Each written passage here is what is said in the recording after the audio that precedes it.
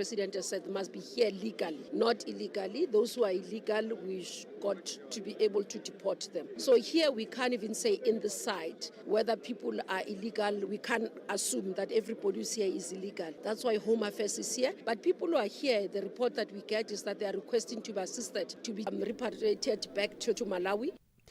The IEC in the Western Cape says they're engaging with law enforcement and community safety structures ahead of the local government elections. It held an electoral safety stakeholder workshop in Cape Town yesterday, aimed at fostering collaboration and to ensure electoral safety. The focus is on securing voter station in areas affected by ongoing gang violence, particularly in parts of the Cape Metro.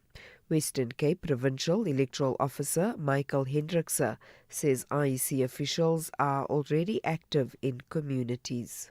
Had a seminar last year around the issue of, what is the impact of violent crime on our people's ability to participate and willingness. Because, if you're dodging bullets, that's the last thing on your mind is to say, I must now go and vote, because you're more worried about the safety of your kids, of your home, and your loved ones. So that is the lived reality of many of our people in our communities, and that is something that we as a commission have to also be involved in.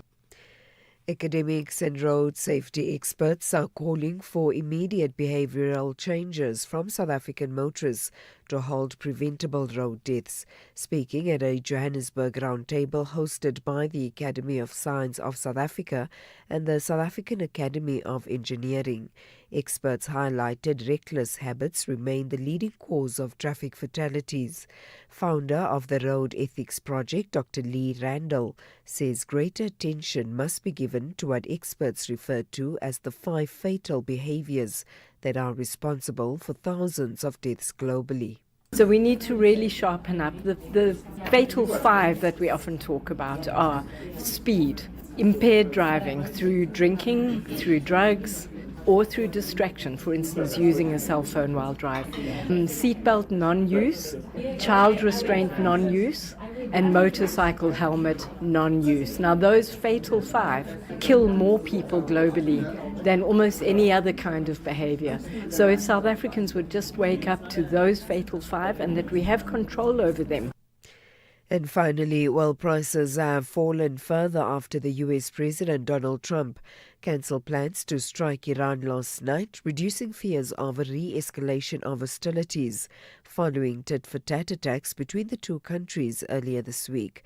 The price of Brent oil fell to under $90 a barrel, trading at just over $89 a short while ago.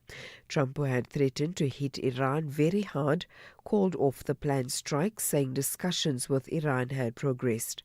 Iran's semi-official Fars news agency reports that Iran had not approved the text of any agreement.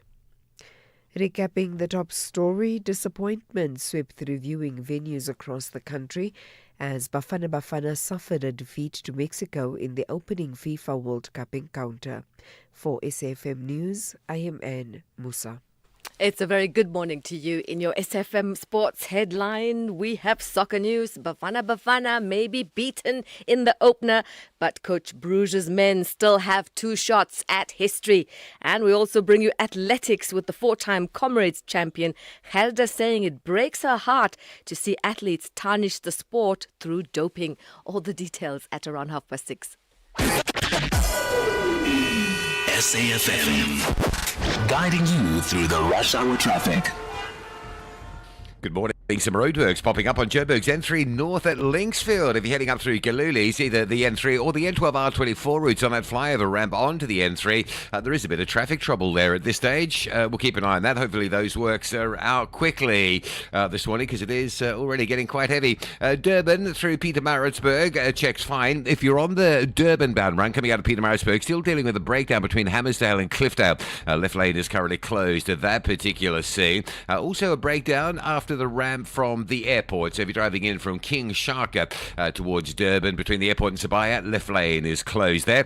Cape Town, a truck crash on the N7, Jakes Curville Drive on the N2 Highway Bridge. Also a crash, Robert Sabikwe and Delaray in that Monodam area. AZ Berman out of Mitchell's Plain, slow up towards the R300, and Chapman's Peak Drive closed due to adverse weather conditions. There is a bit of rain and overcast weather around Cape Town for the drive to work this morning. With your traffic update, I'm Rob Byrne.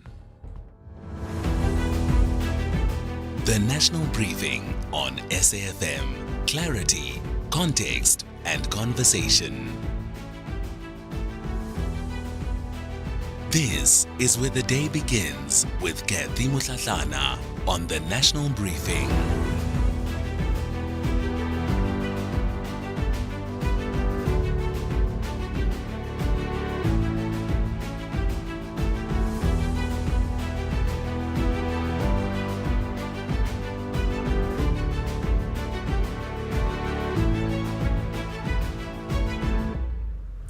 It's 6:08. You're listening to the National Briefing. Welcome to the show. It is Friday, the 12th of June. I'm Kathy Mutlatlana with you until 9 o'clock as we bring you clarity, context, and conversation. So while we mend our hearts, right, we may be down, but we're certainly not out yet. Certainly not out, as I will have all of the latest updates coming out of Camp Bafana. But here's what you can look forward to then on the show in the next 3 hours. A chartered flight carrying 268 Nigerian nationals left the country yesterday, the first of 2 deportation flights that will see 586 people repatriated from South Africa. The second flight takes off on Monday.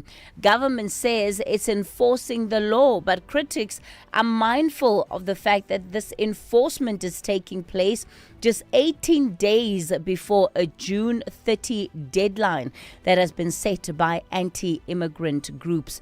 Deadline ministers insist they neither recognize nor negotiate with. We'll unpack that in the coming hour. And then the Deputy Minister of Employment and Labour, Jomo Sibia, joins us. His department wants to fine up to 100,000 Rand per worker for employers who hire undocumented migrants. And guess what? That includes households. So that includes domestic workers, it includes gardeners, and they're going to be enforcing it. What does that mean for you and I? I wonder what your reflections on that might be. Remember Jane, our caller, does that mean that the threat then of this 100,000 Rand fine is going to cause you to change your employment patterns, especially if you have workers that are undocumented? And then also this hour, this is a story now that has really got South Africans talking. The death of 29-year-old Gcina Dladla at Cartrack's offices in Rosebank. And it's really about employers and what employers owe the people who work for them. Now, her family has met with Cartrack this week, and they have reached some kind of agreements in as far as the burial for Gcina is concerned. But the question is about the care, the duty of care that employers have towards their employees. We'll be unpacking that shortly. Of course, Rob is standing by with your traffic. Zai has your sport, and Ntaoleng has your market update. So certainly not quite the festive Friday that we had braced ourselves for, but a good Friday nonetheless. We're back with more in a moment.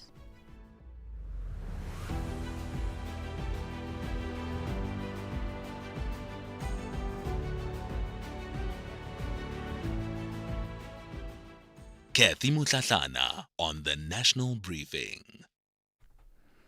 All right, it's 12 after 6 o'clock. Let's get you the latest in as far as what's making front page news this morning. I'll start with the weekly, the Mail and Guardian. 50 years since the June 1976 massacre.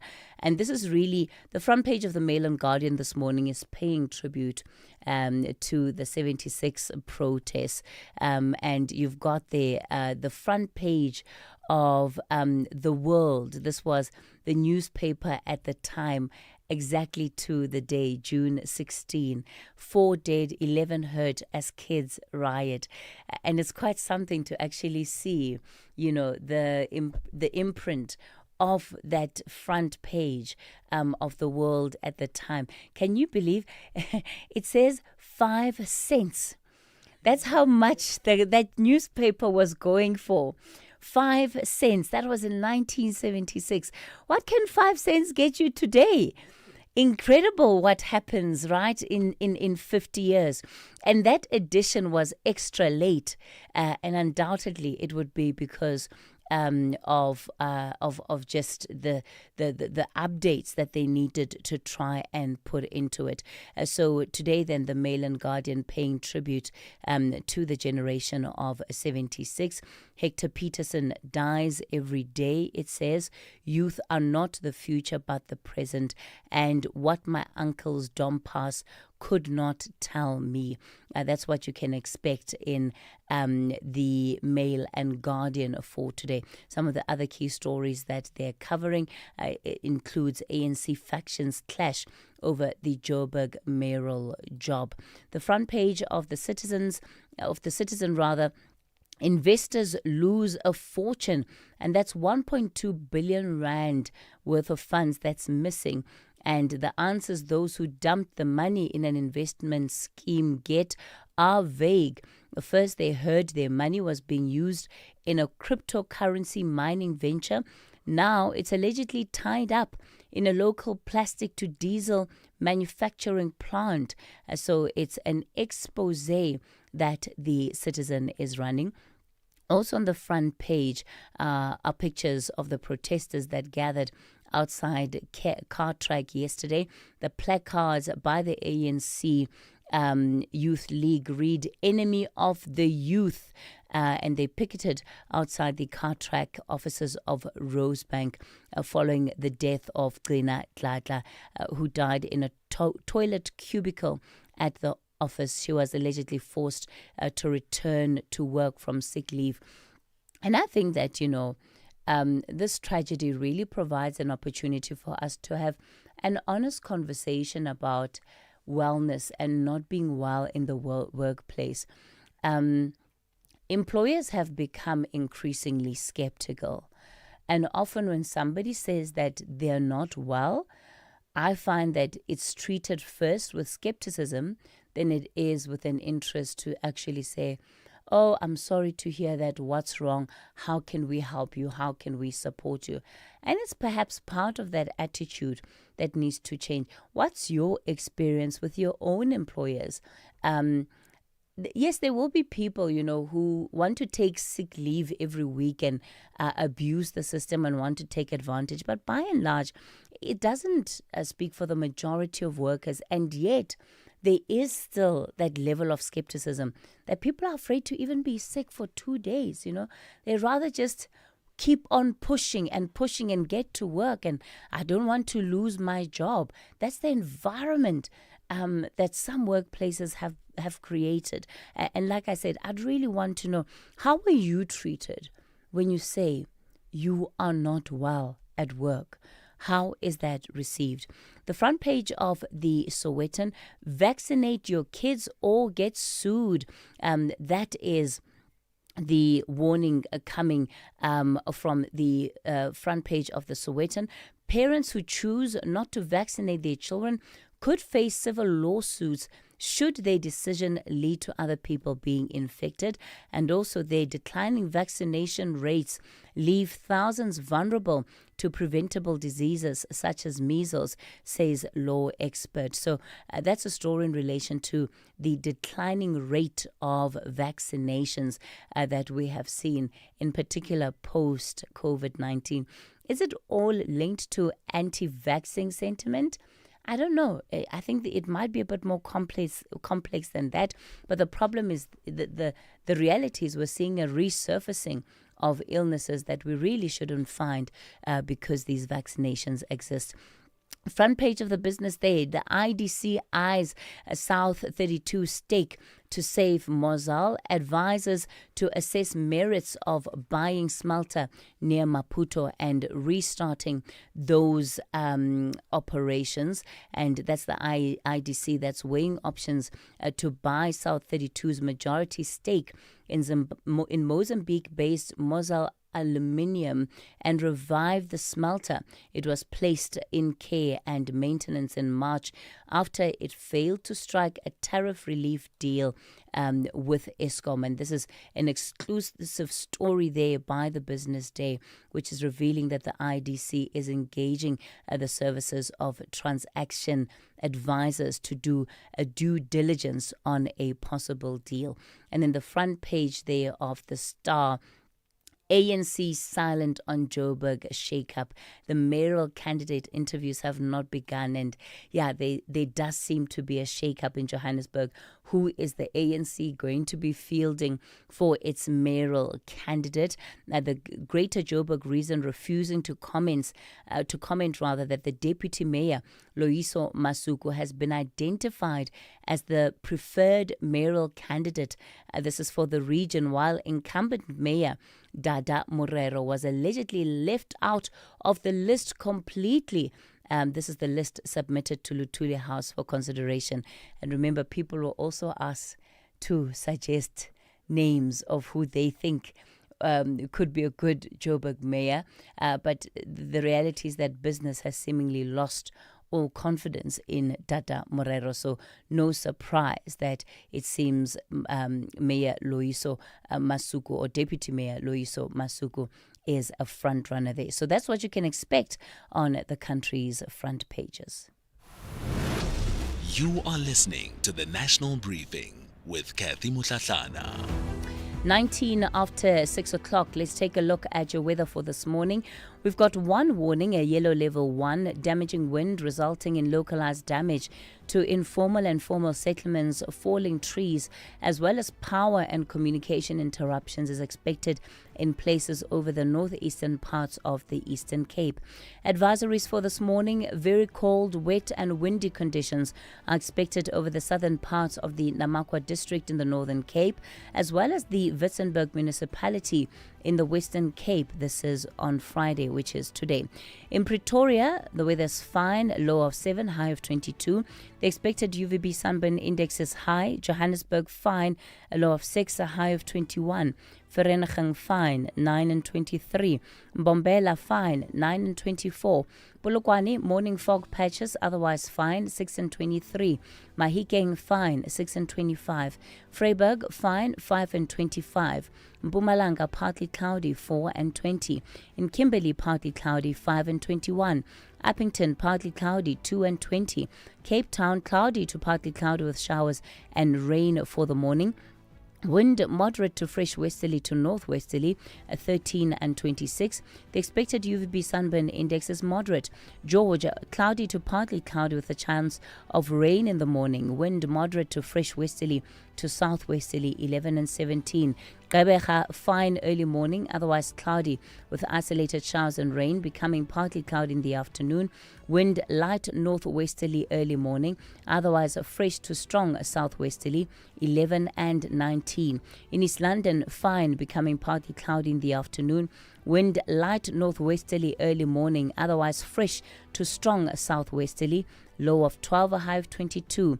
In Durban, fine, becoming partly cloudy to cloudy in the afternoon with isolated late evening showers and rain. Wind light northerly to northwesterly in the morning, otherwise moderate to fresh southerly to southwesterly, 13 and 28. The expected UVB sunburn index is very high. Richards Bay, fine, becoming partly cloudy in the evening. Wind moderate to fresh northerly to northwesterly, becoming southerly to southwesterly in the evening, 15 and 30. And Pietermaritzburg, fine, becoming partly cloudy to cloudy in the afternoon with evening fog, a low of 9, a high of 27. Sanborani, this is Shugela from Amalanga Wafani. Hi, my name is Sipho Mbele, playing the role of Mahlangu on Amalanga Wafani. Sanmonani, hello, my name is Zazi Kunene, and I play Untando on the new season of Amalanga Wafani. Catch Amalanga Wafani on SABC1. Do yourself a favor, tune in every weekday at 6:30 p.m. only on SABC1. That's the show. Mavis, I wonder if I should sell my car. I'm not sure where to go. Wanna sell your car, but don't know what to do. You don't have to go far, we come to you. If you're rolling on a 1.5 or a Lacquer 2.2, doesn't matter what you drive, we buy cars once you. We Buy Cars, the easiest way to sell your car by far. Mama Million here, and yes, I am a millionaire. And there you'd be on the couch with your 6 numbers. But 7 is for heaven, or yes. But 4 is for the door, or yes. But 38 is never too late, or yes. Well, the Lotto Live draws are back. Every Tuesday, Wednesday, Friday, and Saturday. Catch the live draw at 9 p.m. The National Lottery. More plays, more chances, more millions. Players must be 18 years or older. Play responsibly. The National Lottery is officially operated by SAfmRadio. Guys, we're always posting, commenting, and clapping back. But opinions don't count. It's your ex that does. So come 20 and 21 June, get up, show up, and register to vote. Call 0800 11 8000. Visit elections.org.za or WhatsApp 060 880000 for more info.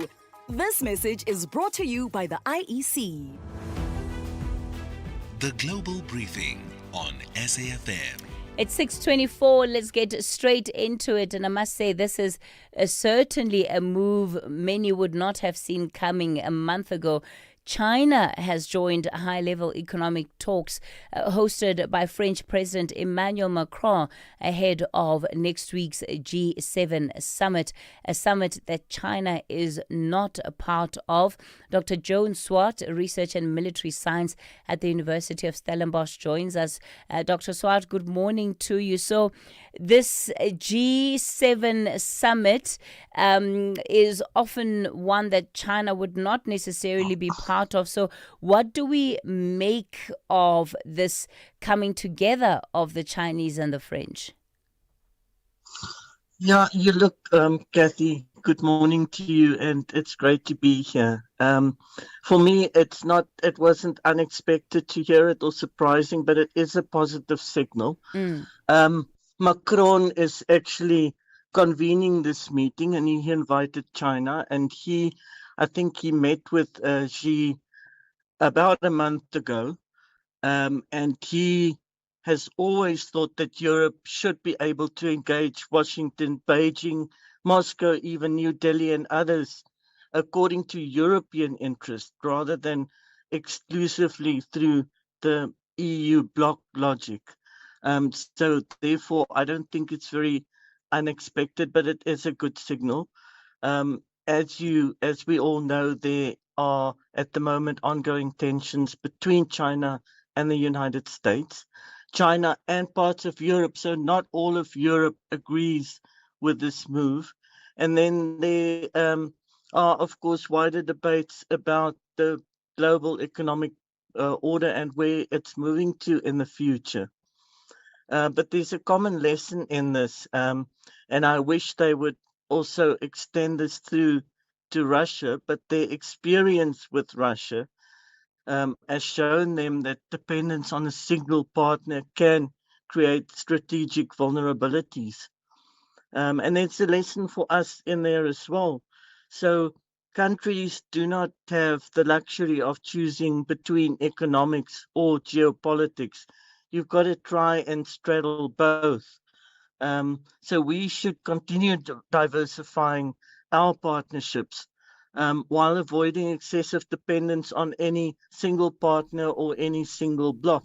Absolutely. And then we're going to move on to a Bangkok court that has sentenced 2 men to death for the 2015 Erawan Shrine bombing. It was Thailand's deadliest terror attack, which left 20 people dead and more than 100 injured. Do you think that Southeast Asia is now better prepared than it was 11 ago for what we see as transnational, very tech-savvy extremist networks? I would honestly go towards saying no, I don't think so. This case has been, 11 years, or this event happened 11 years ago. So they took 11 years to get to the sentencing, which is not all that strange because it does involve international networks, as you mentioned, intelligence information, multiple jurisdictions, and a very high evidentiary standard in terms of terrorism. But the worrying thing is that it does bring up broader security issues, and many of them remain unresolved about this attack. For instance, motive. Terrorism is defined as violence or the threat of violence for political means. And these two men are Uyghurs, and they haven't, as far as I know, nobody has figured out their exact motive yet, which is a problem. But Southeast Asia continues to face threats from extremist networks and foreign fighters and organized crime linkages, and also cross-border security challenges. So we need to then also keep in mind that these organizations often adapt rather than disappear. So they can kind of stay in limbo for 5 years, 10 years or so before they reorganize themselves and do an attack again. And again, there's also a lesson for us. We need to remember that effective security begins with effective intelligence, and I can't stress this enough. So we should strengthen our intelligence coordination, border security, and institutional capacity. And this is all the law enforcement, the SANDF, the Justice Department, and so on, before threats become crises. Yeah, Dr. Jones Swart, we're going to have to leave it there for this morning. A researcher in military science at the University of Stellenbosch. Okay, so we're heading towards the 6:30 news headlines. Before we do, though, I just want to play one or two voice notes, as so many of you are still fully behind Bafana Bafana. Good morning, Abusheni, Madam Kathy. I want to say to Bafana Bafana, we are still behind you. One game loss is not over. We are still behind you. Soldier on, guys. Soldier on. Philippians 4 verse 13. We are still there. We are still there. With faith, we can do it. Reverend Adam Manganyi in Musina. Amen. Good morning, I'm Anne Musa. In the headlines, Gauteng Traffic Police Chief Samuel Mashaba returns to the hot seat at the Matlanga Commission this morning. Mashaba, who began testifying before the Commission on Wednesday, is being questioned about his presence at the Ayrton drug bust in 2021. Academics and road safety experts are calling for immediate behavioural changes from South African motorists to halt preventable road deaths. And the British Armed Forces Minister has resigned over military spending just hours after the Defence Minister said he was stepping down. It follows a dispute with the Prime Minister Keir Starmer over funding for the military. I'll have details on these and other stories at 7. SAfm, guiding you through the rush hour traffic. Morning. We started Joburg with a crash on the R21 southbound just around the R23 Benoni exit. Quite a heavy backlog. I've got a queue time there of about 14 minutes average.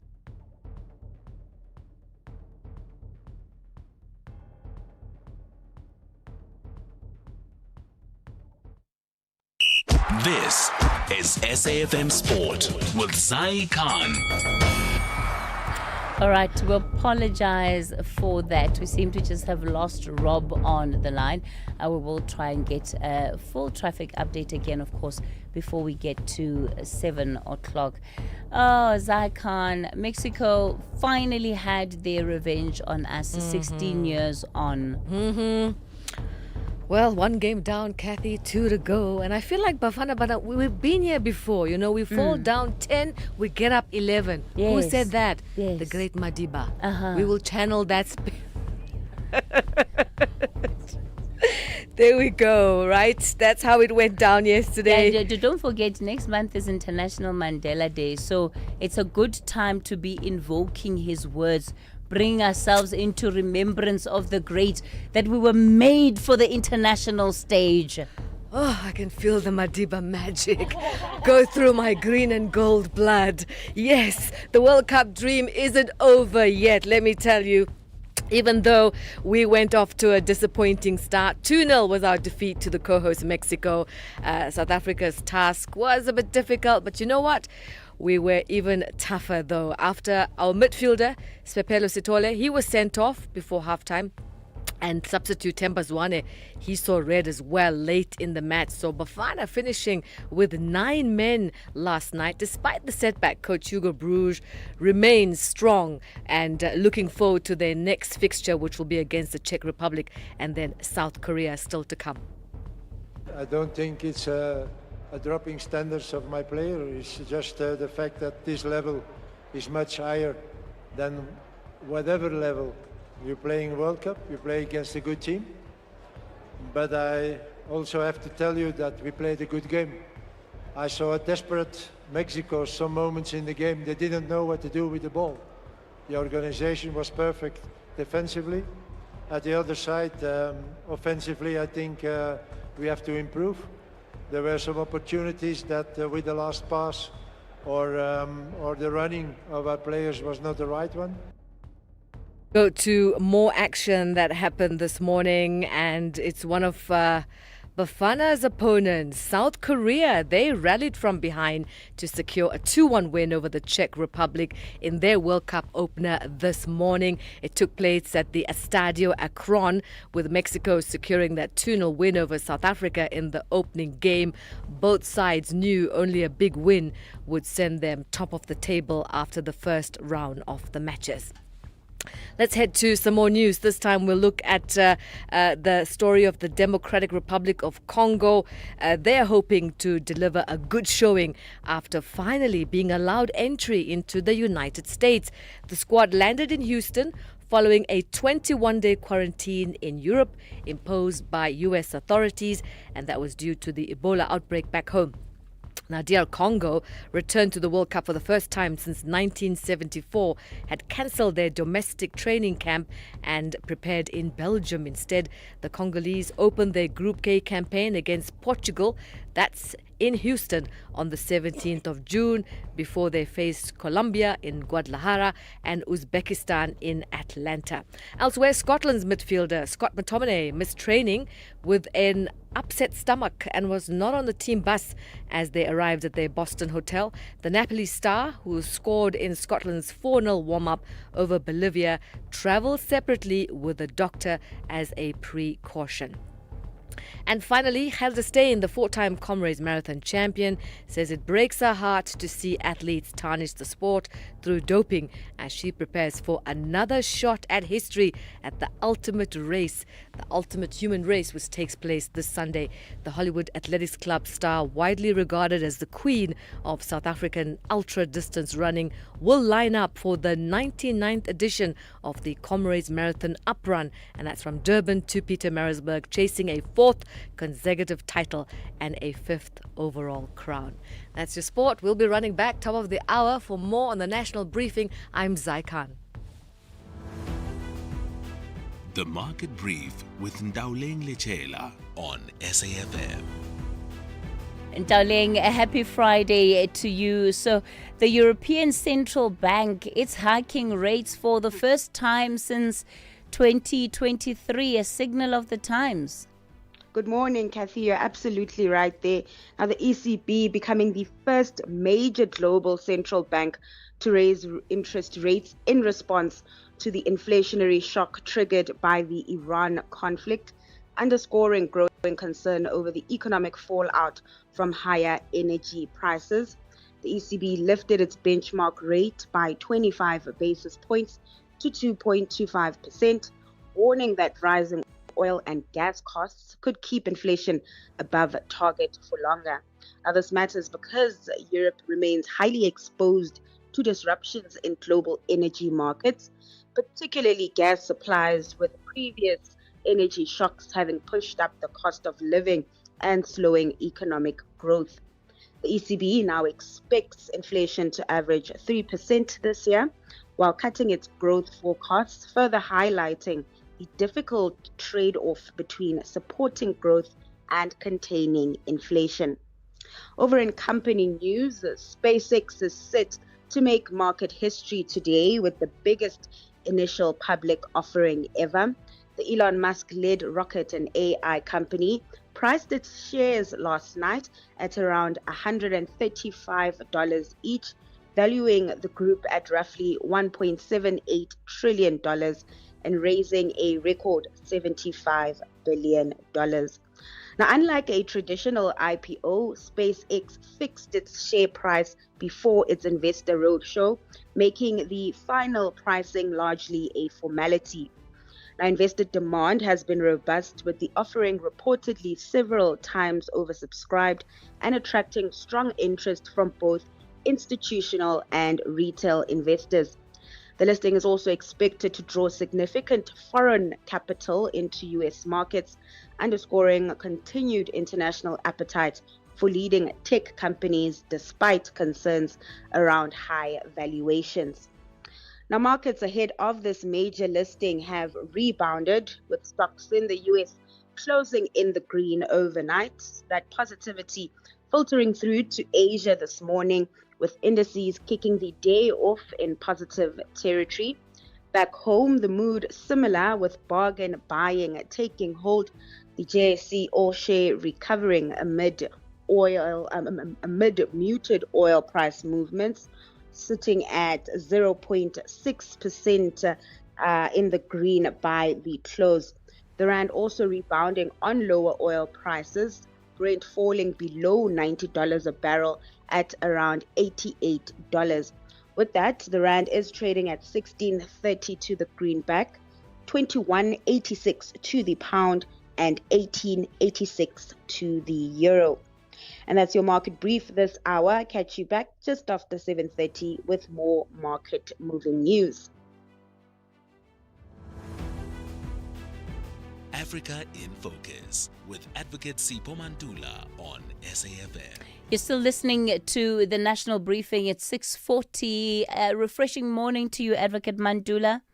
Jumbo Africa, this is Kathy, and a refreshing morning to our listeners across the African continent. As we are ending this week, this is Kathy, and you'll see how we have picked up our leading stories this morning, looking from Sunday and when there was a family gathering.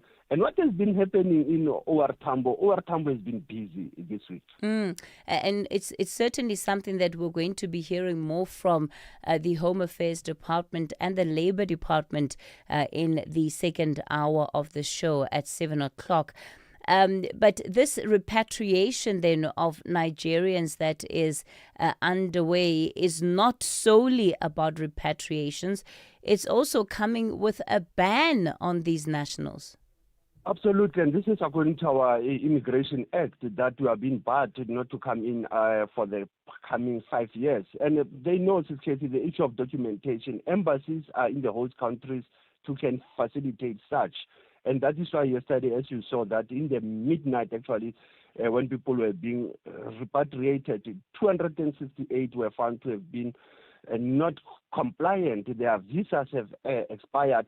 And even if they have lamented of extortion, intimidation from Home Affairs, I think that it is part of sweeping the broom, clearing the house. But also, as we see the issues of people living, we see Malawians, Ghanaians, Mozambicans, Zimbabweans. So it is going to be something that is of when African heads of states or ministers meetings that are happening, chiefs of police.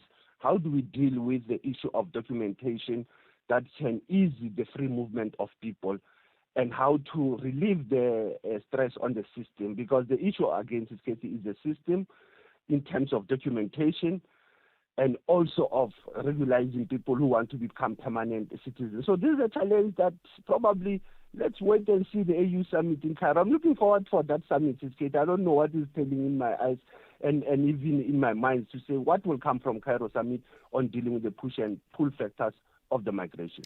Talking of the AU, we're seeing now one of those instances, sometimes rare, where it's commenting on the escalation of tensions in the Middle East. They have to, because the AU member states are part of the UN system, and when you look at the threats of international peace and security, they are concerned about the escalation of hostilities between the US and Israel against the Islamic Republic of Iran. And they're calling for tensions to be reduced, advancing peaceful resolution. And remember, it hits Africa when it comes to the global energy markets. It hits Africa when it comes to the transportation and commodity costs. It hits on the trade and development across the African continent. Hence, I think it's important for the EU to say, can we have a dialogue?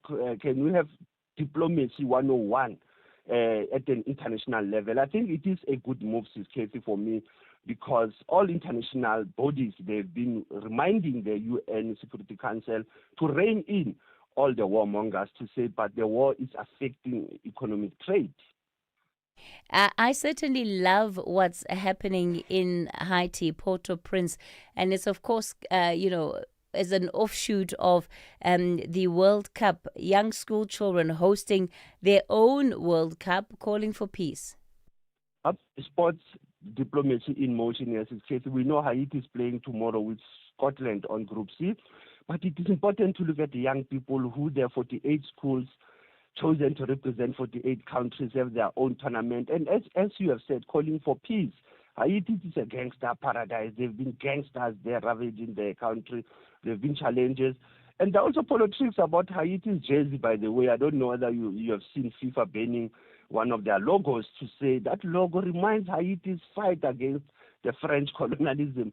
But for the young people, I think this is also building trust within this country that is deeply affected by violence. And this is important. That's what I call sports diplomacy in motion. Hope many African countries could have done that. Advocate Mandula, onto this story now, if I'm being honest, we certainly haven't done coverage of this inquest much justice. And it's the inquest into Matthew's Mojo Mabelani, that's now concluding. And yet we really haven't had much coverage of what has unfolded during that inquest. Very sad, and indeed, but we are here, Kate. I think that's where Africa Focus and the national briefing is briefing the nation. Even if some of my legal friends, when I reminded them, they are still on a hangover of yesterday's loss. I don't know why they are so focused on menu. We'll still come back. This man, Casey, died in 1977. He was one of the people who died in the John Foster Square. And this inquest is very important that it comes almost 49 years after his death, 32 years later after our freedom. And it is important for us how do we locate it, because this is a young man on the 13th of June 1976. They were part of a meeting to finalize the plan of 16 June. Then a year later, after he went exile, also joining the MK, leaving exile in 1960. In 1976, but 77 coming back home, he's been killed. And hence you have this inquest. This was before the TRC, by the way. And his family asked the government since 2024 to bring this matter back. Hence I thought that it is important to can profile Matthew's Mojo Mabelani as we are going towards June 16, that these are the people who are important in the history syllabus of our young people to know about this man who was in the ranks of TAT, Mashinini, Majakatata, if you remember that name in the media space, he was with him also when he was arrested in 1977. So it's very sad when you think of Matthews. And let's wait for the inquest that is ending today at the Johannesburg High Court. All right. The 12th of June, 1979, Advocate. Again, another son of the soil who's never been mentioned, a foreign affairs diplomat of the PAC, was killed in exile in Tanzania 47 years ago, David Sibeko. Very important when you think of the role that David Sibeko played. And let's take listeners to what he said about June 16, 1976, and how it is important for the black movements to unite. Because of the new situation that has developed in our country in the wake of the 1976 national uprising, popularly known as the Soweto uprisings, we find that there is an urgent need for strengthening our own internal unity, mapping out new programs and strategy, as well as bringing in the various forces that have emerged, particularly in the Black consciousness movement, as a result of these developments. And we think the situation all around Southern Africa has become extremely favorable for an all-round intensification of armed struggle for national liberation in Azania. That was David Sibeko, a tall and a heavy-set man with a voice that is quite persuasive, booming and cutting. He was a journalist with drama, Post magazine in Joburg, born in Sophia Town in 1938. It was only on this day he lost his life in 1979 in Tanzania, Dar es Salaam, the land of Mwalimu Julius Kabarange Nyerere. Asante sana Sitsheti, as also leading the True Conversation SAFM, observing the Soweto Uprising Month. South Africa, get ready for the ultimate human race, the Comrades Marathon. Catch all the action live on Sunday, 14 June from 4:30 a.m. live on SABC2 and SABC radio stations as thousands of runners take on the ultimate human race. For this year's uprun from the start in Durban all the way to the finish line in Pietermaritzburg. From elite athletes chasing victory to inspiring everyday heroes, SABC Sport brings you every emotional moment, live interviews, expert commentary, and unmatched race day atmosphere. Don't miss the Comrades Marathon on Sunday, 14 June, live from 4:30 a.m. on SABC2 and SABC radio stations. Proudly brought to you by SABC Sport. For the love of the game.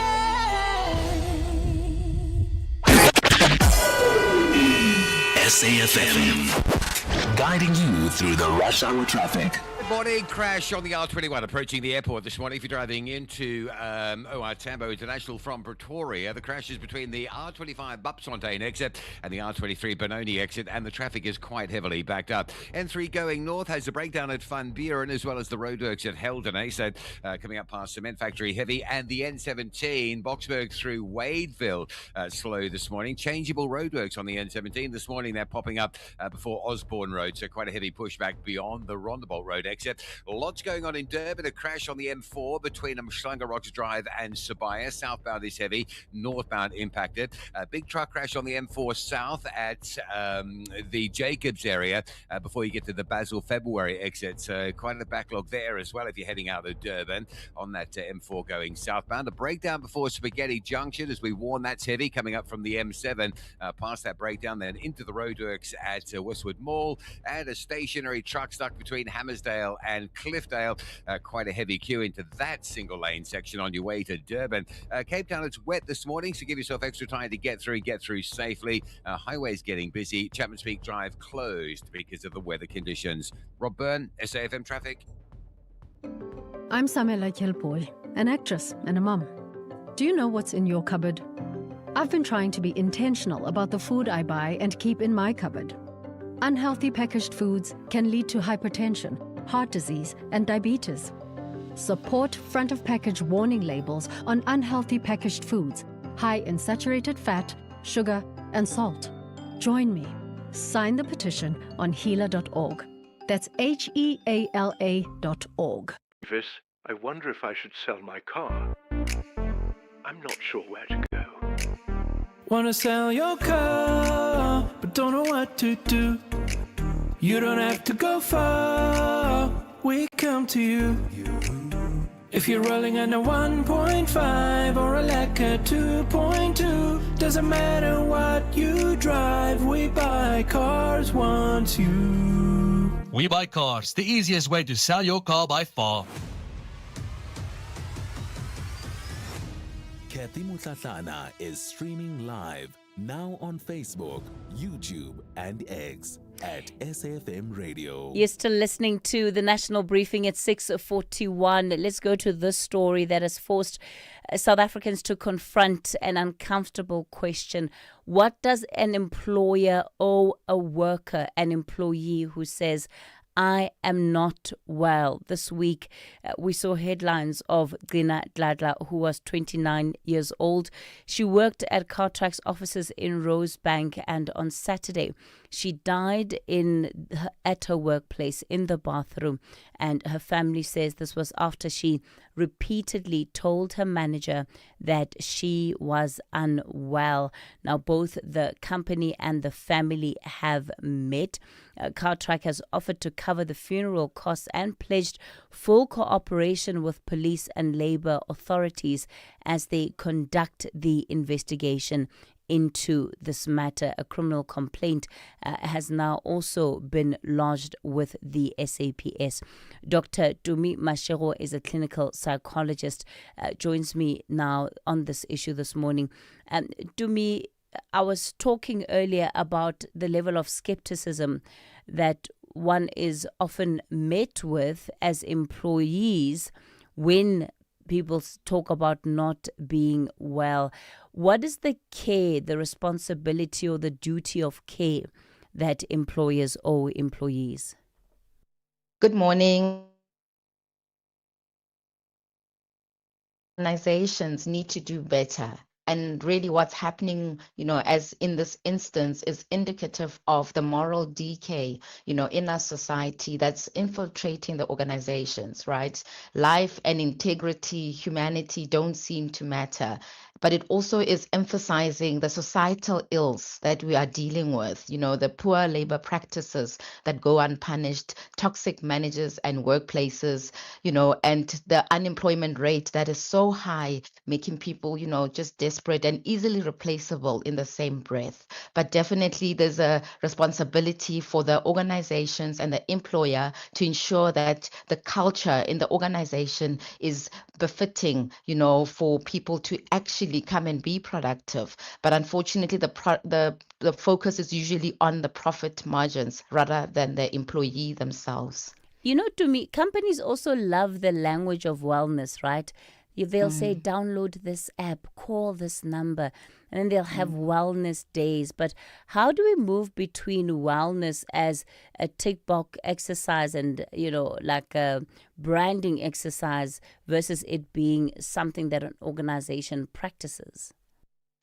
I'm of view that, it has become a tick box exercise that, they're just doing it to just, get it out of the way. But honestly speaking, I think we need to also focus on the managers themselves so that when they actually, do introduce wellness, that they actually understand what that comprehends. Because I'm of view that the problem is actually from the top, right? Where if they're not sold to the idea of, ensuring a safe place for the employees holistically, physically, and mentally as well, that it will not become the culture of the organization. So definitely we need to move away from it being a tick box exercise, but actually being something that we see as, and that people who are not okay mentally or physically will not be productive, and it doesn't benefit the organization in the long run.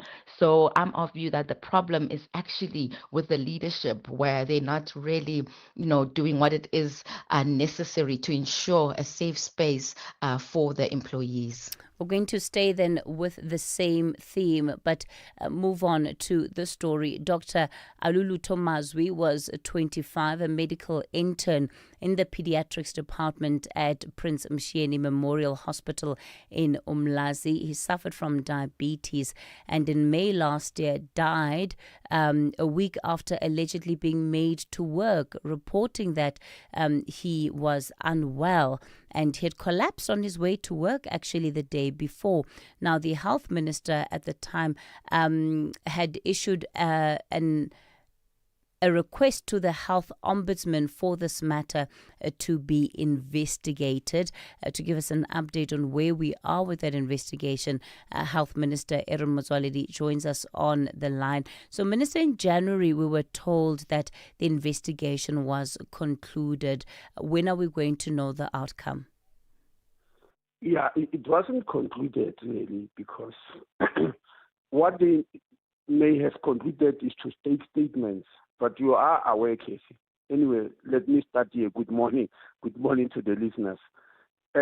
After the Ombuds conclude any investigation, that means taking statements from various people.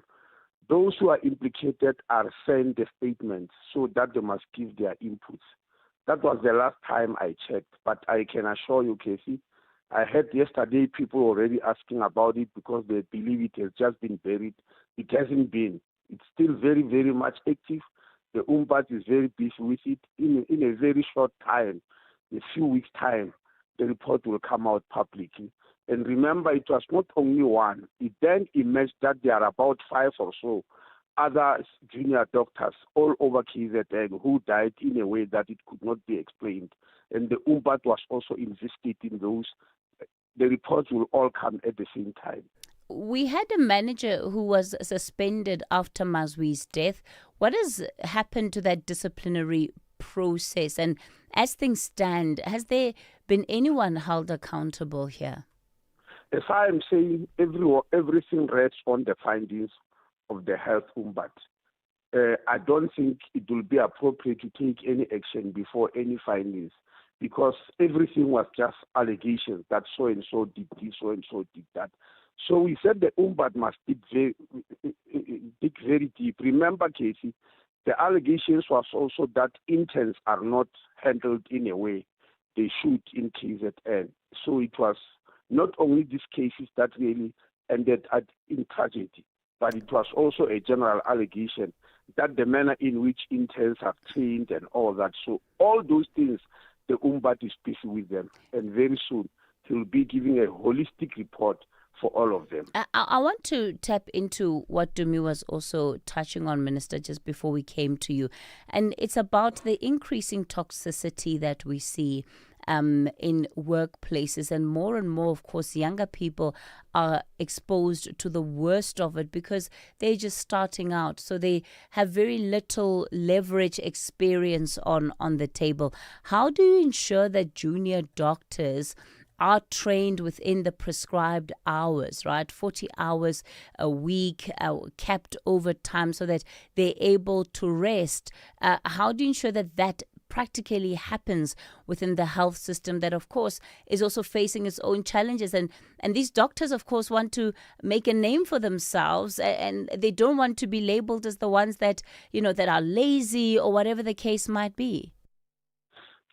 Well, Casey, interns are not just trained by ordinary people.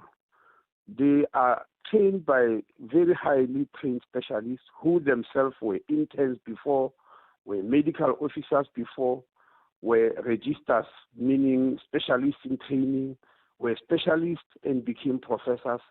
They are in charge of them. The Health Professions Council, which is a body that registers doctors, also have got norms and standards on how this will be done.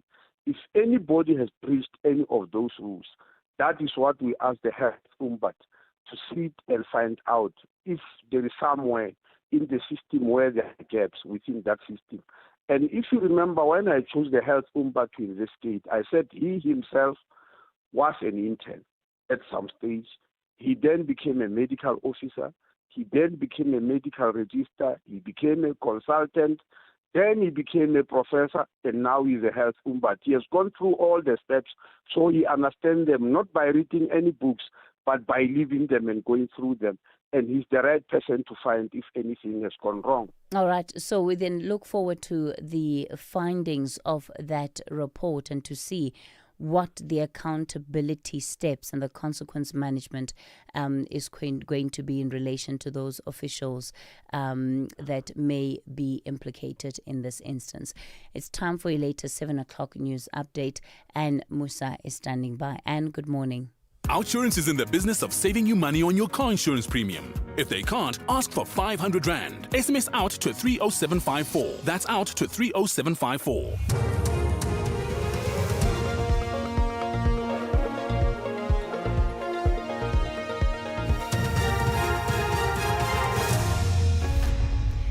Thanks, Kathy. In our top stories, Bafana encouraged to press on, and Mashaba returns to the Matlanga Commission.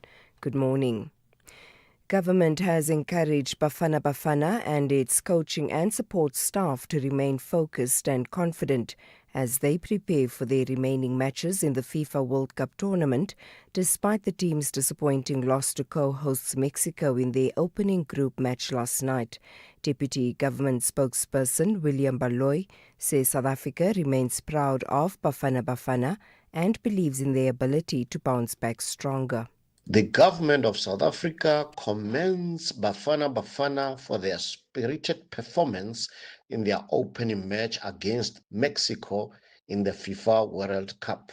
While the final score was not what the nation had hoped for, the team represented South Africa with unity, determination, and a sense of pride on the world's biggest stage. Meanwhile, Bafana coach Hugo Broos says his team could take confidence in their 2-0 loss to Mexico. He says the score did not fully reflect his team's defensive performance against the co-hosts in front of more than 80,000 fans. However, he acknowledged his side must improve in attack if they want to keep alive their hopes of reaching the knockout stage. South Africa next face the Czech Republic in Atlanta, a match likely to determine whether they remain in contention for a place in the knockout rounds. In other news, Gauteng Traffic Police Chief Samuel Mashaba returns to the hot seat at the Matlanga Commission this morning.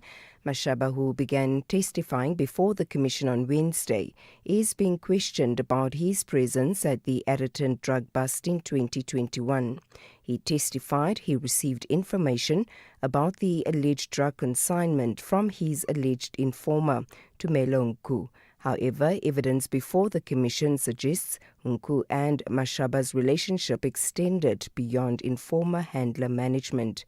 Sibahle Mota reports. The Matlanga Commission has put it to Gauteng Traffic Police Chief Samuel Mashaba that he and alleged informer Tumelo Nku shared a much closer relationship than that of an informer and handler.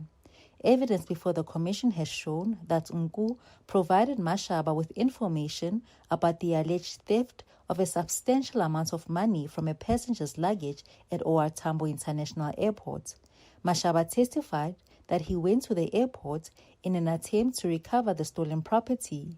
He further conceded that he also assembled a group of officers to assist in recovering stolen gold or money on Nku's behalf. Academics and road safety experts are calling for immediate behavioural changes from South African motorists to halt preventable road deaths. Speaking at a Johannesburg roundtable hosted by the Academy of Science of South Africa and the South African Academy of Engineering, experts highlighted reckless habits remain the leading cause of traffic fatalities. Founder of the Road Ethics Project, Dr. Lee Randall, says greater attention must be given to what experts refer to as the fatal 5 behaviours that are responsible for thousands of deaths globally. So we need to really sharpen up. The fatal 5 that we often talk about are speed, impaired driving through drinking, through drugs, or through distraction, for instance, using a cell phone while driving, seatbelt non-use, child restraint non-use, and motorcycle helmet non-use. Now, those fatal 5 kill more people globally than almost any other kind of behavior. So if South Africans would just wake up to those fatal 5 and that we have control over them. And finally, the British Armed Forces Minister has resigned over military spending just hours after the Defence Minister said he was stepping down. It follows a dispute with the Prime Minister Keir Starmer over funding for the military. The BBC's Damien Grammaticus reports. Al Carnes, a former colonel in the Royal Marines, wrote in his resignation letter that we face a more dangerous world than at any point in recent decades, and he was quitting as Armed Forces Minister because he could not defend a level of funding which he knew to be inadequate to the task. Earlier, John Healey had been equally damning, saying he was standing down as Defence Secretary because Sir Keir Starmer had been unable and the Treasury unwilling to commit the resources needed to defend the country. Recapping the top story, government has encouraged Bafana Bafana and its coaching and support staff to remain focused and confident as they prepare for their remaining matches in the FIFA World Cup tournament, despite the team's disappointing loss to co-hosts Mexico in their opening group match last night. For SAFM News, I am Anne Musa. OutSurance will go out of their way to try and save you money on your car insurance. If they can't, ask for 500 Rand. SMS out to 30754. That's out to 30754. Here's the thing about insurance. You only find out how good it is when it's time to claim. With OutSurance, you've got that peace of mind. The Ombudsman, an independent body that rules on complaints, confirmed in their 2025 annual report that OutSurance had the lowest overturned ratio of complaints. Isn't it time you switch to the insurer where you always get something out? Call 08 600 60,000 or visit outsurance.co.za today. Licensed insurer and FSP, T's, C's and information online. It's a very good morning to you in your SAfm Sports Headlines. Soccer, the Bafana coach Hugo Bruges blasting the referee as the 9-man Bafana team fall in their World Cup opener. And we also have running with Yvette van Zyl excited ahead of her maiden Comrades Marathon up run this weekend. We'll have the details at around 7:30. SAFM, guiding you through the rush hour traffic. Good morning. A crash scene on the R21 South approaching OR Tambo International. If you're driving in from Pretoria or Tembisa side, the crash between the Bupsfontein exit and the R23 Benoni off-ramp. Very slow on the N3 from Cement Factory up to Van Buren. There's a breakdown as well as the long-term roadworks around Heldenace and changeable works on the N17 coming out of Boksburg, Brakpan. The roadwork disruption this morning between Rondebolt Road and Osborne Road. So if you come from Boksburg in towards Wadeville, that's all very slow going. A little bit of traffic for Friday morning on the M1 South approaching New Road as well. Lots going on in Durban. A breakdown on the N2 North before Spaghetti Junction. Then the roadworks at Westwood Mall. So heavy from the M7 highway. Crash on the M4 Southern Freeway at Jacobs. That's involving a truck. That's quite heavy if you're leaving Durban on your way towards the N2 in the South Coast. And a crash between Sibaya and Mhlanga still causing delays southbound but also northbound. A lot of traffic around Ottawa as the works continue on the R102 southbound from Ottawa down to Phoenix, and traffic just sort of spreads out again through that area. Cape Town, rain about this morning. Give yourself extra time to get through and get through safely. Heavy pressure. Stellenbosch Arterial Road through Delft towards Symphony Way. And a crash on Bosmansdam Road at Montague Drive. With your traffic updates, I'm Rob Byrne. The National Briefing on SAFM. Clarity, context, and conversation. This is where the day begins with Kathy Mutlatlana on the National Briefing.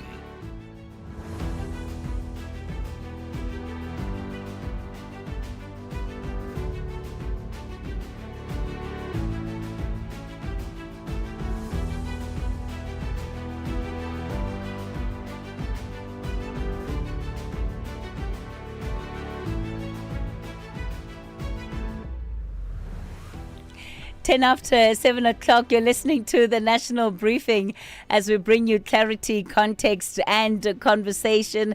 Welcome to the show if you've just tuned in. Coming up in the next hour, well, in just a few days, South Africans have watched repatriation flights leave our airports. Employers are now threatened with fines of up to 100,000 Rand for every undocumented worker that they have employed, and this includes households. And government is also promising 10,000 new labor inspectors. So in this hour, we speak to the Deputy Labor Minister on the fines and inspectors. The Home Affairs Department joins us on the operation to repatriate Nigerians back home. And then government promised 500 million rand to support spaza shops. 14 months later, just 179 million of that money has been deployed. We'll ask why. And then we conclude our reflections this week on the reality check with our contributor, Professor Puleng Lenkabula of UNISA. And as always, I'll also take your calls, 086 000 2032. That's the number to dial for our studio line, 086 000 2032. On the WhatsApp voice note line, 0614 104 107. Water bottle, check. Sunscreen, check. Binoculars, around my neck. Ha! Is that Tembi? The same couch potato who shouts when we interrupt his soapies with "Ta! Ta!" But look at her now, a professional bird watcher. Oh, I'm shook. She's finally out here. I love the peaceful sounds of nature. Live life outside with Cape Union Mart. Yo, how is your trolley so full these days, friend? It's my way, Jomi. I save up to 40% on my car insurance premiums every month. My way insurance? Yes! Now I have more money back in my pocket, even though hubby switched to my way. Manja, we're both saving, which means we have more money to focus on the things we love and live our way. Ooh, savings after savings. Real people, real cars, real savings. For a quote, visit myway.co.za. Premiums are risk profile dependent. MyWay is a licensed non-life insurer and FSP. T's and C's apply. MyWay. Live your way. Topco Media presents the 25th Annual Top Empowerment Conference in partnership with Nedbank, taking place on the 17th and 18th of June at the Sandton Convention Center. This is the year that South Africa's empowerment rules get rewritten, with both the Minister of Trade and Industry and the Minister of Finance and 800 of the leaders shaping what comes next. To secure your seat, head to Quicket, search Top Empowerment and use the code SABC for 20% off. Book today before the codes change without you. Guys, we're always posting, commenting, and clapping back. But opinions don't count. It's your ex that does.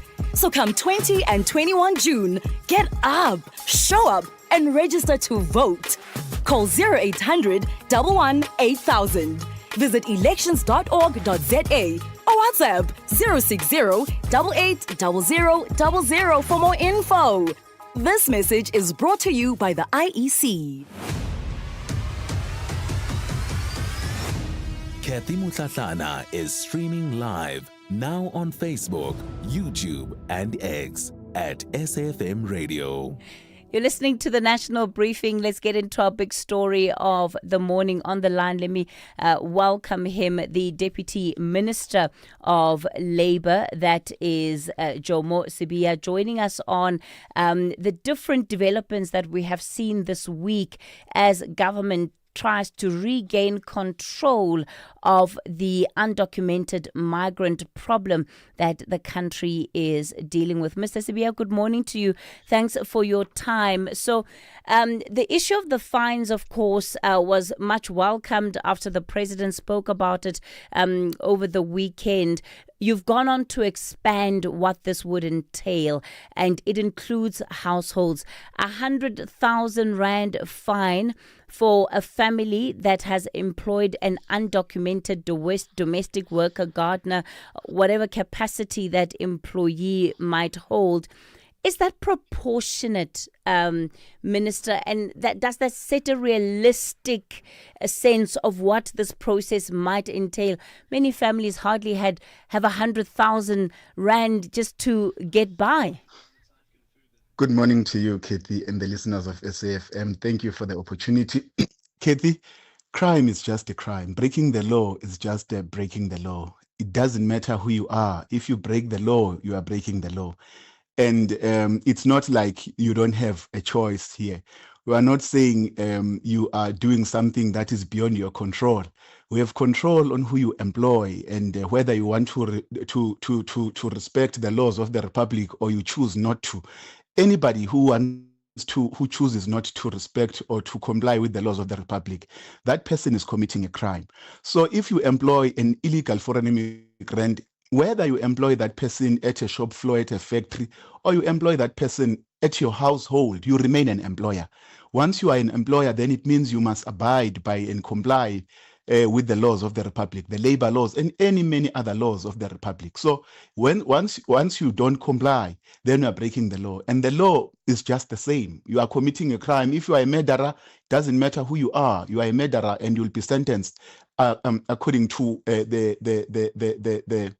the sentence that is has been determined by the justice system. So it's the same with the labor laws.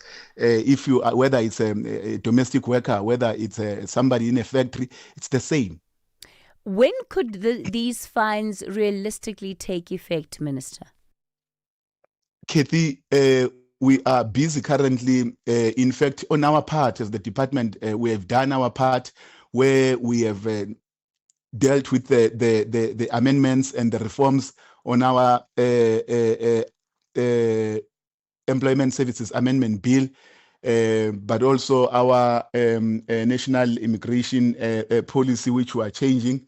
It's going to Parliament now. It's going to be parliamentarians who are elected by the people to fast track and make sure that they deal with these matters and process them faster. And then we put them into effect. They become the law. The lower hanging fruit, Minister, of course, could be with companies and those that are employing people on a much bigger scale and yet are getting away with murder in as far as not being held to comply.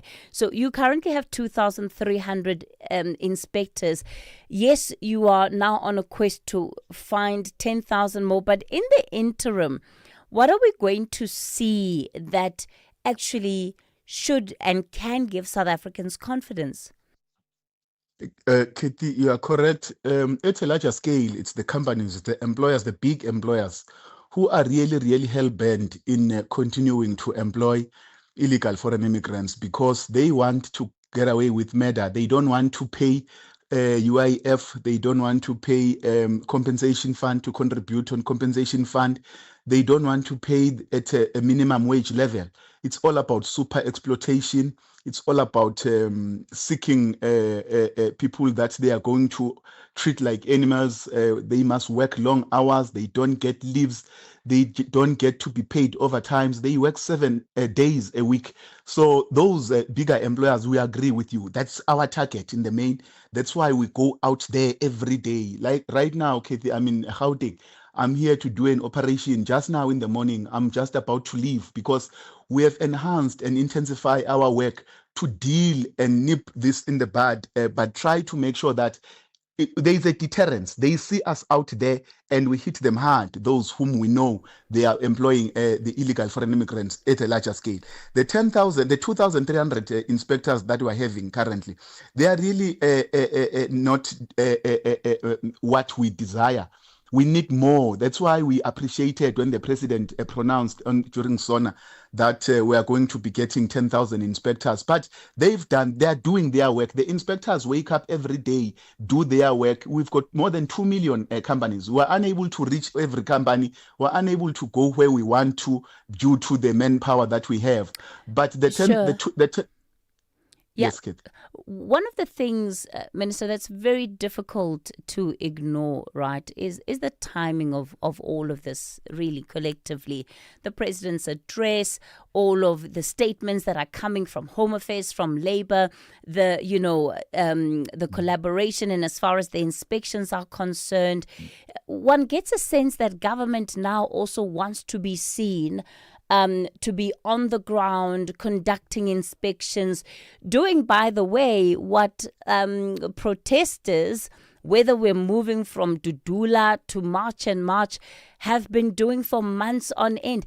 Does government feel that you're on the back foot, that now there's this drive to be out there, to be seen, to be in the workplaces, to say, well, we actually haven't been resting on our laurels? Kathy, before March and March and before everything, we were doing this work. Inspectors were out there, police were out there, Personally, since I was Minister, appointed, if that I've was been the out there. But I case, want no. Let me these continue. I want protesters to would come. not be I doing want to what they're come. I doing. want to come there. I want to come there, Katie. I want to come to what you are saying. But we can't ignore the protests that are going on in the country. We're a government that listens. We're a government that can see what is happening in the country. That's why there's intensification now. The collaboration is because we have realized that there are gaps. If we don't work together, the impact is not as much as we would want to have. We can't say maybe it's because yes, the pressure will be there. If people are complaining, there will be the pressure. If there is criminality in the country, there will be pressure on government, and government will respond. Government has to respond. It doesn't matter whether there are matches or there are no matches, there is crime there. But if there is something happening, as a listening government, you must respond to what is happening in your country and don't turn a blind eye, which shows that we are a government that responds as well, but can see what our people are saying. So, yes, we feel that, yes, there are things that were not happening correct. There were gaps. That's why even the president came and addressed the nation, because we can see that there are gaps and we are responding to that. So it is then also important for government to be seen to be doing these things in the same way that the protesters have been doing it. So you're countering that, right? We are not countering anything. We're taking the responsibility and doing what government is supposed to do. Protesters are marching. They are not doing what we are doing. They are marching, protesting against the large number of illegal foreign immigrants who are in the country. And government is enforcing the law. Okay. And we are making sure that what protesters are complaining about, we are dealing with it, because we can't turn a blind eye. We have a responsibility. Hello, Minister. Intensifying and collaborating to make sure that there is an impact. All right. Yes, Kathy, I can hear you. No, that's fine. Yes, I can hear you. We were losing you somewhat on the line, but thanks for joining us this morning. From that, we bring in the spokesperson for the Department of Home Affairs, Thulani Mavuso. It continues to be a very busy time for you at Home Affairs as well. 586. That's the total number of Nigerians that are expected to be repatriated between this week and the final flight that takes off scheduled for Monday. There have been questions, Thulani, raised about the processes under which people are repatriated and the checks that Home Affairs does to ensure that none of these individuals may have committed crimes in the country but are now effectively being given a free pass back home. Well, good morning. Good morning to the listeners. Well, where people might have committed crime and those crimes have not been reported, obviously Home Affairs will not be having that particular information. But people who have committed crime and that have been arrested, obviously are remanded in our prisons for the purpose of either serving sentence or also going through the trial.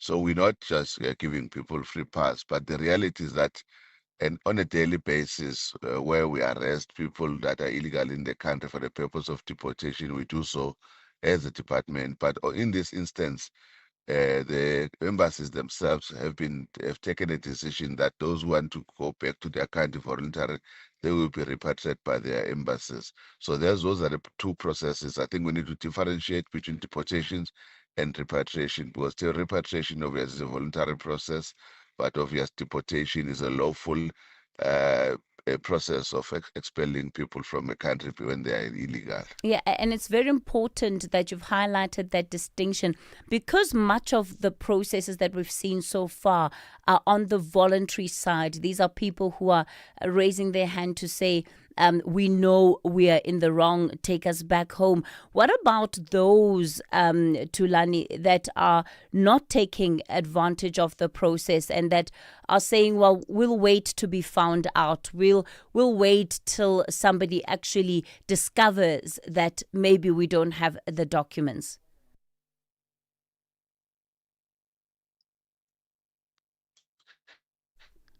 Hello, Thulani? Yeah, yes, I'm here. I can hear you. All right, we seem to have lost you somewhat on the line. So the question I was asking is, what is the Home Affairs Department doing about those that are not coming forward voluntarily and saying they must be taken back home because they know that their stay is unregulated? Well, there's a department we continue, obviously, as part of our law enforcement operation through our inspectorate, to look for people who are in the country illegally and process them through our deportation process.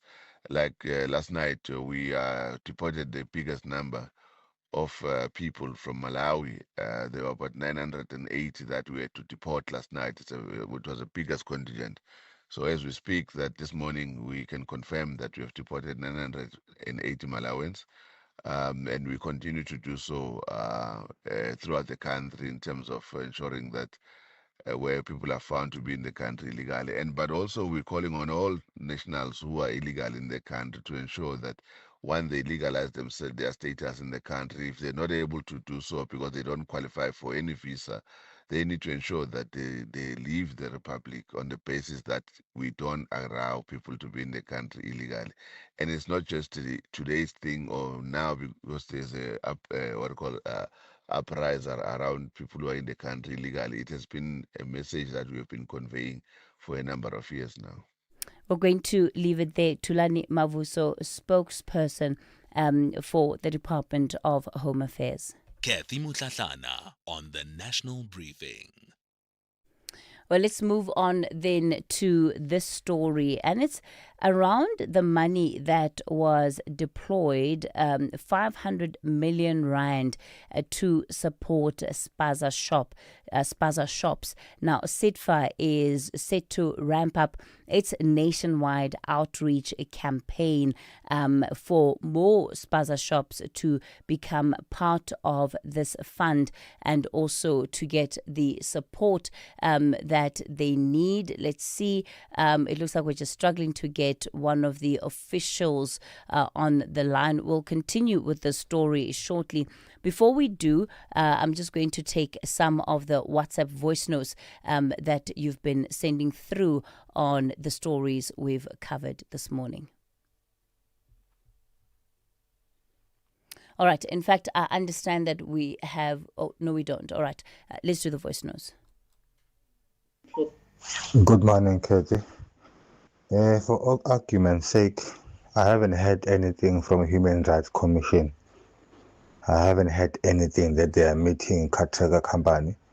They are fighting for what happened to Ms. Dlad.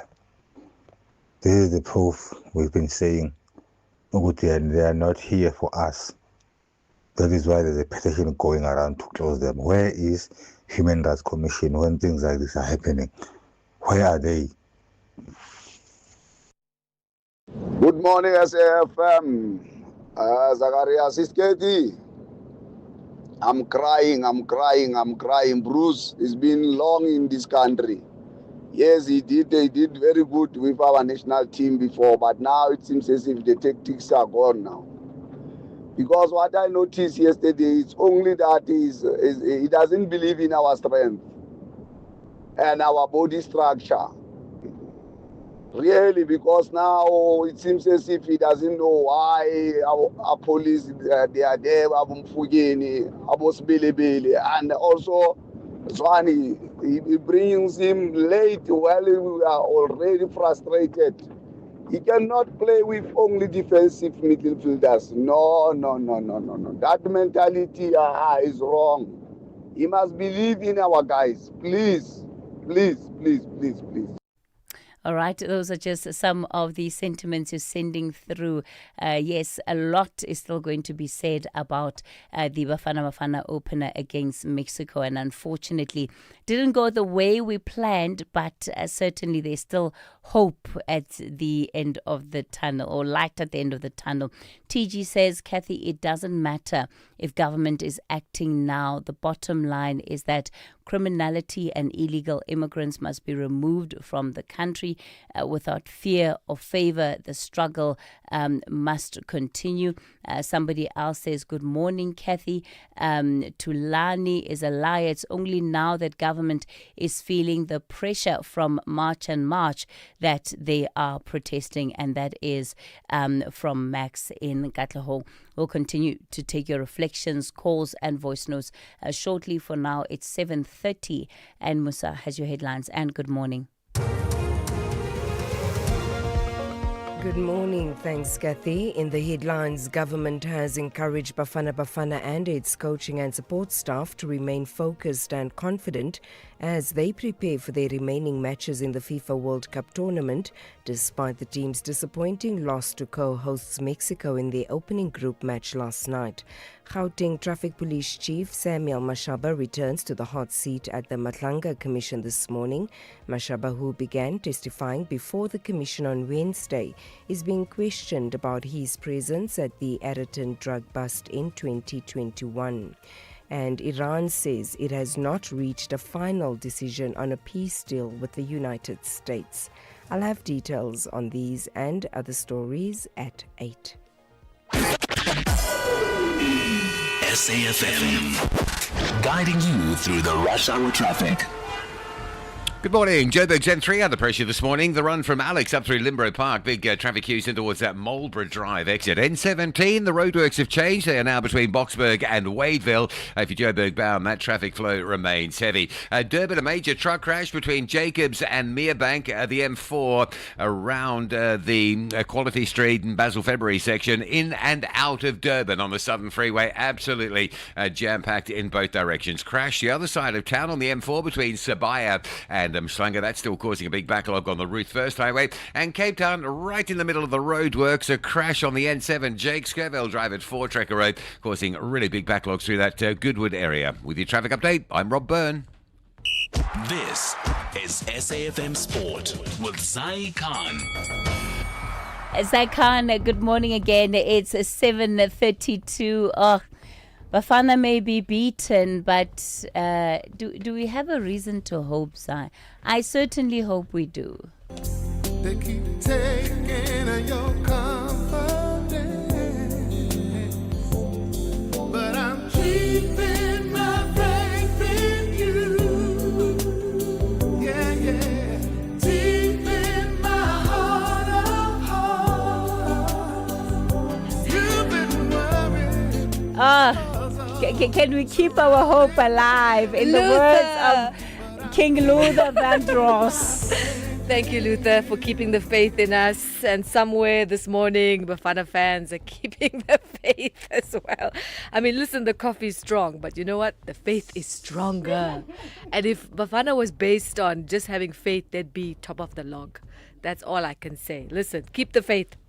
And that's just a reminder. Thank you very much. If you missed that World Cup opener last night, Bafana going down 2-0 to Mexico, the co-host at the Estadio Azteca. Coach Hugo Bruges accepting the dismissal of midfielder Spepelo Sitole, but questioned the second red card shown to veteran playmaker Themba Zwane, insisting that, the Mexican player was the one that committed the foul first. The Belgian coach believing the match turned on costly mistakes as well as disciplinary setbacks, with Bafana finishing the game with 9 men. Now, despite the defeat, Bruges remains optimistic. I saw a desperate Mexico some moments in the game. They didn't know what to do with the ball. The organization was perfect defensively. At the other side, offensively, I think we have to improve. There were some opportunities that with the last pass or the running of our players was not the right one. So I think this is something to improve in the next days, and then I'm sure we can play the same game but being better offensively. In the meantime, Somali referee Omar Atan, denied entry to the United States for the World Cup, has been appointed to officiate the UEFA Super Cup in Salzburg on the 12th of August. UEFA President Alexander Seferin praising Atan as an excellent young but already experienced referee, and said the nomination reflects football's values of unity and non-discrimination. Atan will take charge of the clash between Champions League winners Paris Saint-Germain and Europa League champions Aston Villa. Let's go to cricket, and the Proteas women, they'll open their T20 World Cup campaign against Australia tomorrow, having played a few warm-up matches since arriving in the UK more than 2 weeks ago. Coach Mandla Mashimbi admits they haven't quite decided on their lineup just yet, but he'll get a feel of the conditions and the pitch in Manchester. I think we just got to look at a couple of things in terms of what type of players will have an impact based on the conditions that we're going to find in Manchester. I think that will play a big role in us getting the team that we want, because we want the right horses for the course, and that will be us giving ourselves the best chance to win. Athletics, the four-time Comrades Marathon champion Gerda Steyn says it breaks her heart to see athletes tarnish the sport through doping as she prepares for another shot at history at the Ultimate Human Race come Sunday. The Hollywood Athletics Club star, widely regarded as the queen of South African ultra-distance running, will line up for the 99th edition of the Comrades Marathon Uprun from Durban to Pietermaritzburg. The 36-year-old believes she's done everything possible in training to give herself the best chance. My preparation for this year's Comrades has gone really well. I'm pleased with how everything went, especially after the two oceans earlier in the year. I feel like I've just been on the right wavelength in terms of training and balancing the training with being ready and fresh for every session. So that makes me extremely excited for Sunday's race. And finally, golf. Bubba Watson putting himself in contention with an opening round of 4 under par 69 at the International Series Morocco in Rabat. The two-time Masters champion finished with a pair of birdies on the 15th and 16th to end the day 4 shots back off the leader Pavatang Kamal Praset. The Thai shot a 65 on the par 73 red course at the Royal Golf Dar es Salaam and holds a 2-shot lead over Travis Smith and Yangan Song. That's your sport. Swing back for more at the top of the hour. I'm Zai Khan. The Market Brief with Ndauleng Lechela on SAFM. All right, it's 7:37. Let's get straight into our market update. Ndauleng, manufacturing production declining at the start of the second quarter. Now, this comes as no surprise, Kathy, as that sector remains under pressure. Now, output declined 2.9% in April after a revised 1.5% increase in March, further signaling continued weakness after weighing on first quarter GDP growth. The sharpest declines came from basic iron and steel, metal products and machinery, while the wood, paper, publishing and printing category fell 10%. Vehicle manufacturing was particularly weak, with output dropping 11%. The disappointing figures contrast with a stronger mining sector, where production increased to 8.2%, driven by PGMs, manganese, and chromium. Now, economists caution that rising fuel and input costs continue to weigh on manufacturers, with the sector unlikely to provide meaningful support to economic growth without lower energy costs, improved logistics, and a more supportive policy environment. Over in deal-making activity, the IDC is reportedly exploring options to rescue Mozambique's Muzzle aluminium smelter after majority shareholder South32 placed the operation in care and maintenance earlier this year. The move is significant for the IDC, which holds a 31.4% stake in the business, and the Business Day reports that advisors have been appointed to assess whether the IDC should acquire South32's controlling stake, partner with new investors, or exit the asset entirely, with any outcome ultimately dependent on securing an affordable long-term electricity solution, the key driver behind the shutdown. Now, for South African stakeholders, the closure also carries implications for Eskom, with the smelter previously accounting for about 5 billion rands in annual electricity sales, underscoring the broader regional and financial impact of its suspension. In markets, it's shaping up to be an active session for traders with all eyes on the highly anticipated SpaceX listing. Geopolitical developments in the meantime remain a key undercurrent, with President Trump suggesting a peace deal is close yet again. Comments that have eased oil prices, with Brent holding around $88 a barrel this hour. The softer oil tone should offer some support to risk assets, including the JSE, where a firmer open is expected. Sentiment is also being lifted by gains in Asia and positive US futures. On the currency front, the rand is on the front foot, trading at 16.30 to the dollar, 21.84 to the pound, and 18.85 to the euro.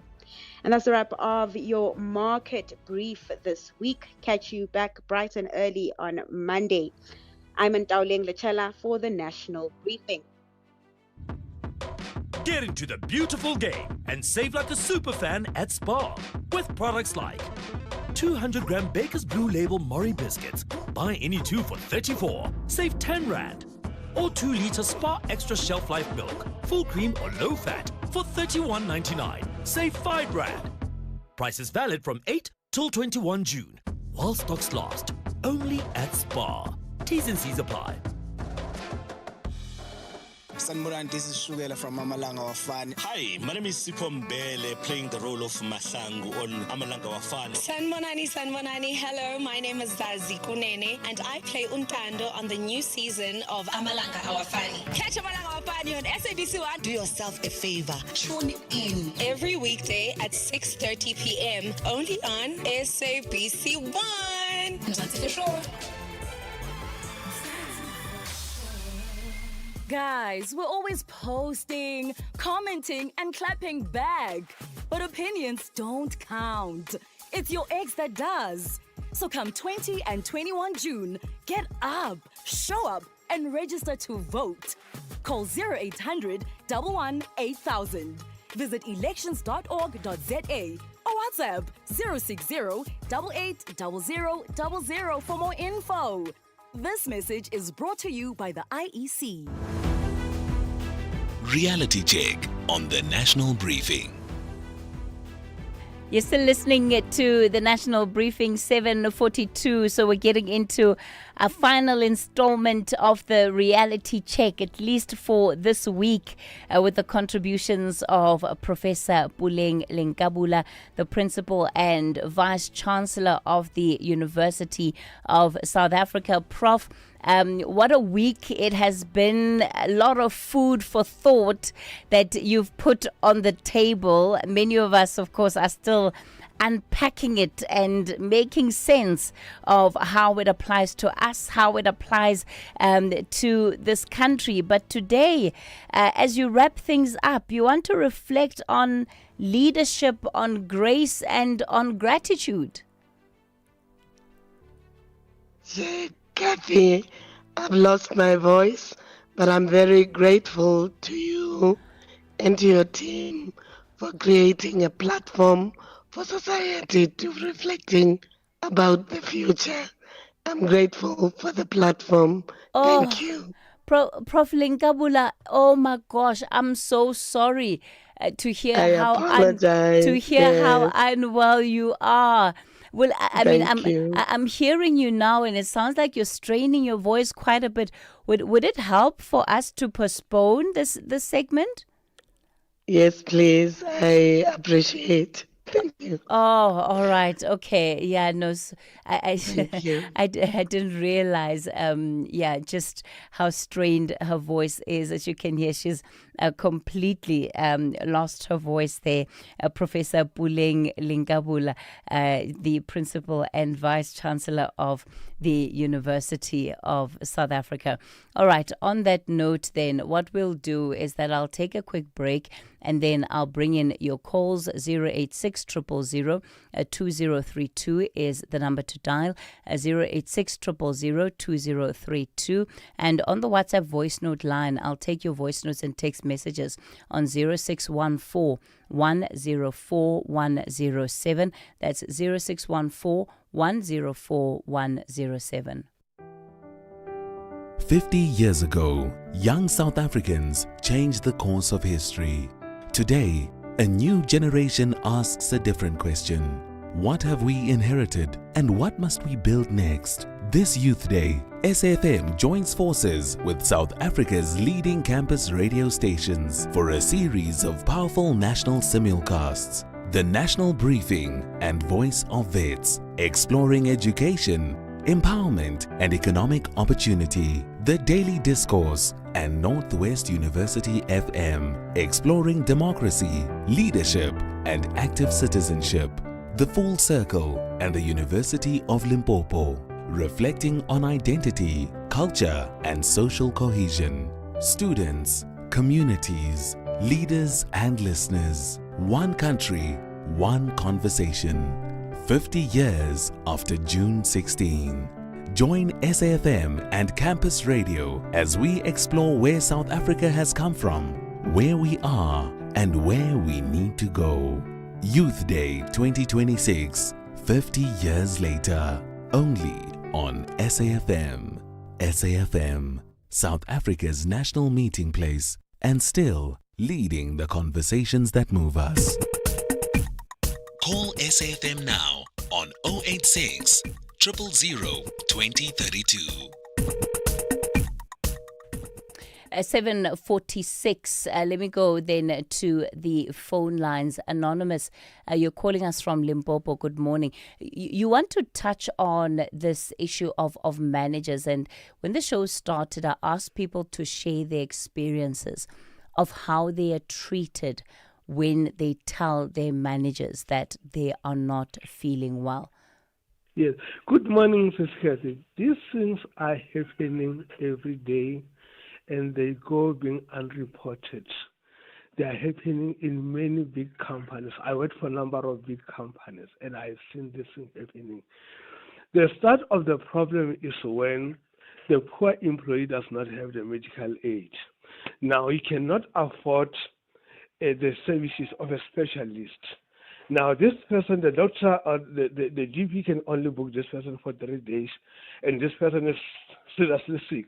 He cannot or she cannot be placed on temporary disability. And I've seen it in many occasions. These people, they'll be forced to come to work. They'll be forced to do what they are supposed to do on a daily basis.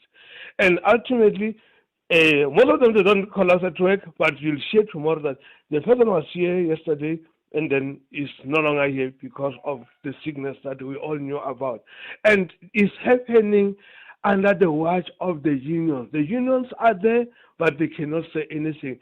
And the biggest problem is the insurance companies that are supposed to pay these people when they are on temporary disability, because they will require these people to come with the recommendation from the specialist. Yet the person who's in 5,000 cannot afford to go to the specialist to bring the report that the company requires. That's why the managers are there. They can see this thing, but they don't know where to take it to, because now they have a problem that if I stand with the employees, I'm going to have a problem with my employer. What must I do? You can alert the labor department. Those people, even I hear you talking with the minister about the inspectors. Those people are very useless. You tell them, they come to the company, they say, hey, one of your managers told us this is happening here. Yeah, so they basically out you. They basically out you. Yes, yes. So that's a problem that we're having, and it is happening every day. One of the factors that are contributing to this, the CCMA. In most of the cases, when you go with issues like this, they will say we do not have that jurisdiction, that you need to go to the courts. How are you going to afford the courts? Okay. Last year, let me give you the last one. Anonymous, we're going to have to leave it there. I want to put up other callers, but what he has said about medical aid and also what he has said about the rights of workers and how those are enforced in workplaces, I think those are worth picking up on. Somebody sent a message earlier this week, and it was around the call center environment. And they said in the Western Cape, what also needs to be investigated is the high use of cocaine at call centers, and that it is often circulated amongst young people, and that's what keeps them going, right? Because they set targets in terms of the number of people they need to have called by the end of the day. And so, they almost have to become like a production line. And you and I, of course, experience it with the number of calls that we receive from spam calls that we have not signed up for. It's part of the conversation. Tony, you're in Mpumalanga. Good morning. How are you? Good. Go for it, Tony. Katie, I just want to touch on this thing, man. My parents, they both from Angola, but my father worked for South African Defense Force from 1970 something, yeah. So we the children all born here in South Africa. We went to school in South Africa. I don't know another country out of South Africa, but we are also getting affected with this match and match stuff. One of these good day, I took my mother to the hospital, and then when we give her ID to the receptionist, the match and match came there, said my father is a foreigner because his ID, his South African ID, which says he's born from Angola, but citizen in South Africa, serves for South African Defense Force. They refused my mother to go inside the hospital. So now I'm asking, is this match for illegal people or for everyone? I don't understand. So I wanted actually to speak with the spokesperson for Home Affairs to rectify this thing. You understand, Kate, what I'm crying for? Yeah, absolutely, Tony. And that's been part of the difficulty. The president emphasized no one is allowed to stop somebody else and check their documentation and check their status. But do those words fall on deaf ears? What is the kind of weight that they carry in as far as then being taken up and being implemented? Is it going to result in a change in how this action has been unfolding?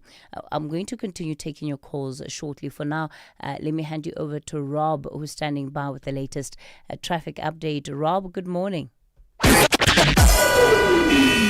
SAfm, guiding you through the rush hour traffic. Yeah, thanks, Kathy. Morning, everyone. If you're driving Pretoria, Solomon Mashlangu going in and out of Mamelodi, big traffic at the N4 highway. You might want to just elect to avoid that. SKM Patleli, no traffic lights at WFM Como. Heavy traffic coming from the mighty Mapani Highway onto SKM, then all the way down into that Marabastad area.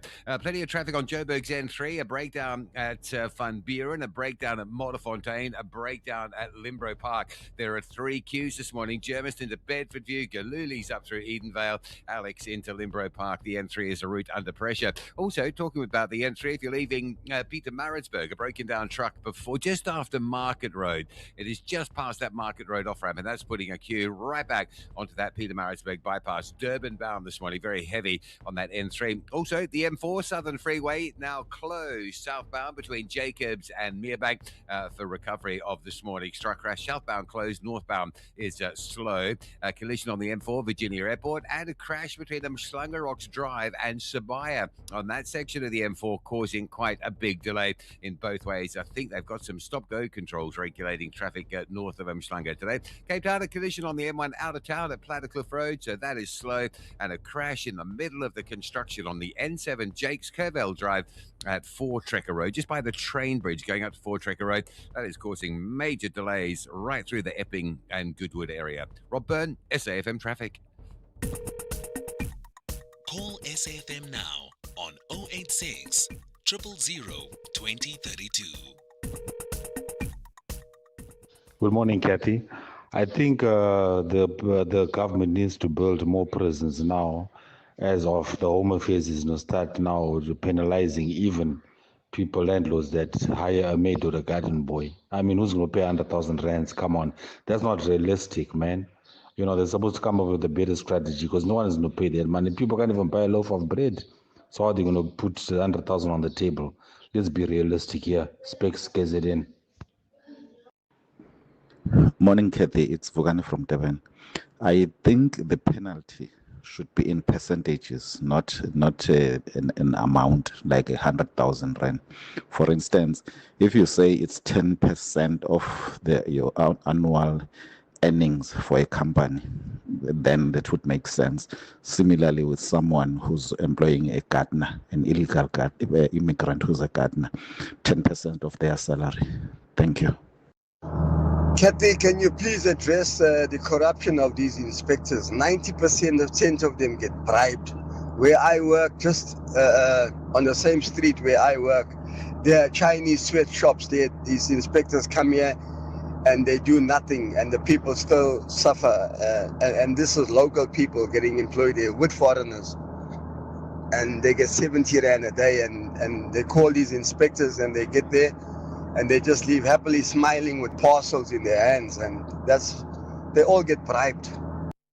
Yeah, and that's part of why the system is broken, right? Because even those inspectors that are there, not all of them are doing the right thing.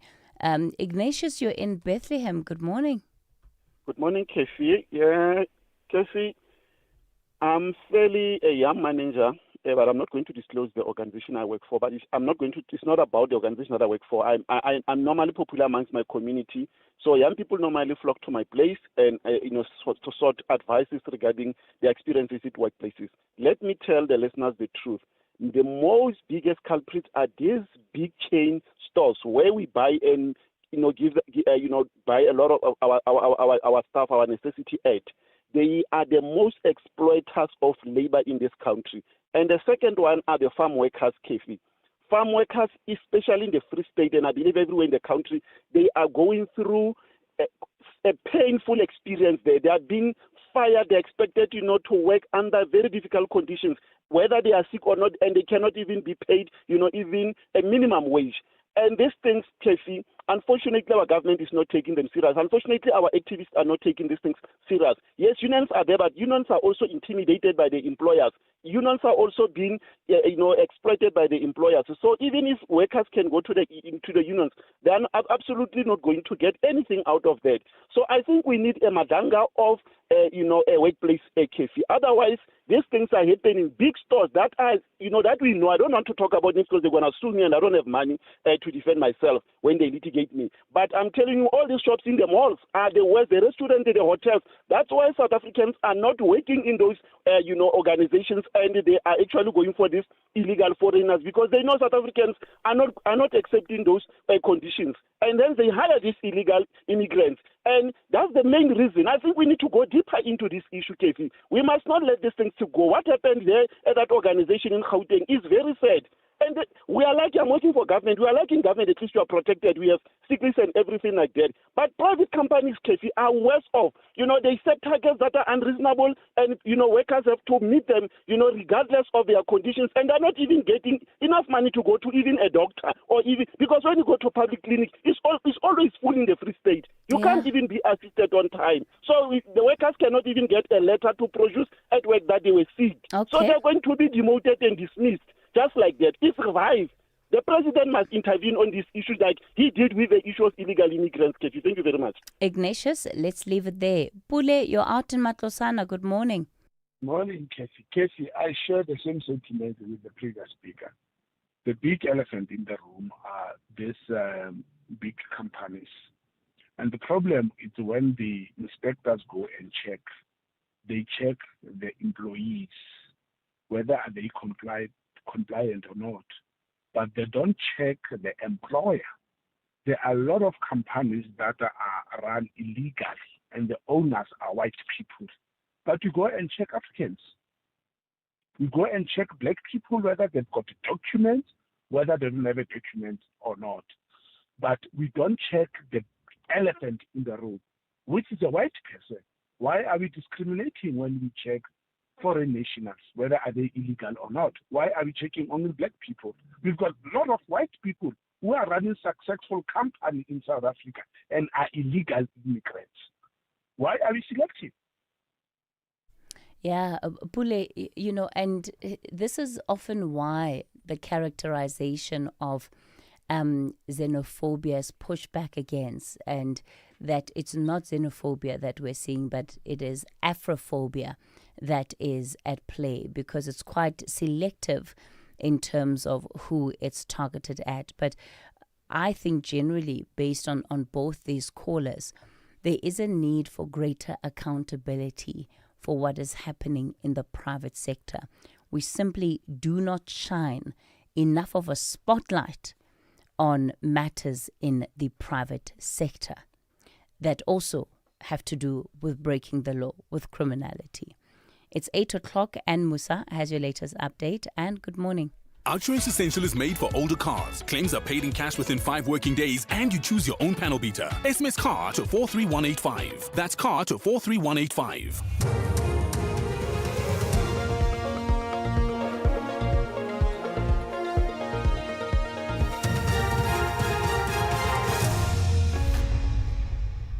Thanks, Kathy. In our top stories, Minister insists government does not recognize June 30 deadline, and Iran says no final decision on truce with the United States. Good morning.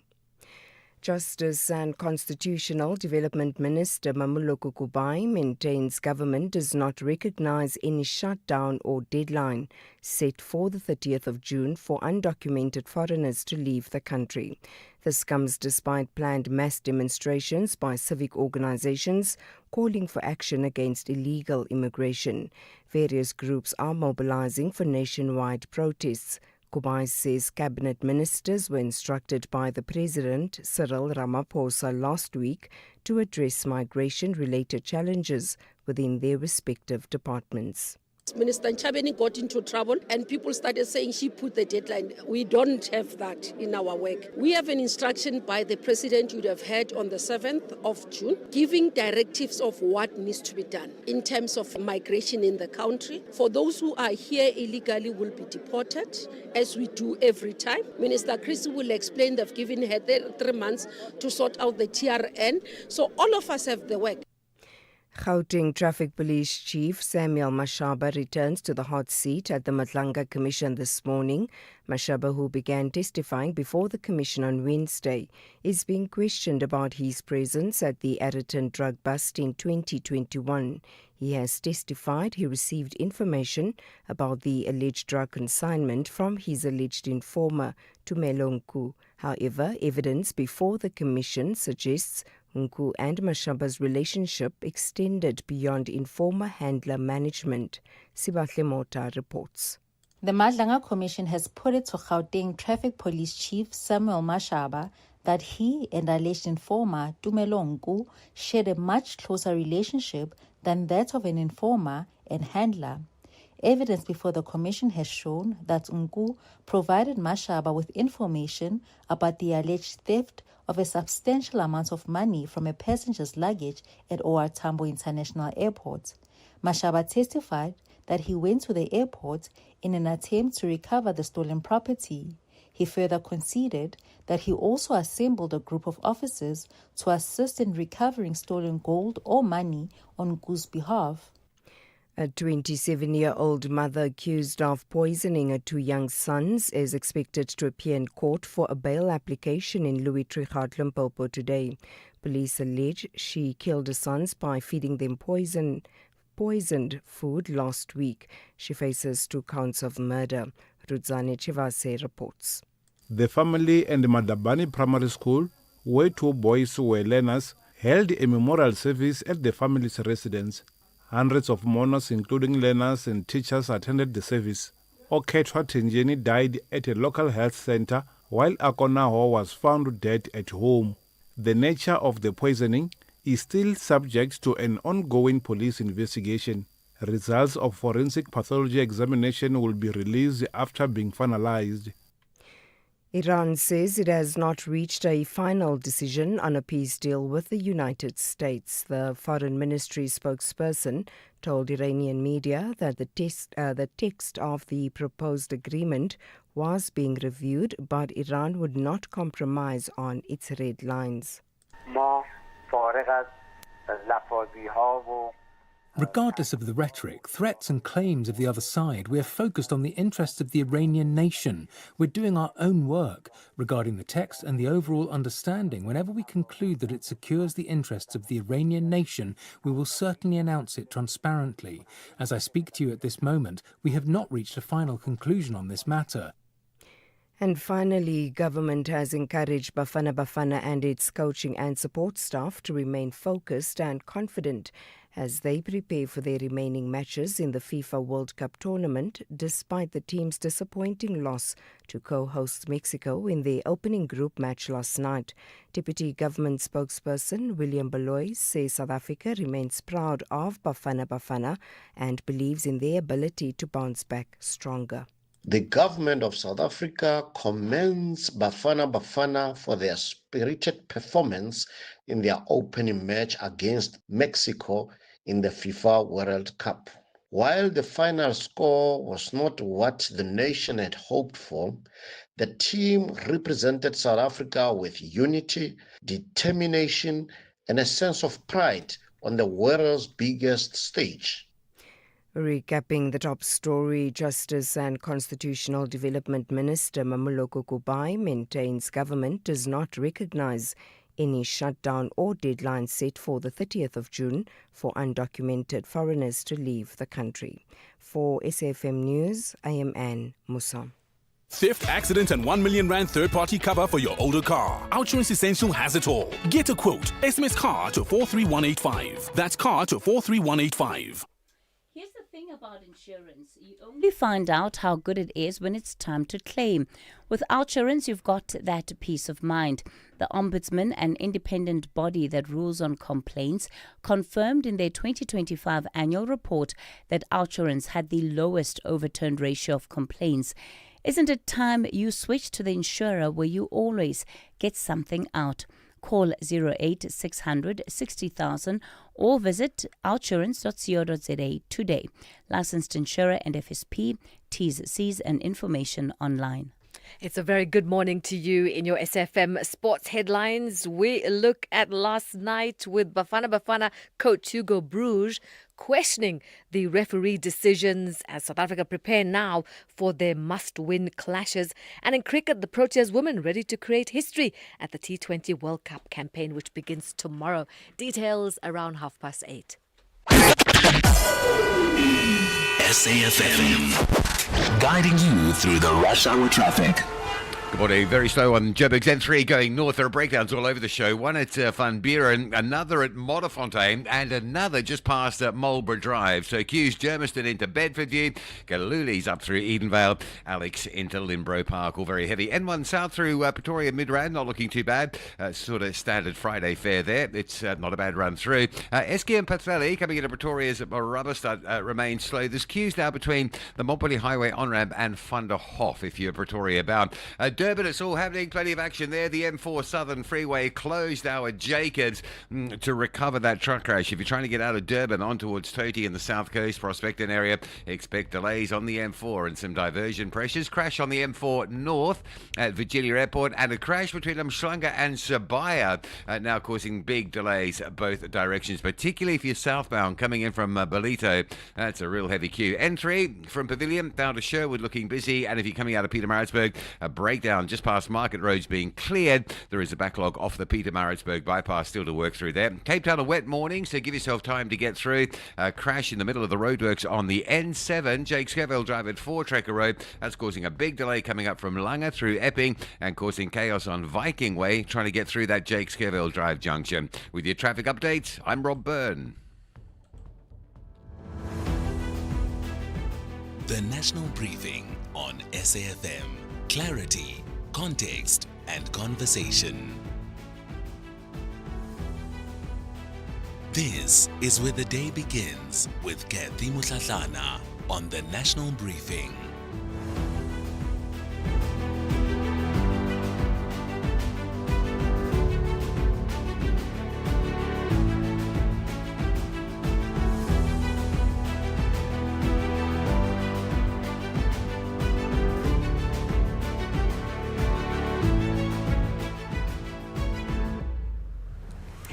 9 after 8 o'clock, you're listening to the National Briefing. A very good morning to you. If you've just tuned in, this is the show where we bring you clarity, context, and conversation. Coming up in this hour, we're going to be looking at one of the biggest infrastructure investments that Transnet has made in the 50-year history of the Saldanha Iron Ore Terminal. It's now Africa's largest iron ore export facility. We'll take a look at what that's going to mean for the South African economy with the CE of Transport Port Terminals.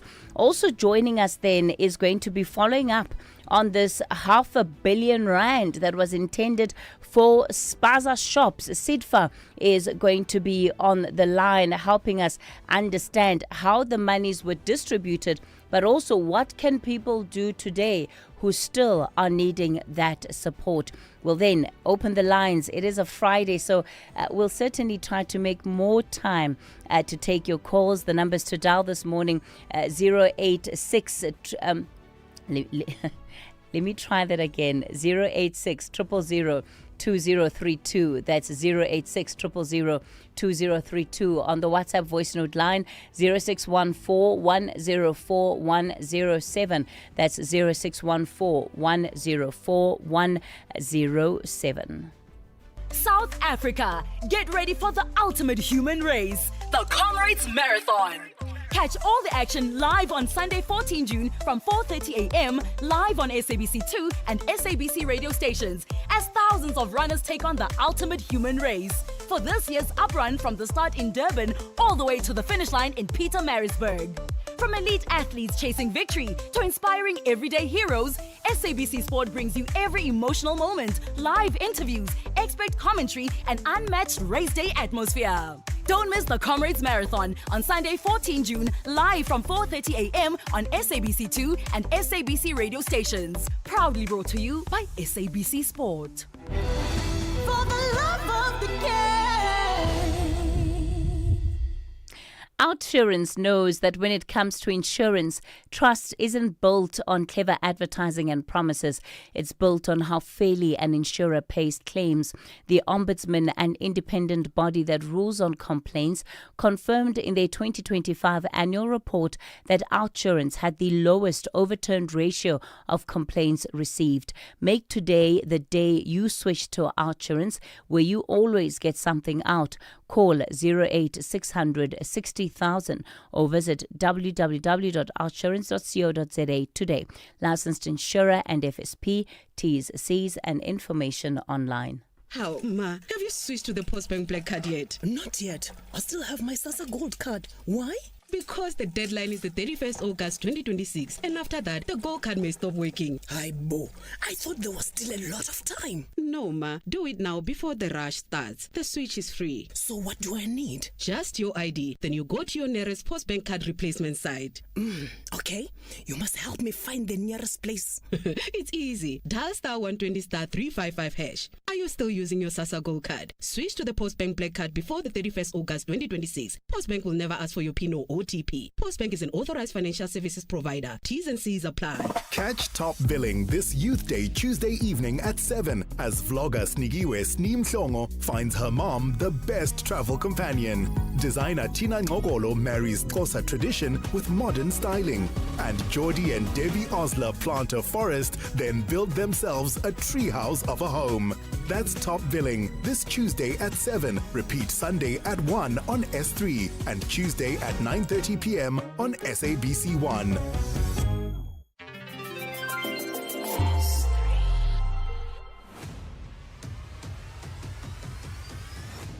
Kathy Mutlatlana is streaming live now on Facebook, YouTube, and X at SAfmRadio. 14 after 8 o'clock. Let's get into this story now. Well, 50 years ago, the Saldanha Iron Ore Terminal opened on the west coast. Since then, it has shipped an estimated 1.3 billion tons of iron ore from the Northern Cape to the rest of the world.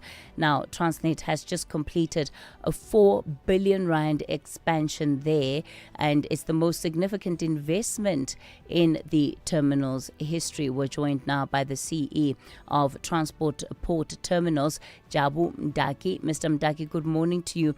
Thanks for your time. So, we've told the story of Transnet's decline, and I wonder then what an investment of this size and increased capacity then at the port of Saldanha means as part of the turnaround for the organization. Good morning, Kathy. Good morning to the viewers. This is an important milestone for Transnet and Transnet Port Terminals and the country as a whole. As you correctly point out, we are celebrating 50 years of Saldanha operating this year. Some of the tipplers that were there, for example, started with the terminal. So it was important that we reinvest in the infrastructure that we have in the terminal to ensure that there is sustainability. But not only that, I mean, we invested in a much more a bigger capacity tippler that will be able to have a capacity to offload up to 10,000 tons per hour, which is quite good for the mining houses, because it also means that we are improving the logistics supply chain to the terminal. Now, we know that an upgrade of this nature fixes just one thing in the system. There will still be questions about the rail corridor from the Northern Cape that actually needs to also be intact to feed this terminal to full capacity. What are the conversations that are taking place around that?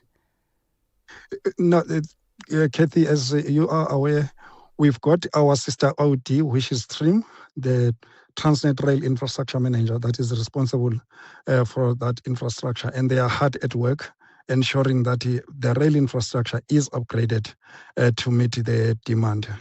There is a lot of work that is happening. We do, we've just completed now a shut last month to ensure that there is necessary upgrades on the infrastructure as well as in the terminal. We are also going to have another one later this year. So there is investment in that part of the business as well. There'll be many people in Saldanha Bay and the West Coast who will ask questions about what all of this means for them, what it means for economic opportunity. We know there's a huge hunger and desperation for jobs in our country right now. Yes, so if you look at the project itself, we during the project, we employed an estimated of about 1,500 people. We ensured that most of the people that we employ come from the local area. This ensures that we also develop some skills. By the time that the project is complete, there will be people that will have been exposed to, electrical installations, that would have been exposed to mechanical installations. And some of them will be securing, hopefully, permanent jobs with some of the companies that have been executing this project.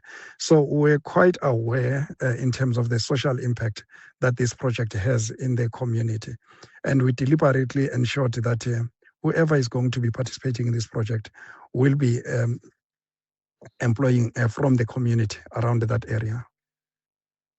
That is Jabu Mdaki, the CE of Transnet Port Terminal. So it's certainly a good news story there. They're under testing and are expecting to have the official handover of this operation taking place later in the year. That would be around September.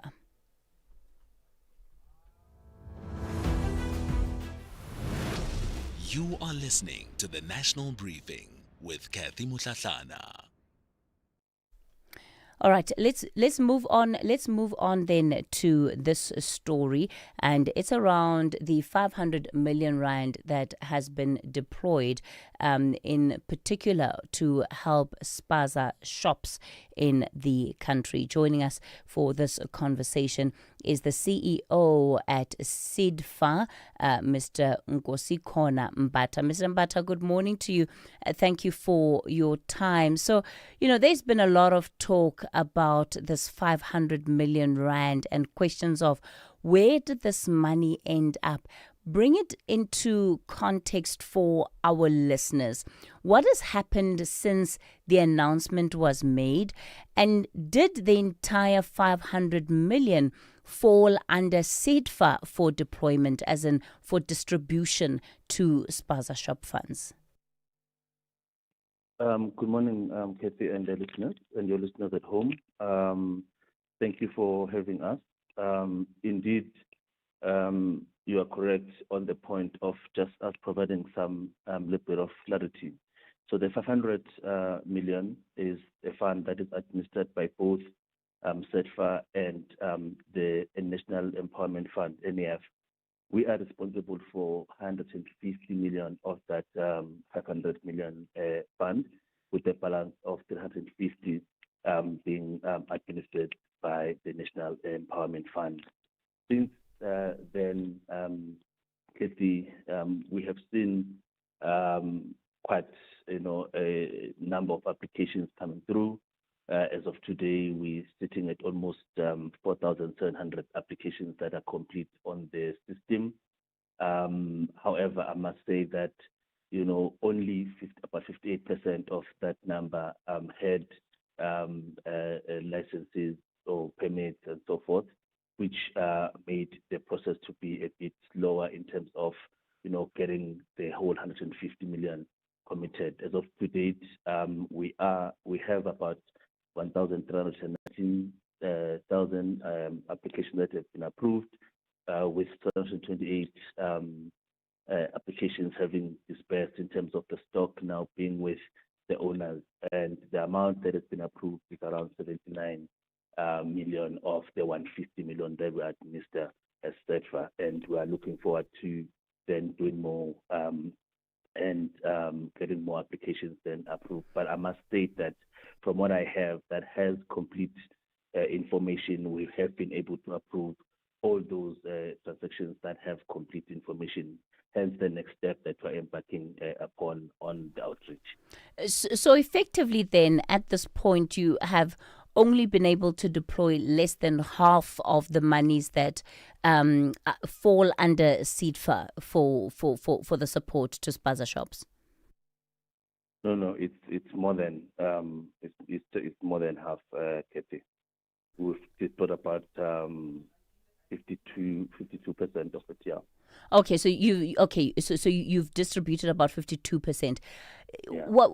There is a big disconnect between the expectations that people had around how this fund would be administered versus what is actually happening. So perhaps if you can help us understand what causes the delay, and why do you have so many businesses not qualifying to actually access these funds? All right. So thank you for that question.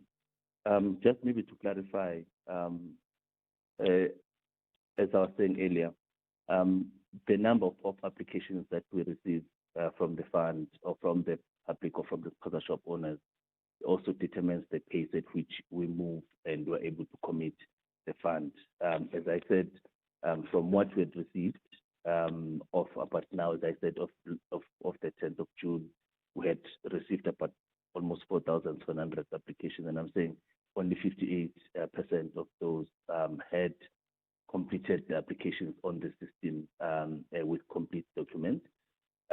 We then have between ourselves and NEF approved those transactions that have all the complete documents. We are now getting to the next stage, which is going out in an outreach to make sure that we invite spaza shops. Last week we were in Rustenburg, and also we're together with the municipality in Emalahleni, where spaza shops were called in. We are dispatching our mobile vehicles to also try and get into the rural areas to then get more spaza shops to apply for the program. Are working now, pushing with the municipalities and the associations to make sure that at least we get the approval of the licenses, and also to get all the approved licenses of spaza shops, licensed or temporarily licensed spaza shops to be submitted to us so that we can call them to come through and apply for the fund. So there has been the real reason for the delay from what we have from our source data is that even though there was 4.5 thousand that applied, but the issue of the issue of either temporal licenses, or the required certification in terms of food and safety, spaza shops do not have that. Hence, we then called out to the municipalities to come through and assist and work with us, and that is quite taking place very well. Today we are in Soweto, Dikloof Welfare Center, where we are calling for spaza shops to come through and let us assist them to apply for this funding so that we can at least get to deploy all of it. Yeah. It is important that the money doesn't sit with us, but with the spaza shop owner. And, you bring me to my next question. The outreach is really a great initiative. To what extent, though, are you helping the companies, right, that didn't qualify but that did send through their applications? To what extent are you helping them on their own journey to get to a point where they can actually qualify to access these funds? Yes. So correctly put, the aim of this outreach is not only just to get those that have the documents, but also is to get it to those that do not have the documents, and from our firstly from our business development support point of view, and then work on assisting them to the extent that they are able to qualify. But we are not just going alone to these as SAFMRadio to these outreaches. We are bringing the municipality, because the municipality needs to come in, and the municipality must then be able to assist these people. But to the extent that there is business development support that is required to assist these businesses, we have, and we are available to assist them from that point of view and work the journey with them. Many people, of course, had the perception that these monies have all gone, whether by way of corruption, whether by way of being given to those that are close to people, whether it's politicians, whether it's those within the system at SAFMRadio or any of the other investment agencies. So I guess what you're saying this morning is that that is in fact not the case, and that money still remains available for spaza shops to be able to access.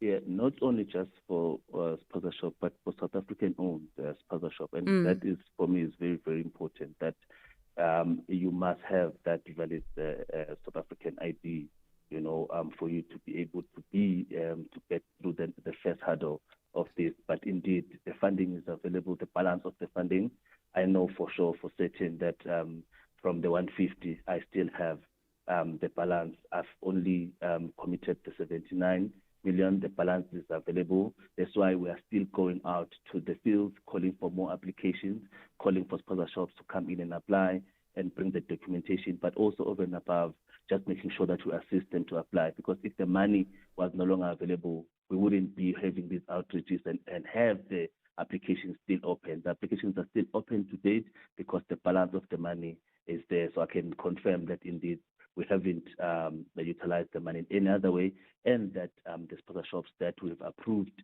to date are South African owned spaza shops. What does a spaza shop owner who's listening to this conversation, what do they have to do right now in order to be able to take advantage of this?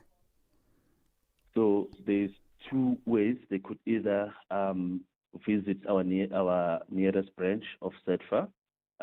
We've got about 53 branches nationally for them to get assisted if they can't access and they can go up to our website. They will find the branches, our SAfmRadio website, and then those who can apply online, they can then access through our website again the online application form. But those that need assistance, they can go to our branches.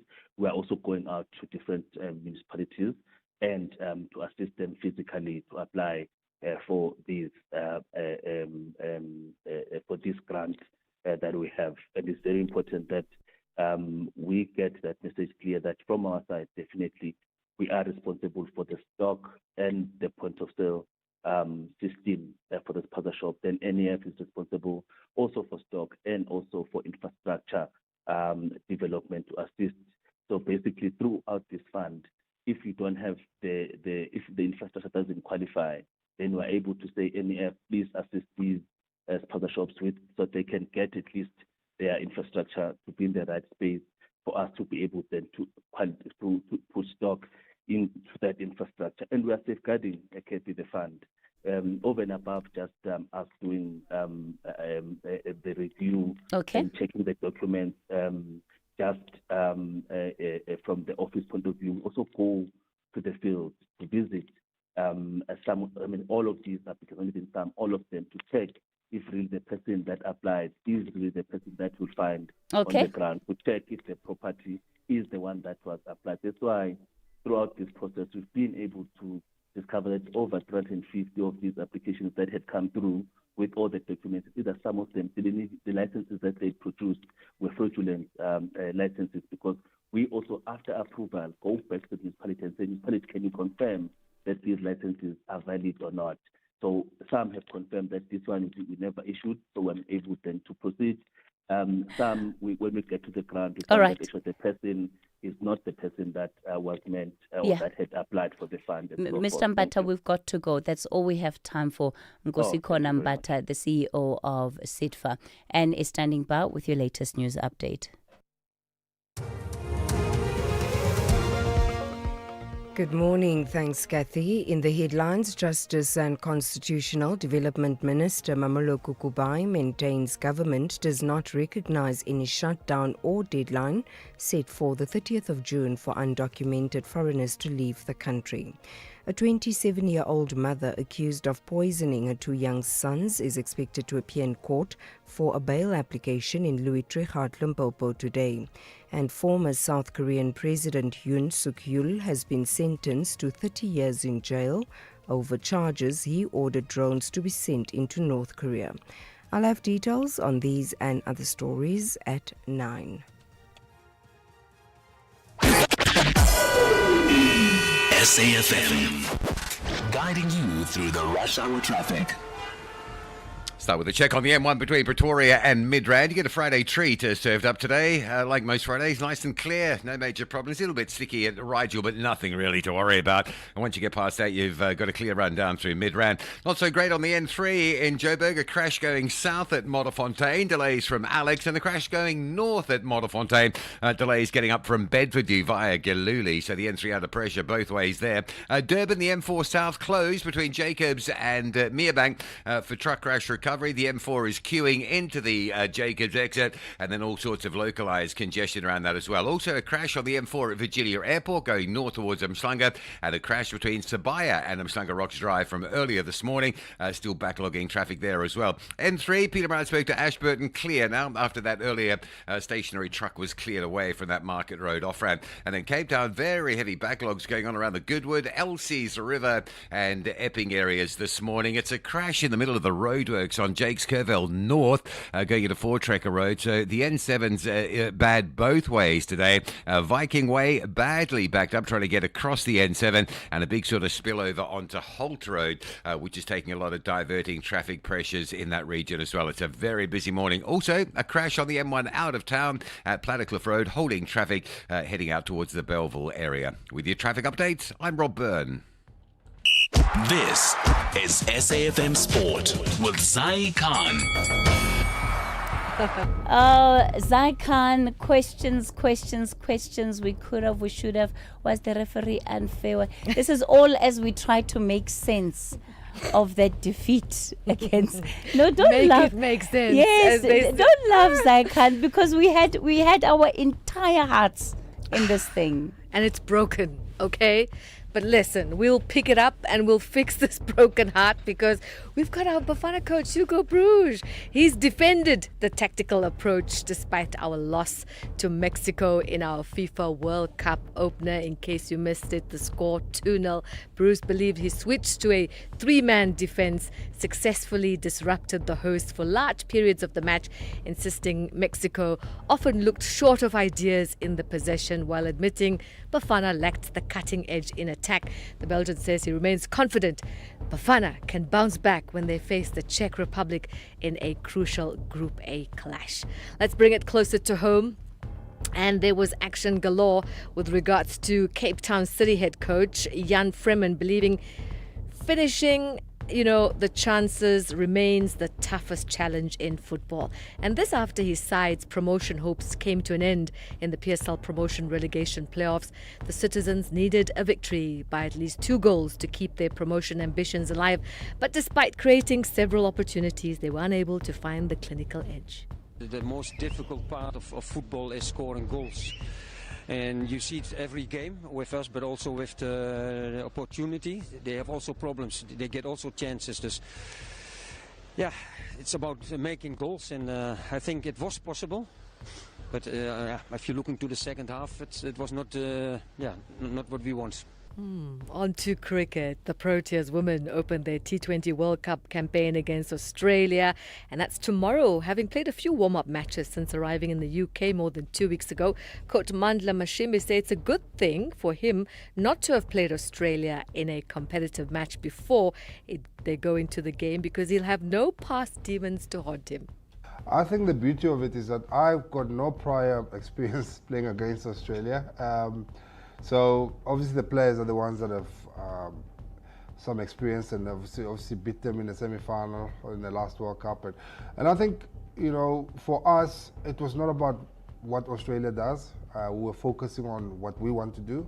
At the end of the day, we just need to make sure that we cover all our bases and we play cricket the way we want to play it. And the focus will be on us. The only competition we have in this World Cup is how well we play. Let's go to the 4-time Comrades Marathon champion. Gerda Steyn will line up for the 99th edition of the Comrades Marathon upfront from Durban to Pietersmaritzburg. Chasing a 4th consecutive title and a 5th overall crown, she remains confident that she can complete another remarkable ultra-marathon double. Since I started with trying to run both the Two Oceans and the Comrades in 1 year, there's been quite a bit of comments from other opinions, etc. But I've never allowed that to faze me. I know inside myself whether it's too much or not too much, and I've always felt like it's completely possible for me to compete in both the Two Oceans and the Comrades, and this year is no difference for me. I feel like my training has been really spot on and directed to being ready for the Comrades Marathon, so I'm optimistic about it. That's your sport on the National Briefing. Keep running. That's what John Hedeker will be doing around 12:30. I'm Sai Khan. Call SAFM now on 086 000 2032. All right, you're listening to the National Briefing. A good morning again if you've just tuned in on this Friday morning as we get ready to head into the weekend. Yes, I know we still have a full day of work ahead of us, but still, it is the weekend, 8:38. Let me go to Kuruman. Yes, I'm taking your calls. I see the lines already going off, so you know exactly what's happening now. Tapelo, good morning. Good morning, Sis Kathy. Yes, sir. The discussion that you had earlier on with the gentleman from Transnet regarding the project that they are having in Saldanha. Pick up some emotions in me. I'm a child of the Northern Cape from Kuruman in the John Taulo district municipality, John Taulo Gauteng. Sis Kathy, this region has over 25 mines that are exporting iron ore, manganese, vessel light, to name just a few. And throughout the province of the Northern Cape, there are no way bridges. If you go throughout the province, look at the roads, what the trucks are doing to the roads in this province, there are no way bridges anywhere throughout the Northern Cape. From the mines in the JTG district municipality all the way to KZN and the Western Cape to by the ports and the harbors. Yet we have the provincial government. My request is, Sis, can you please just invite the province of the Northern Cape, the government, and I don't know if it's public works, roads, and what the department, just so that they can come and explain to us what is it that they are doing. And if you look at the region, with all these mines exporting these minerals, there is no development in the communities around the JTG district municipality. If you can just call them, invite them, Sisketi, so they can come and account to the people. All right. Okay, Tapelo, I think those are very important points that you're raising. And of course, the way bridges will be what you have. Sometimes it's just off a slip of a main road and they're weighing, right, the weight of the truck and its cargo and making sure that in some instances it's not overloaded, and in others, tracking whether or not this should actually be on the road. And that's what Tapelo's pointing to, that many of the trucks could well be overloaded. They're ruining the country's roads, especially in that region, but there is no accountability for that. You remember what happened when we had a conversation with the Northern Cape officials earlier on in the year. I've never seen, the phone lines just ring off the hook like that, because people had so much frustration that they wanted to ventilate about the lack of development, and yet it is such a mineral-rich province. Temba, you're in Limpopo. Good morning. Yes, okay. How are you? And morning to you and your listeners at home. This is Temba. I just want to comment on the mayoral candidate issue. I'm so excited, as Katie. I'm really excited. About what, Temba? The mayoral candidate. Can you hear me, Katie? Yes. I'm waiting for you to tell me more. Why are you excited? No. I'm excited because the ANC won't see the light of day to govern the city of Joburg. So we are going to have a new mayor, either from your DA or Action SA, but you cannot rule out your MK because they've got numbers.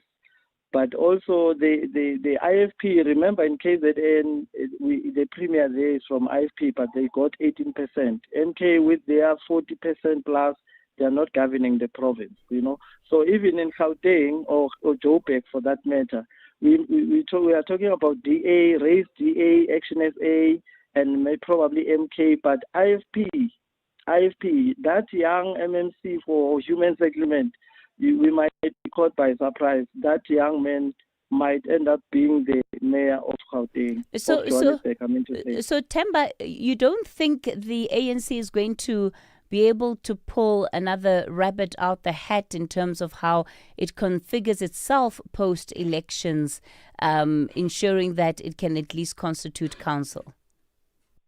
No, the thing of configuring, it's a joke, because they say the general secretary of ANC goes around the regions of ANC changing people that will favor him. So even members of the ANC within the ANC are very bitter. So they won't see the light of day, I can assure you, Katie. Okay, Temba out in Limpopo, that's his view. Stefan, you're in Durban, good morning. Morning, Katie, how are you? Good, go for it, Stefan.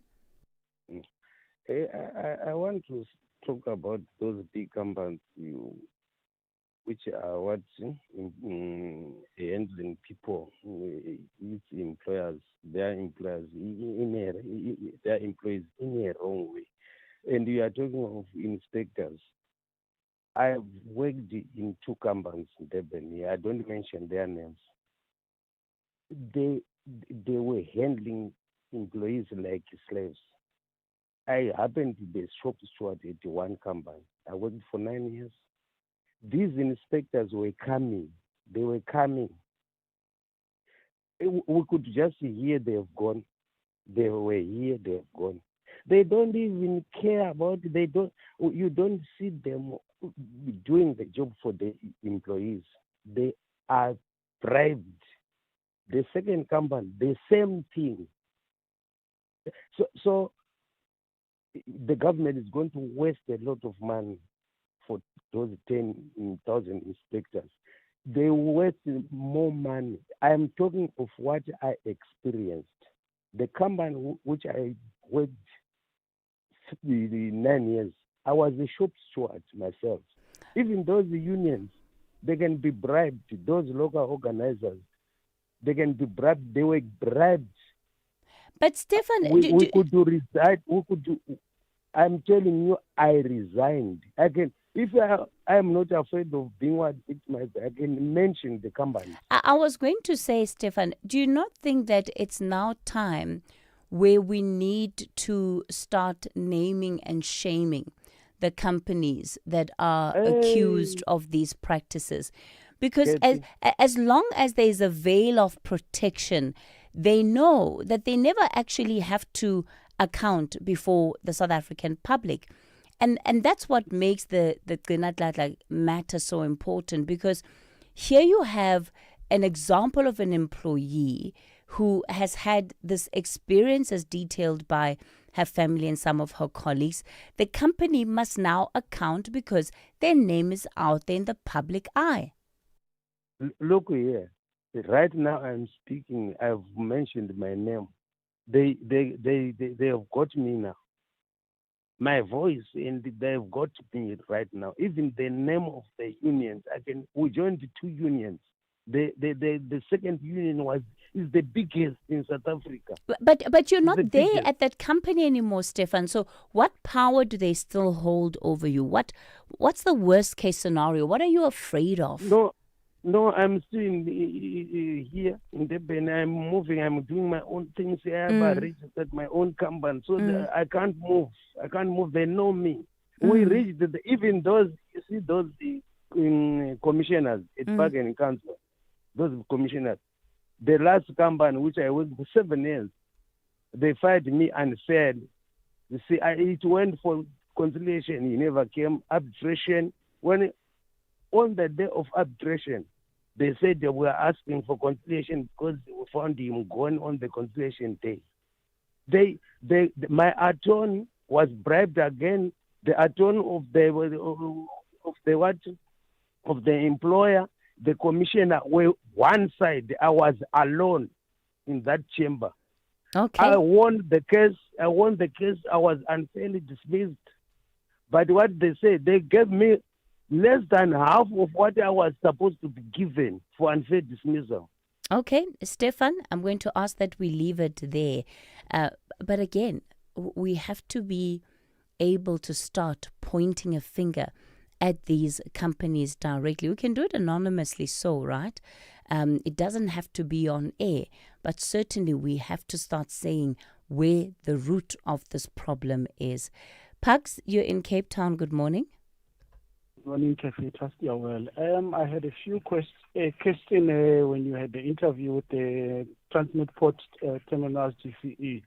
As they ship a lot of iron ore, that side, since they have the mine, there are division which is Transnet Freight Rail, which has a specific train which is called the Shishen, which transports a large tonnage of this iron ore from Kimberley or to other destination ports. Given that there's this investment, are they going to be bringing an investment as well in the Transnet Freight Rail division of the company? Because there was also this issue of them having a supply problem of parts for that rolling stock which they had ordered from China.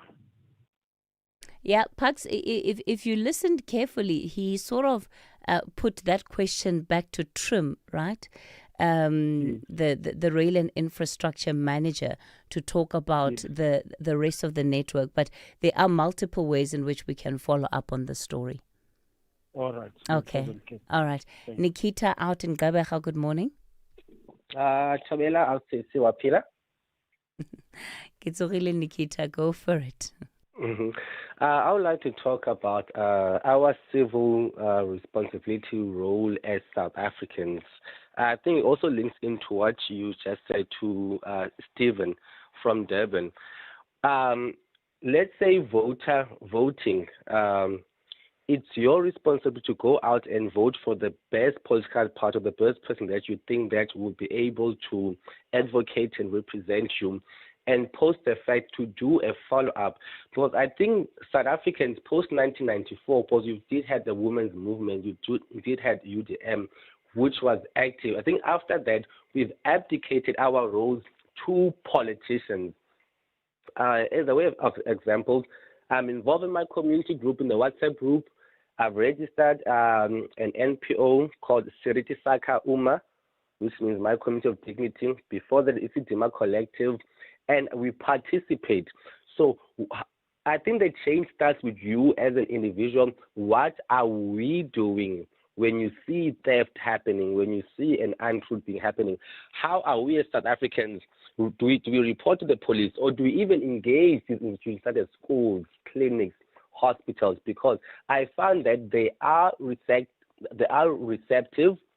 when we work with them, because there are challenges such as clinics. Yesterday, I went to get my lenacapavir shot of 6 months, and I thought that the staff was not working. Only in that clinic, in that whole community, was only one clinic for the whole of Ikavelitle clinic.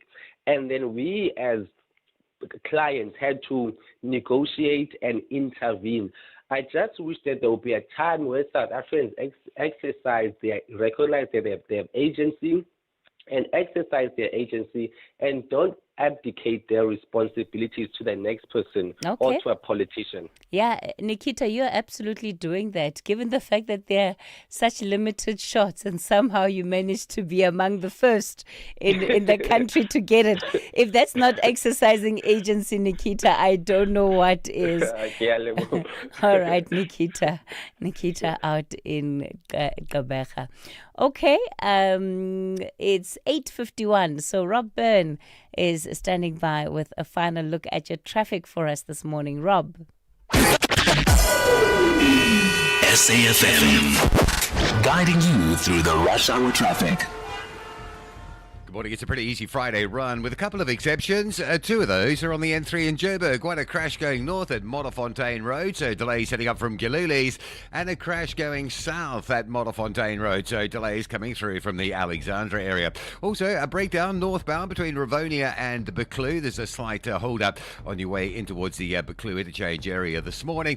Across into Durban, the M4 south remaining closed. Jacobs through to Merebank for truck crash recovery. There are some queuing pressures on the M4 south, as well as you come off of that Jacobs exit and just hit some of those local routes. The M4 north at Virginia Airport still dealing with a crash scene from earlier, and of course the construction continues between Ottawa and Phoenix. So the R102 and Chris Harley Road, those routes between Ottawa and Phoenix remain reasonably busy this morning for this time.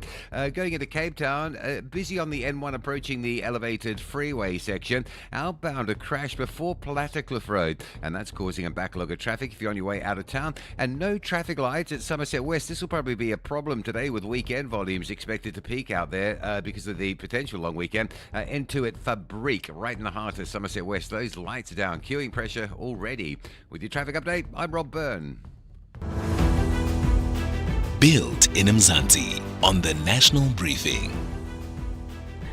Of course, before we get ready to leave, we must tell you about South Africans that are doing extraordinary things, that are contributing to building this country. Just one business at a time, one initiative at a time. Joining us today is Dr. Thando Gumede. She's the founder of BSG Technologies, and she's developed an AI teacher, and this is to help the education sector. So IRIS, as it's called, is designed to empower educators and personalize learning. Iris communicates in all 11 official languages and responds to voice commands and is able to do things like mark student papers, track student performance. Tando, it looks like it's somewhat of a cheat code for lots of teachers and even learners. Tell us more about this program. Thank you so much. My name is Tando, all the way from KZN. So basically, Iris, she's an assistant teacher robot who happened to know all the subjects from grade R to university level.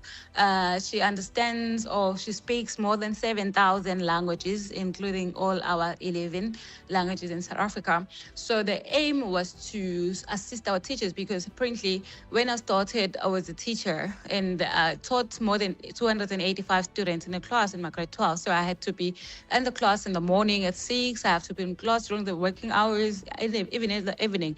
On holidays, on weekends, I'm always with the students. And then I'm like, okay, when are the teachers getting time for their families? Which seems to be not fair because you still have to do the marking, paper 1, paper 2, which was a lot. So that's where the whole program started. So Iris is able to do the marking within a second after if ever a school is having an Iris lab. So you press submit, it marks right there. And it's able to analyze and tell how many students is having a problem to which question, because apparently we give a feature where we say, a teacher, when setting a test, you can then allow it to do the rewriting. For example, remember we're working on a quality result. So basically, that's why we developed a robot like Iris. Tando, we've recently come out of AI hallucination scandals and all sorts of other drama. How do we know that the AI is doing the right kind of marking? Because sometimes it's not just like maths, 1 + 1 is 2. Sometimes it's about, does this learner get the nuance? Does this learner understand the context? So how do you ensure that the AI is able to pick up on that? She's programmed to be a teacher, so whenever she's teaching, she asks questions. She's not just an AI, so she's interactive. So whenever she's teaching, let's say she's teaching software X, for example, and then she'll be like, you are able to tell her how many students she's teaching, and then she's able to pick whosoever as she's teaching to check the level of understanding. If she sees that, okay, you are not understanding as a student, and then she lowers her teaching standard until she makes sure that she's getting the right answers from the students as well. Tando, make sure the unions don't hear you. How is Iris currently being used? Which schools have been playing around with this robot? I studied, fortunately, I was representing South Africa internationally, so in a competition, there were technology, and I happened to win the title Miss Tech Universe, so I travel a lot. So when I started presenting the ways of Iris, then India, the embassy took me to India, and when we were presenting, there was a company that's cutting the parts, Marker Labs, and then we collaborated. They brought the engineers. That's where we started building the whole thing. So I'm happy to say we've got more than 2,000 Irises operating already now overseas, and but then Tando, the connection to you is fading. Yeah. It's fading as we go on. So over 2,000 irises operating across the world. Yeah. So if there was ever cause for concern, and can you imagine classrooms taught by robots, no human being needed? Is that a possibility? I don't know. With Tando's invention, it might just be. Dr. Tando Gumede, founder of BSG Technologies. A pity about the line towards the end of that interview. All right, that's where we come to the end of the national briefing for this week. What a week it has been. I trust you have yourselves a wonderful weekend. And we did talk about keeping hope alive, right? Yes. Bafana may have not have won the game, but we still believe. Do we still believe? Who's our listener that has been quoting Philippians the whole week. He says, Philippians, we can still do it. So yes, the team can still do it. Have yourselves a wonderful weekend. The Daily Discourse is up next with Joanne Joseph. You see, I'm getting distracted by Luther Vandross's voice. Let me keep quiet. Let the song take us then to the top of the hour with the latest update, news update that is, and then Joanne Joseph is up with the Daily Discourse.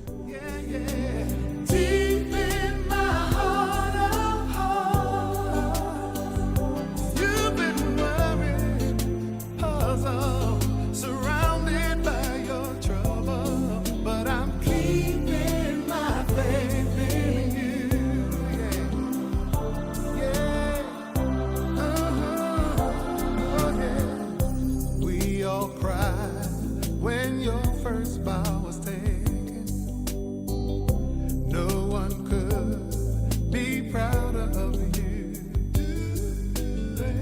But I care more about your heart if it's aching. If I'm your friend, what else can I do? But those people who hang around, they keep bringing your spirit down, but I'm keeping my faith in you.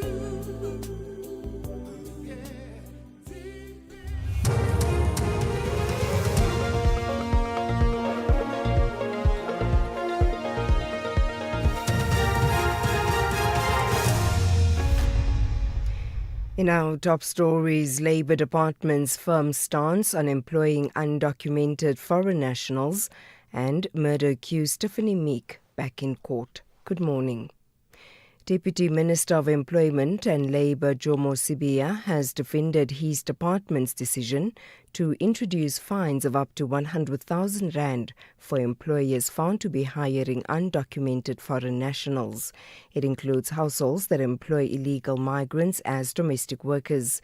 Sibiya says the department's proposed policy aims to tighten enforcement against the hiring of undocumented foreign nationals and is part of government's broader response to illegal immigration. Crime is just a crime. Breaking the law is just breaking the law. It doesn't matter who you are.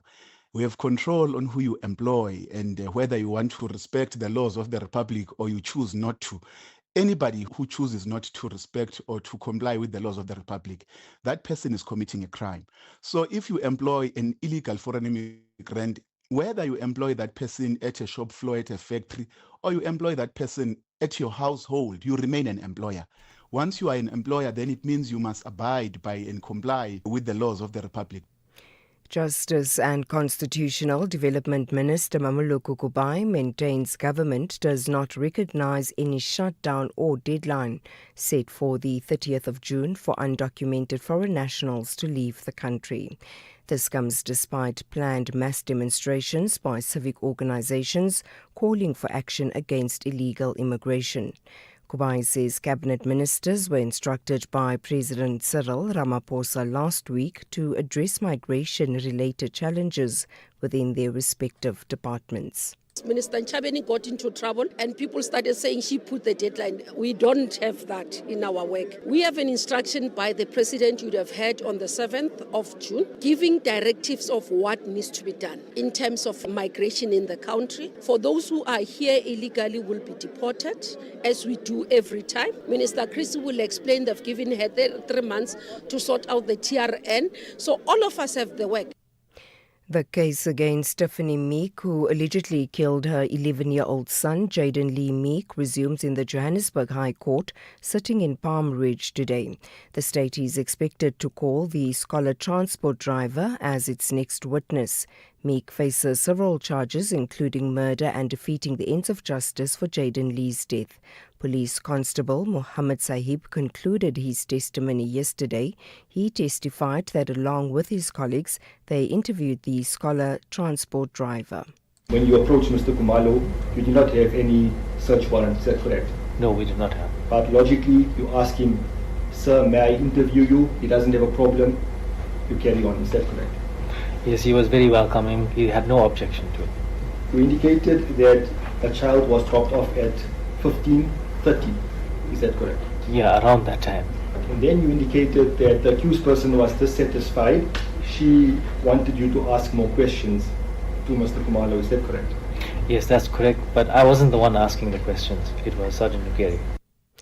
A 27-year-old mother accused of poisoning her two young sons is expected to appear in court for a bail application in Louis Trichardt, Limpopo today.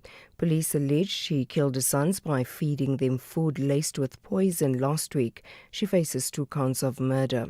Rudzani Chavase reports. The family and Madabani Primary School, where 2 boys were learners, held a memorial service at the family's residence. Hundreds of mourners, including learners and teachers, attended the service. Oketwa Tenjeni died at a local health center, while Akonaho was found dead at home. The nature of the poisoning is still subject to an ongoing police investigation. Results of forensic pathology examination will be released after being finalized. And finally, former South Korean President Yoon Suk-yeol has been sentenced to 30 years in jail over charges he ordered drones to be sent into North Korea. The court heard it was an attempt to provoke a hostile response from Pyongyang to justify his failed martial law declaration. Prosecutors allege the operation raised military tensions and provided North Korea with sensitive information when one of the drones crashed. Yoon has faced several criminal trials since being ousted over his failed attempt to impose military rule in December of 2024. Recapping the top story, the Deputy Minister of Employment and Labour, Jomo Sibiya, has defended his department's decision to introduce fines of up to 100,000 rand for employers found to be hiring undocumented foreign nationals. For SAFM News, I am Anne Musa. If we have rights, shouldn't we also have opinions? SAFM, leading the conversations that move us. Add to cart. Love it. Let's clear your cart when I care. For real? Yeah, bo. With my cashback from MyWay, I will be getting 10% of my premiums back for staying claim-free for 2 years. So I'll have some extra cash to spoil you and let you live your way. Dad, you're the best. Real people, real cars, real rewards. For a quote, visit myway.co.za. My cashback is a feature on qualifying products paid after 2 claim-free years and all premiums paid. Premiums are risk profile dependent. MyWay is a licensed non-life insurer and FSB. T's and C's apply. MyWay. Live your way. Keep moving through 6 a.m. call times, the rain, dirt tracks, and moving through tight deadlines. Because you move with purpose, from the first stop to the final drop. The Hino 700 truck tractor comes standard with a 6-year drivetrain warranty and advanced safety features tailored to your industry. The Hino 700 is built to fuel your business's progress. Hino, all the way. Guys, we're always posting, commenting, and clapping back. But opinions don't count. It's your ex that does. So come 20 and 21 June, get up, show up, and register to vote. Call 0800 11 8000. Visit elections.org.za or WhatsApp 060 880000 for more info. This message is brought to you by the IEC. The Daily Discourse on SAFM with Joanne Joseph, unpacking the issues that matter. The Daily Discourse on SAFM, weekday mornings from 9 to 12. It's past 9 here on the Daily Discourse. Good morning and welcome. I'm Joanne Joseph, and it is lovely to be with you this morning. As we kick off, is it Friday already? Mondli, just checking, thanks. I think we're all feeling a little wounded after last night. The walking wounded is what we are. The team is still here with you today. Kinewe and Dabi Singh producing the show and taking your calls. Mondli's on sound. Khonsi is behind the camera today. And remember, apart from listening to us on the radio, you can also listen live on DSTV channel 814 or go to our website and listen live there. We're also streaming our broadcast, so you can watch us from anywhere in the world on YouTube, Facebook and X. Good morning and welcome if you're joining us from another part of the country or the world on video. And don't forget that if you haven't managed to catch the show in its entirety, our digital team loads the podcasts onto our website. You can catch up on all our interviews on demand there. So let me tell you, first of all, what is coming up in the show in the next few minutes. We are talking about the issue of land. It's a slightly different angle than normal. We had a call from one of our listeners, Bashimane, who spoke about the issue of traditional leaders taking over part of the land of the people who live in his area. He's living in the Elias Motsoaledi municipality, and he wanted to know, are traditional leaders allowed to do this? Can they take our land away from us? So we're asking that question in a more generalized sense today with an analyst who's written widely about this.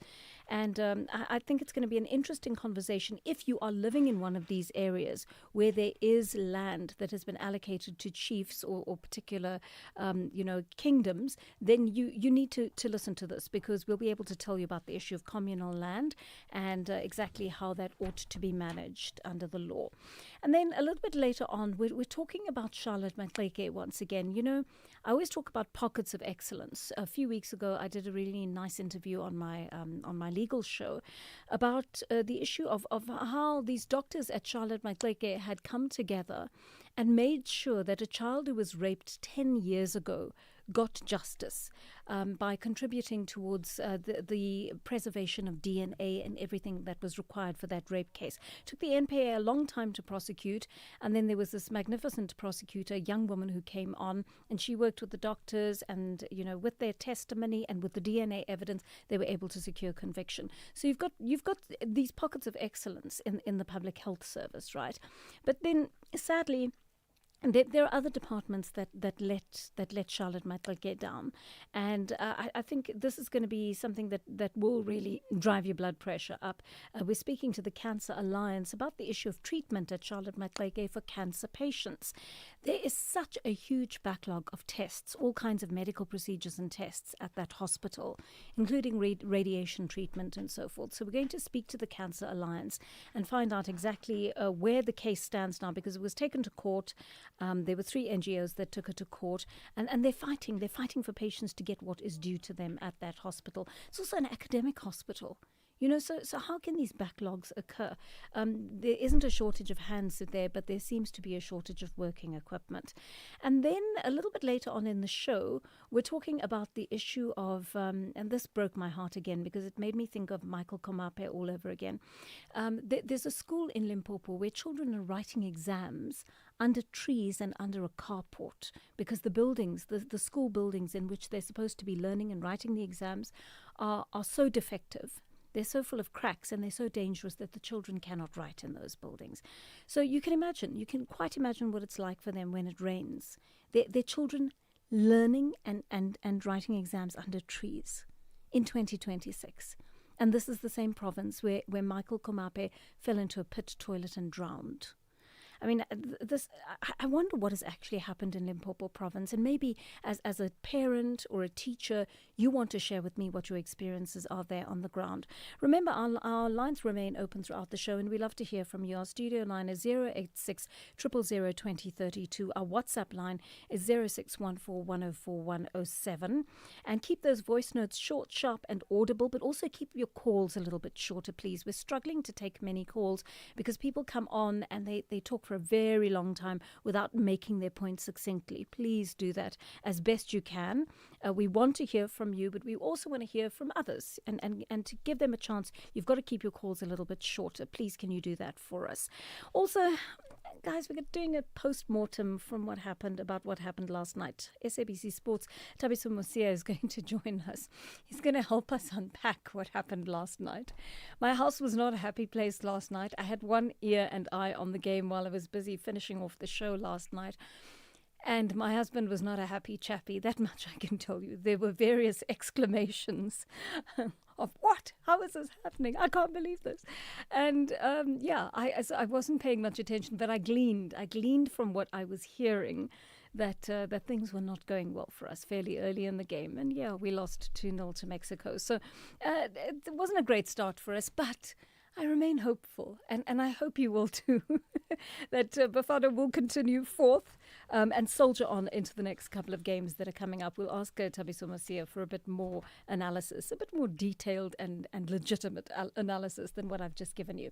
Let's take some of your calls right now. Lowered, as always, on a Friday morning. He's always first to the finishing line on a Friday morning. Lowered in Giani, good morning to you. Hi. Hello, Joanne. Are you well, my dear sister? I'm well, thank you. You're faster than Bafana this morning, Lowered. No, I don't want to say anything about Bafana.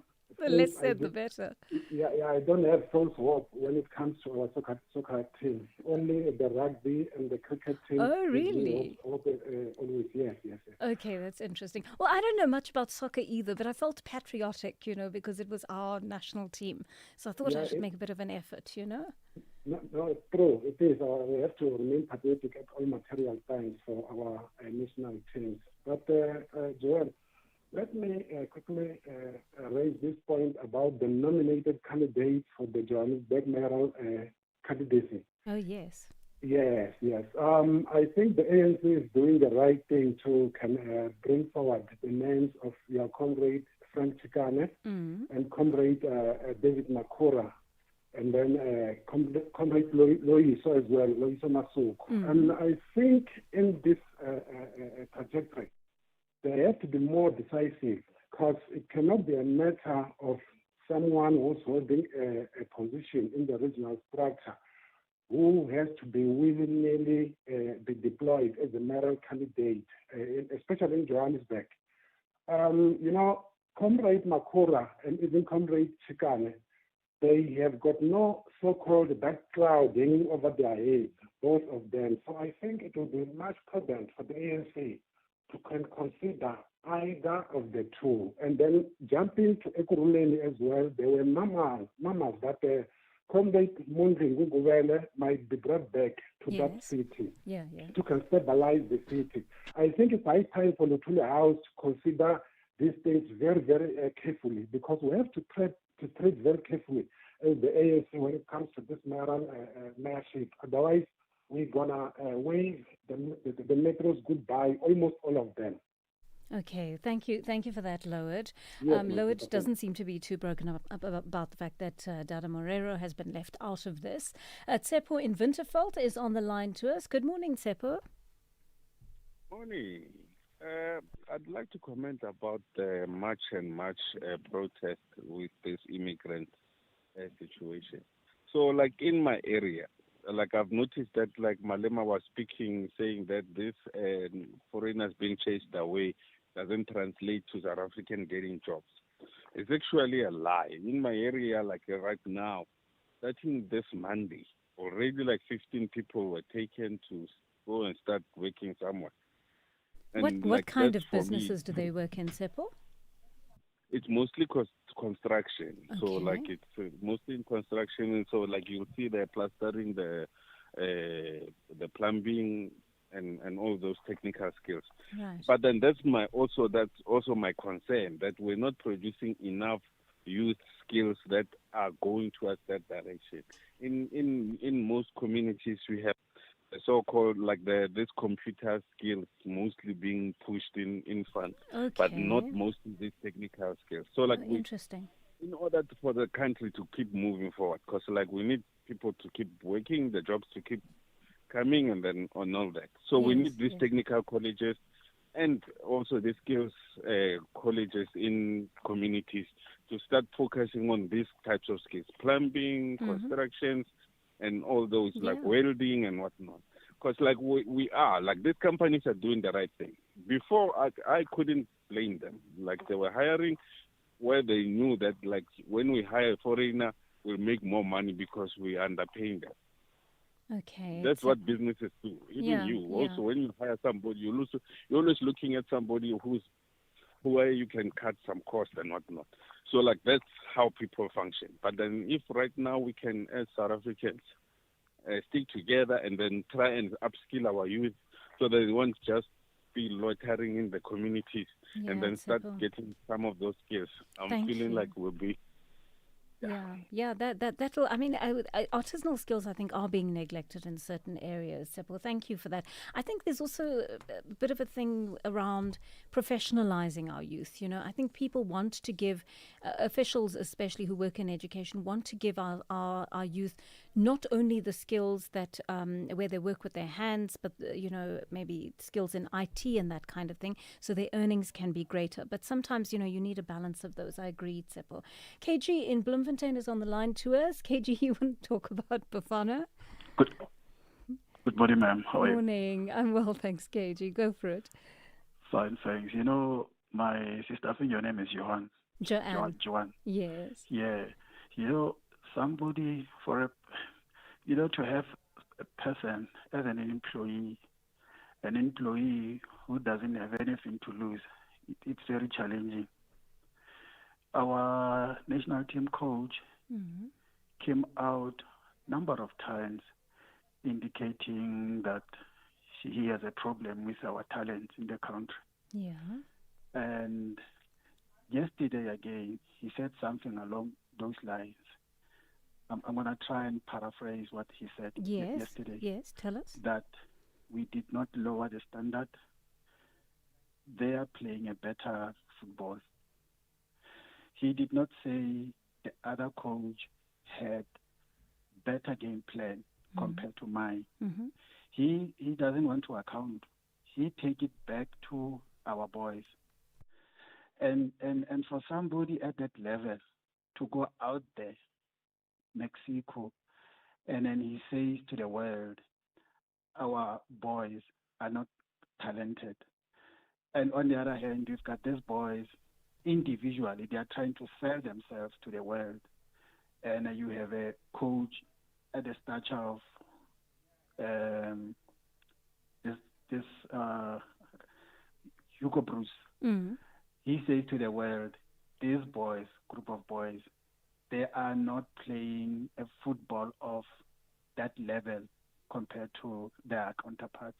Can I ask you something, KG? I'll ask you a quick question because I need to go to an ad break in a moment. But I just saw, and I don't know soccer well, right? I don't follow it the way I follow other news stories. But did he not say at some stage that our boys actually need more experience overseas, that we should be able to, they should have the experience of playing in international teams in order to raise their standard? He said that after realizing that what he said before, it was actually malicious. Okay. And then that particular statement you have just mentioned now, it was actually a damage control. Okay. So the old man has come out very clear on a number of occasions, indicating that our boys actually, they are not like international players. Okay, and, KG. and for him to come... Yeah, so sorry that we're going to have to end our conversation there, but I get what you're saying. I want to get a bit of analysis on that from Thabiso Mosia when he joins us as well. Thank you for putting that in the mix. 21 past 9, nearly 22 past, in fact. We'll take a short break. We'll have more chats when we get back.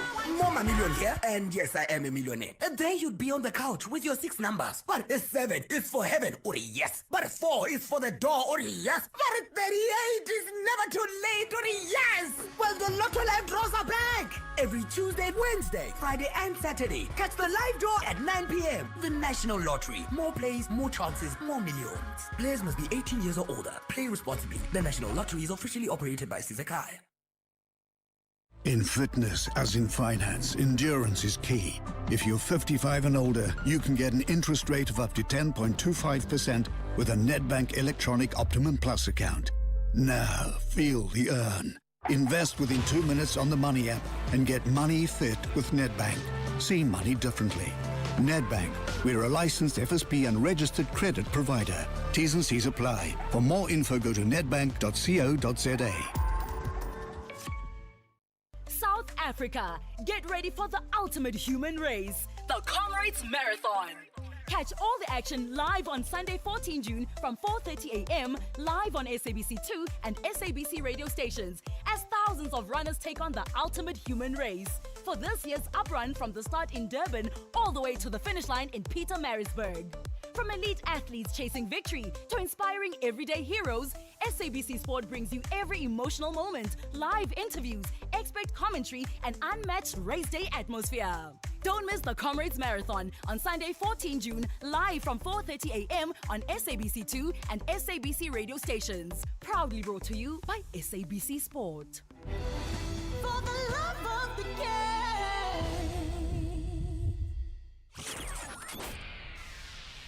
The Daily Discourse. More than talk, real understanding. Almost 24 minutes past 9 here on the Daily Discourse. We're taking more of your calls, but also listening to your voice notes. Let's listen to this one on the role of the CCMA. Good morning, Joanne. You see, on this issue of immigration and all these things, the CCMA again is the big elephant in the room. Joanne, I was dismissed in 2023 when I phoned it on Kathy's show, talking about the same issue of illegal immigrants, because they were now becoming a burden where I was working, because the owner was telling us straight away that if you make any mistake, I will replace you. There are so many illegal foreigners looking for the job. But when I was dismissed, I went to the CCMA. I lost the case. And they said that what I did was misconduct. You are not supposed to expose what is happening at your employer. I was dismissed. I lost the case. So even if people, they are scared to report, but the CCMA must also be investigated. Thank you, James Johannesburg. James, thanks for that. I mean, my understanding is that the CCMA works on specific cases, right? That you can't report a general thing to them like that, a general complaint like that.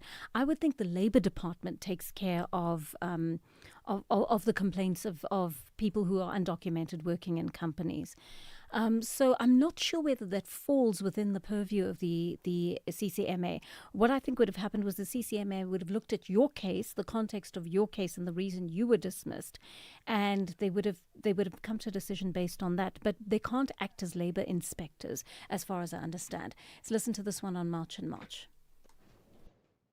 Good morning, Joanne Joseph. I'm Takata Mangwevi Nilandi of Imvaba. Joanne, our government is supposed to thank Operation Dudula and March for exposing this criminality that was going to ruin our country. Really, we were on a ticking time bomb on these illegal immigrants.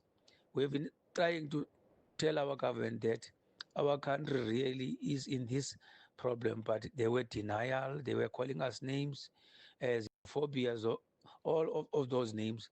But now they should have said thanks to March and Operation Dudula, saying that they are going to find the employers who are employing them illegally. It's a matter of long time, but it's not practical. I so wish it can be practical now. Thank you very much for those messages. Mlu in Durban is on the line to us. Mlu, you want to talk about budget cuts at schools? Hi. Hi, Joanne. How are you? I'm well, thanks. What's on your mind? Hi, Joanne. Please, I'm not sure that the president is listening. Please, the president must come to the nation, explain what is really happening with this budget cut that's done every year. Because technically, this thing is killing our schools. It's killing almost all the government departments for the matter.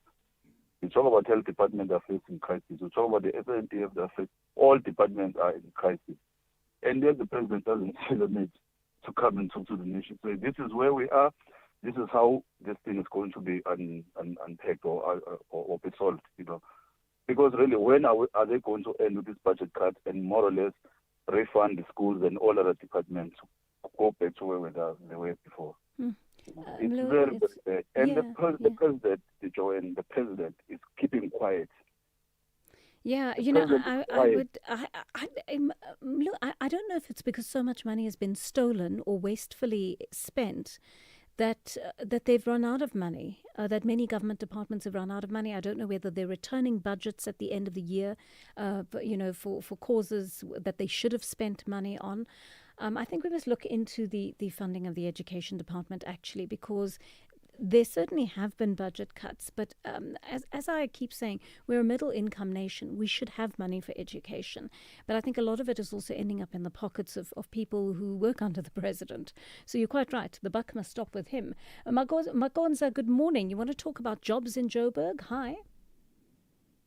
Hello, John. I just want to add up on one the previous caller say about the jobs. Mm. That also Mr. Malema is lying if he's saying the Hello, Makonza, are you still with us? yeah, because the company where I work, Yeah. after that the organization called SAfmRadio pushed out what you call the foreign drivers. We got a job. We got a job. About 8 drivers got a job to replace. Yeah. Oh, I'm so sorry, Makonza. We've got a bad line to you. I don't know if you're driving and that's why we can't hear you properly. Bonakele, I've got 1 minute to news. Can you can you land your comment as quickly as possible, please? Good morning.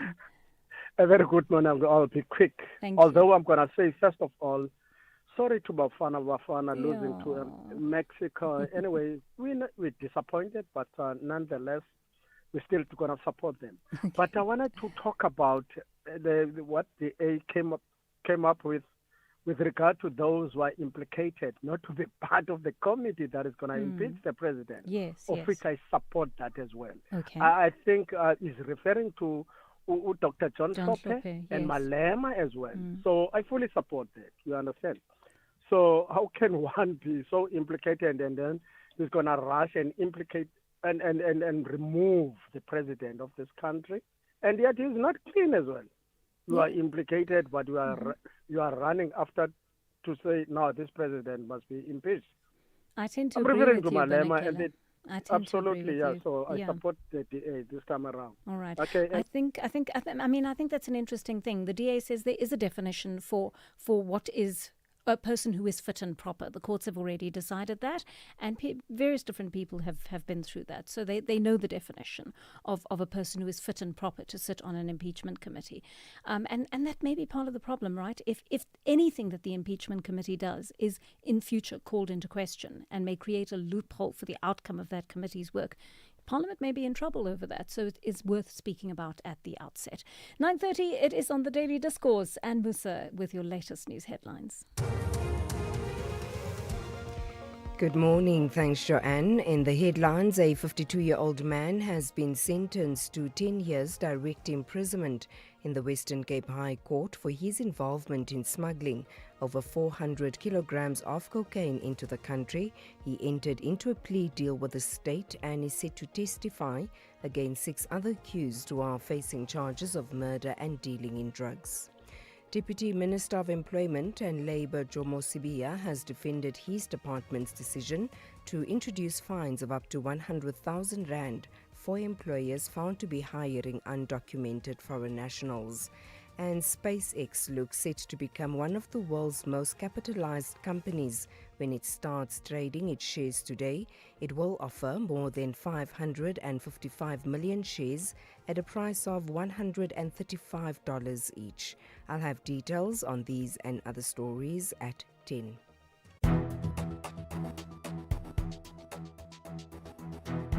The Daily Discourse on SAFM, weekday mornings from 9 to 12. 9:32 on the Daily Discourse, and remember you can keep sending us those voice notes and WhatsApps, and especially do so if you're interested in the following information that's about to come through on the show. We're about to speak to an expert on the issue of land complaints, and this is specifically to do with those people who are living on communal land. Are you living on a piece of land that may have been taken away from you by a chief, or that may be taken away from you? What are your rights in terms of that? How can you ensure that you are able to maintain this land or your tenure to the land on which you have been living for a long time, or your family's been living? These are the questions that we're asking in the next half hour. So I'm very interested to hear from you on that. We'll take calls during that interview, 086 000 2032, or you can send your voice notes in on 0614 104 107. One of you speaking about Hugo Bruges' defense plan. Good day, Joanne. Joanne, don't be like Americans and call it soccer. It's football. It's governed by the Federation of International Football. not soccer. I know some people call it soccer, but it's football. All right, Joanne, why did we go to the World Cup if we were only going there to defend, playing with 4 defenders and 3 defensive midfielders? Why did we go there? Your caller that called now is right, saying that Hugo Bruce has nothing to lose. This is not his country. Whether we lose or win, he doesn't feel anything. We need a South African coach, Joanne. Okay, interesting indeed. And in fact, that will lead us into our next interview before we go through to the land story. And that is the issue of how we did last night. I think many of us are licking our wounds this morning after watching Bafana Bafana's performance last night in the opening World Cup match at the Azteca Stadium in Mexico. We lost 2-0, of course. SABC Sports' Thabiso Mosia is with us for a post-mortem. Thabiso, good morning to you. I think we're all feeling a little bruised this morning and trying to be a bit gentler with each other. What went wrong, though? Yes, good morning, Joanne, and to the listeners. Yeah, it's not a very good morning for us. I think what went wrong was the approach. I think the players were let down by the system. I think as soon as the starting lineup came out, a lot of us were shocked by the approach that was seemingly being taken by the coach, because he went into that game very defensive. He was very conservative. It looked like he just didn't want to lose the game, let alone win the match, and it showed in the first few minutes of the game. You know that Bafana were just there to absorb the pressure. They expected Mexico to come at them, which they did, and just Bafana couldn't handle it. And it was a surprising approach because the coach has not always planned like that. You know, there's we do know obviously in football there are 3 results: you win, you draw, and you lose. But the one thing that you ask for, you know, is to lose trying, and it felt like the team did not try last night. We could not recognize our team, and they just moved away from the principles and the football that got them to that stage. The 2 red cards, of course, didn't help either. Yes, they didn't help. I mean, even there, as much as there were some individual mistakes, but you did feel that in the first half, Yaya Sithole, who had actually been responsible along with Ronwen Williams for that first goal, you felt that he shouldn't have come back for the second half. Maybe he was a bit off the pace, and it was surprising to see him come back for the second half. And when you listen to the coach after the game, it actually starts to make sense, because he seemed to have thought that it was Teboho Mokoena that had made the mistake, and maybe that's why he didn't see the need to pull off Yaya Sithole. The second red card was very unlucky, I think, but they will give those, especially on a big stage like this. As soon as you touch another player's face or your hands touch another player's face, then they're due to give a red card. We've seen it. It also happened at AFCON with Kholiso Mudau against Egypt. But it was a bit harsh. It was a bit unlucky, especially because the player got in front of Themba Zwane. But they do give those. We've seen them given. So I think Bafana were unlucky with the second one. I don't think there are any complaints with the first red card. But overall, just that the performance wasn't there. And I think listening to Ronwen Williams after the game, he did admit that maybe the occasion got the better of them and they forgot to play the game and they just played the occasion. That's a very interesting, very interesting analysis indeed. I mean, maybe this question is loaded with lots of different sub-questions in it, but there's a feeling on the one hand that the team wasn't adequately prepared to play against other such strong teams on the international stage. I mean, I'm looking at how many international matches they've played against the European teams, for example, in the last 5 years. France and Andorra, the other teams that they played against, like Nicaragua, perhaps not preparing them for that standard at which they needed to play. Matches planned against Saudi Arabia and the like, put in the pipeline but never actually came to fruition. And many people are looking at this and saying, well, it's lack of practice, it's lack of exposure when playing with these international teams, and they're probably putting it down to SAF's lack of finances. I mean, is any of that true? Yes, it is. No, that's one of the reasons, actually, because we've seen, like you've mentioned, the teams that Bafana have played recently, the likes of Panama, the likes of Nicaragua, even a very weakened Jamaican team, which was their last warm-up match played behind closed doors. Jamaica not at the World Cup. Their regulars were not in that team, and Bafana failed to beat Jamaica. So there's been a dip in form since they exited the AFCON in the last 16 against the Cameroon. And part part of the reason also, like you're saying, is that the preparation has not been adequate, because there was a match that the team played a couple of years ago against France, and Bafana got 5 against France, and there was a lot of criticism. And at that stage, the coach came out and said, maybe it wasn't a good thing to play against European opposition because the level is just too high for the Bafana players, and that's why then he chose to play against the so-called smaller nations. But I do know in the build-up to the World Cup, he did want to play some of the stronger nations, but they do come at a cost. I mean, we had when Argentina actually wanted to play against Bafana, but they were requesting $5 million, and there was no way that SAFA was gonna give them that. And I think the same goes with the other countries around the world. They do want obviously a fee to be able to play against Bafana. But if you're going to the World Cup, you have to play those kind of matches, especially because FIFA does give you the money. There is preparation money that comes with the World Cup, and it looks like it hasn't been used wisely so far. I mean, on a more positive note, Thabiso, this doesn't mean Bafana is out of the tournament. I don't know what it means when, as a team in a tournament like this, you lose the first game. But what are your hopes for the upcoming game in about a week's time? Yeah, so at the last World Cup, Argentina lost the first game and went on to win the World Cup. Okay, there's Let's hope hope yet. that's a good sign. But no, we're obviously not expecting Bafana to go out there and win the World Cup, having never been able to get out of the group before. What's interesting, what's different about this World Cup, obviously, is that it's an expanded World Cup.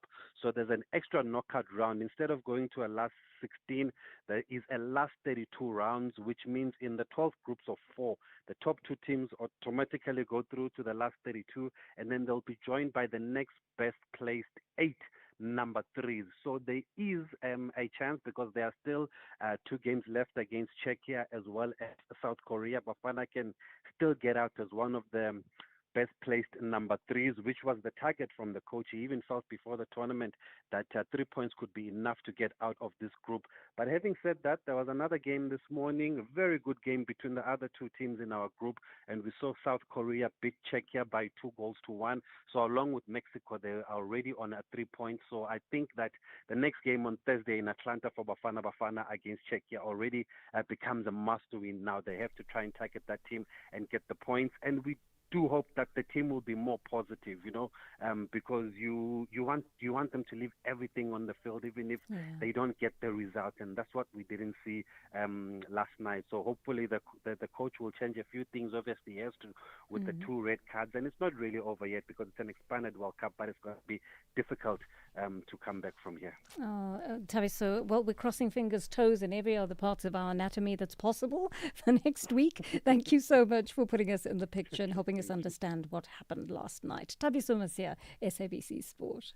50 years later, Youth Month, the voices. Soweto, under fire.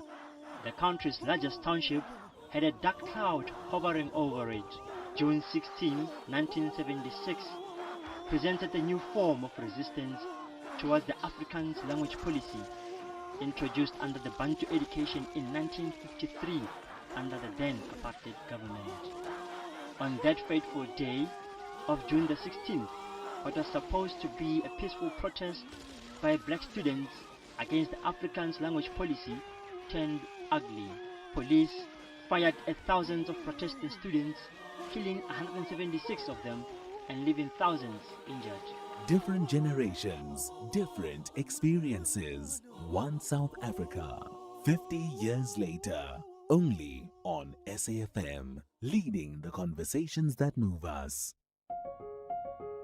50 years ago, young South Africans changed the course of history. Today, a new generation asks a different question. What have we inherited and what must we build next? This Youth Day, SAFM joins forces with South Africa's leading campus radio stations for a series of powerful national simulcasts. The National Briefing and Voice of Vets, exploring education, empowerment and economic opportunity. The Daily Discourse and Northwest University FM, exploring democracy, leadership and active citizenship. The Full Circle and the University of Limpopo, reflecting on identity, culture and social cohesion. Students, communities, leaders and listeners. One country, one conversation. 50 years after June 16. Join SAFM and Campus Radio as we explore where South Africa has come from, where we are, and where we need to go. Youth Day 2026, 50 years later, only on SAFM. SAFM, South Africa's national meeting place, and still leading the conversations that move us. You are listening to Joanne Joseph on SAFM. Heading for 9:45 on the Daily Discourse, and an avid listener of ours, Bashimane, called in this week to tell us about a development in the area, the Elias Motsoaledi municipality in the Sekhukhune district of Limpopo.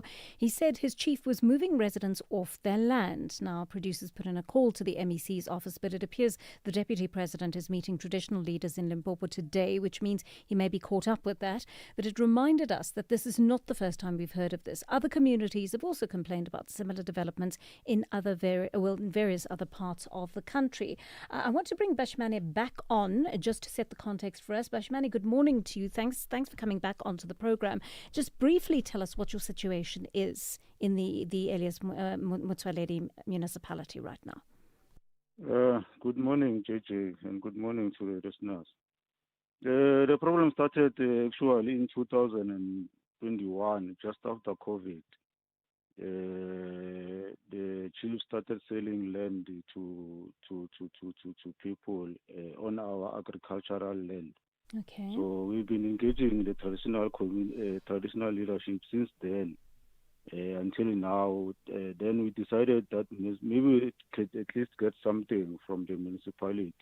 So that's why we contacted the municipality as well. Mm-hmm. The municipality told us, all right, they don't get involved in traditional matters. Right. So that's why we are here on radio today, trying to get exactly, because we found a document that we thought would assist us in dealing with this problem. So that's why we asked you to at least try to at least explain to the community, because I'm also speaking on behalf of community members, of others who have already lost their land. Okay, but Bashimane, can I ask, on average, for how long have you been, you and your colleagues in that area, how long, or your neighbours, I should say, how long have you been living on that land on average? Yeah, we're almost the first settlers here. Our grandparents have been living here. I was born here in the 80s, so they've been living here almost since the 1930s, 40s. Sure. After they left other places where they were removed, they came here since then. Bashimane, do you have any papers? Do you or your neighbours have any papers to show that you've been occupying that land for some time? The issue is the documentation, because like I said, our grandparents, almost all of them have already died. Some of our community members do have papers, but they are still registered in the names of the people that have passed, because those documents the names of their ancestors. Those documents have been issued by the Leboa government back then for their tenure in the land. So right, okay, some of the documents. Yes. Go ahead. Yes, some of the documents, some community members still do have documents. Some they don't have documents, but they know each other. They've been living here for so long. Okay. They know who's where. Yeah. All right. Thank you, Bashimane. We're going to have this conversation right now. I want to bring into it the director of the Land and Accountability Research Centre at the University of Cape Town, Nolundi Luaya, and she's going to explain this to us. Ms. Luaya, good morning to you, and thanks for joining us today. How would a dispute like this arise in communities as to who owns the land and whether the traditional leader can simply come along and take it away from people who've been living there for a long time? Good morning, Joanne. Good morning to your listeners, and good morning, Dade Bashimane. Joanne, this is an incredibly common event and occurrence. There are many communities across the country that are facing exactly the type of circumstances that Dade Bashimane is describing. In these circumstances, the land rights that are often held by communities such as these are considered to be customary land rights. Right. So those are land rights that are held in terms of system of customary law. These are protected in the South African legal framework In particular, communities like that of Ndate Bashimanes are protected by Section 25.6 of the Constitution. Section 25.6 of the Constitution requires that the state take means and take action to secure the tenure of people like his community who, under the previous apartheid and colonial dispensations, would have been rendered insecure. And so there is a piece of legislation that does make it very clear that the rights held by Ndate Bashimane and his community are protected in law, regardless of the fact that they may not possess title deeds. The type of paperwork that he's referring to that was issued by the Leboa government is perfectly legitimate in terms of the Interim Protection of Informal Land Rights Act, which is abbreviated to IPILRA. This piece of law makes it very clear that people who are holders of informal land rights, particularly in the former homeland areas and under systems of customary law, are protected in law. And so by virtue of both IPILRA and, I would argue, by virtue of customary law, the traditional leader does not have the right to dispossess people of their land. Under customary law, it is not the scope of a traditional leader to take land without there being some process of engagement with the community, and the same is true under IPILRA. No one may be dispossessed without having consented to that dispossession. All right, what you're saying is really, really interesting now. So my next question is, if the traditional leader has indeed taken tracts of land away from this community and is acting unlawfully, what recourse does Bashimane and the rest of his community have in this regard? So, it is slightly difficult to offer advice without a full understanding of the picture. But on the information that Ndate Bashimane has shared, I would say that they are protected under IPILRA and therefore have the recourse to assert that their rights under IPILRA are being violated because they are being deprived without having consented to that deprivation, which is the base protection provided in IPILRA.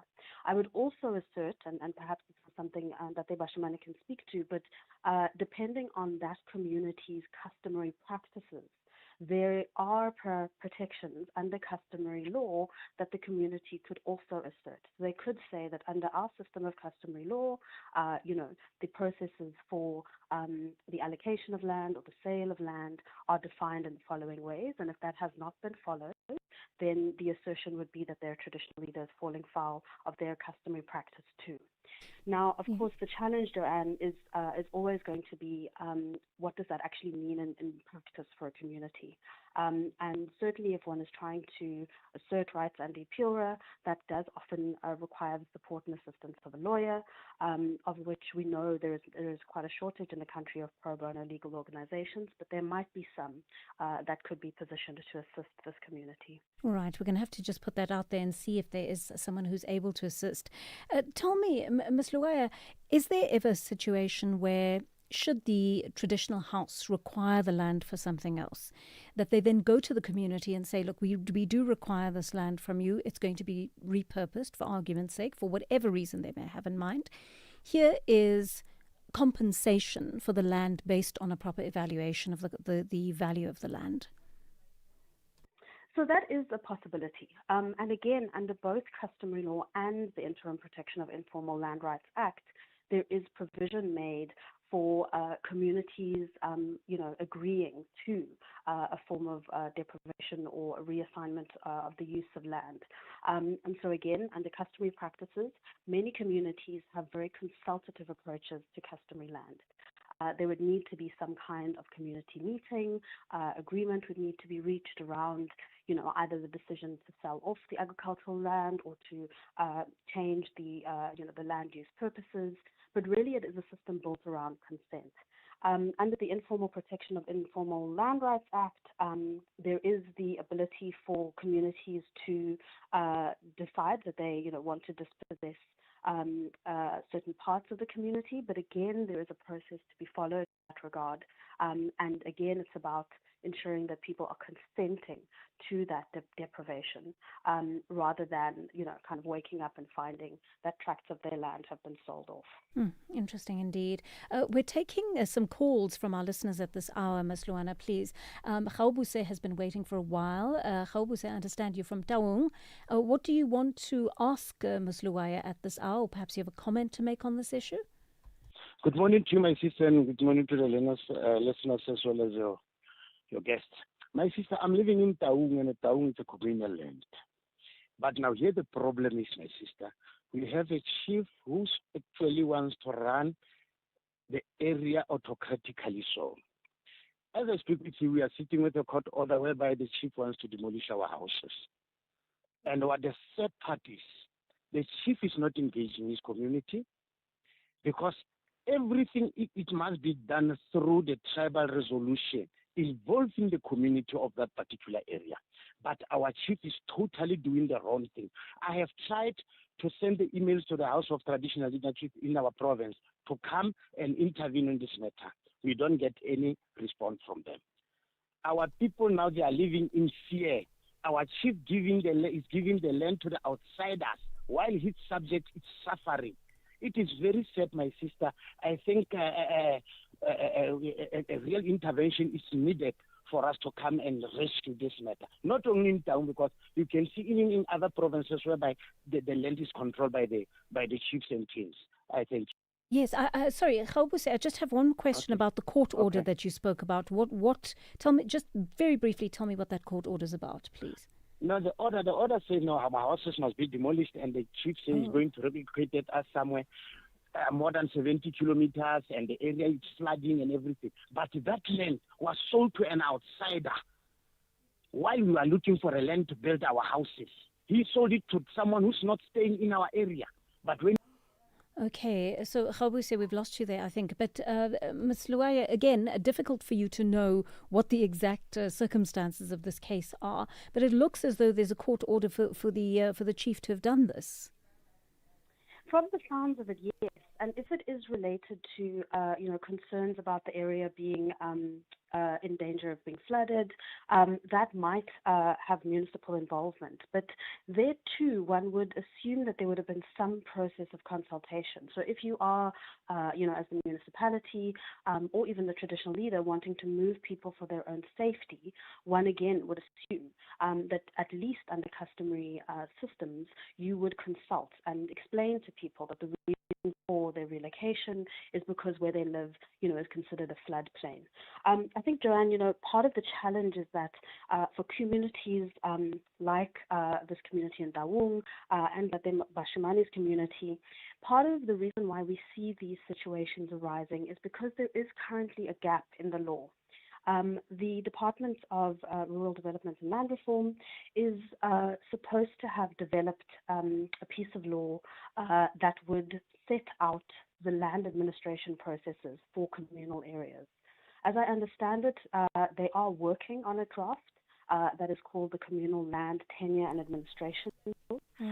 But without that law to guide the proper processes that need to be followed, and without that law to clearly define the scope of power assigned to traditional leaders when it comes to land administration, communities like these are left vulnerable, and they're left in a position where all the recourse they have is defensive rather than starting from a starting point where there is a clear articulation supported by this piece of legislation as to the position. And so as long as we have that gap in the law, these cases become really difficult to deal with, and one ends up having to, deal with them in a piecemeal fashion and always on the back foot of trying to defend when transgressions have already occurred.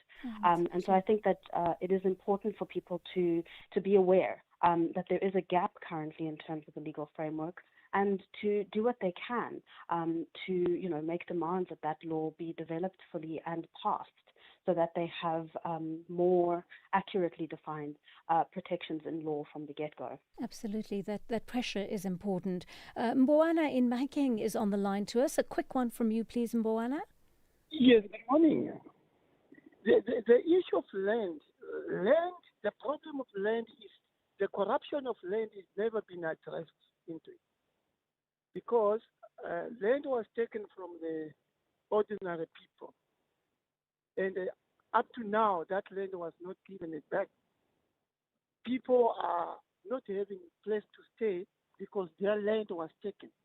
That was the first corruption that the nation need to address.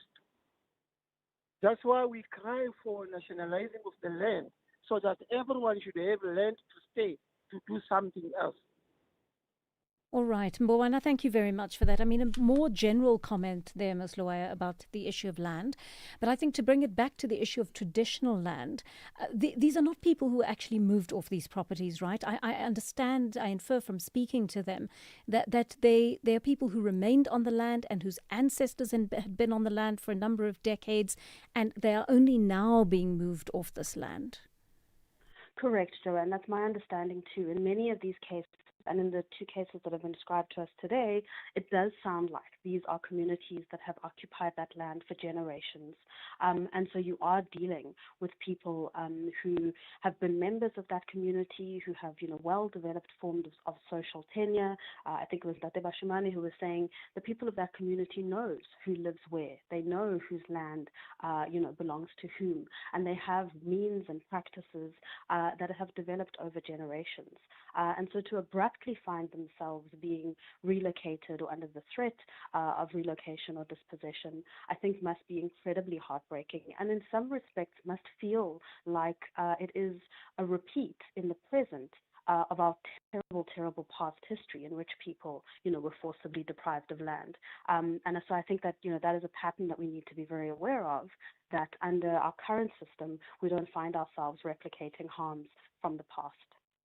Nolundi Luwaya, a fantastic analyst there and director of the Land and Accountability Research Centre at the University of Cape Town. Thank you so much for these important and practical insights into what some of our listeners need to do. So, Bashimane, if I have to bring it back to your situation, I would say you've got a legal leg on which to stand, judging from what Ms. Luwaya has told us.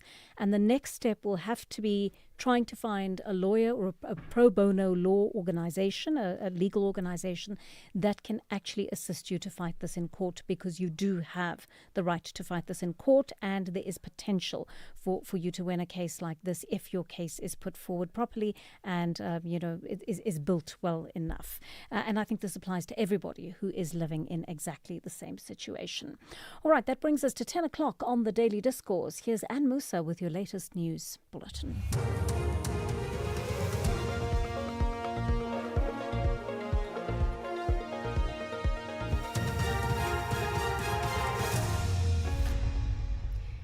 In our top stories, accused in Stilbay cocaine case sentenced, and Labour Department's firm stance on employing undocumented foreign nationals.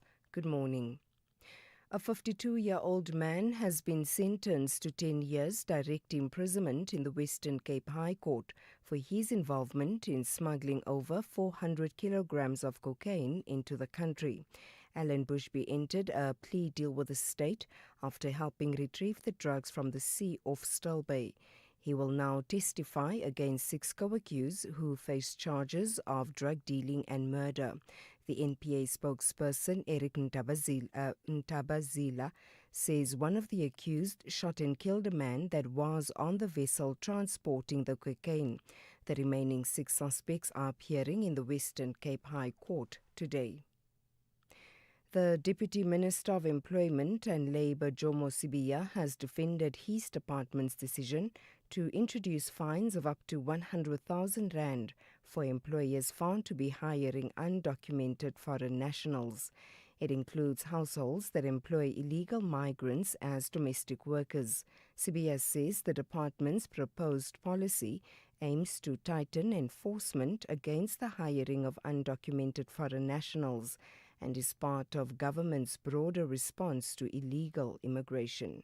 Crime is just a crime. Breaking the law is just breaking the law. It doesn't matter who you are. We have control on who you employ and whether you want to respect the laws of the Republic or you choose not to. Anybody who chooses not to respect or to comply with the laws of the Republic, that person is committing a crime. So if you employ an illegal foreign immigrant whether you employ that person at a shop floor, at a factory, or you employ that person at your household, you remain an employer. Once you are an employer, then it means you must abide by and comply with the laws of the Republic. Local statistics revealing that 1 in 10 older persons are victims of abuse have prompted urgent calls for intervention ahead of Monday's World Elder Abuse Awareness Day. Professor Stephen Gaye from the University of Pretoria's Department of Social Work warns the issue is frequently hidden from public view, describing the crisis as a silent shame that's swept under the carpet. What we see now is that, especially with the evolvement of digital technologies, there are much more nuanced forms of elder abuse as what we can see with our eyes. And that makes it more so that it's silent. It is happening behind closed doors. SpaceX looks set to become one of the world's most capitalized companies when it starts trading its shares today. The American aerospace, telecommunications and artificial intelligence company informed U.S. regulators it will offer more than 555 million shares at a price of $135 each. The BBC's Michelle Fleury has more details. When SpaceX goes public, it will immediately become one of the world's most valuable listed companies and is expected to turn Elon Musk, the world's richest man, into the world's first trillionaire. The firm already dominates commercial rocket launches and satellite internet, but much of its valuation rests on a far bigger bet that SpaceX will build the infrastructure of a future space economy, supporting the enormous computing demands of artificial intelligence by building data centres in space, and ultimately fulfilling Elon Musk's ambition of establishing a human settlement on Mars. And finally, Comrades Marathon elite runner Yvette van Zyl says she's targeting a stronger performance in this year's race after finishing 4th in the women's competition last year. The 99th edition of the Comrades Marathon takes place on Sunday with more than 21,000 runners expected to participate in the 50th upper run from Durban to Pietermaritzburg. Speaking at a media briefing in Durban, Van Zyl says her 4th place finish last year fell short of her expectations. I think last year was a big tester for my body, and that's why I just wanted to complete my Olympic cycle before I tried Comrades, because I was so afraid after Comrades I would never return back to running. And I think last year showed, although my race didn't go according to plan, I had a horrible race. I did end up 4th, but it was a horrible 4th. It was just my whole experience of it and the toughness of it. Recapping the top story, a 52-year-old man has been sentenced to 10 years direct imprisonment in the Western Cape High Court for his involvement in smuggling over 400 kilograms of cocaine into the country. For SAfm News, I am Anne Musa. SAfm. Prime time all day long. The Daily Discourse on SAfm with Joanne Joseph, unpacking the issues that matter. The Daily Discourse on SAfm, weekday mornings from 9 to 12. 6 minutes past 10 here on the Daily Discourse. Good morning and welcome. If you've just joined us, we're into the second hour of our show. We're feeling a little more energetic than Bafana was on the field last night. But yes, it's been fun having lots of conversations with you in the first hour. And of course, we'll continue those conversations throughout the show. Our studio line number 086 000 2032, our WhatsApp line 0614 104. I always do this, always mess this one up. Let's try this slowly. 0614 104 107. All right. And we are getting many of your voice notes in, so I want to play a couple of those as well. I also want to remind you of what's happening in this hour. We're looking at the fate of over 1,000 cancer patients at the Charlotte Maxeke Hospital in Johannesburg. We're being told that their treatment or their medical procedures that they require, and sometimes the results of those medical procedures have been delayed. They've not been coming through, and it's having a material effect on those patients. So we're speaking to the Cancer Alliance that has taken this issue to court previously over specifically the issue of radiation.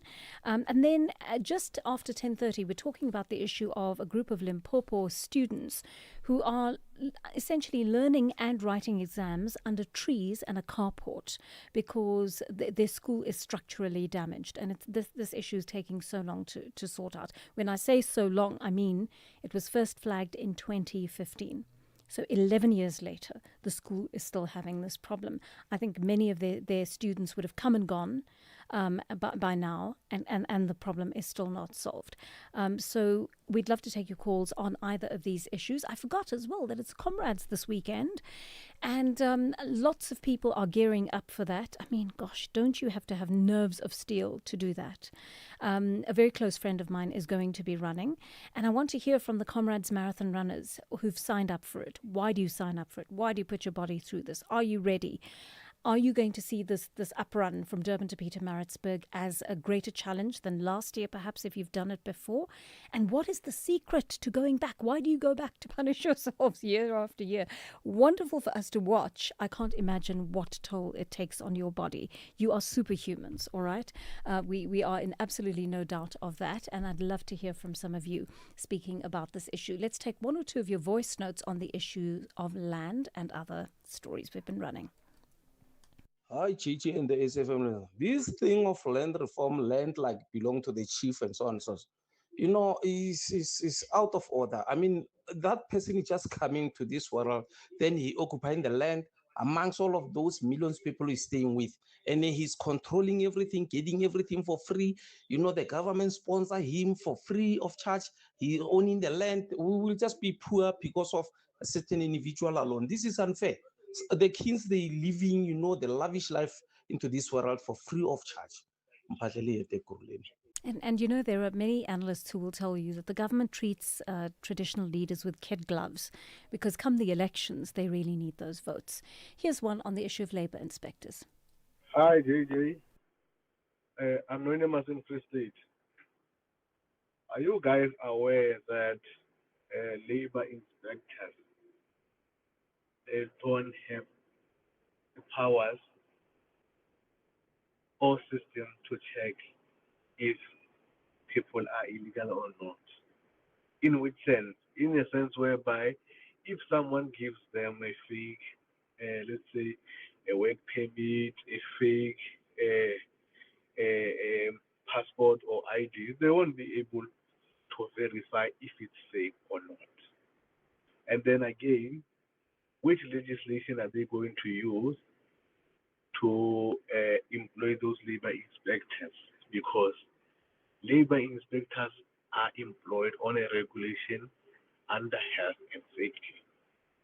That's actually such a good question that you're answering, because you would have to have access to the Home Affairs database to know if those documents are authentic or not. It's a great question, actually. When we do those interviews, I'm going to have to ask that question. Thank you. Morning, George. Mashaba is reminding me of a divorced man who will be jealous of his ex-wife. Always lambasting DA.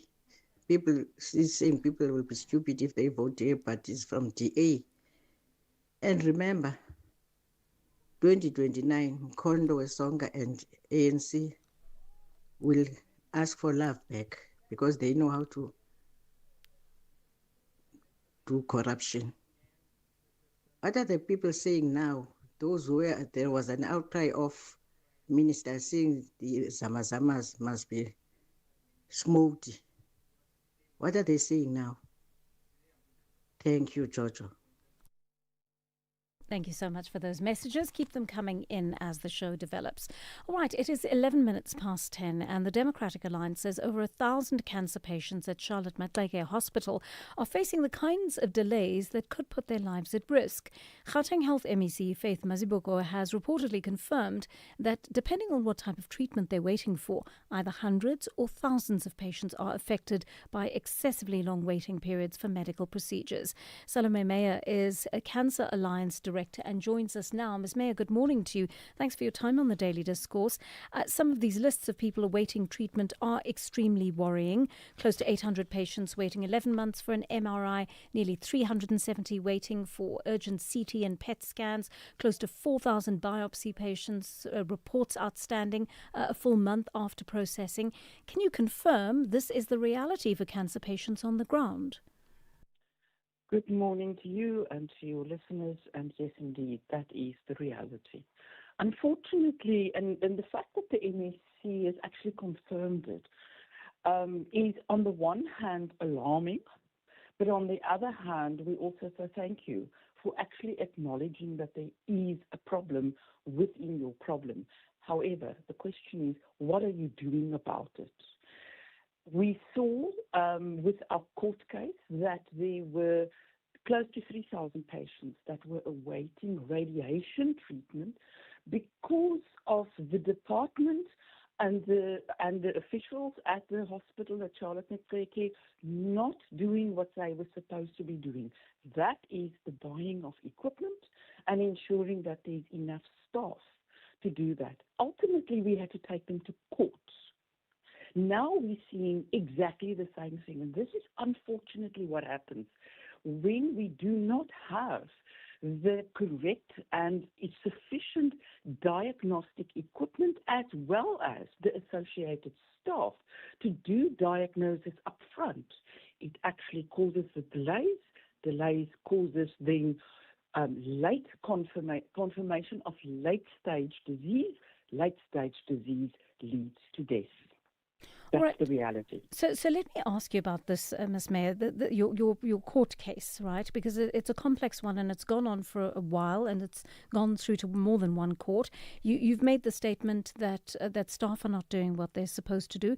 Is it a case of staff who are negligent? Is it a case of not enough staff or not enough qualified staff?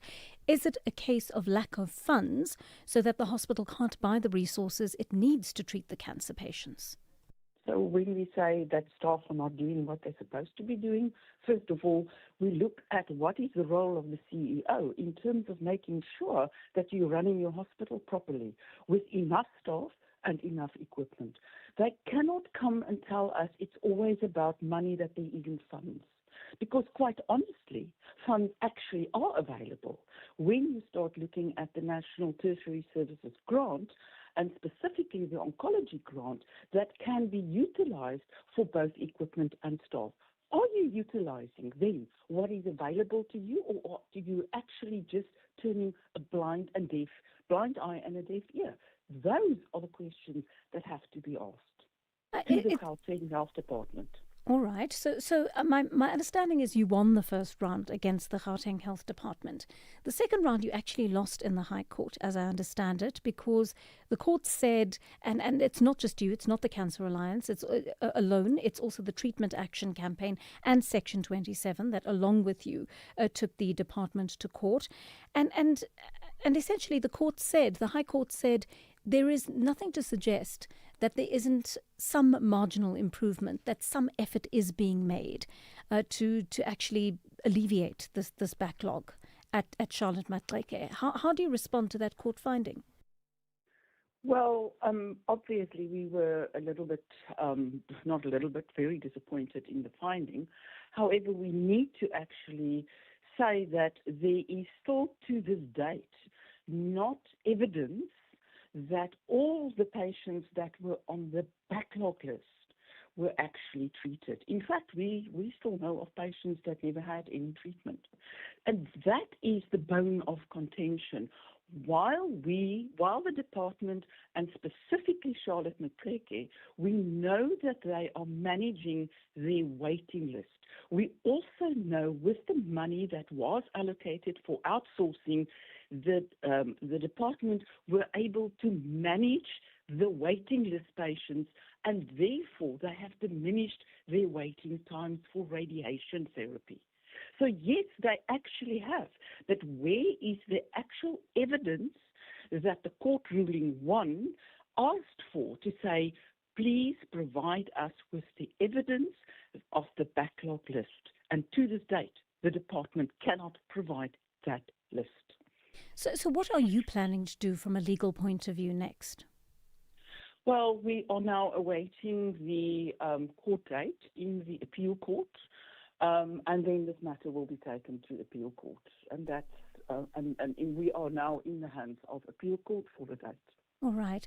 I mean, is it possible that the health department just doesn't have the money to resolve these problems? And I ask that because we're getting different signals from different people we interview.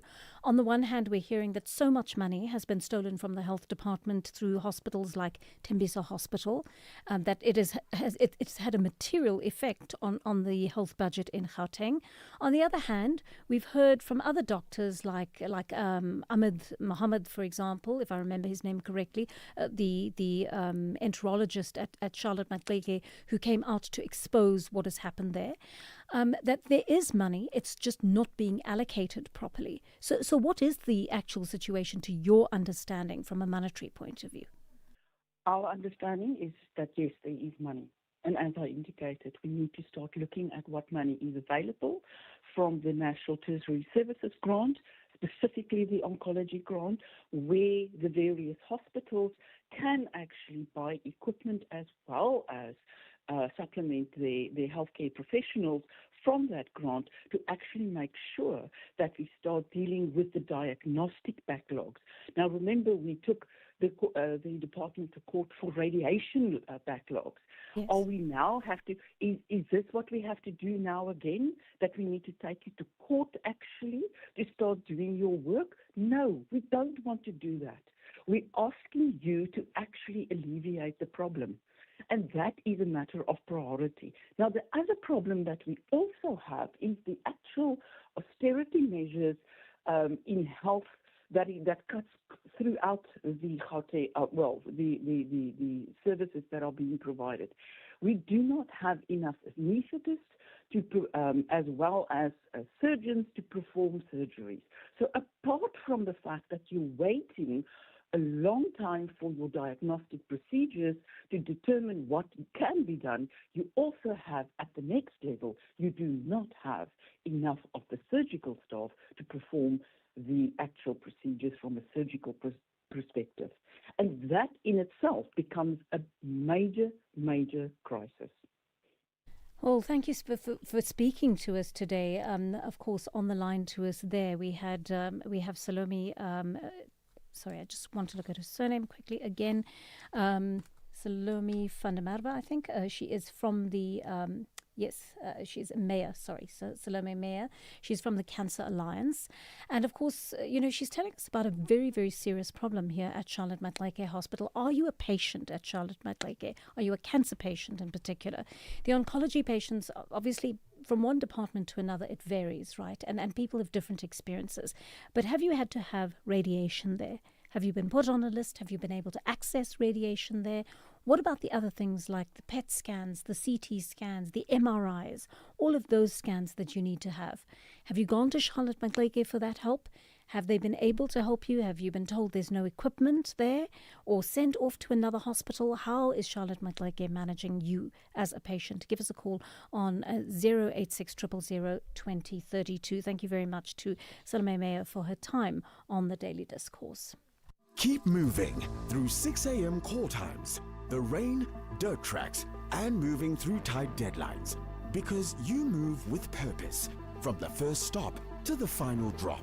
The Hino 700 truck tractor comes standard with a 6-year drivetrain warranty and advanced safety features tailored to your industry. The Hino 700 is built to fuel your business's progress. Hino, all the way. South Africa, get ready for the ultimate human race, the Comrades Marathon. Catch all the action live on Sunday, 14 June from 4:30 a.m. live on SABC2 and SABC radio stations as thousands of runners take on the ultimate human race. For this year's uprun from the start in Durban all the way to the finish line in Pietermaritzburg. From elite athletes chasing victory to inspiring everyday heroes, SABC Sport brings you every emotional moment, live interviews, expert commentary, and unmatched race day atmosphere. Don't miss the Comrades Marathon on Sunday, 14 June, live from 4:30 a.m. on SABC2 and SABC radio stations. Proudly brought to you by SABC Sport. For the love of the game. Topco Media presents the 25th Annual Top Empowerment Conference in partnership with Nedbank, taking place on the 17th and 18th of June at the Sandton Convention Centre. This is the year that South Africa's empowerment rules get rewritten, with both the Minister of Trade and Industry and the Minister of Finance and 800 of the leaders shaping what comes next. To secure your seat, head to Quicket, search Top Empowerment, and use the code SABC for 20% off. Book today before the codes change without you. Call SAFM now on 086 000 2032. 10:22, listening to your voice notes now. One of you is speaking about the state of cancer treatment in South Africa. Hi, good morning, Joanne. It's Nora here in Heidelberg. The situation at Charlotte Maxeke has been like that for years for cancer patients. A friend of mine passed away in 2018, 2019, somewhere there. She had cancer and she was waiting for chemo for almost 2 years. She never received it until she passed away. All they did is they gave her bottles and bottles of morphine to essentially just drug herself to death. That's all they did. Every time she went there, she came back with bottles and bottles of morphine. So that situation has been happening for years. I wonder how many patients have died waiting for treatment at Charlotte Maxeke. It is disgusting. That is so sad. That is so sad. Imagine waiting 2 years for chemo, and that is a death sentence if you don't get chemo as soon as possible. It's that kind of intervention, you know. Doctors want to put you on it as soon as possible to make sure that you have a fighting chance. So, I mean, you then start to understand why these NGOs decided to take government to court over this. One of your messages is focusing on the issue of land that we spoke about just a while ago. Hi, Chichi and the SAfmRadio. This thing of land reform, land like belong to the chief and so on and so on, you know, is out of order. I mean, that person is just coming to this world, then he occupying the land amongst all of those millions of people he's staying with, and then he's controlling everything, getting everything for free. You know, the government sponsor him for free of charge. He owning the land. We will just be poor because of a certain individual alone. This is unfair. The kids, they living, you know, the lavish life into this world for free of charge. All right, I think we may have listened to that one earlier. Let's listen to one about the Madlanga Commission. Morning, JJ. I want to know, man, as a citizen of this country, that what happened to the report that the president has received from the commission? Why the president and his mom, why is it so quiet now about that report? We want to know what kind of a president that we're having in this country. We're not going to get the preliminary reports, remember. We'll probably only have access to the final report and perhaps even the contents of the final report. But while both the ad hoc committee and Madlanga are working on these reports as preliminary reports, the president will be getting these updates, but we won't necessarily. Then you're also commenting on Bafana. Let's listen to that. Good morning, JJ and the listeners. Hugo is wrong. His defensive approach is the one who make us lose the game. And Hugo Bruce, he doesn't have a confidence in the World Cup like he did in AFCON. He surprised us to say anything that he was saying about AFCON. Bafana will win AFCON, Bafana will go far. But in this World Cup, Hugo Bruce is doubtful. He selected the players. He don't want to use them. Why did he select? All right, so there's some really good questions being asked about various different topics, and we'd love to continue hearing from you on these issues. One of you is also has been talking about the issue of learners in Limpopo, and there's an analyst who wrote about the issue of learners who said this is a humiliating term. We shouldn't call them learners, but I don't think it's that offensive. But I think it's a bit of a it's such a neutral term. It doesn't really say anything, does it? But I think our students are working really hard as it is to stay in the system. So many of them fall out of the system along the way. And imagine having to learn under trees 30 years after democracy. I think it's wholly unfair. We're going to speak to, just after 10:30, we're going to speak to both the ground-up journalist who broke that story about the school in Limpopo. It is the Chilogoni Secondary School in Limpopo. And I don't know if you have children there, if you have children in the area. What is education like in Limpopo now for the average student who's going to school there? Are you finding, because I think the big story that we were all stuck on for years and years was that of Michael Kumape, right? It gave us a sense of the infrastructure or lack thereof at Limpopo schools. And when we heard that story, the Treatment Action Campaign and all of these organizations followed that story, Equal Education, all of them were on the backs of government in regard to that. Limpopo is also the province, remember, where Angie Motshekga, when she was minister, could not deliver textbooks. Limpopo seems to have got such a raw deal in terms of education, and I don't understand why. There are lots of provinces that suffer equally, but Limpopo seems to be a forerunner when it comes to getting a raw deal from the education department. So I'm keen to know, if you have children studying in one of those schools, what are the conditions like? Are there schools where the infrastructure is good, where based on the court ruling, government has actually responded and said, okay, we're going to take a bunch of schools, we're going to make sure that their conditions are acceptable. Tell me about that, if things have improved. If they haven't, equally, tell me about that. Pumzile in the Eastern Cape is on the line to us. You want to talk about Chapter 9 institutions? A quick one from you, Pumzile, please. Yeah, thank you very much. Good morning, Joanne. And Joanne, quickly, man, I'm very worried about the Chapter 9 institutions. Yeah. But I wanted mostly to focus on the Municipal Demarcation Board. I did raise this matter on the same platform a while back. Okay. But it was before you came in. All right. We were given opportunities as community members and political organizations to make our own submissions in terms of the demarcation in Koga. Now, what happens, in fact, is that surprisingly, or whether is it a coincidence, that the demarcation board changed all boundaries. The delimitation, in fact, changed totally in favor of a submission by the DA. Oh. And yet the ANC made a submission equally, but none of these were actually considered. What happens mostly is that, and it's a concern, the segregation, in fact, was once again applied in this juncture, where the white communities was taken out of Ward 6 in Humansdorp and placed in the so-called colored area, and the Africans in the Ward 15, which is predominantly so-called colored area, were taken out and put in Ward 6. So there is that racial connotation, so to speak, on this very same matter.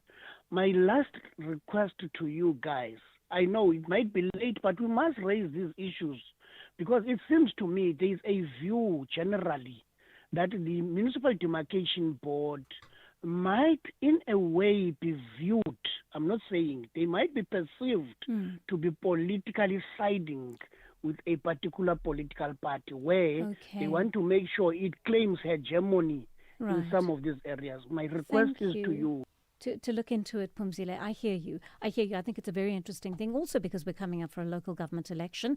So we will certainly look into that for you. I'm very interested in what you've had to tell us. Thank you. 10:30 here on the Daily Discourse. And Musa has got your latest headlines. Good morning. Thanks, Joanne. In the headlines, the Department of Home Affairs has confirmed more than 900 undocumented Malawians found to be living in the country legally were deported from the country last night. A 52-year-old man has been sentenced to 10 years direct imprisonment in the Western Cape High Court for his involvement in smuggling over 400 kilograms of cocaine into the country. He has entered a plea deal with the state after helping retrieve the drugs from the sea off Stilbay. And defending Comrades Marathon women's champion Gerda Steyn says a previous stellar performance will not put her under pressure ahead of Sunday's race. She's confident in the work she has put in over the past few months and weeks of training. I'll have details on these and other stories at 11. The Daily Discourse, more than talk, real understanding. Just gone 32 past 10 on the Daily Discourse. We are going to be speaking about that issue of a particular school in Limpopo where the children are learning under trees, and I'd love your contributions on that. Our studio line 086 000 2032, our WhatsApp line 0614 104 107. Try your best to call in while the interview is in progress if you want to have your say on it, or send a voice note during that time if you're able to. And why I'm saying that is because we want to interact with you while our guest is on the line as far as possible. A couple of other stories on your mind. One of you talking about the funding received by the Zulu King. Good morning, Sister AJ. Bongo Sundisa, Boisa. Yes, Sister AJ. Zulu Monarchy was given 93 million in this budget. So what about the Xhosa King, Venda King, Soto King, Tswana King, if it's available or if there's one? Why is he seems like he's so special? And what is he doing with the money? Because after that, people will go to public institutions to get services. He's given that money to do what? Hi, man. Good morning, Joanne and the SAfm listeners. Joanne, I just want to react on the caller who said labor inspectors, they don't know how to inspect, to check if someone is legal or illegal.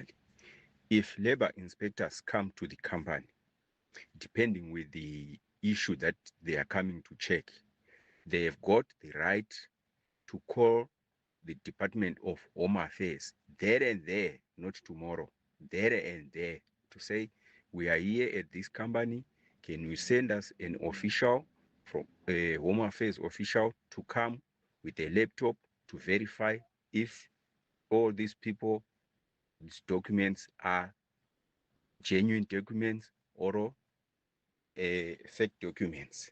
Thank you. Thank you. And I mean, that's very useful indeed, to know that the labour inspectors can do that. But what happens when somebody has committed corruption together with a Home Affairs official, right? There's been collusion from inside Home Affairs, and that person has got their documents falsely, or what should we say, not illegitimately, right? But the department actually has them on record. I mean, it'll be very difficult to rule those types of cases out. So, the conversation is going to continue about how we safeguard against corruption inside Home Affairs and other, even in the Labour Department. We're going to have to make sure that the people who are put on the streets are honest people and are not open to corruption. All right, let's bring you to the story now. It's exam time for many students around the country, but do spare a thought for the children of Chilogoni Secondary School in Njelele, in Limpopo, whom Ground Up tells us are writing their exams under an old carport and trees after their classrooms at admin block were closed due to safety concerns. It seems Labour inspectors visited the school towards the end of May and decided the buildings were unsafe. Let's talk to the Ground Up journalist who broke the story. Tembi Siaga is on the line to us. Tembi, good morning to you and thank you very much for your time on the Daily Discourse. Please start by just taking us back to the site inspection at the school on the 26th of May. What did Labour inspectors find? Good morning, Joanne, and also SAfm listeners.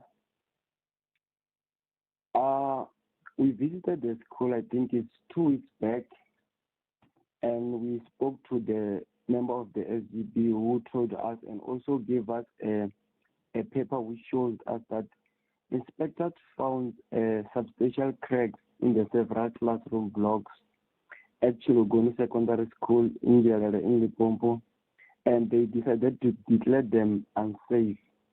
This is a massive disruption for the learners who are currently writing exams out in an old cupboard and also under trees. So according to the department, they also raised another concern about the deteriorating asbestos roofing sheets. Parts of the school were closed, leaving hundreds of the learners without classroom during this period. We also spoke to grade 12 learner Asakundi, who told us that it's a very big problem and is stressing them that they are writing the school under a shack and also under trees because the classroom was closed. And then, according to the school SGB, they said this school was established in 1983 and it has around 983 learners. So all right. So you've got a number of students writing under these awful conditions. I mean, how do they cope when it rains, for example? What happens if it rains during an exam? According to the learners, they said that they have to wait for other learners to write so that they can also go and write on the other class which are still operating. So that obviously compromises the integrity of the exam as well, doesn't it? Exactly, but according to the learners, it seems like grade 12 learners are not experiencing this problem because they are using other mobile classrooms. I think it's true. Remember, the school requested for 10 mobile classrooms, but the department only provided 3 of them. Okay. And according to them, this mobile classroom was second-hand. So one of the classrooms is used for staff, for teachers, and the other 2 classrooms is used for grade 12 learners. And so the other learners just learn outdoors every day, apart from the grade 12s? Yes. Gosh. And I mean, did you look at the condition of the containers? Because I'm not sure that the second-hand containers they were given do meet the standard. Are those containers neat? Are they tidy? Are they strong? No, they are not tidy. Some they have potholes. They don't have electricity, all of them. I also spoke to the teachers who are using one of them as a staff room. They said that they leak during rain. So neither the teachers nor the students are really being given the conditions under which they need to operate. Thank you very much for putting us in the picture there. Our guest there, Tembi Siaga, he is a journalist with Ground Up. He actually broke this story about this Chilogoni Secondary School in Njelele, Limpopo. And we're going to have a conversation with the Education Department, the Provincial Limpopo Education Department, in just a moment. We'll take a short break, and when we come back, we will speak to their representative. 50 years later, Youth Month, the Voices. Why do we have a police protection? When I took the initiative, therefore, to say, what about communicating with the then Minister of Bantu Education to say, can you explain, what are you trying to achieve? But he decides to send the police to come and arrest me. We realize that the ugly head of apartheid is showing itself once again. Now, from the statement that the university released last night, there is no difference from that statement and the statement that was released by F.W. de Klerk in October 1989.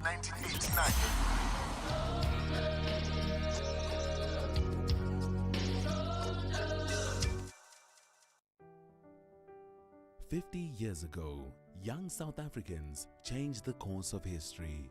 Today, a new generation asks a different question. What have we inherited and what must we build next? This Youth Day, SAfm joins forces with South Africa's leading campus radio stations for a series of powerful national simulcasts. The National Briefing and Voice of Vets, exploring education, empowerment and economic opportunity. The Daily Discourse and Northwest University FM, exploring democracy, leadership and active citizenship.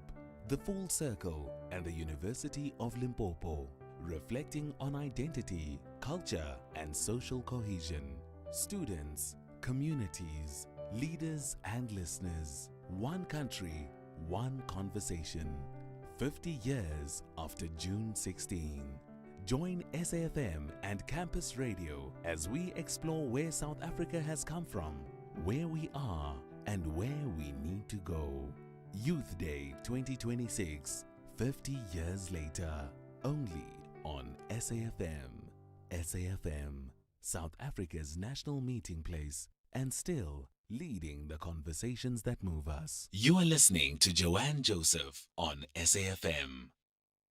Right, just after 20 minutes to 11 here on the Daily Discourse, continuing that conversation about Chilogoni, a secondary school in Njelele in Limpopo, ground up telling us just a moment ago that those children are learning under trees and under an old carport because they just don't have access to the classrooms the issue around which they flagged around 2015. Let's bring into the conversation the Limpopo Education Department spokesperson, Mike Maringa.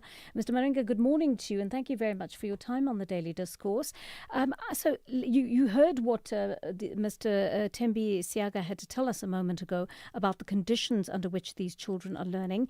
Can you confirm that they have only been given 2 or 3 old containers in which to learn, and that the rest of the building actually is uninhabitable at the moment due to infrastructural problems with it? Good morning to you and good morning to the listeners. Yeah, I think we just have to put some few things into perspective. One being that the school we are talking about is one of the highly enrolled and one of the best performing schools in the under the Bembe West District. It's indeed correct that at some point we gave them 3 mobile classes. The enrollment keeps on increasing because of the performance of the school. We also need to indicate the capacity in terms of classrooms at that school. We had 3 blocks and an admin office.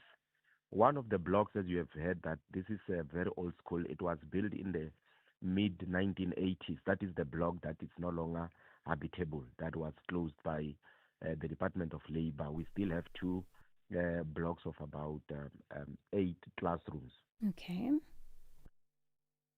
There's a staff room that was built in 2008. That is the other part that gave us problems because it developed cracks, and the Department of Labor said we need to check it. That's where we indicated that we are taking our structural engineer to assist us because we cannot demolish without a report to check if it's something that we can fix or if we need to flatten to the ground. So we'll be receiving that report sometime next week. I also need to indicate that when the Department of Labor came to inspect the school, we had already given it to our implementing agent, the Department of Public Works, to start with massive infrastructure rollout. And if we have time, I can read out for you what we are going to do there. But I must indicate that in the interim, when the disruption came after the directive to close, we moved swiftly. We procured mobile classrooms. So there will be there's a service provider on site now. They will be clearing the field this afternoon. They are bringing in additional 7 mobile classes in the interim, and we are working on adding another 7 because of the number that is currently on the ground. So the issue of mobiles as raised was due to the number of learners at the time when we procured, but the number keep on increasing, and we need to cater for that. So let me go back a little bit, Mr. Maringa. I understand the school asked the Education Department for 10 mobile classrooms in 2015, but you only gave them these 3 second-hand ones, which are in poor condition. Is that true? Look, as I've indicated, the number of mobiles that we can give must also go with the number of learners at the school. At the time, the learner-teacher ratio couldn't permit us to procure 11 mobile classrooms for them because it would not make sense and it would have been an audit query. We are saying it's a school that is growing, the numbers are growing, the need is growing. That which they wanted in 2015 has since increased because their enrollment now is at 983. So if we were to intervene through mobiles, they will need around 14, owing to the fact that their admin block cannot be utilized up until we are sure of what to do. So it's an issue of numbers. The numbers keep on ballooning. So our planning must also change from time to time. All right. So you couldn't give them 10 mobile classrooms because they didn't have enough pupils to merit that. How many should you have given them relative to the number of students they had at the time in 2015? No, we gave them three. Three are Three. on the ground. The only issue with the mobiles is that they've stayed there for a bit of time. So A bit of time. 11 years. A bit of time. That's what you consider a bit of time. They needed a bit of refurbishment. We must also You gave them three second-hand mobile classrooms that were in poor condition that are leaking onto those children's heads when it rains. Maybe we also need to correct that, because at the time when those mobiles were delivered there, they were not new.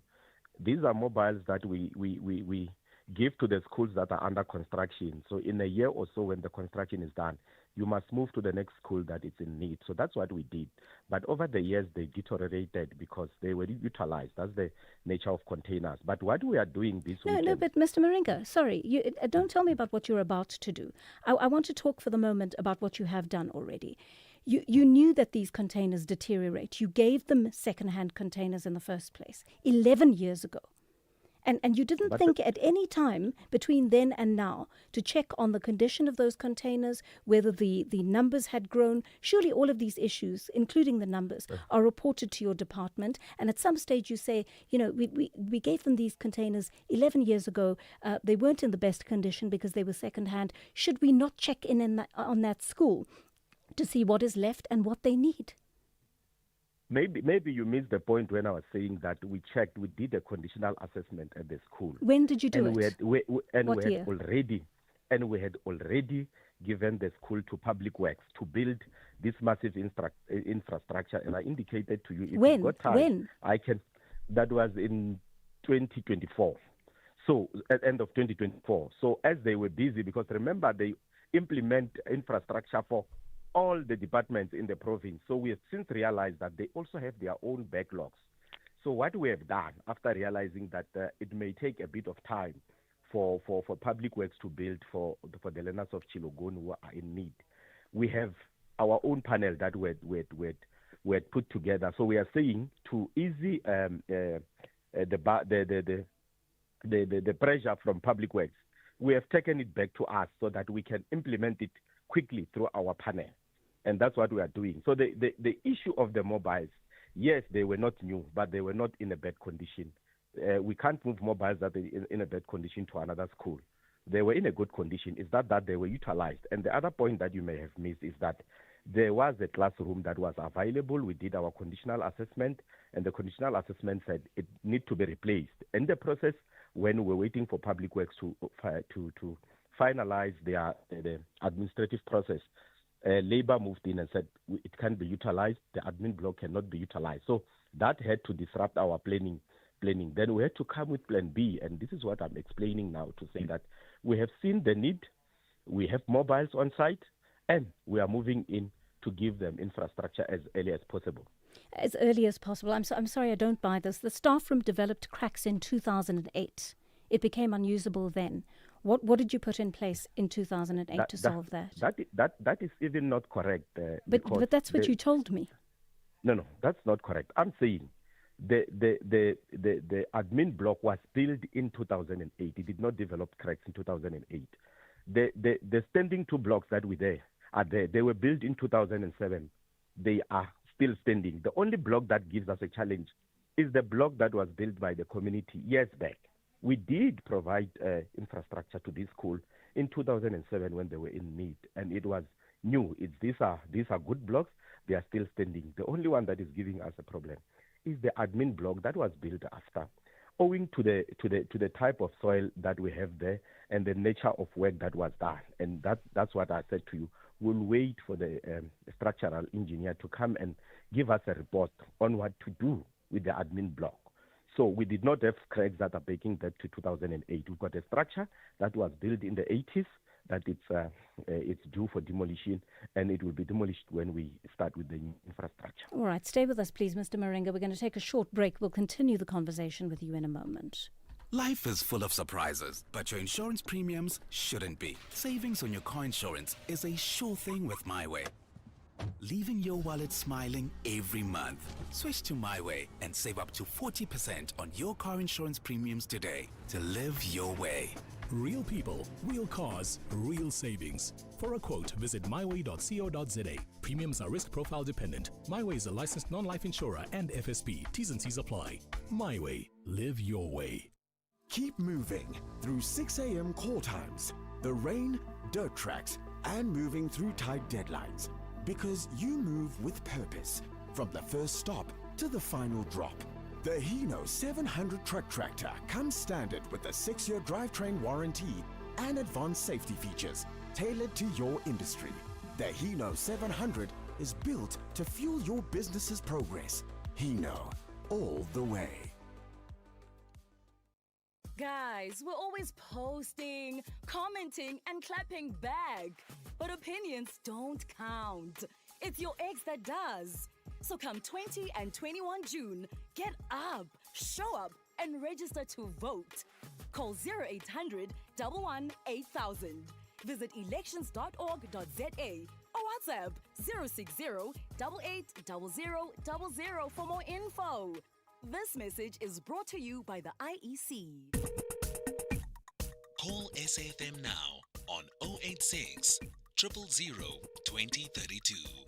7 minutes to 11 on the Daily Discourse. We're having a conversation with Mike Marenga, spokesperson for the Limpopo Education Department, on the issue of a school where children have been learning under trees and under a carport, and they continue to write exams in June under these conditions because their buildings and the infrastructure of their school has been damaged. Let's listen to some of your voice notes on this.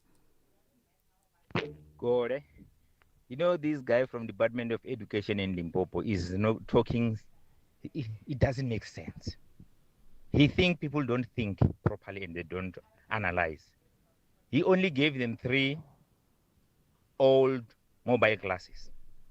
He's given the building structure to the engineers. He said the ratio says they must only be given 3. How many classes are they going to build to replace the blown away classes or the mobile classes? Is he going to build only 3? Because if you say they only needed 3 mobile classes, it means even the brick and wall classes, they will only need 3. Why will he build more if now with the mobile classes they don't need more mobile classes? The teacher ratio with mobile classes decrease, but when they build the brick and wall, they will build more classes, not only 3.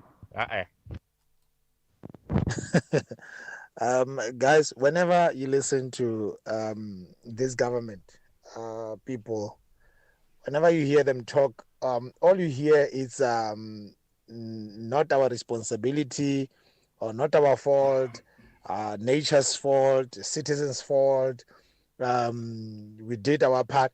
I mean, the gentleman Marenga, he just can't get out of this 11 years of 3 used, deteriorated containers.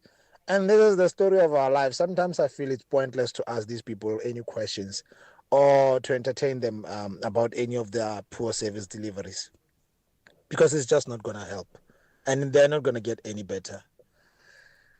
If it was a learner ratio, it means that if they gave them 3 mobile classes, the learner ratio is 1:30 per teacher.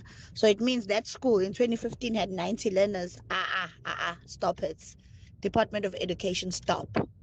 Stop, Limpopo Department of Education. Let's take a call from Eddie Val, Eddie in the Val perhaps, about these Limpopo schools. Eddie, what's your question for Mr. Marenga? Okay, ma'am, thanks for answering my call. I'm not going to answer the gentleman there. What I want to know is, where is the premier of the place? Where is the Minister of Education? Where is the Deputy President? Those people are the ones that must make sure that their school is fixed and that school is removed there to that place. If that place has sinkholes or whatever, those children, they must be built a new school with full 10 or 15 classes. If they remain empty, it doesn't matter, because each and every year, people are increasing, number of students are increasing at schools. They must build more schools, no excuses. From 2008 and 2015 till now, where is Minister of Education, Ms. Harube? What is he saying about this? she's mouth shut now. We don't hear anything from her. All right. This is surprising, definitely surprising. Thank you so much for answering my call. Thank you, Eddie. I think, Mr. Moringa, you're hearing that our listeners are very upset with you, and I think they're tired of the lack of service delivery to children. What amazes me, Mr. Moringa, is that you know about the matric results of that school every year. They do brilliantly, and yet you've not been able to keep track of how many children are going to that school.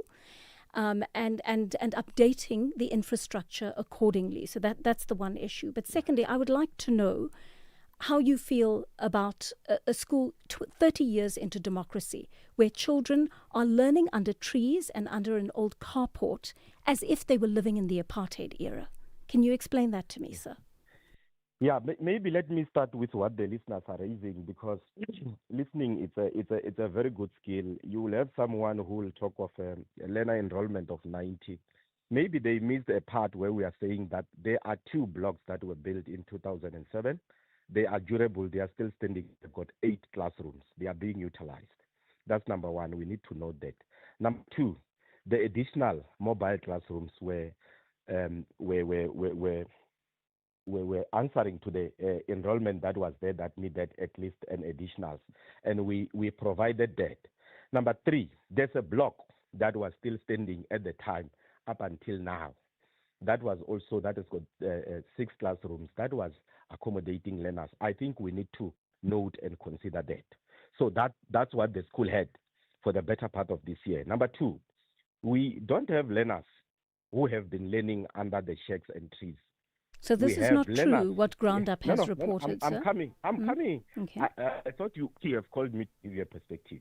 Now, the situation is that Department of Labor just came now and said this it's not conducive for learners, and they are writing.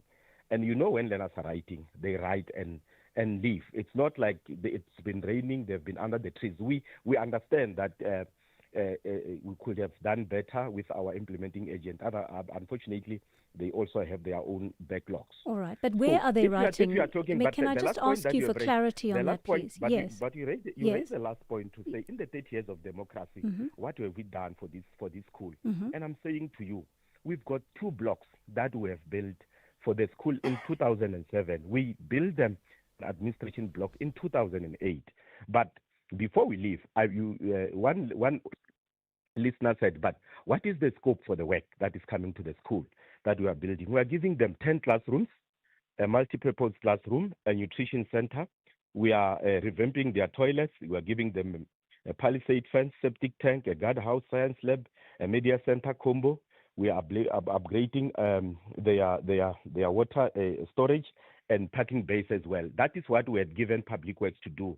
And it's what we have now retrieved to say we can do it better if we do it ourselves instead of Public Works, because they've got other departments also to take care of. So that was my explanation. Okay, so Mr. Moringa, so you're denying what Ground Up reported. So no learners are learning under a carport, and none of them are learning under trees or writing exams under both those structures.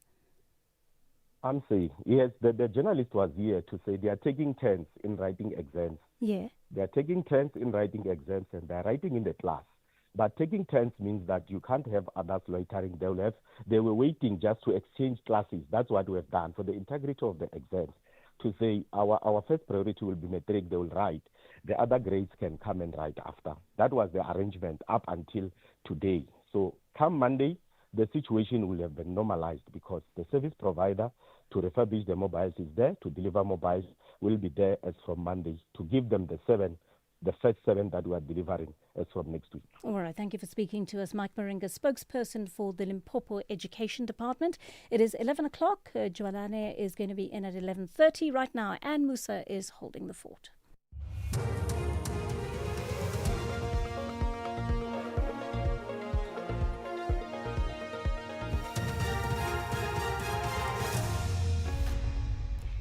Thanks, Joanne. In our top stories, Chief Mashaba admits referring to late former Deputy President David Mabuza, and Home Affairs repatriates more undocumented Malawian nationals. Good morning. Gauteng Traffic Police Chief Samuel Mashaba has conceded before the Matlanga Commission that he was referring to former Deputy President David Didi Mabuza in a conversation with alleged informer Tumelo Nku. Mashaba had previously testified that the DG referred to in the message was former National Assembly member Kebi Mapatswe, who has since passed away. However, under questioning from the Commission chairperson, Justice Mbuyiseli Matlanga, Mashaba admits the message was in fact referring to the former Deputy President who died last year. We are not forcing you to accept because you say you will now accept, but you go on to suggest that you are referring to something else. So please answer the way you feel you should answer it. You are not being pushed or forced to answer it in any particular way. My apologies, I accept. The Department of Home Affairs has confirmed more than 900 undocumented Malawians found to be living in the country legally were deported from the country last night. This follows the repatriation of over 100 Malawian and Mozambicans earlier this week from the Western Cape. Their repatriation came amid fears of violence following protests against illegal immigration across the country. Home Affairs spokesperson Tulani Mavuso says last night's group was the largest group of undocumented Malawian nationals deported so far. As a department, we continue, obviously, as part of our law enforcement operation through our inspectorate to look for people who are in the country legally and process them through our deportation process. Like last night, we deported the biggest number of people from Malawi. There were about 980 that we had to deport last night, which was the biggest contingent. So as we speak, that this morning we can confirm that we have deported 980 Malawians, and we continue to do so throughout the country.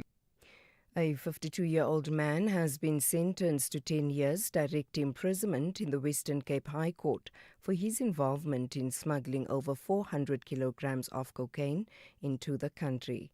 Alan Bushby entered a plea deal with the state after helping retrieve the drugs from the sea off Stilbay. He will now testify against 6 co-accused who face charges of drug dealing and murder. The NPA spokesperson, Eric Ntabazalila, says one of the accused shot and killed a man that was on the vessel transporting the cocaine. The remaining 6 suspects are appearing in the Western Cape High Court today. Local statistics revealing that 1 in 10 older persons are victims of abuse have prompted urgent calls for intervention ahead of Monday's World Elder Abuse Awareness Day. Professor Stefan Geyer from the University of Pretoria's Department of Social Work warns the issue is frequently hidden from public view, describing the crisis as a silent shame swept under the carpet. What we see now is that, especially with the evolvement of digital technologies, there are much more nuanced forms of elder abuse as what we can see with our eyes. And that makes it more so that it's silent. It is happening behind closed doors. And finally, defending Comrades Marathon Women's Champion Gerda Steyn says a previous teleperformance will not put her under pressure ahead of Sunday's race. Speaking in Durban, Steyn said she's confident in the work she has put in over the past few months. She's also optimistic about her chances after completing a smooth training program without any major setbacks.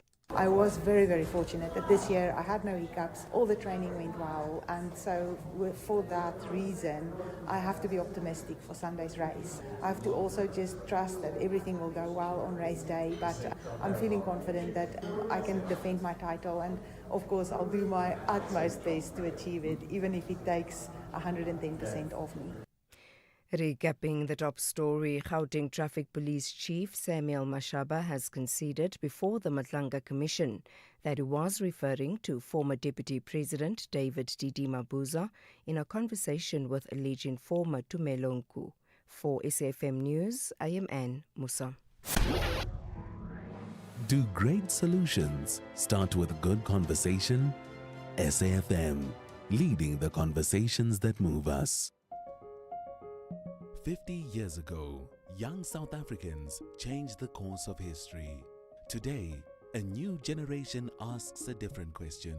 What have we inherited and what must we build next? This Youth Day, SAfm joins forces with South Africa's leading campus radio stations for a series of powerful national simulcasts. The National Briefing and Voice of Vets, exploring education, empowerment and economic opportunity. The Daily Discourse and Northwest University FM, exploring democracy, leadership and active citizenship. The Full Circle and the University of Limpopo, reflecting on identity, culture and social cohesion. Students, communities, leaders and listeners. One country, one conversation. 50 years after June 16. Join SAfm and Campus Radio as we explore where South Africa has come from, where we are and where we need to go. Youth Day 2026, 50 years later, only on SAfm. SAfm, South Africa's national meeting place, and still leading the conversations that move us. 50 years later, Youth Month, the voices. Every generation has their own struggle. They have their own thing that they need to fight for. For the generation of 1976, it was very clear what they had to fight for.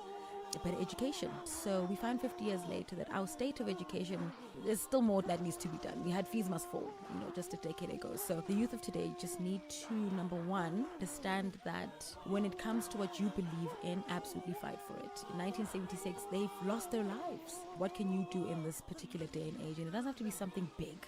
Right? It doesn't have to be a protest of 10,000 students. It can be as small as trying to make a change in your family. If not your family, your community, your street, your grade at school. Different generations, different experiences. One South Africa, 50 years later, only on SAfm, leading the conversations that move us. The Daily Discourse on SAfm with Joanne Joseph. Unpacking the issues that matter. The Daily Discourse on SAfm, weekday mornings from 9 to 12. 9 minutes past 11 here on the Daily Discourse. Good morning and welcome. We're into the third and final hour of our show this Friday. And I think we're all going to take the weekend to recover from Bafana's defeat and our defeat by extension. And, perhaps gird up our loins for what is going to happen next week. Maybe we'll have more luck on the field next week. So don't be too disappointed by the result last night. All right, so let me tell you what we are doing in this hour. We are speaking to Professor Charlene Schwartz. She's a divisional executive in the Equitable Education and Economies Research Division of the Human Sciences Research Council. And they had a wonderful panel discussion yesterday. I'm not sure if you managed to catch it. If you did, do give us a call and let us know what you thought of it. But they're talking about the issue of youth, right? Past, present and future, and how the role of youth has evolved and changed over time. We spent a lot of time talking about 1976, where there was a very clear spectre in the form of the apartheid government that the youth were taking on. Now that things have changed and the challenges that our youth have are experiencing have become more nebulous over the years, we have to just ask, is it easy for the youth to overcome the difficulties that they are facing today? Are the difficulties far more numerous? What makes it difficult for them to engage the difficulties during this time, the time in which they are living? We're going to speak to Dr. Schwartz about that in the first half hour. It is, of course, Youth Month, and we're focusing as much as possible on the issues that youth are facing. And then in the second half, we're also focusing on a different type of youth, much younger children. Lorato Trok, Executive Director of the Nalibali Trust, has won a wonderful award. And very interestingly, she's dedicated her entire life to the work of literacy and literature. And she's now head of the Nalibali Trust that deals a lot with children's literature, creating content for children to read, getting them into the habit of reading, getting books into libraries. She's done some wonderful work in that regard. She's done a lot more, actually, but that's part of the work that she's doing right now.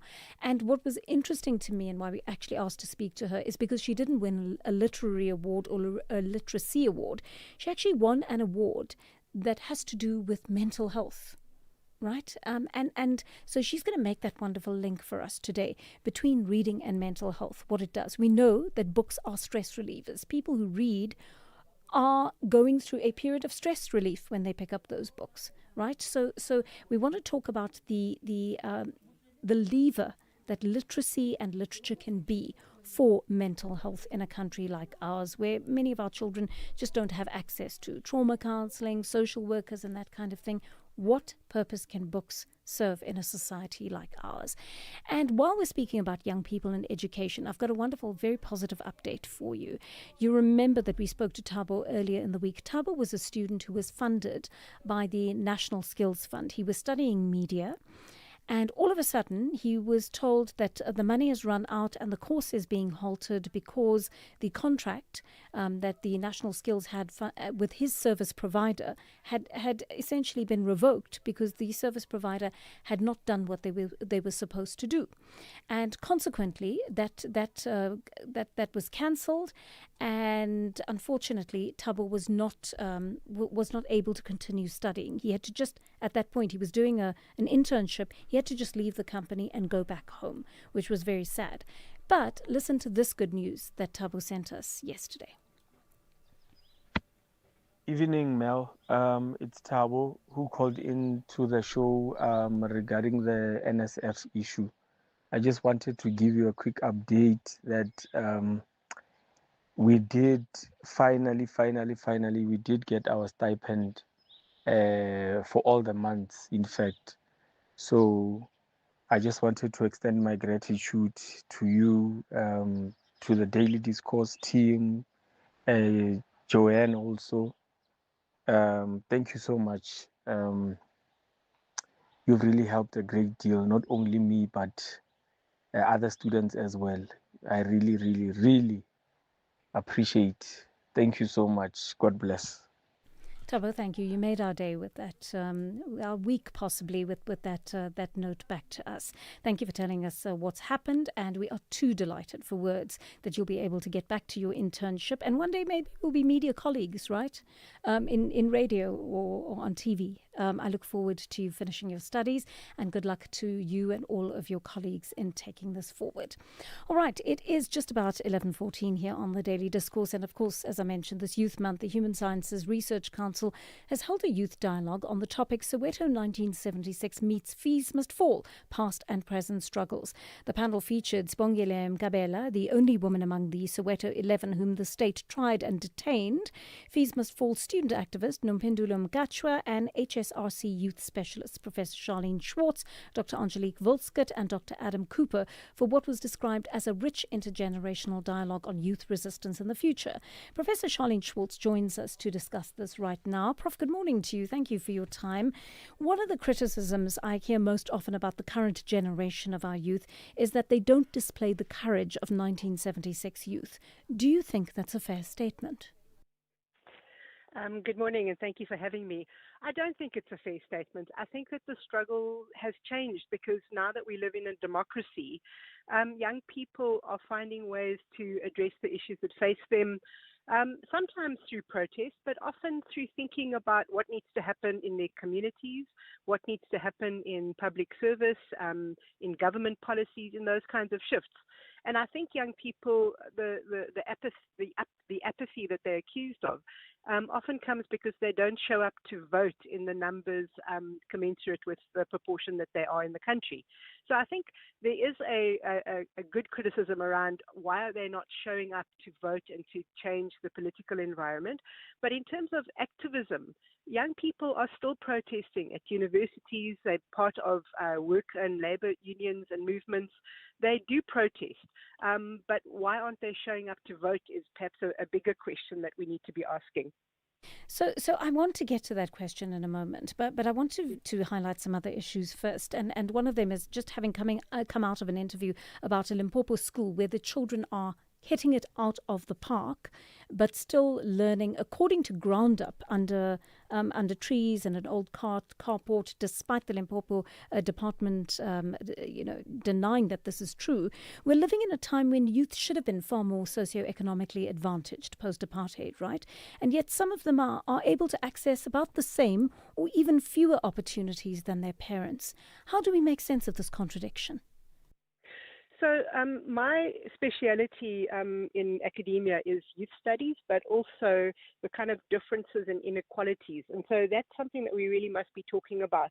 And yesterday in the dialogue that we had, I put up a graph that showed the Human Development Index for South Africa. Now, since '94, we've all made gains in terms of the Human Development Index measures things like education, income, life expectancy, like basic metrics. And so if you disaggregate that Human Development Index by racial group, by the historical population groups, white South Africans are doing way better than black South Africans, colored South Africans, and Indian South Africans. And that sense of inequality is something that we still gloss over. Yes, sometimes the political parties pay attention or draw attention to it, but a white South African at the moment has a Human Development Index the same as the US, the UK, better than France and Italy, whereas black South Africans have a Human Development Index about 139th out of 193 countries, and it's the same as Kenya, India, and Namibia.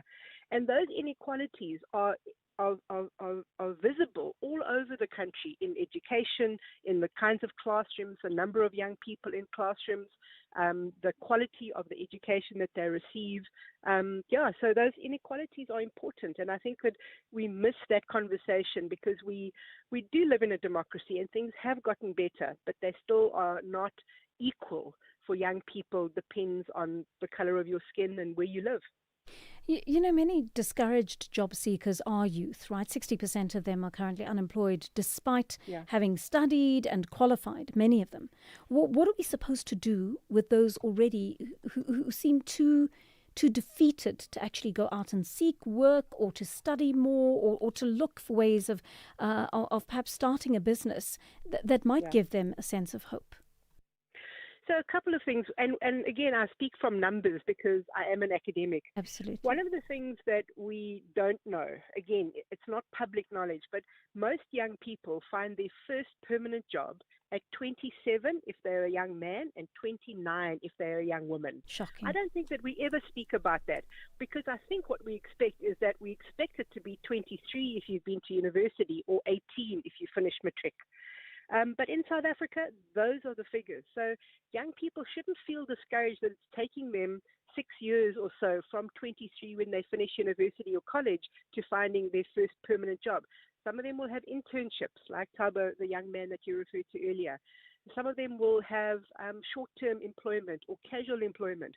But your first serious permanent job will only come in your late 20s, which is one of the reasons why the African Union said that youth in Africa is up to 35, because that kind of transition process pathway has stretched for young people. And it hasn't just stretched in South Africa, it's stretched across the continent and across the world. So that's one piece. The other is that there are three kind of focuses that we should be paying attention to when it comes to young people and employment or jobs. We should focus on self-employment, helping young people to think about how they become entrepreneurs. That's one. We should also focus on public employment programs, these short-term programs that help young people get a step onto the ladder. And then we should focus about young people joining the labor market in the traditional jobs and careers that we speak of. And what's happening in our country is that we pay attention to one of those three at any one time. But actually, we've got to pay attention to all three at once, because young people are going to find their ways in one of those three places, and they're often going to move from one to the other as they improve their skills, as they improve the ability to access opportunities. So those are two of the things that we can be doing differently. So, Prof, I mean, I can hear you just getting warmed up, and we've got a lot more to ask you. We're going to take a short break right now, and when we come back, I will pose more of those questions to you. Catch Top Billing this Youth Day Tuesday evening at 7 as vlogger Snigiwe Sneem Mhlongo finds her mom the best travel companion. Designer Tina Ngogolo marries Xhosa tradition with modern styling. And Geordie and Debbie Osler plant a forest, then build themselves a treehouse of a home. That's Top Billing this Tuesday at 7. Repeat Sunday at 1 on S3 and Tuesday at 9:30 p.m. on SABC1.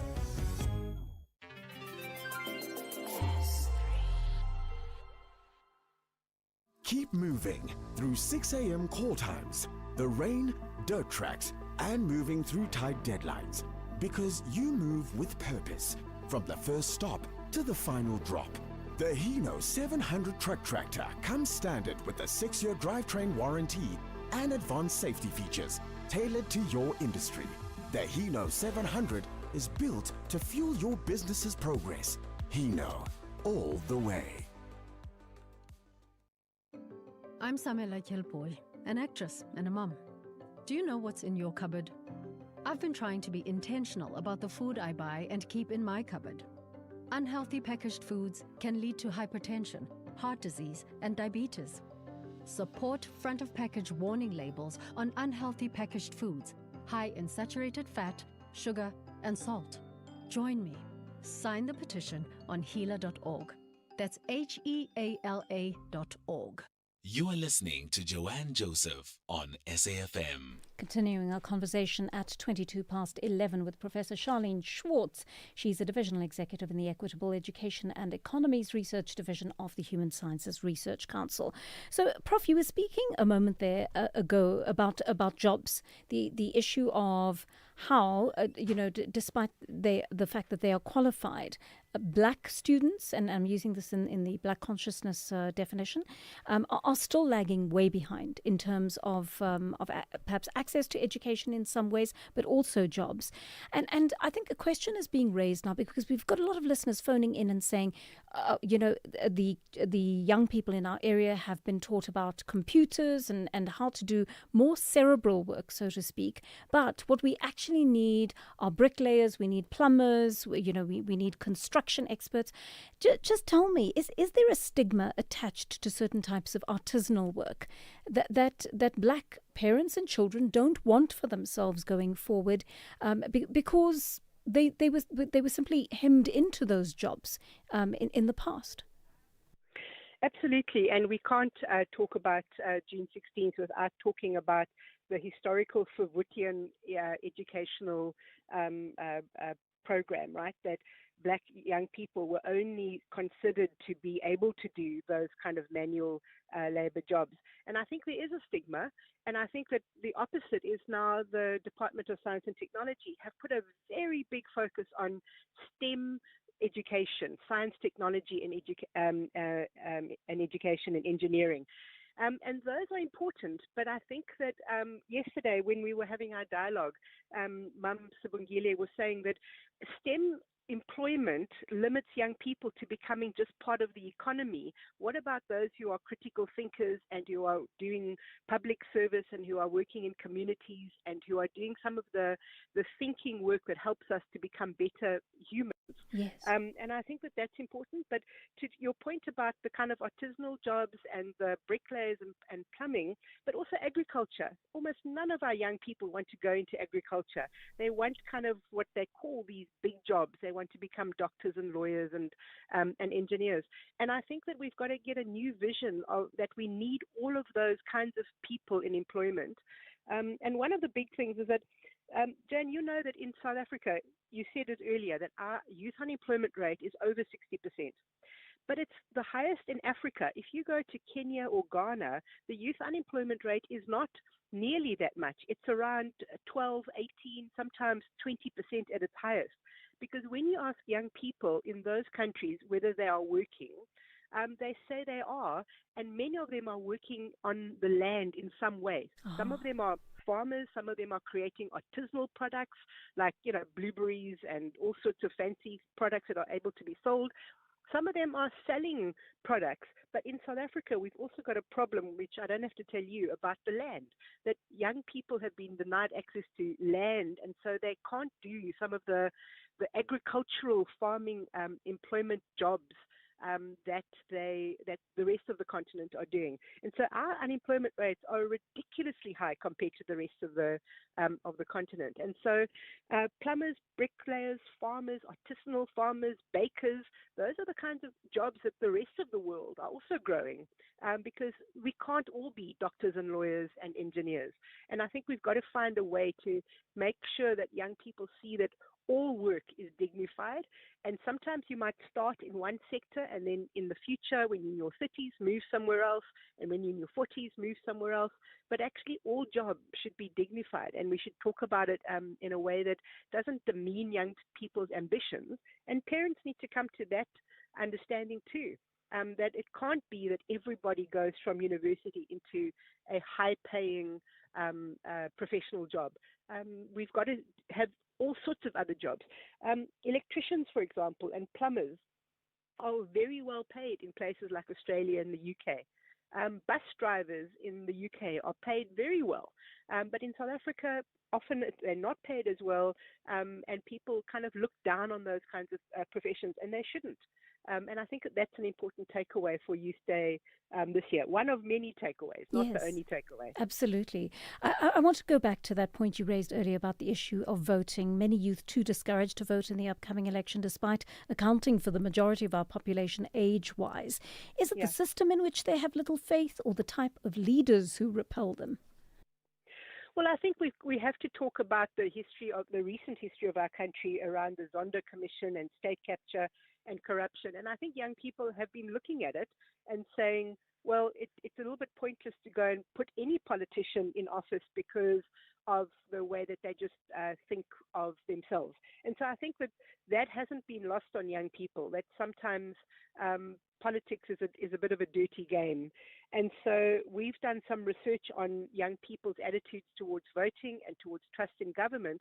And about between 70 and 80% of young people are saying it's pointless to vote because nothing changes, or they have very little trust in the current politicians. And I think that's an important statistic. But at the same time, one of the things that we spoke about in the dialogue yesterday, Nomphendula Mkhatshwa was in Parliament. She was a member of Parliament. She now works in the Department of Women, Youth and People with Disabilities. But she was saying that we don't encourage young people to go into public service, to get jobs in government so that they can bring about some of the innovation and changes and some of the clean governance that they are protesting against. And I think that's important. There are so few young people in their cities who are working in the public service.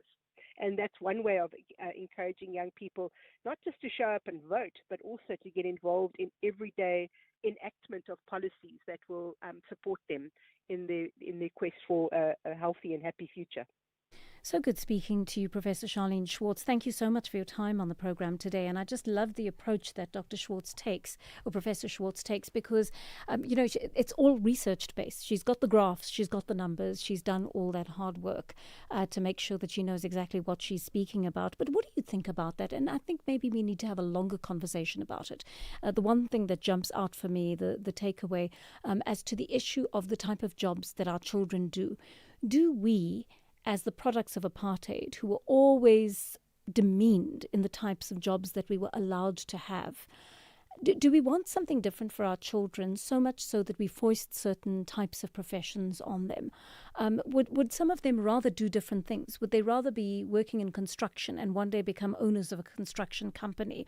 Or would they rather be plumbers and own a plumbing company, for argument's sake? Or would they rather work in agriculture and be one of the innovators in terms of agriculture than being told to be a doctor or a lawyer or an IT person, for argument's sake? And I'm asking that as somebody who comes from a community where that is expected of children of Indian descent, right? I'm very lucky to have come from a family that are outliers in that regard. But most of my friends, relatives, etc., who come from the community have been forced to do certain things with their lives. Is that so in other communities as well? Communities that were victimized during apartheid? And do we need to start thinking a little bit differently about that? Right now, that brings us to 11:30 on the Daily Discourse, where I'm working Anne Musa so hard today. She is standing by with your latest news headlines. Good morning. Thanks, Joanne. In the headlines, Gauteng Traffic Police Chief Samuel Mashaba has conceded before the Madlanga Commission that he was referring to former Deputy President David Didi Mabuza in a conversation with alleged informer Tumelo Nku. Mashaba had previously testified the Didi referred to in the message was the former National Assembly member Kebi Mapatswe, who has since passed away. The Department of Home Affairs has confirmed more than 900 undocumented Malawian nationals found to be living in the country illegally were deported from the country last night. It was the largest group of undocumented Malawian nationals deported so far.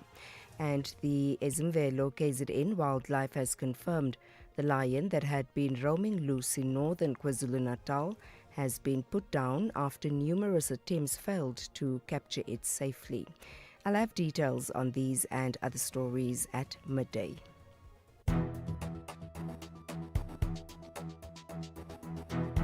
The Daily Discourse on SAFM, weekday mornings from 9 to 12.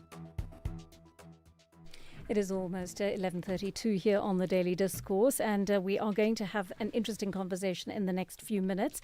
Lorato Trok has just entered our studio, and she's an award-winning literacy and literature expert who has made a living, really, and made it her life's work to talk about the issue of children's literature in particular. These things have been very close to her heart, and she's going to tell us exactly what it takes to be someone in this field who is educating our children, playing such an important role in preserving the storytelling of our ancestors and how that can travel through generations, and how it can be such an important and such a deeply profitable thing as a human being.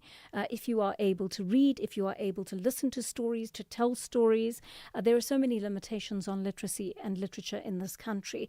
And we're going to try and talk around how we actually come to terms with those. So that is coming up in the next few minutes. And then I'm also reading some of your messages. One of you talking about the issue of education, saying, I don't see white students in the TVET colleges. Are these colleges meant for blacks only? So obviously Ramut Luatsi is saying that, and it's clearly not legislated that way, but yes, that is a lot of what you are seeing right now. And I wonder why we don't have a system where students are allowed to just go into whatever field they want, so long as they can make good on it and make it profitable for themselves to live off in the future. One of you says, it is so disgusting to listen to so-called government officials who had never once admitted their failures and incompetencies to perform their responsibilities as required. They are so insensitive about people's plight. This official in studio is so ignorant. What does it mean emotionally? How much does it cost a child who is facing exams? He simply says kids will write and leave after finishing without taking cognizance of exam conditions the children are confronted with. Morgan in Klebecha. And Morgan, you hit the nail on the head there. That is what got to me. And sometimes I know I get very passionate in interviews, but if children are learning under trees or even having to swap out so they can write their exams, but they know they're not learning in conducive circumstances, it affects them psychologically. Of course, it has a long-term effect on their learning. And yet, these children are doing so well at school. They're getting a fantastic matric pass despite what is happening to them. And under these circumstances where the children are actually outdoing themselves, the department ought to be ashamed because they have not given the children the tools they require to do that. One of you says reading is not therapy. That's a lie, though it can work for one individual, not generalization. I'll tackle that with Lorato. By the way, there are studies that actually show that, so that it may not be therapy for you, and maybe it's the type of stuff that one is reading. You know, you could try reading something different. Sometimes reading is difficult for people with reading disabilities or challenges, and there are ways around that as well. There are audiobooks and all sorts of things that we can talk about. Don't diss reading, please. It's something we need to get our kids back into. And one of you commenting on the Madlanga Commission, I will listen to that a little bit later on. Right now, it is 11:35 on the Daily Discourse, and we are talking about this. Executive Director of the Nalibali Trust, Lorato Trok, has received a Continental Award for her outstanding contribution to literacy, education, child development, and community well-being across the continent. The Association of Mental Health Reform Organizations in Africa gave Trok the award for her outstanding commitment to growing literacy and cementing the link among reading, emotional well-being, and social resilience. Listen to those three: reading, emotional well-being, and social resilience. Lorato Throk joins us in studio now. Lorato, so good to see you as always. Congratulations, first of all, on receiving this award. Thank you so much. I mean, what does it mean to you as someone who's been driving the literacy cause so hard in different communities for so many years? Yes, thank you for having me, and hi to your listeners. It means a lot to me. I was just thinking that, it validates what I've been doing all these years when I started those many years ago. When I started a children's library back in Kuruman in the Northern Cape. So all those years I'm paying and, advocating for children to learn in their home languages, to learn in, environments where it is conducive for them to learn, as you were just talking about those children writing exams in places where it's not conducive. All that, and then the emotional well-being of them, because it all goes together. So for me, that validates what we've been saying all along in the education space. So, Lorato, I mean, what intrigues me about this award is this connection that's been made among reading, emotional well-being, and social resilience. The three aren't often recognized as being connected, although we know they are. Yeah. What is the nature of that connection? So, we know when a child grows up, the first voice that they hear is the mother or the father, whoever is talking to the parents or the caregivers who's talking to the children. And what language do they use? They use the language that the child knows, what they understand, and that builds a bond with the child. And that bond is the well-being of the child. So that's why we're saying, when it comes to reading, if you deny the child that, you are denying them their well-being, because they should be hearing that in that home language, because we are very much into the language that the child hears from birth and at school. Because you take this child to school, right, they're going to be learning in English, which is a language that is not when he goes back to home, he's not going to hear that language. And you must remember, in the context of our country, we have households that are headed by gogos, by uncles, whoever who doesn't speak the language, the caregivers in the preschools in rural areas, in townships where there's no English. And then these children go to schools in town where then the parents upgrade. And that language is not there, that culture is not there. So you take away the well-being of a child, which the whole thing of the well-being is his cultural background. His language is connected to culture, and the child's well-being is all connected to what he knows, what he brings to school. Because when they go to school, they're not going back, they're not going there blank. They're bringing something which is at home, the primary education that they got from home. Right. Yeah. So that's interesting. Talking of this primary education you get at home, take me back to your first experience of storytelling as a child. I understand your mother was a master storyteller. She was. So you see, that's the thing that we connect when people talk about parents who are not educated. I have issues with that. Because, when they talk about education, they talk about education in the Western way of what education is. But for African women, they're the most educated. If you're going to talk about a mother like mine who had her own 6 children, 6 girls, when she wasn't a very educated woman, but she raised us in a way that I knew storytelling from my mother. My mother was a master storyteller who told us stories in our home language of Setswana. And for me, I knew that that's what I wanted to do. In life, I didn't know what, but I knew that I wanted to do something that was connected to what my mother was doing, which was storytelling. So my first education of stories came from my mother, who was not considered educated in how the West looks at education, or how we look at what somebody who's educated is. Yes. Yeah.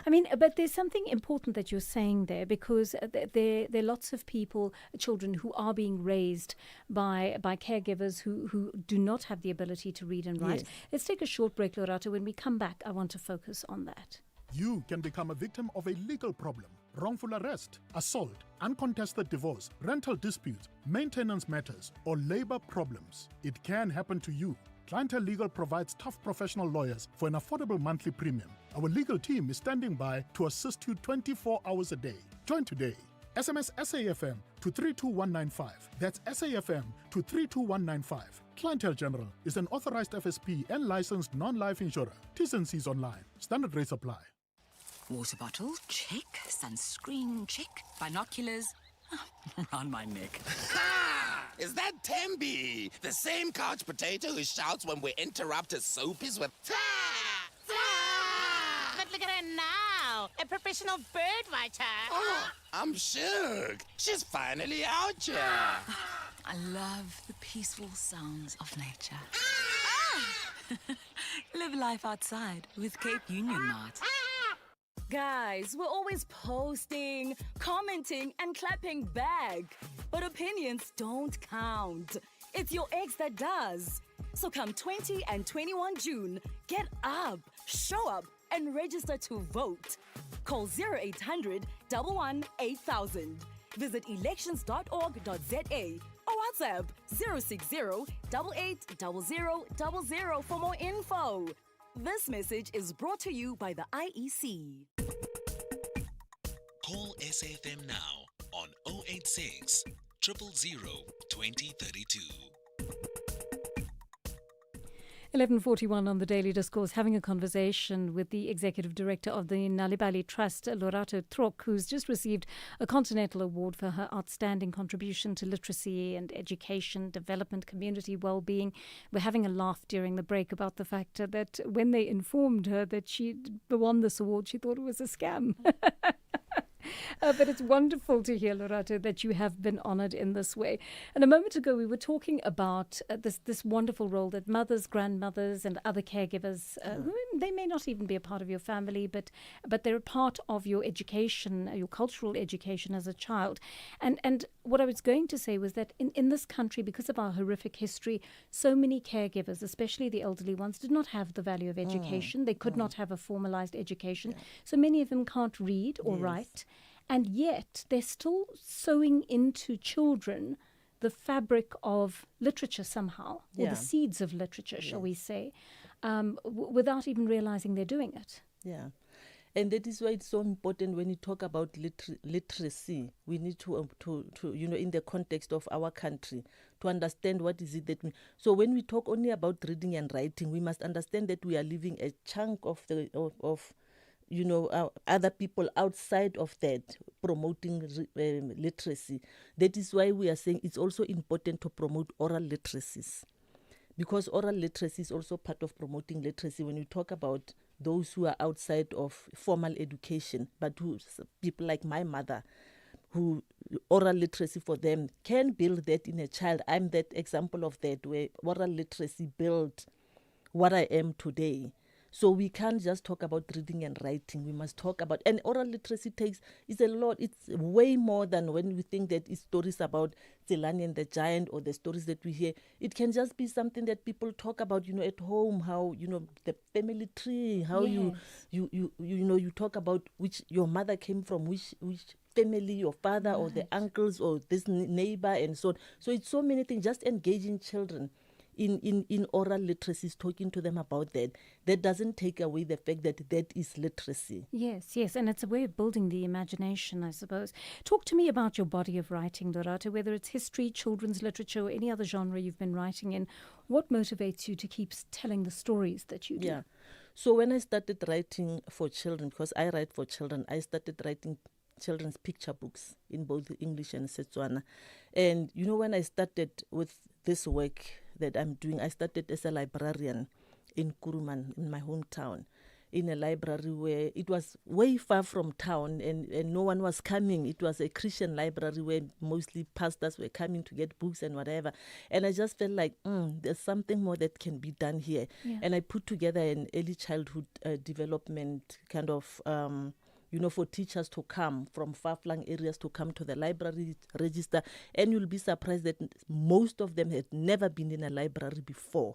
None of them, actually, had never been in a library. None of them had ever had a library card before. So I had to do that and train them on how to use the library, how to get, and then I started translating library, because there were no books at the time. It was the late 90s, 98 or so, on how, children's books in Setswana were not available. I had to translate, ask the publishers if I can use their stories to publish and print cheaply.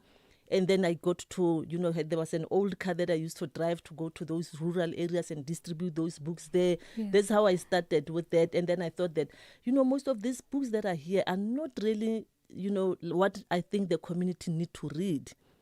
It doesn't really go with their environment and their lived experience, and that's when I started writing the stories for the children, that they need to read something that is related to their lives, that's closer to who they are.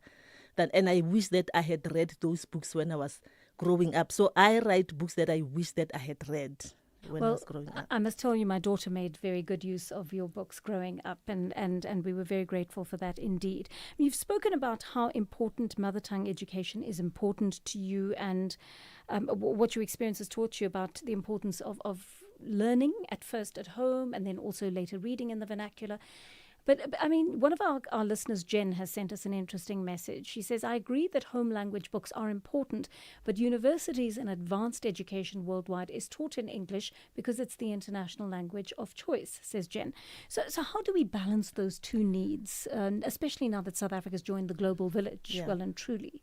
And no one is saying English is bad. That's not what we are saying when we advocate for our children to be taught in their home languages. Because we know the world over, there are children who are not English speaking, but they still excel.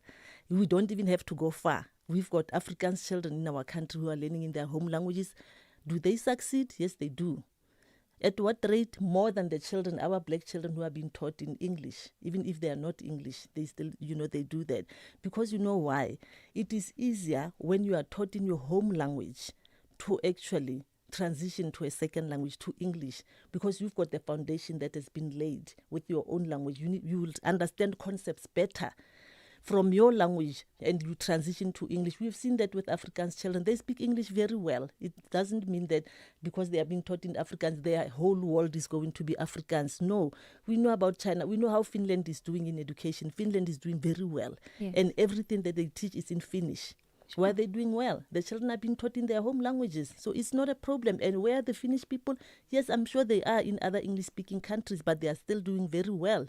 But they have been taught in their home language. So we are not saying English, we are not bad-mouthing English. We know that English is good, but we are also saying that even our home languages are also as good. Children can be taught in their home language, they'll still excel. That's what we are saying.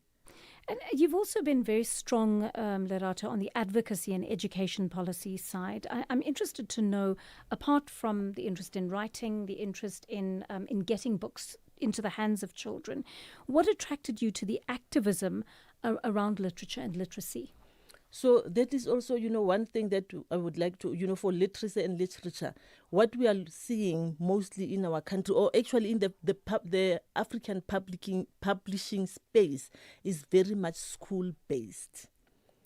And that is, that's all well and good, but also a problem, because children need to also have books that they can enjoy.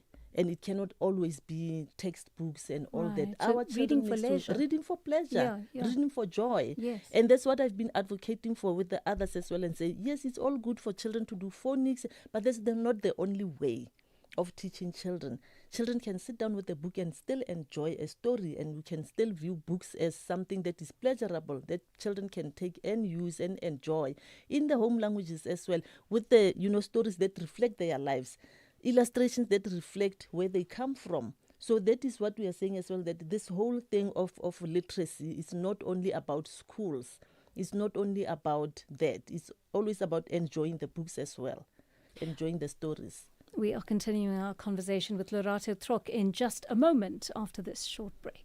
Clientele is here to safeguard you and your family with compassion, because life happens. Be part of a family that truly cares. Our funeral dignity plans have helped South Africans bury their loved ones with dignity for more than 30 years.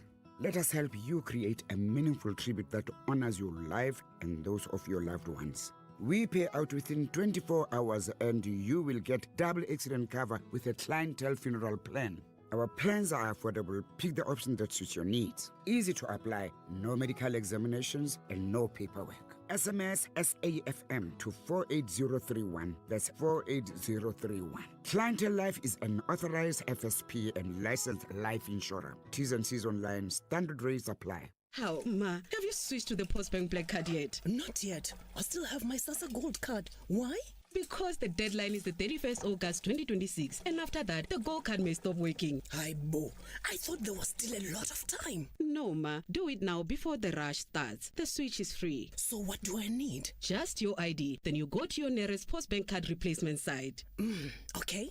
You must help me find the nearest place. It's easy. Dial *120 *355 hash. Are you still using your SASSA Gold card? Switch to the Postbank Black card before the 31st August 2026. Postbank will never ask for your PIN or OTP. Postbank is an authorized financial services provider. T's and C's apply. Hey, we buy cars. How does it work if I want to sell my car? We'll drive to your place. You can visit our pods. Even if you don't have space, then at the mall in a parking lot, we've got lots of depots all across the land. Contact We Buy Cars. You're in safe hands. Safe hands. Wow, that's great. We Buy Cars, the easiest way to sell your car by far.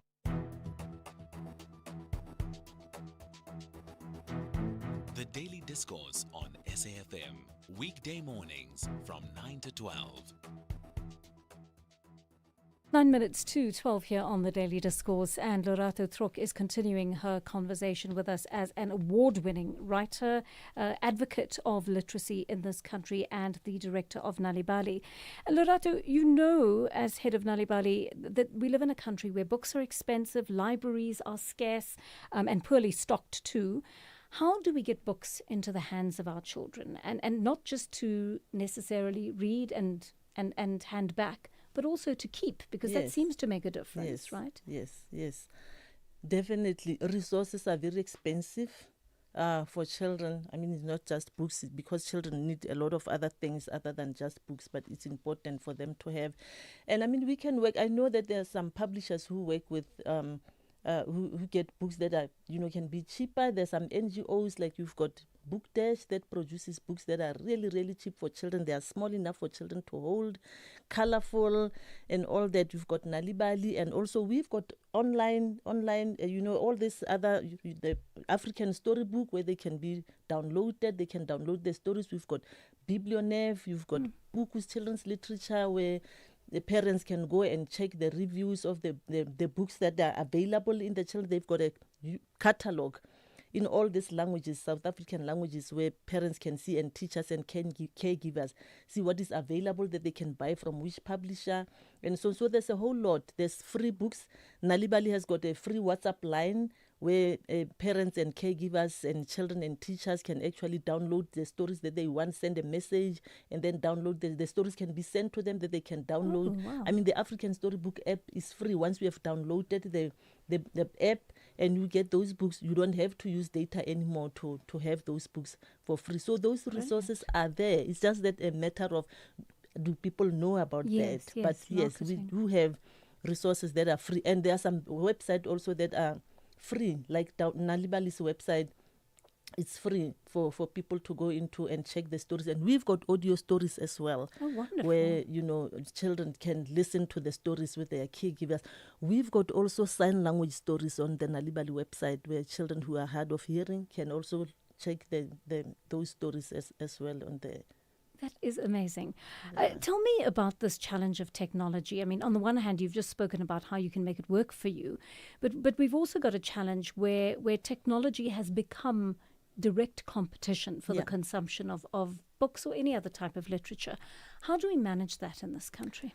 Yeah, and I think that we can also, it's like two worlds when it comes to technology. You have a world where children don't have access to that, and they need it, for education, for other things as well. And you have another world where that technology is just a disturbance for a lot of other reasons for children and so on. I mean, we've got other European countries who are saying no more technology in classrooms. We need more books for children to hold and so on, which is important as well. Amazing. But I think that where there is that technology, we can take advantage of that. As I was saying right now, that there are some resources for children that are available online. So that is how we can use technology because it's here. That's the thing. It is here. But I think that children need more of the books to hold the books and so on. But we can't deny the fact that technology is here as well. Yes. And then we can use it for those, where children can go and download those books for free or read those books instead of just being on TikTok and laughing and so on, which is good. But then we can use that to have children, have access to those resources. Right. Lerato, about a year ago, you were also appointed to the Eminent Persons Group, and you were asked to lead the national dialogue on promoting social cohesion, nation building, and sustainable development. What role does literacy play in the larger South African project of knitting what is a very fragmented nation together? I actually think that there should be every dialogue should involve that, should involve children, should involve literacy. And, we always talk about, we go to, higher education and we talk about, children are failing or they are not able to read. And the question should be, what did we do down there in the foundation? Because if we don't build the foundation, we all know it's not going to stick. It's not going to be okay. So we cannot wait until children are older. We cannot wait until we see, let's look at the grade 12 results. What are they saying? Our children are failing. We have failed them already if we don't build anything down there for them. If they don't have the resources, if they don't have the right teachers, we need to empower teachers. We need to empower, publishers need to publish more books that are available for children. That's out of, for as long as we don't have that, we are just never going to win the war when it comes to literacy in our country. Most of the children who drop out of school, it's not because they are not smart, it's because sometimes they don't understand what they are learning because it's in languages that they don't understand. We've got all these results that are coming, the pills and so on. And every year, those results are depressing because it shows our children are not able to read. Yes.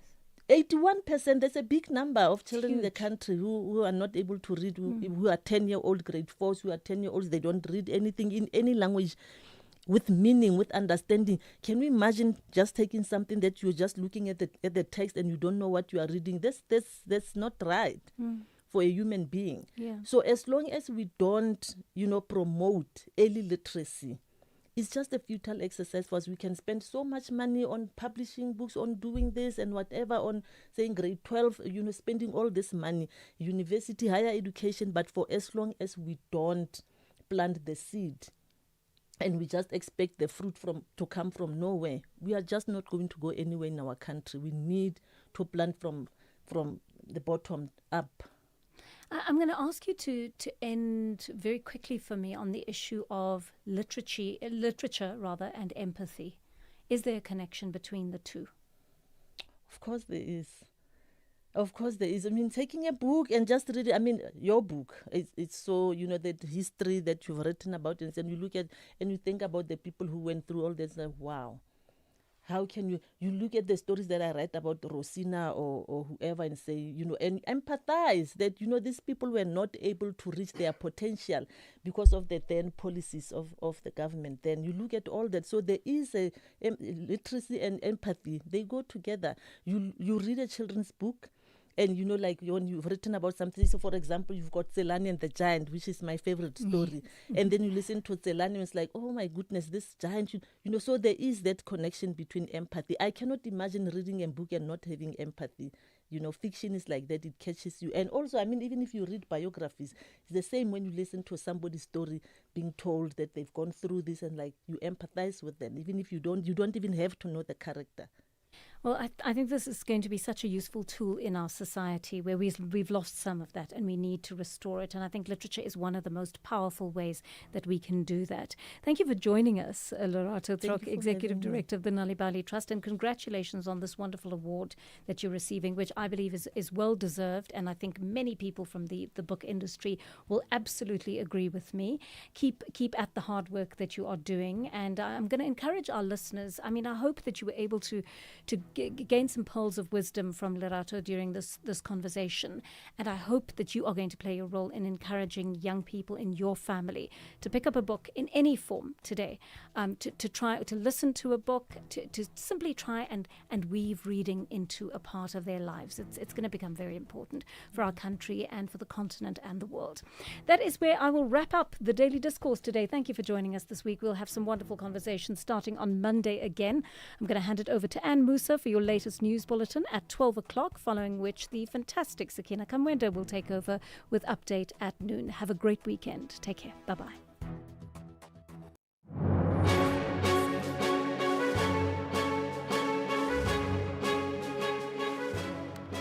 It's 12 o'clock, Friday, the 12th of June, 2026. A very warm welcome to Update at Noon here on SAfm, leading the conversations that move us. My name is Bongi Wazwana, standing in for Sakina Kamwendo, coming up this hour. That's what you are trying to do right from the onset, before we get to a point where we say to you, Mr. Nku was obviously not just your informer. That is what is happening here, and we see right through it.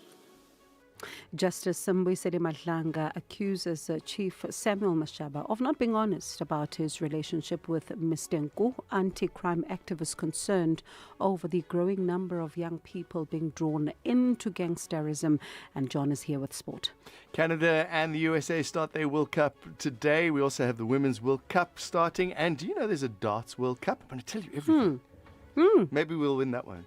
I think we will. Okay. Share your views with us on 41391. SMS to chat at 150. Send us your, of course, voice notes, 0826923909. Find us, of course, on X at SABC News _radio. You can also call us 086 0002032. And all these stories and more coming up on today's edition of the show. But first, though, Ed Musa's on standby with the latest news.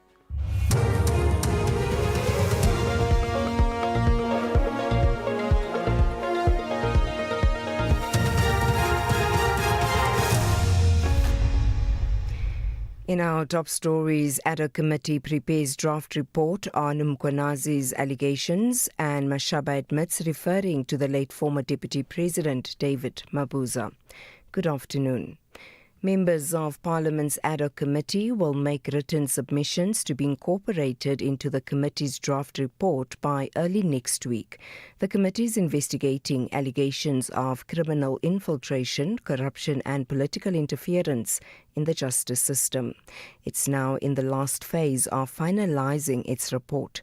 During a meeting last night, the committee's evidence leader, Advocate Norman Arendse, said any inputs relating to his report will be considered. We would take whatever the issue is under advisement, go back to the evidence, re-look it if there are any mistakes or errors, and we would come back to either the honourable member concerned or to the committee if it's a more wide-ranging issue that affects the committee or the process or the evidence. Gauteng Traffic Police Chief Samuel Mashaba has conceded before the Madlanga Commission that he was referring to former Deputy President David D.D. Mabuza in a conversation with alleged informer Tumelo Nku. Mashaba had previously testified the D.D. referred to in the message was the former National Assembly member Kebi Mapatswe, who has since passed away. However, under questioning from the Commission chairperson, Justice Mbuyiseli Madlanga, Mashaba admits the message was in fact referring to the former Deputy President who died last year. We are not forcing you to accept because you say you will now accept, but you go on to suggest that you are referring to something else. So please answer the way you feel you should answer it. You are not being pushed or forced to answer it in any particular way. My apologies, I accept. The Department of Home Affairs has confirmed more than 900 undocumented Malawian nationals found to be living in the country illegally were deported from the country last night. This follows the repatriation of over 100 Malawians and Mozambicans earlier this week from the Western Cape. Their repatriation came amid fears of violence following protests against illegal immigration across the country. Home Affairs spokesperson Tulani Mavuso says last night's group was the largest group of undocumented Malawian nationals deported so far. There's a department we continue, obviously, as part of our law enforcement operation through our inspectorate to look for people who are in the country illegally and process them through our deportation process. Like last night, we deported the biggest number of people from Malawi. There were about 980 that we had to deport last night, which was the biggest contingent. So as we speak, that this morning we can confirm that we have deported 980 Malawians. and we continue to do so throughout the country. The Izimvelo KZN Wildlife has confirmed a lion roaming loose in northern KwaZulu-Natal has been put down after numerous attempts failed to capture it safely. The lion was first spotted on Sunday along the R66. It was later confirmed the animal was not from any of the surrounding protected areas. The spokesperson, Ayanda Dube. According to the rules for managing damage-causing animals, only a qualified vet is allowed to do the darting, and it's an expensive process. The vet was given enough time to search for and dart the lion before any destruction permit was issued. The permit was issued based on the existing norms and standards, which say such a permit can be granted if there's a potential loss of livelihood, revenue or property, and imminent threat of loss of life or serious physical injury. Recapping the top story, members of Parliament's ad hoc committee will make written submissions to be incorporated into the committee's draft report by early next week. The committee is investigating allegations of criminal infiltration, corruption and political interference in the justice system. For SAFM News, I am Anne Musa. Update at noon, midday to 1 p.m. Bongiwe Zwane on SAFM. Thank you very much. And we'll get the latest news headlines at around the bottom of the hour with Jolana Chulongwebe. And of course, a lot to focus on today. One of the big stories is the Gauteng Traffic Police Chief Samuel Mashaba in the hot seat at the Matlanga Commission. He's now being asked about the conversations between himself and Mr. Nku, whom he had referred to as an informant in his statements to the police at the time. And so now it has emerged that they actually were friends. And you'd remember even yesterday he was even asked as to whether or not did he get money from Mr. Nku, etc. And even today that question coming up again, and he says that over the years Mr. Nku has not given him more than 50,000 rand. And also then at the same time, you've got questions that are coming up even about the fact that why did he not disclose this in the statements, for example, to IPED and, other statements that would have been taken relating to the Ayrton drug bust in 2021. And because there would have been a different way in which this matter was to be investigated, the Commission argues, had he said that this is somebody he is actually friends with. But he's seemingly right now even struggling as they talk about the communication between himself and Mr. Nku, which was even around, the evening around 10 when he was being sent to that location. But he had said that the pin location would have come a little bit earlier on. So lots of questions for the Gauteng Traffic Police Chief there, and he is finding himself having to answer quite a lot of questions. And also, we've got the Children's Institute and Legal Resources Centre who want the Western Cape High Court to order Home Affairs to develop and implement a plan to clear the birth registration backlog. Why this matters is that you've got children who have been described over time as stateless, who are not able to participate in any processes in the country. They can't get grants, they can't do anything, they can't get into schools because they do not have the required documents. And then we'll also look at the Democratic Alliance filing a dossier on child pregnancy and reporting this to the Human Rights Commission. And the party then is talking about its own, call for an investigation into what it calls numerous failures of government departments in reporting child pregnancy, and also talking about something we've been talking about over time, statutory rape. That it can't be children having children, especially those who are underage. It is statutory rape. So we'll talk to this particular story and get an understanding of what kind of work has been done in this particular, contained in this dossier, in order then to, get the Human Rights Commission started on this matter. And then gangsterism in the Western Cape, again in sharp focus. This as anti-crime activists and community leaders on the Cape Flats are concerned about the worrying trend in young people becoming involved in gangsterism. Children as young as 14, sometimes even younger, being recruited into gangs, and activists saying that the school dropout rate concerns them quite a lot. And a conversation I had some weeks ago with the Minister of Basic Education, Siviwe Kwagube, she said that she was in the Eastern Cape and deeply disturbed by the fact that she even found that, was told in one instance, that children as young as 9 at times are used to, sell drugs. And that is quite concerning. So we'll talk about this and some of the underlying factors there. And also then we have the call phase. We'll look also at the search for the missing 21-year-old who was believed to have been traveling with two in his car. And remember that the car and the bodies recovered at the Crocodile River in Mbombela, but Zenande Chilwane still missing. So we'll bring you an update on that story.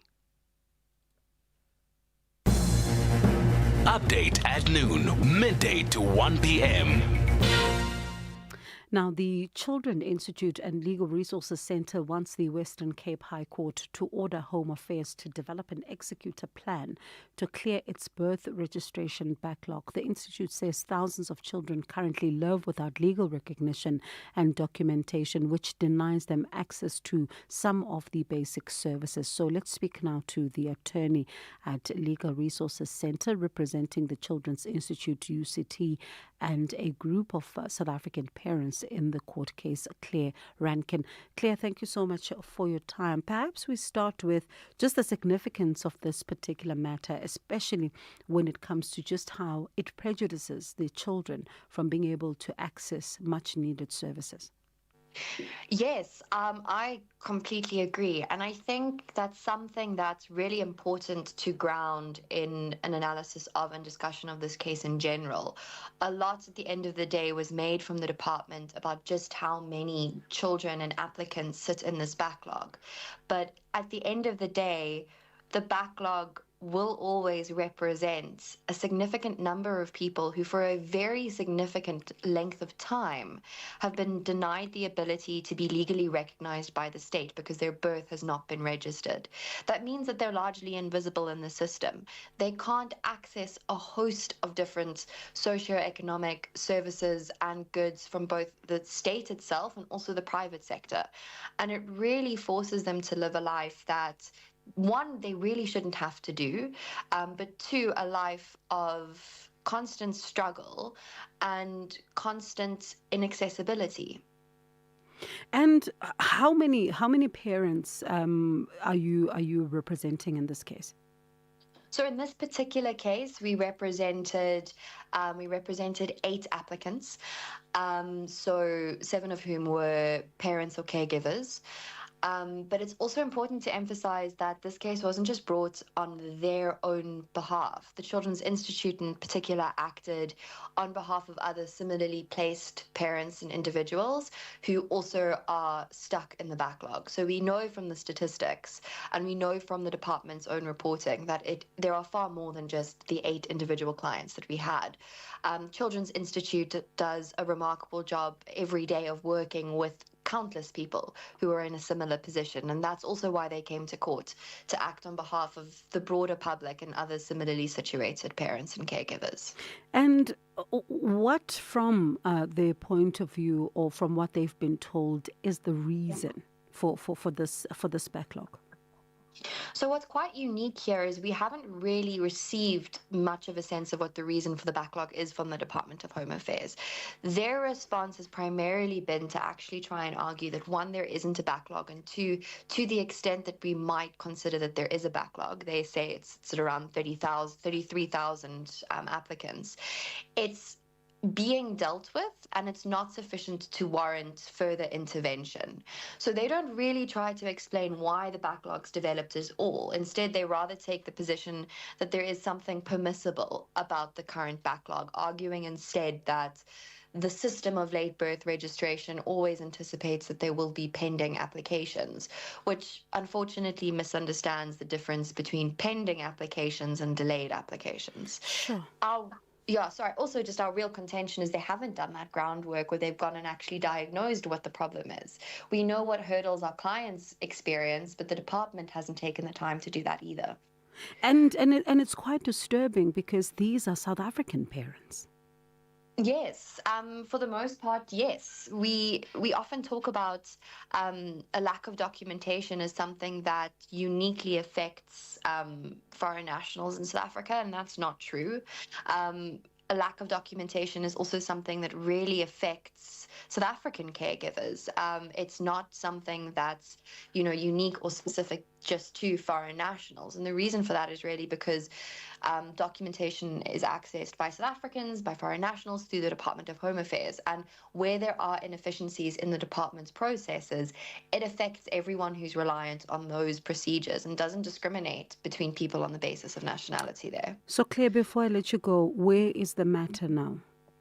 So we wrapped up with the hearing at the Western Cape High Court on Wednesday after a full day of arguments from both the applicants, the Helen Suzman Foundation, who came in as friends of the court, and the Department of Home Affairs as the respondents, and judgment was reserved. So now we just wait to hear what the judge has to say. All right, appreciate your time. Thank you for speaking to us. Claire Rankin, the attorney at Legal Resources Centre, representing the Children's Institute, UCT, and a group of South African parents in the court case. And I think what is also important here in this story will be to hear from the Department of Home Affairs to understand exactly what's going on here, because if they're saying that there is the issue of late registrations, there is the issue of, this particular backlog, but they don't view it as a crisis. So what is it exactly about the system is causing this particular matter? So it'll be interesting to hear from the Department of Home Affairs to understand what is going on here. Bongiwe Zwane on SAFM.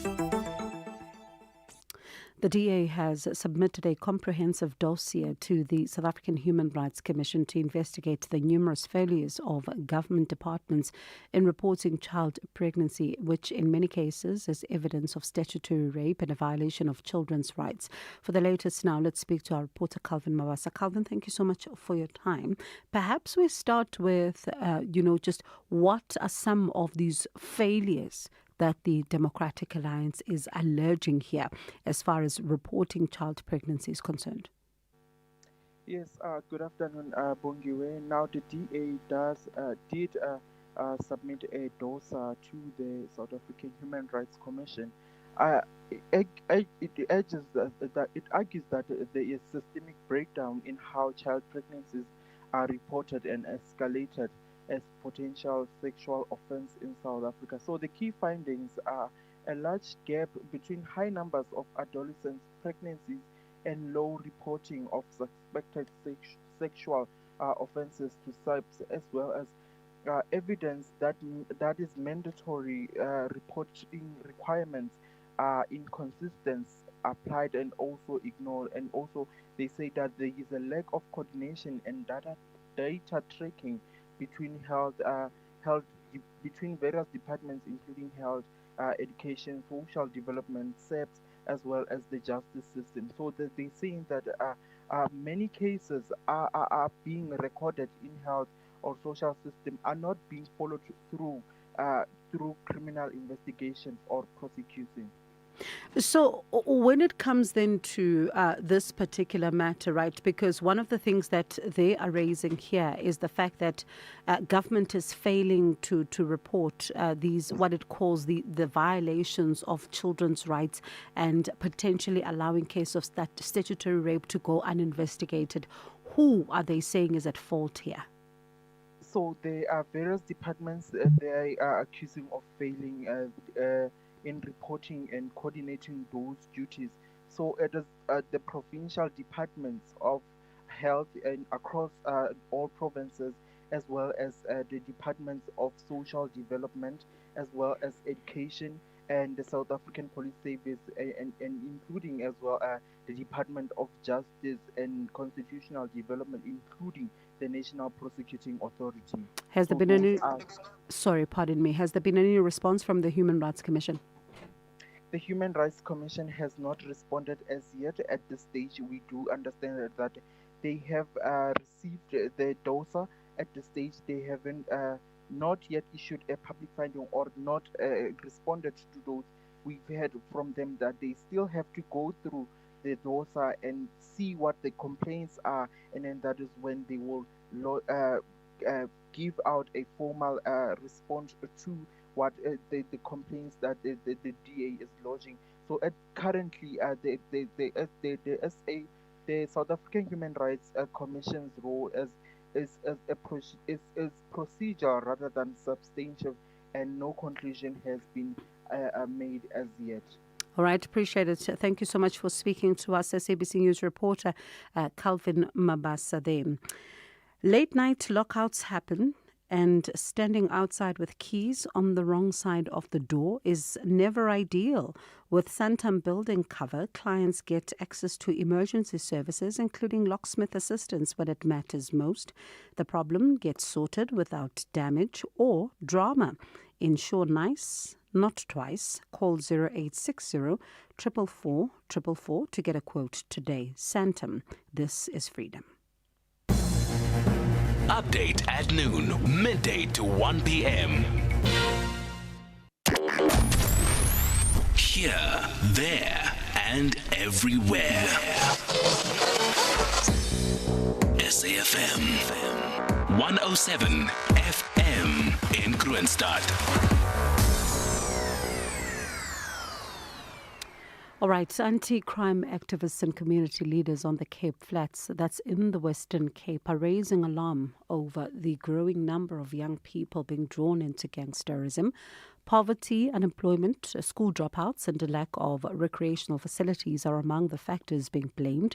Activists say gangs often fill a void by offering a sense of belonging, protection, and financial support. Children as young as 14 are reportedly being recruited, deepening concerns about the future of vulnerable conversations. And we'll speak to the organization, right, because this is so important, especially when you think about what are some of the underlying, challenges that we are seeing here are pushing young people towards this. And even to learn that children as young as 9 at times get recruited to be part of gangs. What does that say? But also the proliferation of guns on the streets of South Africa.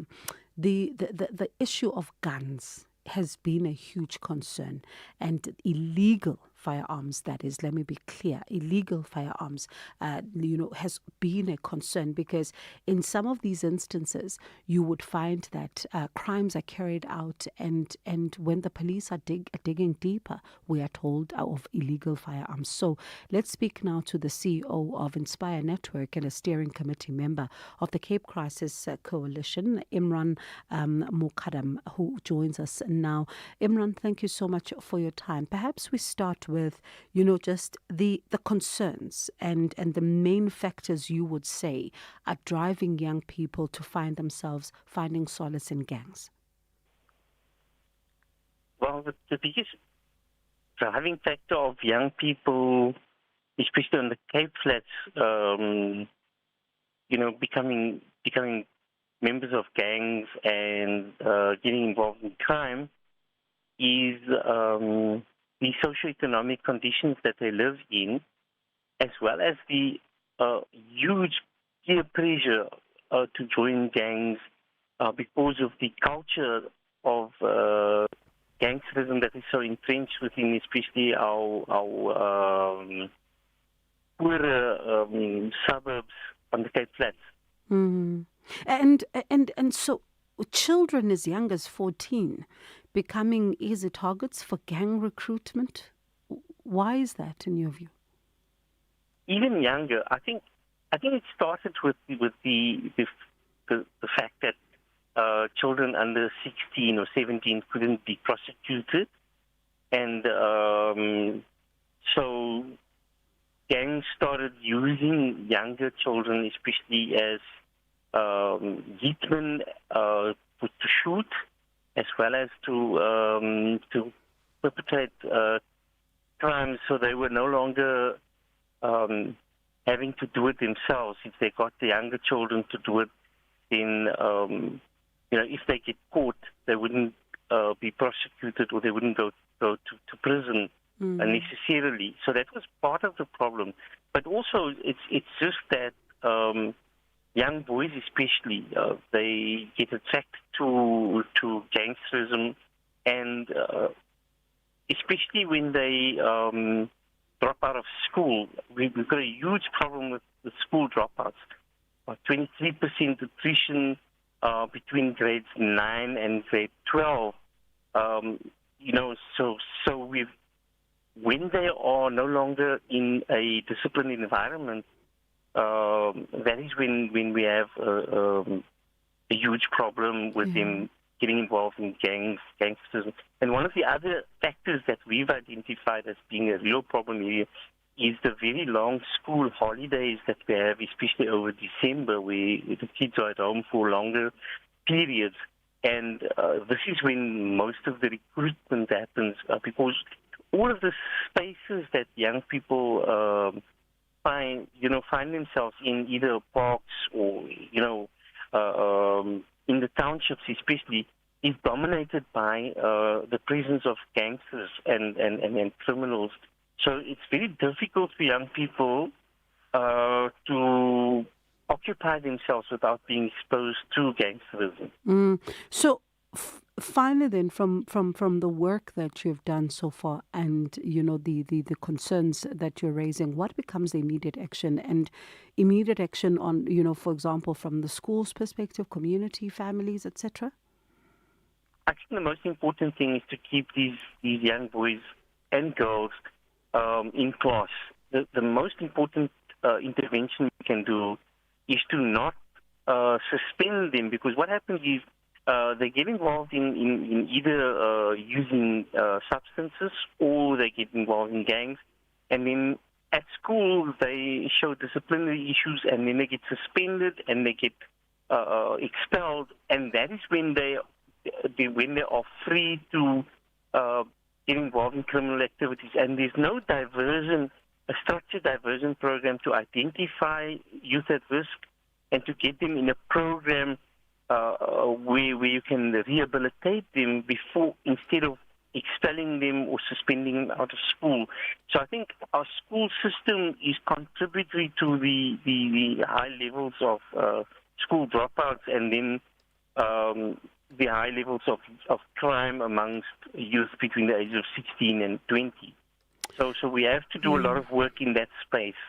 Keeping the youngsters at school would be the most productive intervention that we can do if we want to bring down crime, but also prevent the recruitment of young people into gangs. Quite important. Thank you for speaking to our CEO of Inspire Network and a steering committee member of the Cape Crime Crisis Coalition. That's Imrande Mokadam speaking to us about that issue. Let's quickly go to the update now on the search for the missing 21-year-old Zanande Chilwane. It continues today. He went missing, you'd remember, on Sunday after the vehicle which he was traveling in together with two other persons plunged into the Crocodile River in Mbombela, that's in Mpumalanga. The bodies of the other two were recovered inside the vehicle when it was pulled out of the river. Family and friends are still at the scene to help with the search. Let's speak now to Provincial Dive Coordinator of the Police Divers, Captain Johan Potgieter. Captain, thank you so much for your time. Let's perhaps start with the latest on the search. Yes, good afternoon. Yes, no, this morning for approximately an hour and a half to nearly 2 hours, we were assisted by the EMS helicopter from Mbombela. They searched the river quite thoroughly for us. Unfortunately, they didn't spot him with the helicopter. So now what's going to happen, there are certain sections in the river where the trees are overgrown over the river where they couldn't see. So now the divers are going into those sections by foot, and they're going to search those areas on foot. And how challenging has it been? No, it's extremely difficult. Apart from the fact that the water is literally ice cold, the bushes where we have to work through is extremely thick. Yesterday, we managed only to do 1 kilometer downstream. It took us more than 2 hours because everywhere we walk, we have to literally slash our way open to get anywhere. It's very overgrown, and it's very, very difficult to walk next to the river. And then also, of course, the river is full of hippos and crocodiles. So that's the other problem we have, is that we have to keep a constant lookout, because the hippos and the crocodiles might run into us. And also at the same time, of course, there's still a lot of questions about how the vehicle ended up in the river in the first place. And I suppose as you continue to investigate, even trying to figure out what could have gone wrong here, that could also at least be helpful. Yeah, unfortunately, from our side, what caused the accident or why or how it happened, we can't comment on that from our side. There we will wait for the accident investigating unit. They are the ones that will be able to determine how and why the accident happened. Unfortunately for us, we just know it did happen. Like you correctly said, we did recover the vehicle from the river. We did recover the 2 people from it. So now, unfortunately, the third one, like we said from the start, we suspected that he's got washed down, and the river is long, and is running fast. So, and like I said, difficult terrain. So that's what's slowing the search down at the moment. Sure. Captain, strength to you and the team. Thank you for speaking to us. That's Captain Johan Potgieter, the Provincial Dive Coordinator of the Police Divers. We'll continue to track this particular story because, there's still a lot of questions that are being asked here. 12:31, time to check in with the news desk. Good afternoon. I'm Jolani Tulo Wepe, making headlines. Northwest businessman Brown Mokhotsi will have to wait another 2 weeks to hear if his fresh bail bid will be heard in the Johannesburg Magistrates Court. His lawyers approached the court arguing that they would like to present new facts for his release on bail.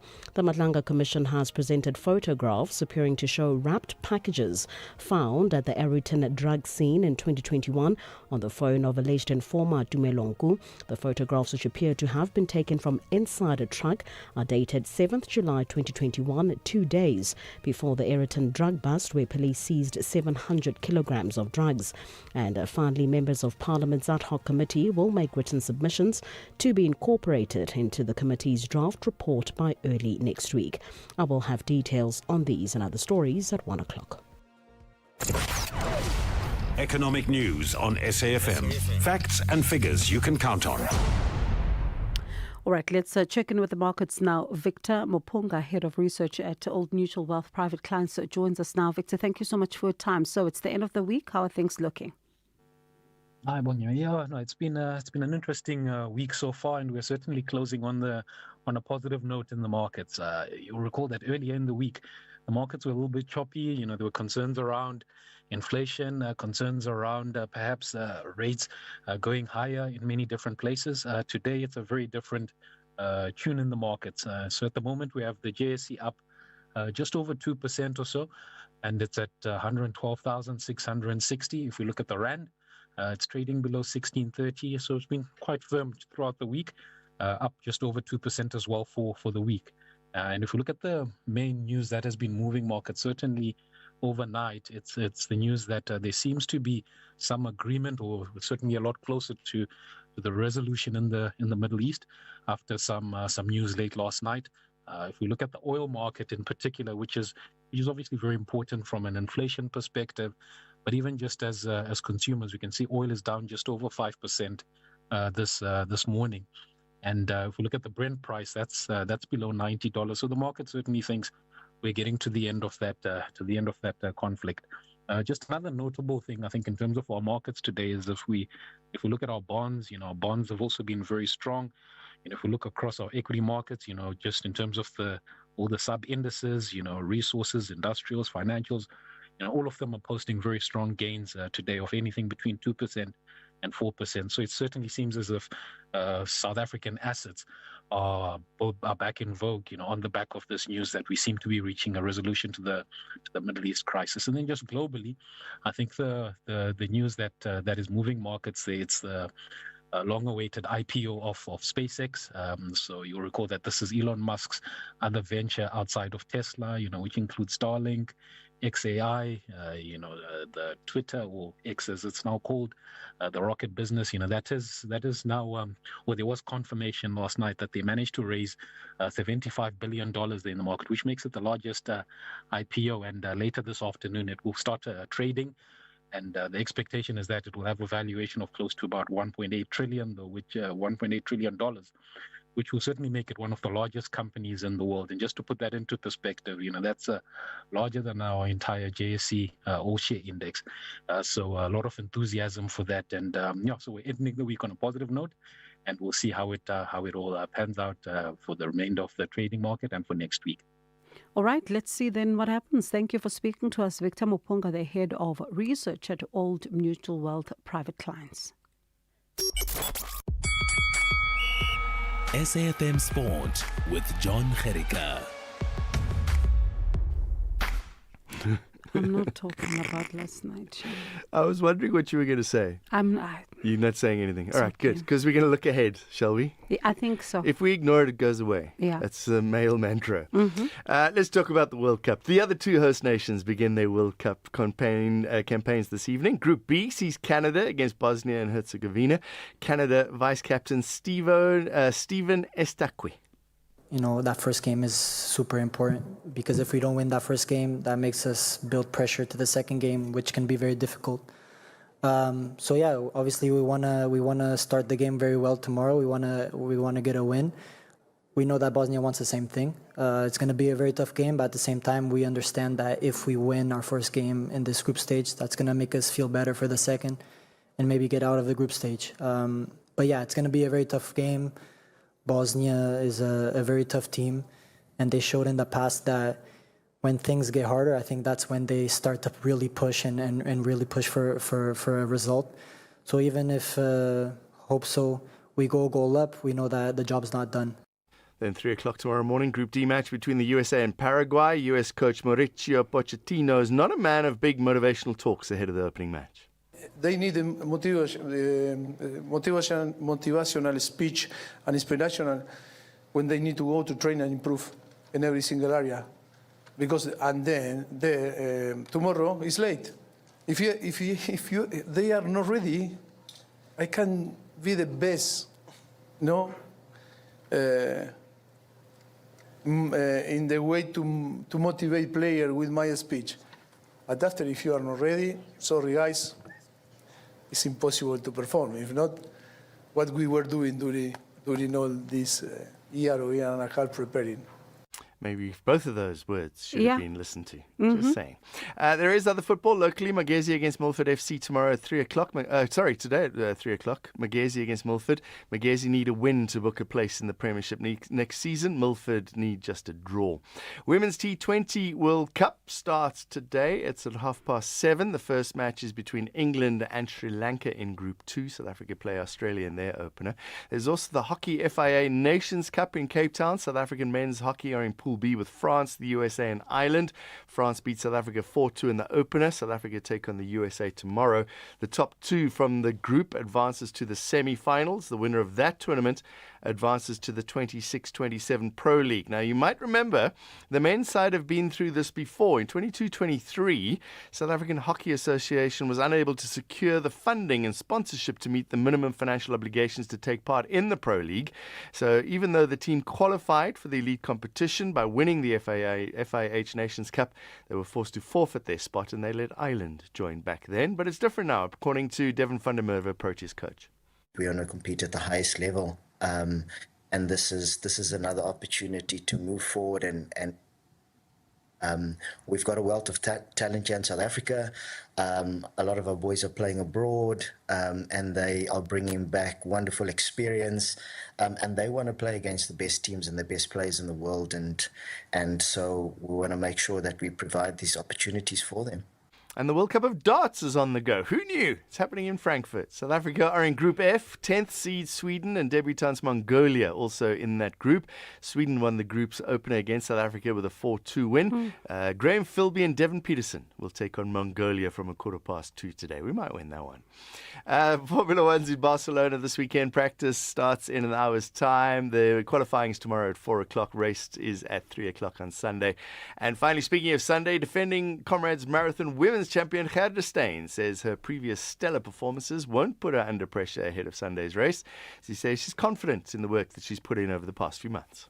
I was very, very fortunate that this year I had no hiccups. All the training went well, and so for that reason, I have to be optimistic for Sunday's race.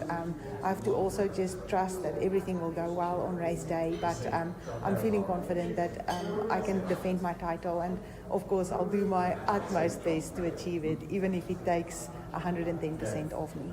Well, Steyn will be joined by 21,632 of her closest friends as they run, for some odd reason, not drive or take a train from Durban to Pietermaritzburg. There are better ways to get up there.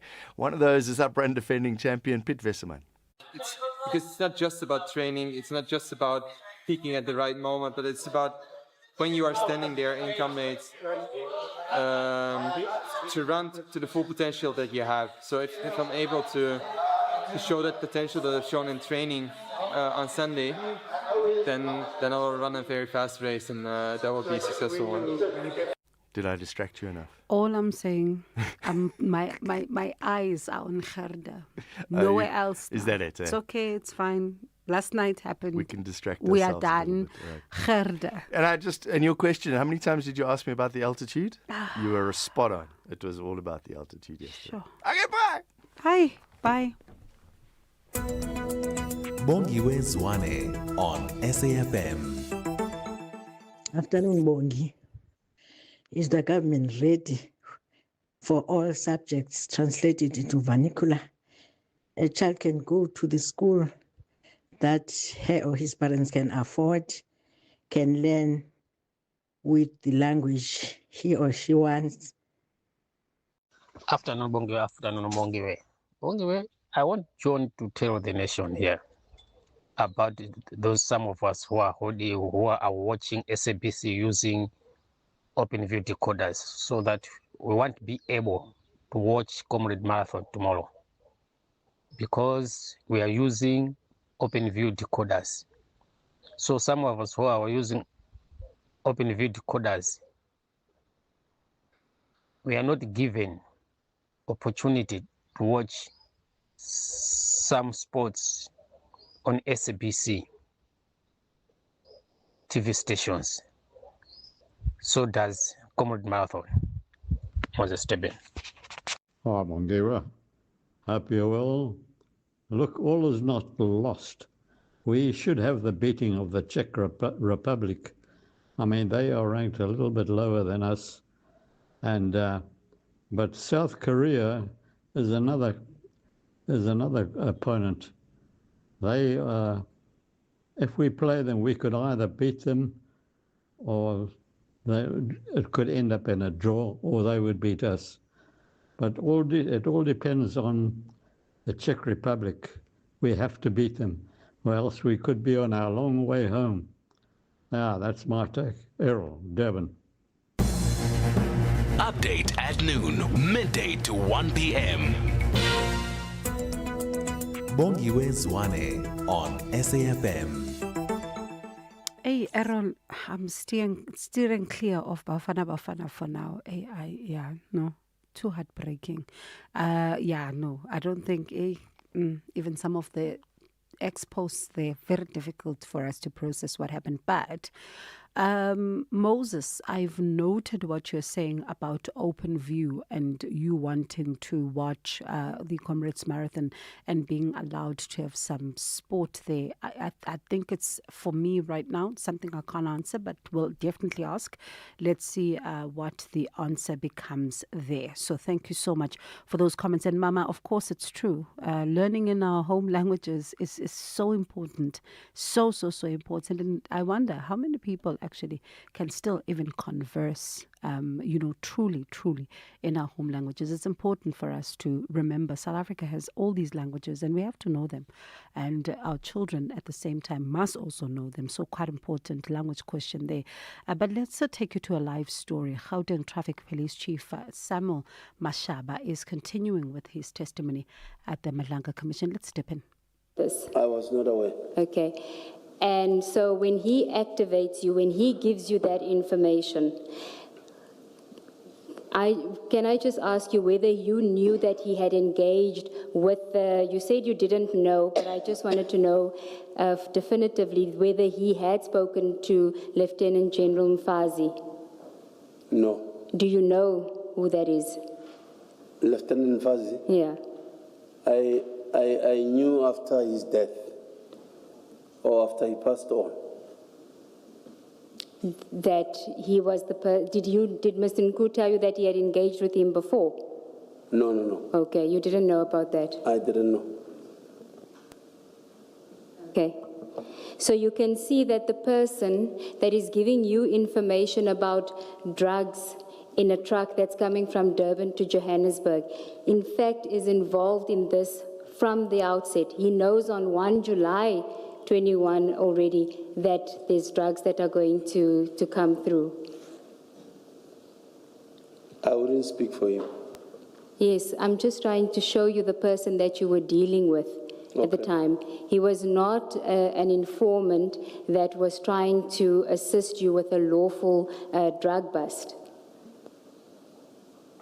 Do you want to comment on that? To me, it was lawful. But here, hence I'm saying, I cannot speak for him. But what he gave me was lawful. And I didn't even know it started somewhere. Why would you think that this time it would be lawful when every other time that he engaged you, it was for unlawful side hustle activities?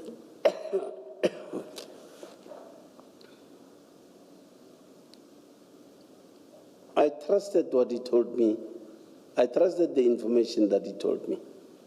So you trusted that this was not going to be a bust. You trusted that this was just another attempt by him to involve you in an unlawful side hustle.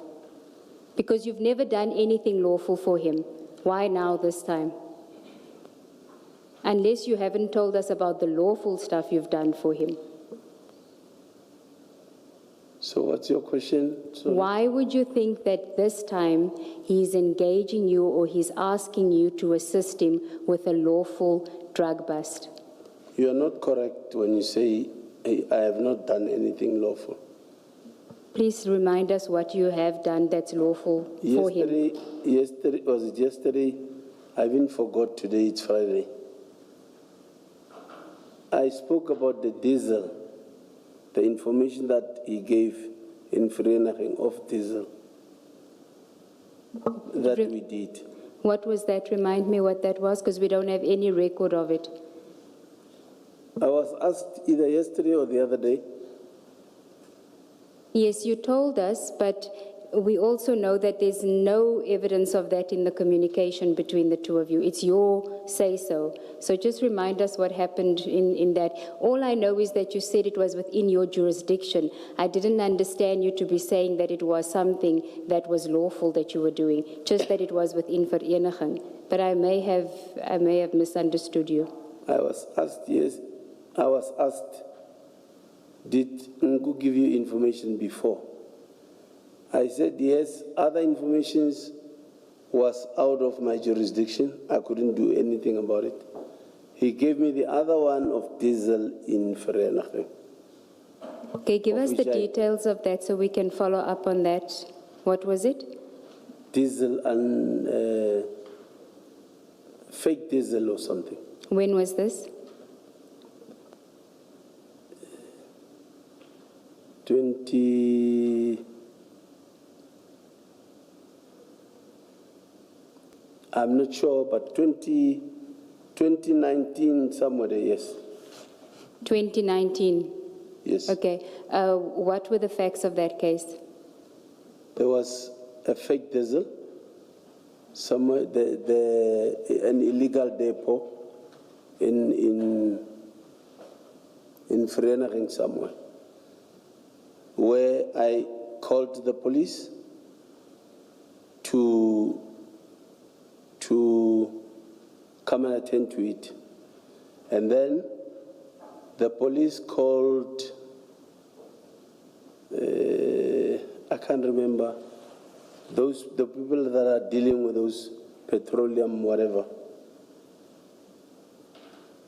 Okay, and was the diesel seized? I don't know what exactly happened because I left it with the police, and because police were calling those people, I can't recall what are they called.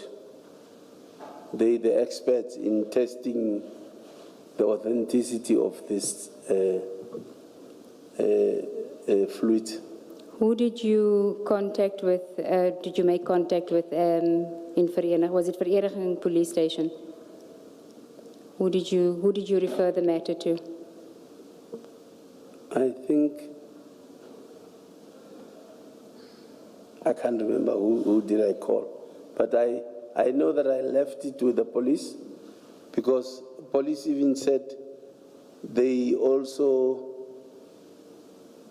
don't know how to deal with these diesel things. They'll have to call other people. Just, do you know if an inquiry was opened at Vereniging police station? Honestly, I don't know what happened to their case. I don't know. So it will be a waste of our time to go to Vereniging police station and try to make inquiries. I think so, because I even myself didn't even follow up. Yes. Okay, so this was not one of those instances where you decide to go and do the seizure yourself, outside of your powers to do so. This was the diesel incident. This wasn't one of those incidents where you decided to act outside of your powers to go and do this bust. Here, you knew to refer to the police and not to have any further involvement. I've always called the police if something is out of my scope or my area of responsibility. I'll refer it to the relevant people. That is the police. Unless it's a side hustle. We know from the evidence, and I ask this just to clarify, from yesterday's evidence, which involved Gauza and them at the airport, that's a side hustle. You don't call the police for something like that. I'm just clarifying. That's all. Can I please not comment on that? Why can't you comment? You say you always call the police. That's what you say, remember? Yeah, just a second ago, you said I always call the police when it is out of my jurisdiction. That's what you said.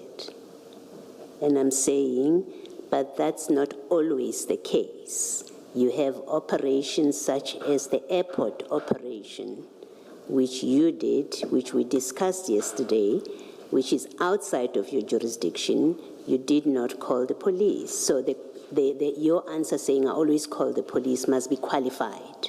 That's really the point I'm saying. You still don't want to comment? Can I please not comment? Okay, thank you. And it is surprising that you do remember the diesel incident with such clarity, except when we ask you for specifics as to who you referred it to. But when we ask you about the airport stuff, where there's actual contemporaneous recordals of what you're discussing, it doesn't jog your memory. So can you see how implausible it is that this diesel incident could have actually happened, the fake diesel incident? There's no record of it in the WhatsApp conversations between you and Mr. Nku. You can't tell us who you referred it to. And when we ask you about stuff where there is contemporaneous recording, you have amnesia. Do you want to comment on that, Chief? No comment. Okay.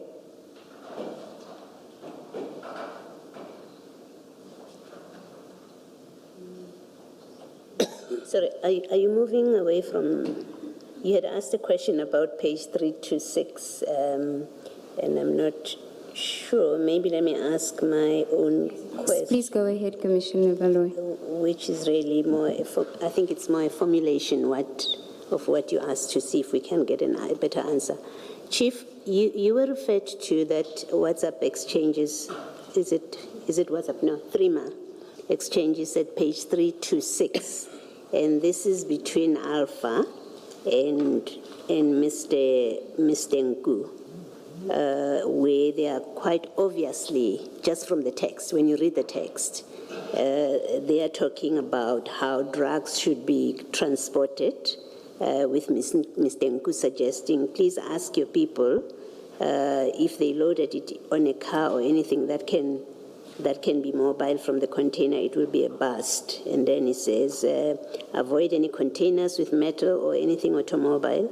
Only load goods or sugar. Anything that goes to Pier 1 or 2 is workable. That text, and I think Ms. Sigars has indicated that this is supposed to have been on the 1st of July 2021. What I'm wanting to check with you, and I think this is what she was trying to get you to comment on, that according to this page 326, it conveys, you may not have known it, and for purposes of my question, I'm not saying you knew this, which I'm going to ask. All right, that is the Matlanga Commission there. Gauteng Traffic Police Chief Samuel Mashaba is still giving testimony, having a difficult time about some of the information and the conversations between himself and the informant, which he says is Mr. Nku, but also now later learning that this was someone who was, had a close relationship with him. And all this links to that Eriton drug bust in 2021. And quite interesting to note a lot of what would have happened here, especially at the back of that Port Shepstone drug bust as well, that we've also been hearing about in the Commission. So we'll continue then to bring you more on this story in our bulletins. We're delving deeper into the world of mining and engineering. From the Coalface with Martin Creamer. All right, it's that time again on a Friday when Update at Noon presents another update from the Coalface with Martin Creamer, publishing editor of Engineering News and Mining Weekly. Hi to you, Martin. So a South African company this week surging ahead in the key area of adding value to the manganese we mine? Yes, beneficiation is a big word in South Africa, and the whole idea of just mining ore and sending it out is no longer favored in Africa. And we see now in Mbombela a massive breakthrough where you actually add value to manganese in a very big way. And that was being done by a company called MMC, Manganese Metal Company. They've managed to make battery-grade, high-purity manganese sulfate, which is in demand around the world because this is for batteries, for electric vehicle cars as well. So Japan is one of the biggest off-takers immediately. The company has just completed the construction of a large factory, but already the plans are in place to treble the size of that. So this is the sort of thing we need in South Africa, where you add value to your metals and minerals. And I see a promising new rare earth elements project is being developed in the country's mineral-rich Northern Cape. Yes, so that Northern Cape coming to the party again. And this time it's a foreign direct investment coming through from Frontier Rare Earths, but they've partnered with South Africa's state-owned Industrial Development Corporation, which is also funding the study there, and they are developing what is called the Zandkopsdrift project. They are hoping to be producing by 2030, and that will be a 25-year life of mine. So that is, again, what we're looking for, because lithium is one of these critical metals. People are looking for it around the world, and if we can start developing it here, it is extremely important. And also Lithium Africa has popped up with a lithium project, also in the Northern Cape, called the Springbok project. So these are the sort of developments we need in this country. And quite interesting, this week's Junior Indaba highlighted the big role that small mining businesses can play in the continent. Yeah, that was a big emphasis, that small mining companies can do big things on this continent. And there were many minerals and mining ministers that spoke from the various countries in Southern Africa and also extending up to Angola. And this was outlaid that, don't just think that big companies can do the things. These, they call them juniors in the mining space, juniors. These are the companies that are transforming the continent because they get in early, they take the risks, and then the big companies come in and normally buy them up, but they've already done a huge job in identifying where the metals and minerals are. That's why we need to have proper mining licensing systems all over, including South Africa, and also incentive schemes for these small mining companies that can do big things in the continent of Africa. Yeah, quite interesting. Thank you for speaking to us. Appreciate that. Martin Creamer will be back at the Coalface at the same time next Friday. It's almost 1 o'clock. Time for us to love and leave you. Thank you so much for listening. And of course, a lot of developing stories, moving parts will keep you updated throughout the course of the afternoon. The latest news coming up. Jolani is on standby, and then Bridget will take you through the rest of the afternoon. Have a blessed Friday. God bless.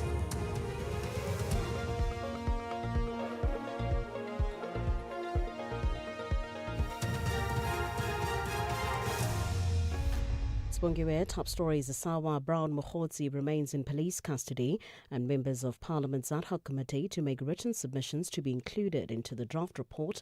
Good afternoon. Northwest businessman Brown Mokhotsi will have to wait until another 2 weeks to hear if his fresh bail bid will be heard in the Johannesburg Magistrates Court. His lawyers approached the court arguing that they would like to present new facts for his release on bail.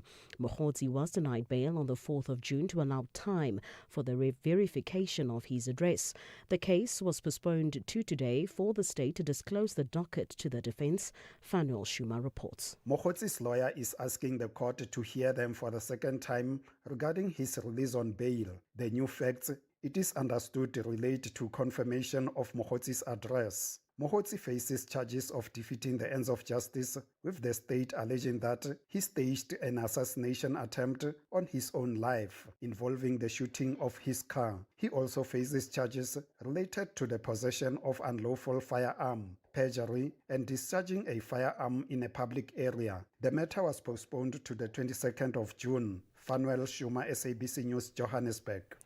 The Madlanga Commission has presented photographs appearing to show wrapped packages found at the Ayrton drug scene in 2021 on the phone of alleged informer Tumelonku.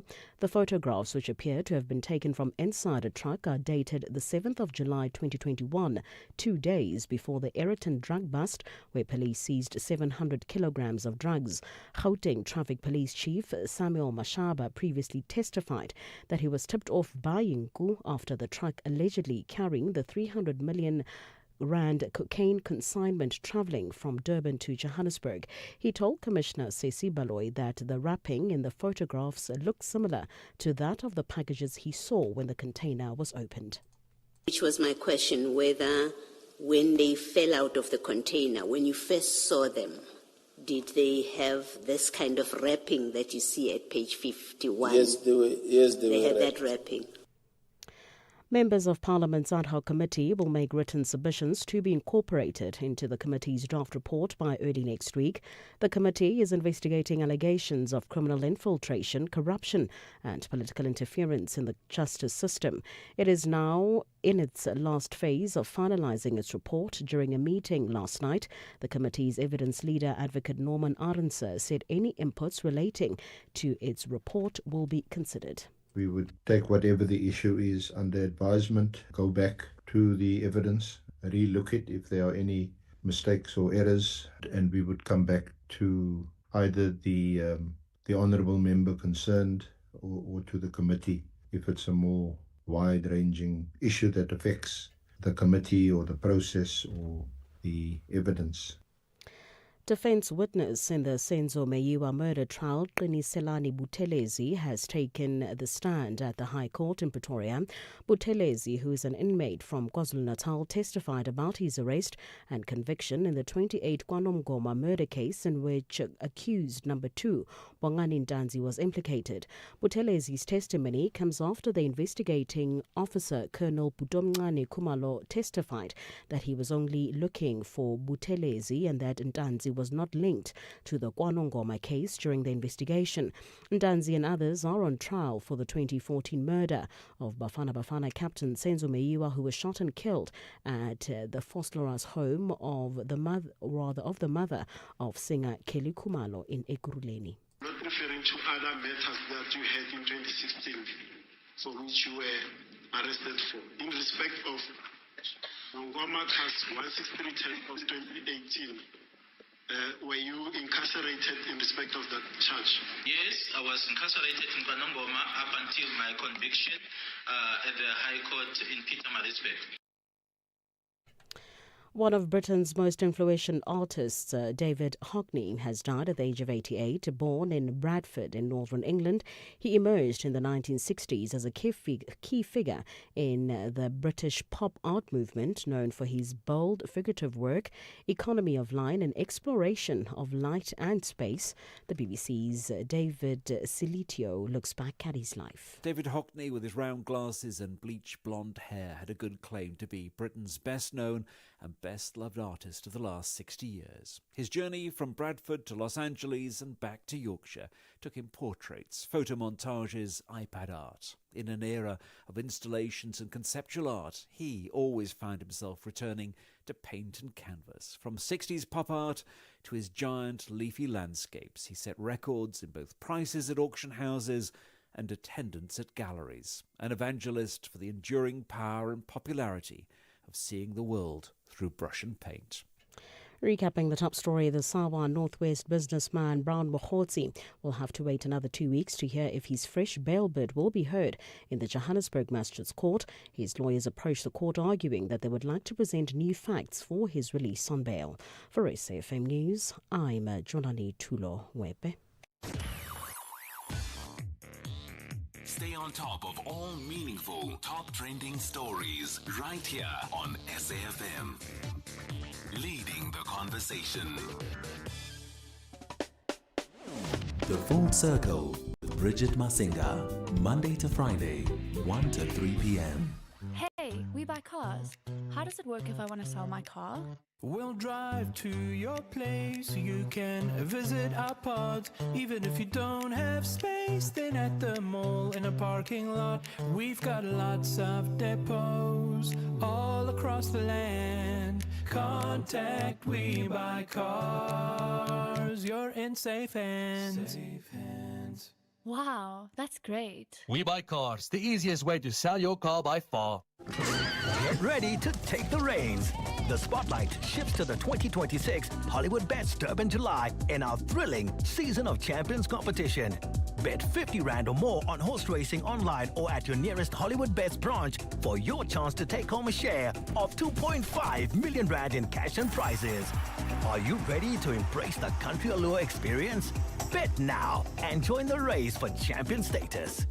T's and C's apply. Hollywood Sportsbook is a licensed betting operator. No persons under the age of 18 years are permitted to gamble. Winners know when to stop. South African Responsible Gambling Foundation toll-free counseling line 0800 006 008 or WhatsApp help to 076 675 0710. I'm Samela Kilpoy, an actress and a mum. Do you know what's in your cupboard? I've been trying to be intentional about the food I buy and keep in my cupboard. Unhealthy packaged foods can lead to hypertension, heart disease, and diabetes. Support front-of-package warning labels on unhealthy packaged foods, high in saturated fat, sugar, and salt. Join me. Sign the petition on heala.org. That's HEALA.org. You're listening to Bridget Masinga on SAFM.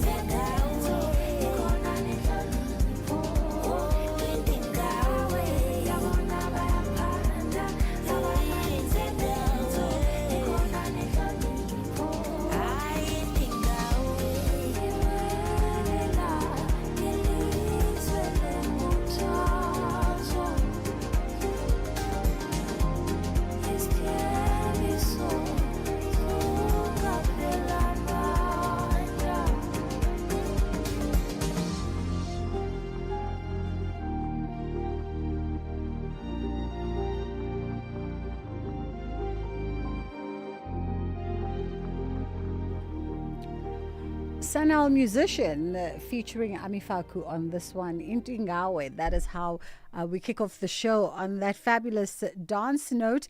It's a Friday after all, and so we thought we'd turn things up just a little bit, get you into the right state of mind for a bit of relaxation, some R&R over the weekend. Before we get into full swing weekend programming, though, we still have the order of the day to get through. We'll be catching up with Usmahle Mota, SABC News reporter, and reflecting on the Madlanga Commission's Day 119. And then afterwards, for full access today, we are catching up with the stars, Kenneth Nkosi and Lwazi Keith Gishebesha, who star in The Polygamist. It's out today, so we'll find out more about The Polygamist. And then, of course, Friday means that we get to catch up with Siwela Langeni. And today she's bringing along Sunyati, author and storyteller. And we're looking at Sue's acclaimed novel, which is being turned into a Netflix telenovela. So that ties into our first conversation that's coming up at 1 o'clock. 061-410-4107 is our WhatsApp line, and 086-000-2032 is the number to call us on. You are listening to The Full Circle.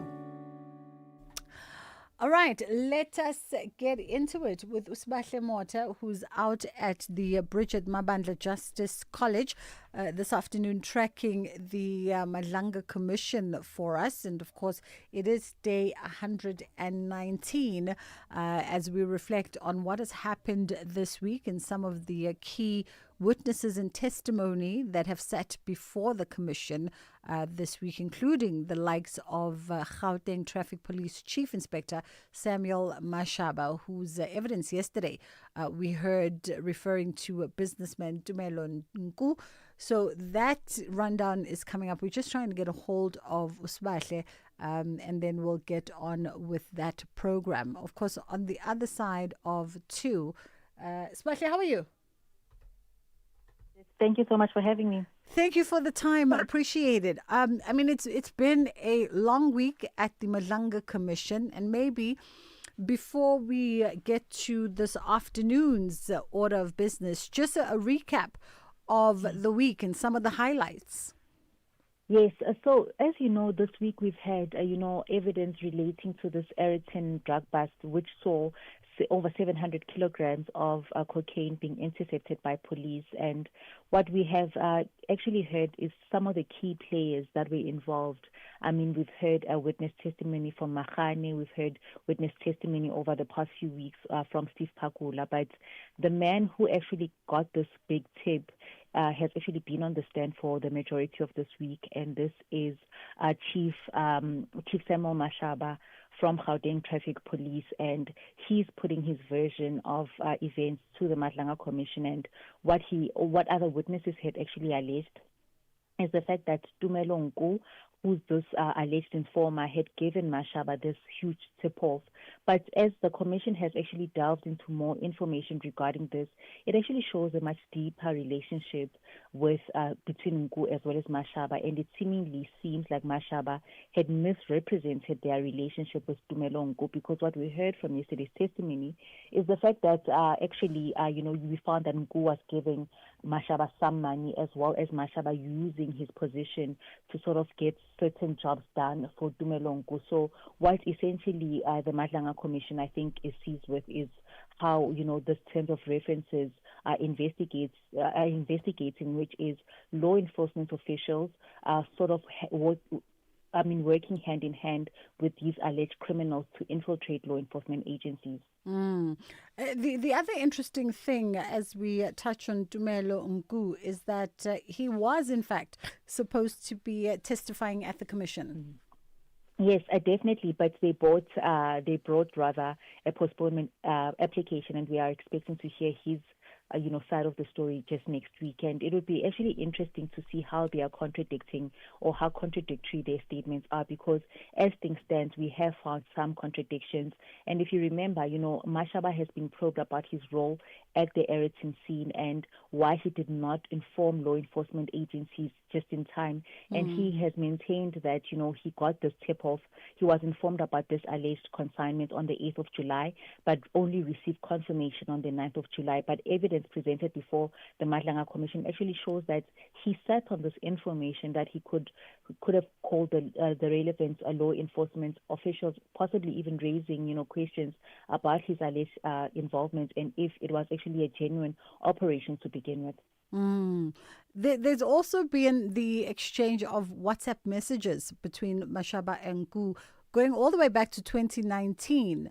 And these show the frequent exchange of money between the two and references to payments to people that were referred to as his boys. What's the context of these boys? Do we know the boys as just people who are sort of running intermediary comms and tasks for him, or is it significant players? I mean, as things stand, I think his testimony resembles that of, being a middleman between this Tumelo Nku and other people in this alleged scheme of things. And what we do know, it's seemingly that, he had organized certain people to do certain jobs for him. At one case in point is at Ora Tambo, where it's alleged that Tumelo Nku had some gold bars that went missing, and he actually activated his boys. This is Mashaba activating his boys, using his position to sort of get Tumelo Nku's sort of jobs done. So again, it's going to the allegations or the terms of reference that we have seen before the Madlanga Commission, which state that these law enforcement agencies are seemingly infiltrating, or alleged, criminal syndicates rather, are actually infiltrating these law enforcement agencies because they are being aided and abated by top police officials. So this is like the recurring theme that we are seeing, where these WhatsApp messages are sort of showing certain dealings that Tumelo Nku as well as Chief Mashaba have between them. Well, we'll leave it there for this afternoon. Or maybe before we wrap up, Sbahle, the program for next week, outside of Tumelo Nku, do we know who else is set to take the stand next week? Not as yet, Bridget, because as you know, the Madlanga Commission likes keeping its cards close to the chest. But what I do also suspect is that I don't anticipate Mashaba concluding his testimony today, because he's not the easiest of witnesses again. He's very evasive. Normally, he also asks commissioners as well as the evidence leader to sort of repeat the questions that they are posing to him. So I'm not sure if he will return, but what we do know is that we're definitely not going to be sitting on Monday. And as you know, Tuesday is a public holiday, so we return to the Madlanga Commission on Wednesday. All right. Sbahle Mota, SABC News reporter, thank you so much for the time. As always, it's 1:20 o'clock. Doing what we do by way of career, one often forgets when the public holidays are. You are cognizant of the dates because we are talking and in conversation around the content of the date. But you are absolutely clueless as to when is the actual public holiday. It's like your mind doesn't make the correlation because we are never on public holiday. We are always on air. So it's a good reminder to know that the rest of you are going to be chilled at home on Tuesday. 1:20 o'clock on the Full Circle with myself, Bridget Masinga. A quick pause and then we'll come back on the other side. Guys, we're always posting, commenting, and clapping back. But opinions don't count. It's your ex that does. So come 20 and 21 June, get up, show up, and register to vote. Call 0800 11 8000. Visit elections.org.za or WhatsApp 060 880000 for more info. This message is brought to you by the IEC. Babe, I'm getting extra cash from my insurance. I was thinking romantic getaway or a treat for the kids. You're getting money from your insurance? Yes, my cash back from my way. I'll get back 10% of my monthly premiums for staying claim-free for 2 years. I'm getting 5,680 Rand. Now that's real cash. Real people, real cars, real rewards. For a quote, visit myway.co.za. My cashback is a feature on qualifying products paid after 2 claim-free years and all premiums paid. Premiums are risk profile dependent. MyWay is a licensed non-life insurer and FSP. T's and C's apply. MyWay. Live your way. 50 years later, Youth Month The voices. The court or judge hearing the appeal shall not set aside the decision against which the appeal is brought unless such court or judge is satisfied the decision was wrong. Listening to me was like an initiation. I appreciate the opportunity. The youth of 1976 has afforded us so many privileges, and we are in a time where we are required to fight for more, also for the next generation and ourselves. From the class of 1976 to the generation of TikTok, AI, and unemployment, the conversation continues on SAfm, leading the conversations that move us. I'm Samela Chelpoy, an actress and a mum. Do you know what's in your cupboard? I've been trying to be intentional about the food I buy and keep in my cupboard. Unhealthy packaged foods can lead to hypertension, heart disease, and diabetes. Support front-of-package warning labels on unhealthy packaged foods, high in saturated fat, sugar, and salt. Join me. Sign the petition on healer.org. That's HEALA.org. Topco Media presents the 25th Annual Top Empowerment Conference in partnership with Nedbank, taking place on the 17th and 18th of June at the Sandton Convention Center. This is the year that South Africa's empowerment rules get rewritten, with both the Minister of Trade and Industry and the Minister of Finance and 800 of the leaders shaping what comes next. To secure your seat, head to Quicket, search Top Empowerment, and use the code SABC for 20% off. Book today before the codes change without you. Guys, we're always posting, commenting, and clapping back. But opinions don't count. It's your ex that does. So come 20 and 21 June, get up, show up, and register to vote. Call 0800 11 8000. Visit elections.org.za or WhatsApp 060 880000 for more info. This message is brought to you by the IEC. 50 years ago, young South Africans changed the course of history. Today, a new generation asks a different question. What have we inherited and what must we build next? This Youth Day, SAfm joins forces with South Africa's leading campus radio stations for a series of powerful national simulcasts. The National Briefing and Voice of Vets, exploring education, empowerment and economic opportunity. The Daily Discourse and Northwest University FM, exploring democracy, leadership and active citizenship. The Full Circle and the University of Limpopo, reflecting on identity, culture and social cohesion. Students, communities, leaders and listeners.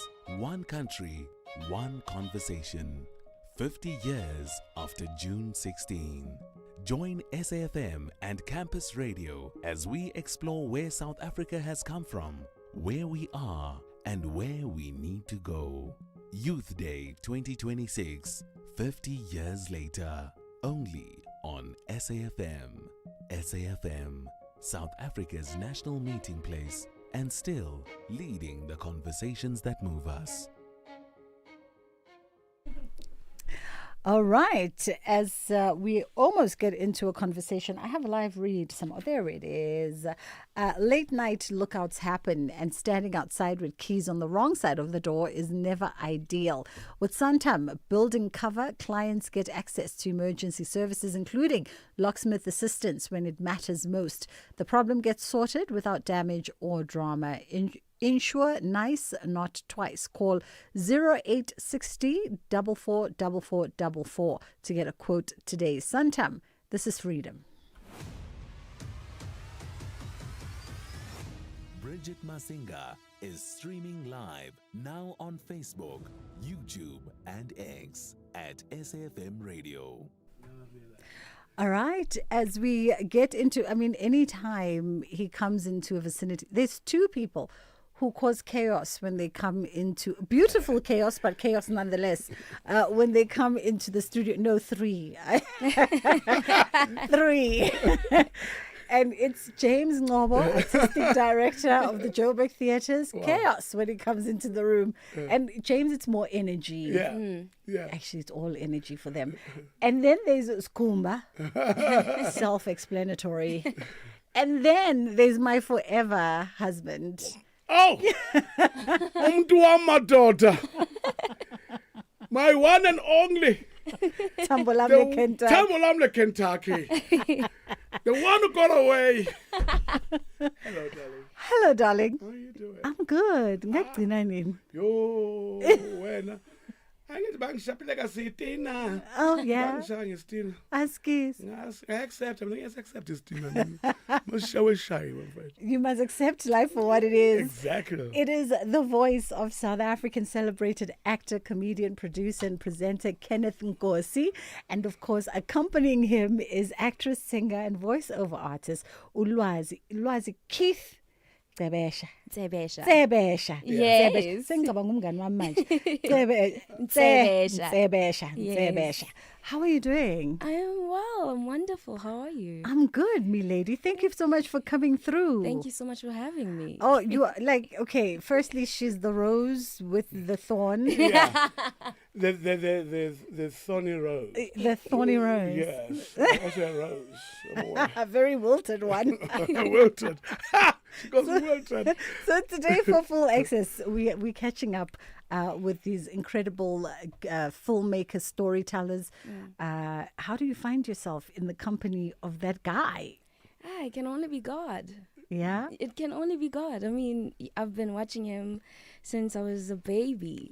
And now he's my dad in real life and on TV. So it's a beautiful blessing, and I don't have words. Oh, I wonderful. don't.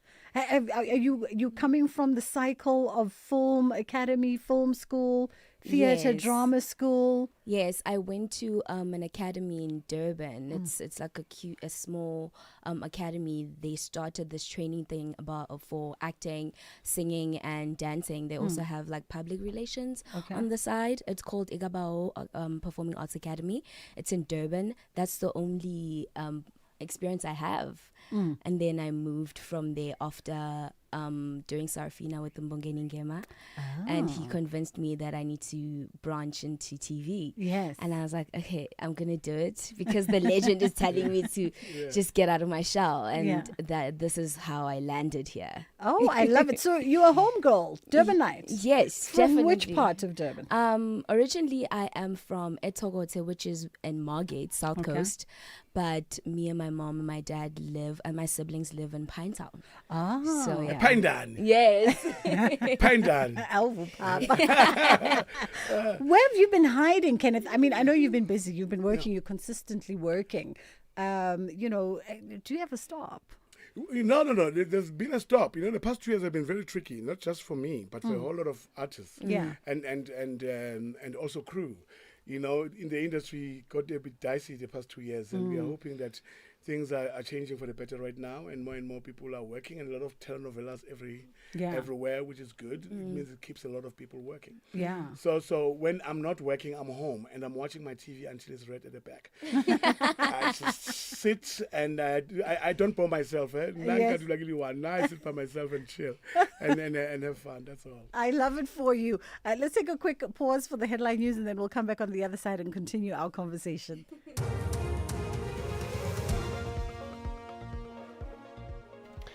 Thanks, Bridget. Good afternoon. Making headlines, an unannounced multi-agency raid in Pretoria West has resulted in a company being placed under scrutiny after more than 40 undocumented migrant workers were found at the warehouse.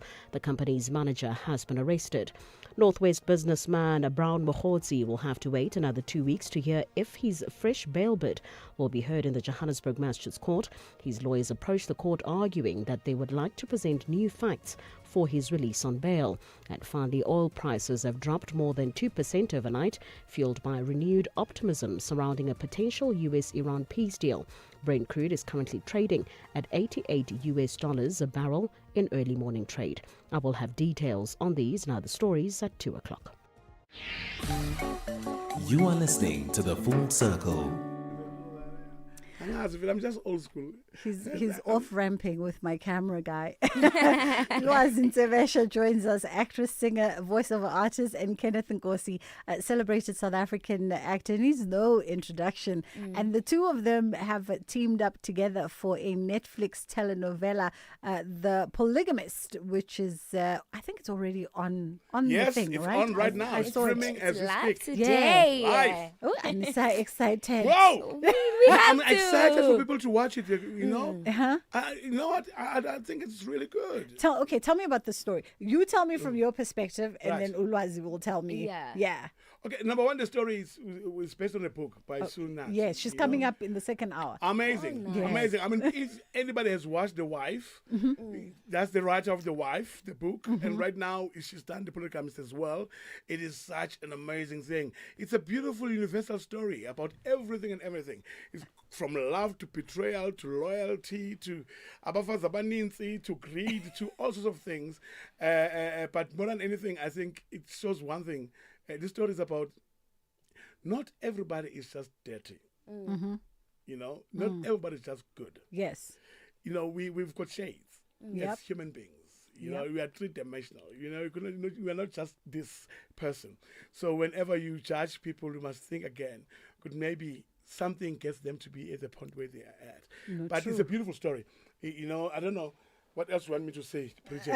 It's polygamist. That means we are not talking about Mseleko. No, it's a fancier version of Mseleko. I can't with you. Okay, so Kenneth plays your dad in this new series. Yes, he plays my dad. I don't want to give away. Let's just say that. Let's just say that for now. For now. Let's just say that for now because her dad. Okay. Yeah, he plays my dad for now. Let's just say that. We don't want to spoil because a lot of people haven't watched it. I feel like there's something so salacious that's going to happen. Probably you are the child of his third wife, and then he decides incest is a thing. You never know. You never know. You never know. I love your thinking. Yes. You know, broaden up your mind. Yes. Think more about it. It Think could be big. anything. Think big. Think big. You know? For the two of you. How do you work with this character? Because I've never been on set with Kenneth, but I sometimes feel sorry for the folks who are on set with Kenneth because how do you work with him when you're shooting? I love working with Bob Kenneth, and it's the most beautiful thing, especially with him and Mom Celeste in one setting. It's funny, it's safe, it's like you can do anything and everything. He has an inner child. I have videos of him on my phone doing this ballerina thing that he does when they say cut, and he's just like, oh, we're almost done. Oh. And it's like, it's the funniest thing.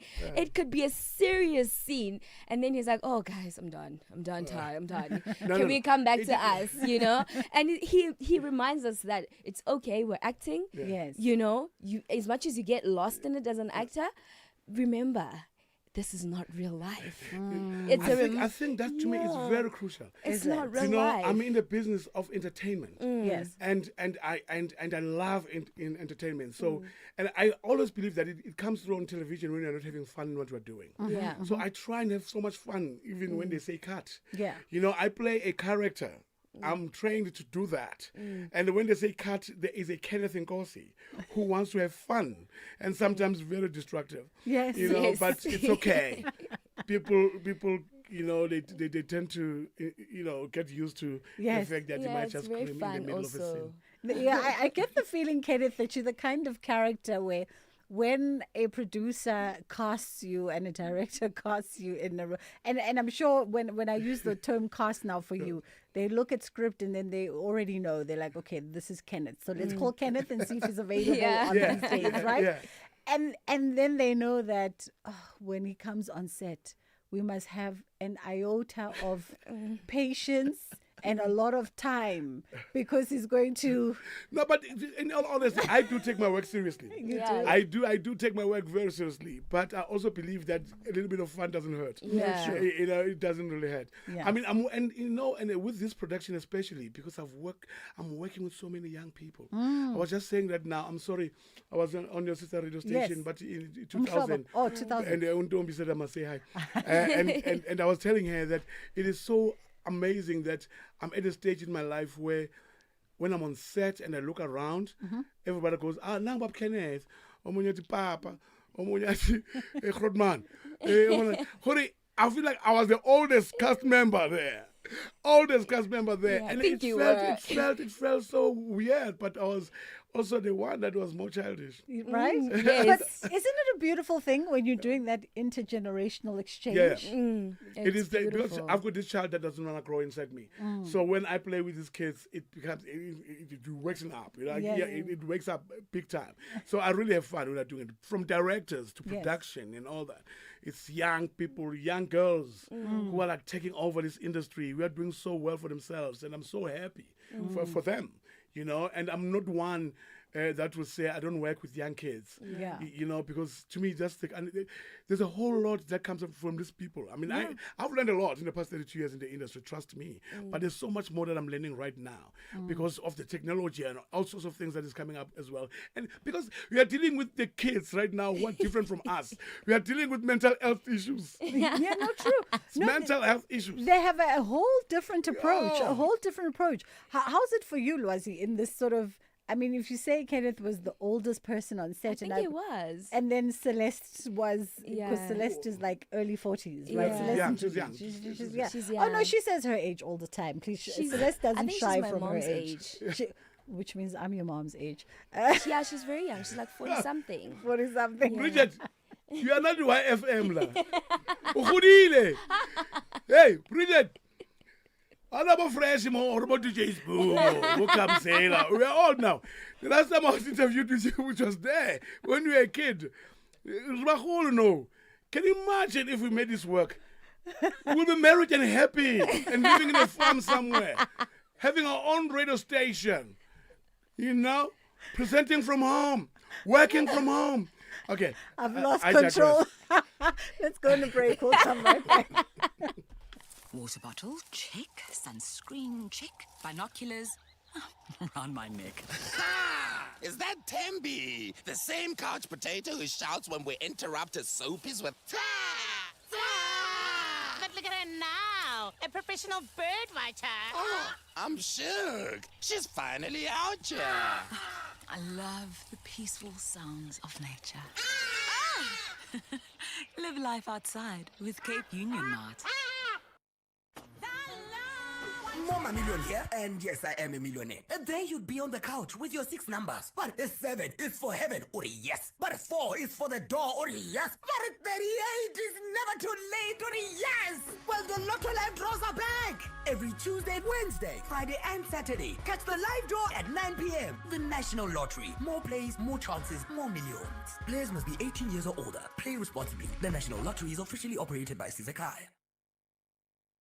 A world with respect is a world with no GBVF. I know violated women and men who stay quiet when it happens. It is not a distant reality, and our silence enables the abuser. Most women surveyed reported experiencing controlling behavior in relationships.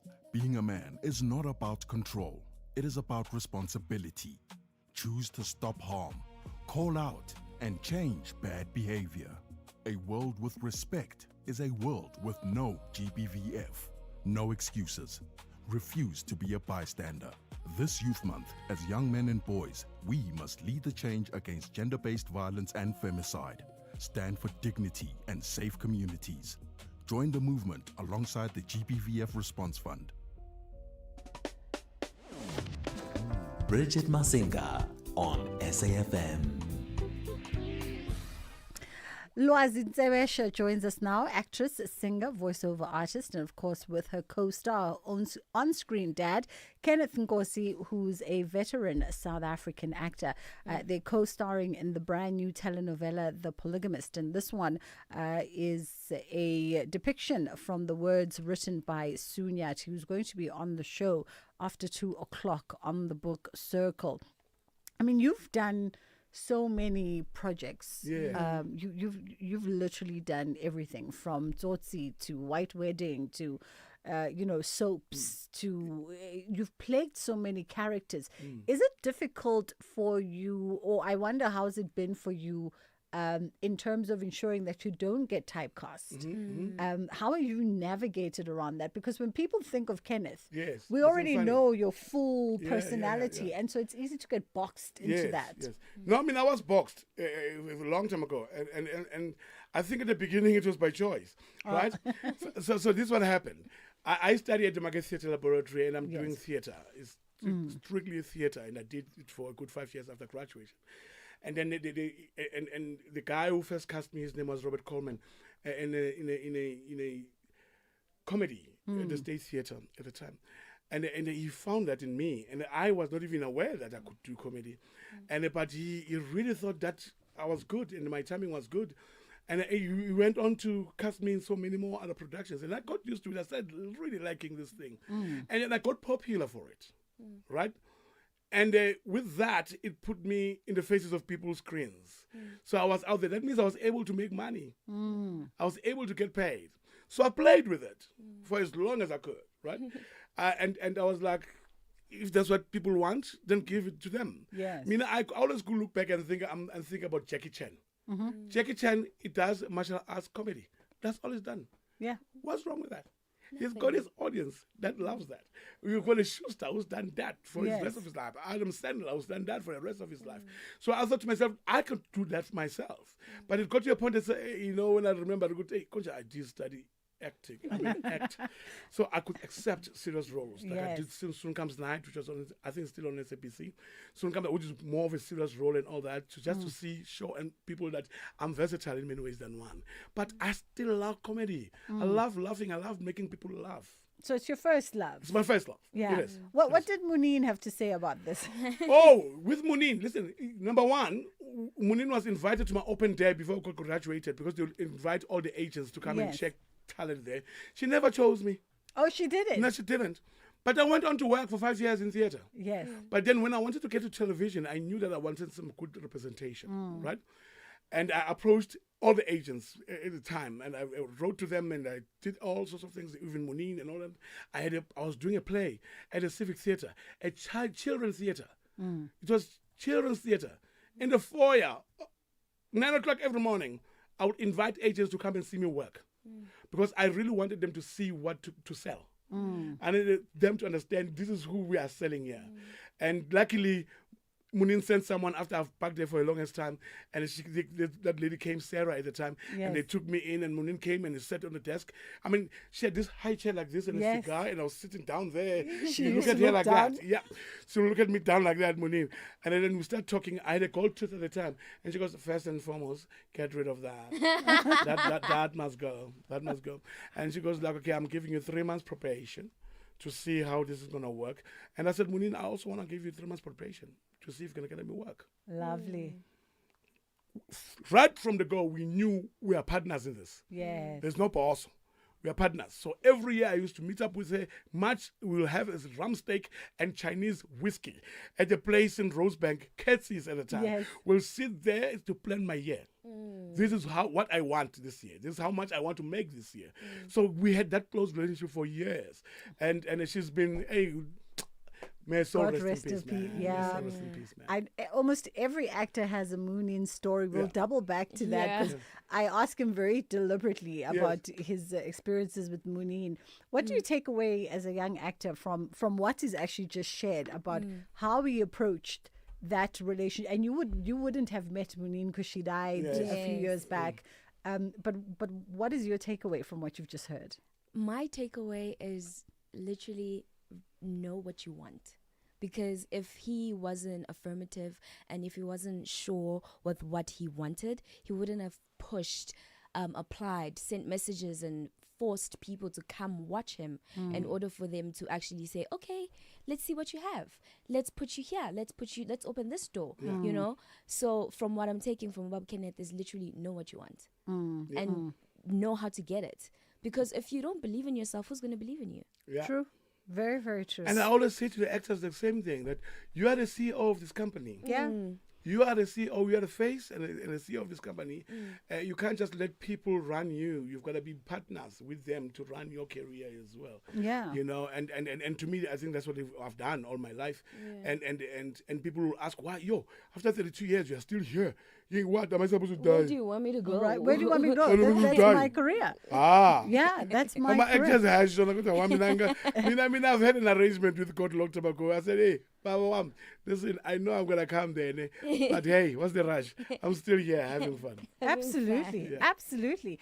For you, Lwazi, is The Polygamist and being particularly on Netflix sort of the biggest break you've had outside of Serafina? No, I was on Itonga with Sheta. And I did, I also worked at Mzansi Magic on a few shows. Shows you how much TV I watch. Yeah. I did, I think, 3 shows before Itonga, but I believe this is wow, because it's my first Netflix show. So once you're in, you're in. Yeah. Yeah. Once you're in that door with Netflix, you don't want to stop because you get to see and work with legends, you know. And it's the most amazing thing. And I really I feel like this is the one. And also from that perspective of international reach, right, Kenneth? Yes. I mean, even for yourself, a celebrated South African legend, every South African has grown up watching you. We all have Kenneth stories. But to have an imprint in, 190 countries? It's amazing. Yeah. It's truly amazing. I mean, I've done Disaster Holiday with Netflix. Yes. Right? Yeah. And for the first time in my life, I'll be DM'd by people in Brazil. Because apparently South America loves our stories. Yeah. South America loves South African stories. So that to me is a big thing, you know, just to spread your wings and be out there more than just South Africa and be able to reach other countries. And I think this one is definitely going to do that because it feels so authentic. It feels the actors. I mean, what does Dumo, Charlie and Kuku Kumete do in the story? And we've got cream de la creme of these young performers. I mean, I'm looking at Stumo right now. I'm thinking, Stumo, 16 years ago, we just discovered you. Yes. On Class Act. Yeah. When I was presenting that show. You were presenting, And right now, we get to work together. And in that 15 years, that boy in the board office, the work is done. Amazing. Absolutely. And the way he carries himself as a performer and all that. And you know, we've got the most beautiful, respectful young people about Noltando. You know, about Wanda. I've worked more Vuyo. Is kids who are really loving this, who are passionate about it, you know, which is what Mageseta taught me. It's not just about the talent as such. Talent is good. Everybody can be replaced easily. But how you carry yourself in this business, the discipline, that everything that comes with it, I promise you, it will guarantee you longevity. Absolutely. Let's take a quick break. We'll come back on the other side and we'll hear a trailer from the upcoming show, The Polygamist. 50 years later, Youth Month, The Voices. We have experienced June 16th to some extent, and remembering June 16th every year. The generation that is to come, they need to know what June 16th means. So it's up to us to actually, educate them about it so that they understand the importance of it and that this is the reason why we are here today. And because of where we are now, for me personally, it changes my life completely. So I like it when on that day we are dressed in school uniforms. I think I don't want my kids to look at it as a sad day. It's a day to remember. It's our history. It is also our future. Different generations, different experiences. One South Africa, 50 years later, only on SAFM, leading the conversations that move us. In case you missed it. Is taking a bribe as a police officer not illegal? It is illegal. So why did the police officers on the scene who are watching this crime happen not arrest their colleague? Like I said, Kathy, like we are seeing on the video, that will form part of the investigation processes to establish as to what happened and why didn't they arrest that person. That will form part of the investigation. But yet there's still no charges. They didn't act. Listen, they didn't act when they are supposed to act. Yes. So a case has been launched, and after a case has been opened, there will be investigation to hold accountable everyone else that was involved in that Is matter. this a criminal case or a disciplinary case? This is a disciplinary case. Colonel Dimakatso Nevuhului. That was National Briefing with Kathy Mutlatlana. It's Powerball Jackpot Friday time, and this Friday you have a chance to win over 150 million rand in total Powerball estimated jackpots. Catch the live draw this Friday at 9 p.m. on SABC, and you could become SA's next multi-millionaire. Yes, you. The National Lottery. More plays, more chances, more millions. Players must be 18 years or older and play responsibly. The National Lottery is officially operated by Sizekai. You are listening to The Full Circle. Romanzi rutla di hem.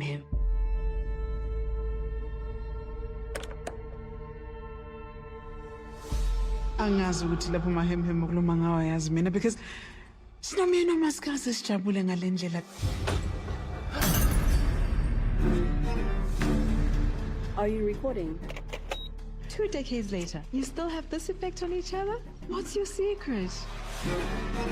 Sonke lesikhathi ngitshela mina nawe ukuthi si-right, ukuthi si-happy. Imina ngakusiza wayakha yonke lento nayo 20 years. Awulawuleki wena. Cabanga ukuthi kwenzakalani mina emsebenzini usuku lonke. Badlala abantu la ngaphandle. Thola kwethu. Lokho. I'm not gonna allow him ukuthi asitshontshele lokho. Sengithatheke isinqumo sokuthi sizomthatha. Abe umfazi wesibili. Uthando liyabekezela, lunomusa. Uthando alunamahawu. Qedile. Aluziphathi okungafanele. Aluthokozi ngokungafanele. Lubekezelela izinto zonke. Angizokulahlekelwa yona yodwa into esengiyakhile empilweni yami. Wena sengizwa. Mina uthi yami wena overestimate uyathola mfazi. Ngivile umndeni wami. Ngibona ukuthi umshado uzobolala. Njengoba nisazi isisho sithe ukungapheli kahlolo. Siyahleba, we are live on air now. We're hanging out with Kenneth and Lwazi, and that was the trailer from The Polygamist. It starts screaming today, so you can set your reminders on, of course, your TV bouquet for that. It's Youth Month, so I mean, I've got to ask you as a youth, it's 50th of 1976. It's the 50th commemoration this year. Yeah. Let's talk about how your perspective, whether or not the sacrifices of that youth have in some way laid a foundation for you to either take advantage, or when you reflect back on that moment and on that particular generation, what are your reflections? My reflections are basically me seeing the impact that they made for us and the differences that they did for us. As much as I believe that every single year, I don't want to say year, century, every youth has to fight for something.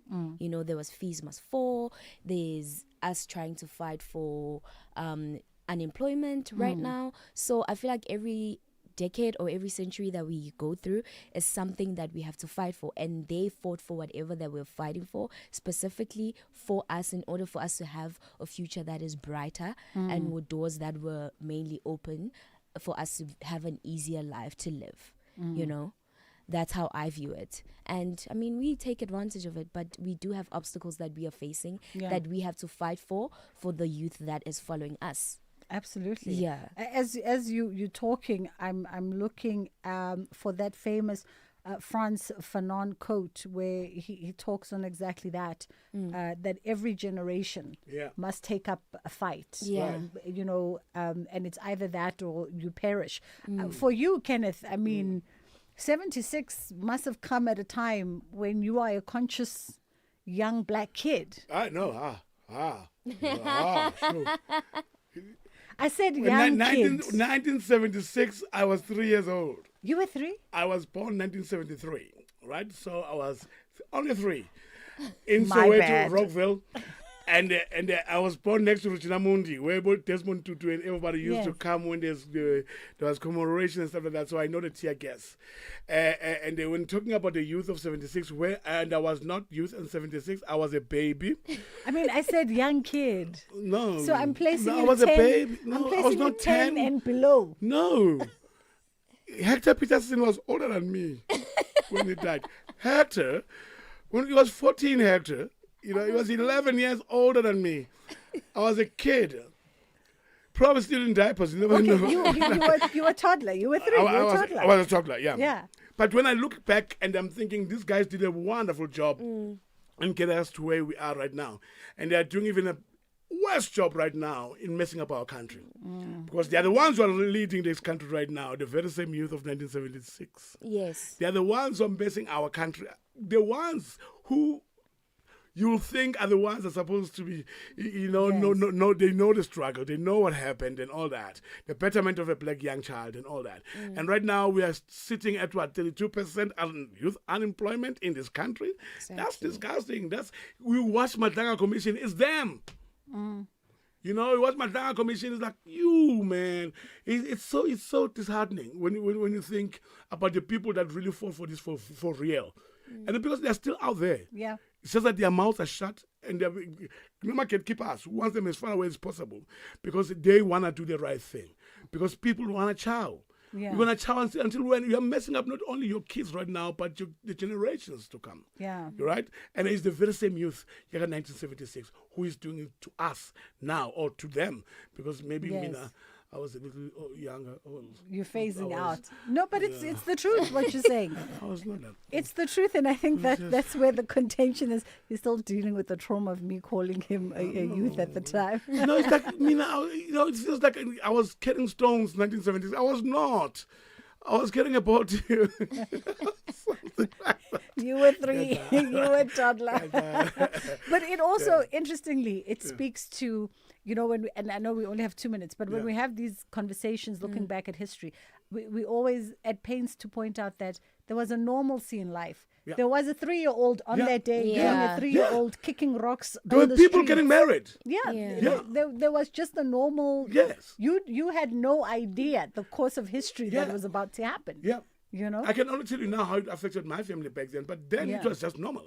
Yeah. I was just a kid who knew that once in a while we're going to have to run down the streets because there'll be a hippo coming down the road with spraying tear gas. It was just normal for us, right? And with these kids right now, if they had to face something like that, that'll be, what they did with Fizz Must Fall and all that. You see, and they shouldn't be doing that. They shouldn't be facing that, something that we faced way back when. True. And way back when that is just one generation away. Yeah. So we fast run out of time, and I feel like this was probably one of the most unhinged conversations I've had on the show. Never mind. So from today, The Polygamist is on.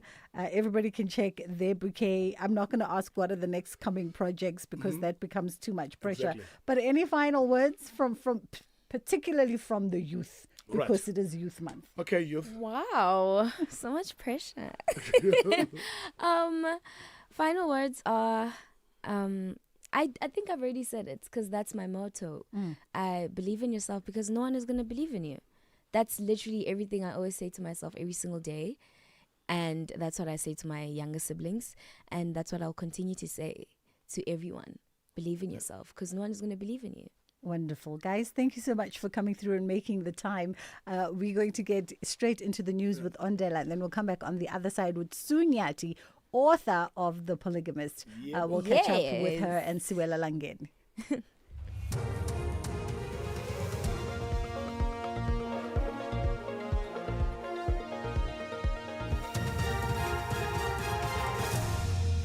Top stories are Sawa, more than 40 undocumented migrant workers arrested at a Pretoria-based company, and oil prices dropped more than 2% overnight. Good afternoon. I'm Jolani Tulo Webe. An unannounced multi-agency raid in Pretoria West has resulted in a company being placed under scrutiny after more than 40 undocumented migrant workers were found at the warehouse. The company's manager has been arrested. Authorities are investigating possible labour and immigration violations by employees. Employment and Labour Deputy Minister Jomo Sibia addressed the employees. We want to check who is working in this company. If it's South Africans, well, it's South Africans. If they are non-South Africans, who are these non-South Africans? Are they legal in the country? Are they illegal in the country? So we are here for that, and we want you to cooperate with us and work with us so that we are able to deal with that. It's a fact that all of us, in fact, everybody in our country, acknowledges that we have an issue of illegal migration in our country. And we want to deal with that, and we want you to assist us, because already we know that your employer is hiding some among these buildings. And we are going to get them, and we are going to be hard on the employer. Deputy President Paul Mashatile is among 8 MPs who were reprimanded in the National Assembly for breaching the Ethical Code of Conduct. The reprimands stem from reports by Parliament's Ethics Committee. The other MPs are NCC leader Fadiel Adams, ANC Deputy Chief Whip and former Minister of Higher Education and Training Nobuhle Nkabane, DA MP Ian Cameron, Public Works and Infrastructure Minister Dean McPherson, PA Chief Whip Marlon Daniels, and 2 MKP members David Skosana and Visvan Reddy. Adams, Nkabane, Daniels and McPherson, who were absent from the House sitting, had to apologise to the NA. Sanctions include apologies to the House, fines and the docking of salaries. Mashatile's reprimand stems from not declaring a gift from businessman Louis Liebenberg. He was fined 10,000 rand. Speaker of the National Assembly Togo Didiza issued the reprimands to the members. Majority of you have actually shown remorse in terms of the actions that were intended to. But it also says for each one of us, we do need to remember that our oath of ethics does not only relate to what we do in the House, but it could also be what we write on our social media or what we say to other members of the public. But this is also a reminder to all of us as members that we should at all times remember the oath of office that we have taken. The Nkabinde inquiry in Pretoria has denied former National Director of Public Prosecutions Shamila Batoy's application to submit written representations on Andrew Chauke's fitness to hold office.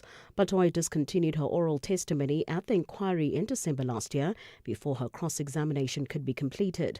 The inquiry is probing suspended South Gauteng Director of Public Prosecutions Andrew Chauke's fitness to hold office. Inquiry spokesperson Disela Mpuzana. After carefully considering the application, the Nkabinde Inquiry Panel declined the application and ruled that the proposed written submissions will not form part of the official record of the inquiry. Among the factors considered by the panel in declining the application was its finding that Advocate Batoy had participated in the proceedings as a witness, not as a legal party or a legal representative entitled to file closing written submissions.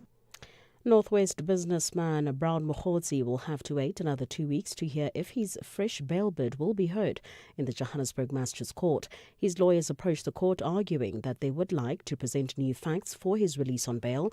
Mokhotsi was denied bail on the 4th of June to allow time for the verification of his address.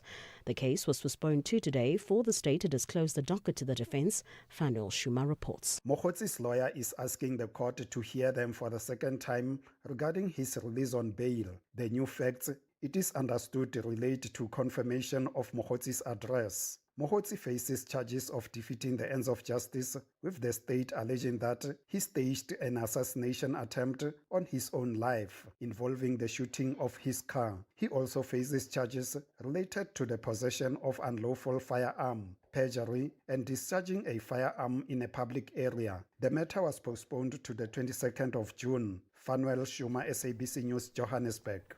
Oil prices have dropped more than 2% overnight, fueled by renewed optimism surrounding a potential US-Iran peace deal. Brent crude is currently trading at $88 a barrel in early morning trade. This follows comments from U.S. President Donald Trump, who indicated Washington has reached a framework agreement with Tehran, a development that could signal an end to recent Middle East hostilities. Rand Swiss portfolio manager Gary Boyson says the markets are reacting positively to the latest signals coming out of the region. Brent crude oil has fallen to just above $88 a barrel. This is as the U.S. called off airstrikes that were announced yesterday, and instead announced that there could be a potential deal as soon as this weekend that would see the opening of the Straits of Hormuz. This is coming on the back of claims that a deal has already been made by the U.S. President Donald Trump. The deal should see the lifting of the U.S. blockade. It should see Iran also opening the Straits within 30 days. Recapping the top story this hour, an unannounced multi-agency raid in Pretoria West has resulted in a company being placed under scrutiny after more than 40 undocumented migrant workers were found at the warehouse. The company's manager has been arrested. For SAfm News, I'm Jolani Tulo-Mwepe. SAfm 104.4 FM in Durban. The Full Circle with Bridget Masinga, Monday to Friday, 1 to 3 p.m. In fitness, as in finance, endurance is key. If you're 55 and older, you can get an interest rate of up to 10.25% with a Nedbank Electronic Optimum Plus account. Now, feel the earn. Invest within 2 minutes on the Money app and get money fit with Nedbank. See money differently.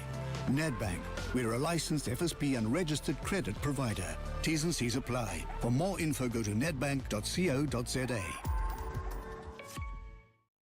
Catch Top Billing this Youth Day Tuesday evening at 7 as vlogger Snigiwe Snimhlongo finds her mom the best travel companion. Designer Tina Ngogolo marries Xhosa tradition with modern styling. And Geordie and Debbie Osler plant a forest, then build themselves a treehouse of a home. That's Top Billing this Tuesday at 7. Repeat Sunday at 1 on S3 and Tuesday at 9:30 p.m. on SABC1.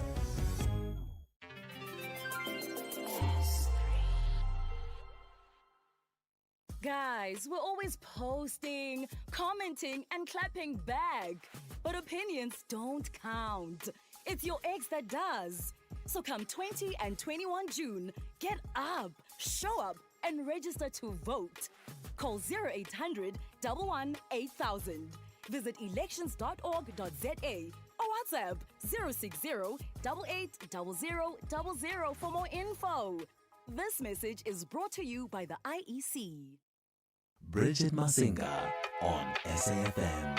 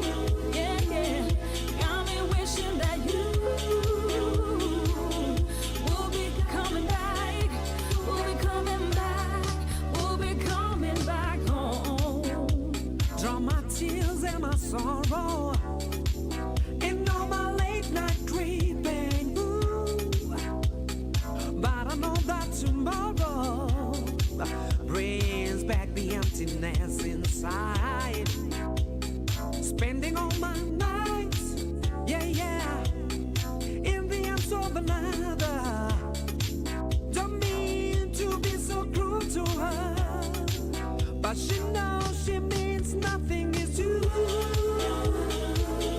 Come and think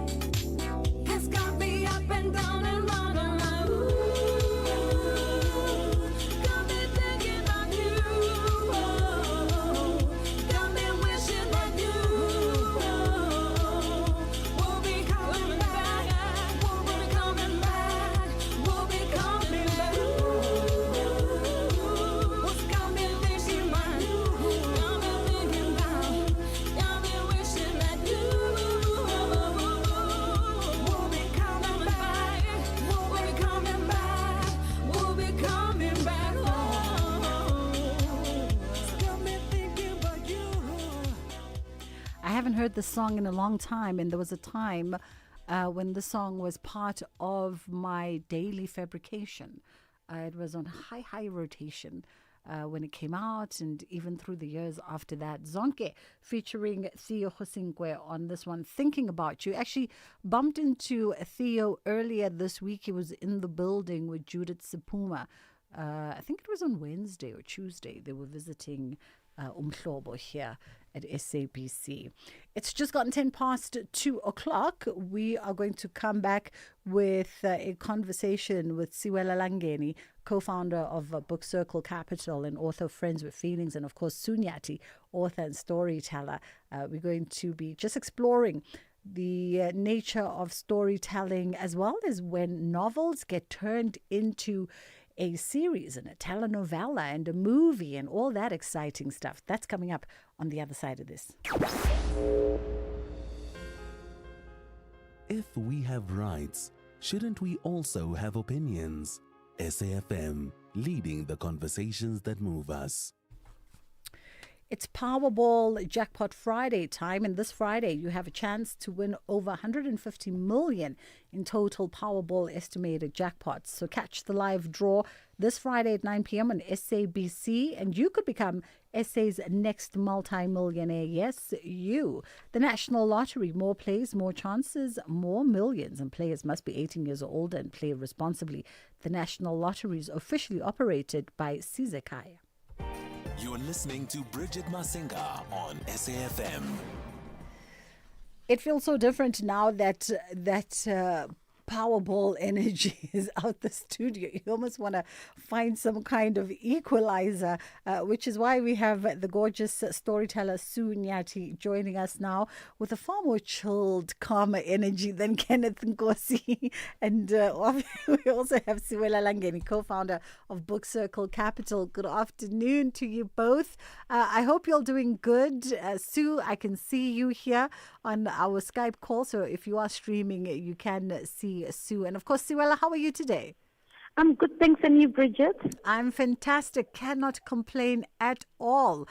I mean, what an exciting day. You are bringing Sue to the show for conversation. But before we get to that, do you have any book that you want to present for us this week?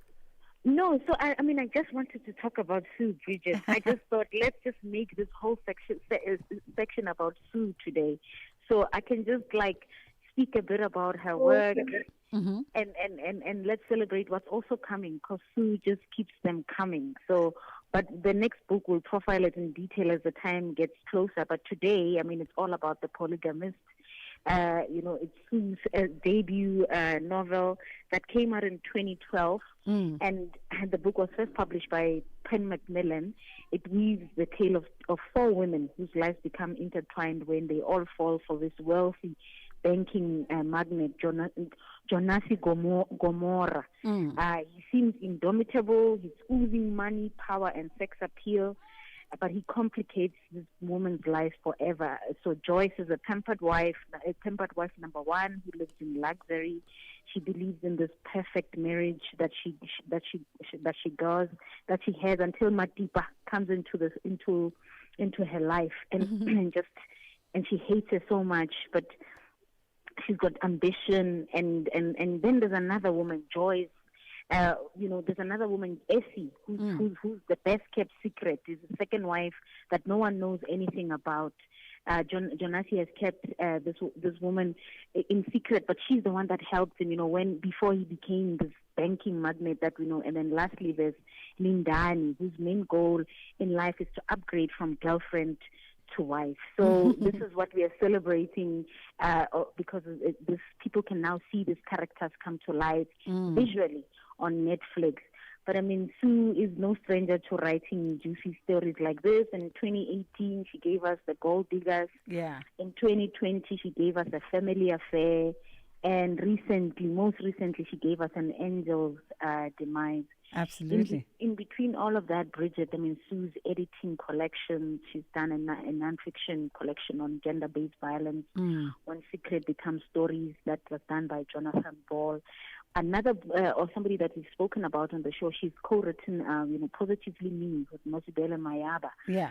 people might not know that. And what I'm excited about in August, Sue's got she edited another compilation called Manhood, Confessions from the Heart. So we really, really have a giant on the show today. Absolutely. Sue Nyathi, thank you so much for the time and for the audience. Suella is completely correct. I mean, you are a giant of storytelling. I don't think there's a book club in South Africa that hasn't put a Sue Nyathi title at the top of their list.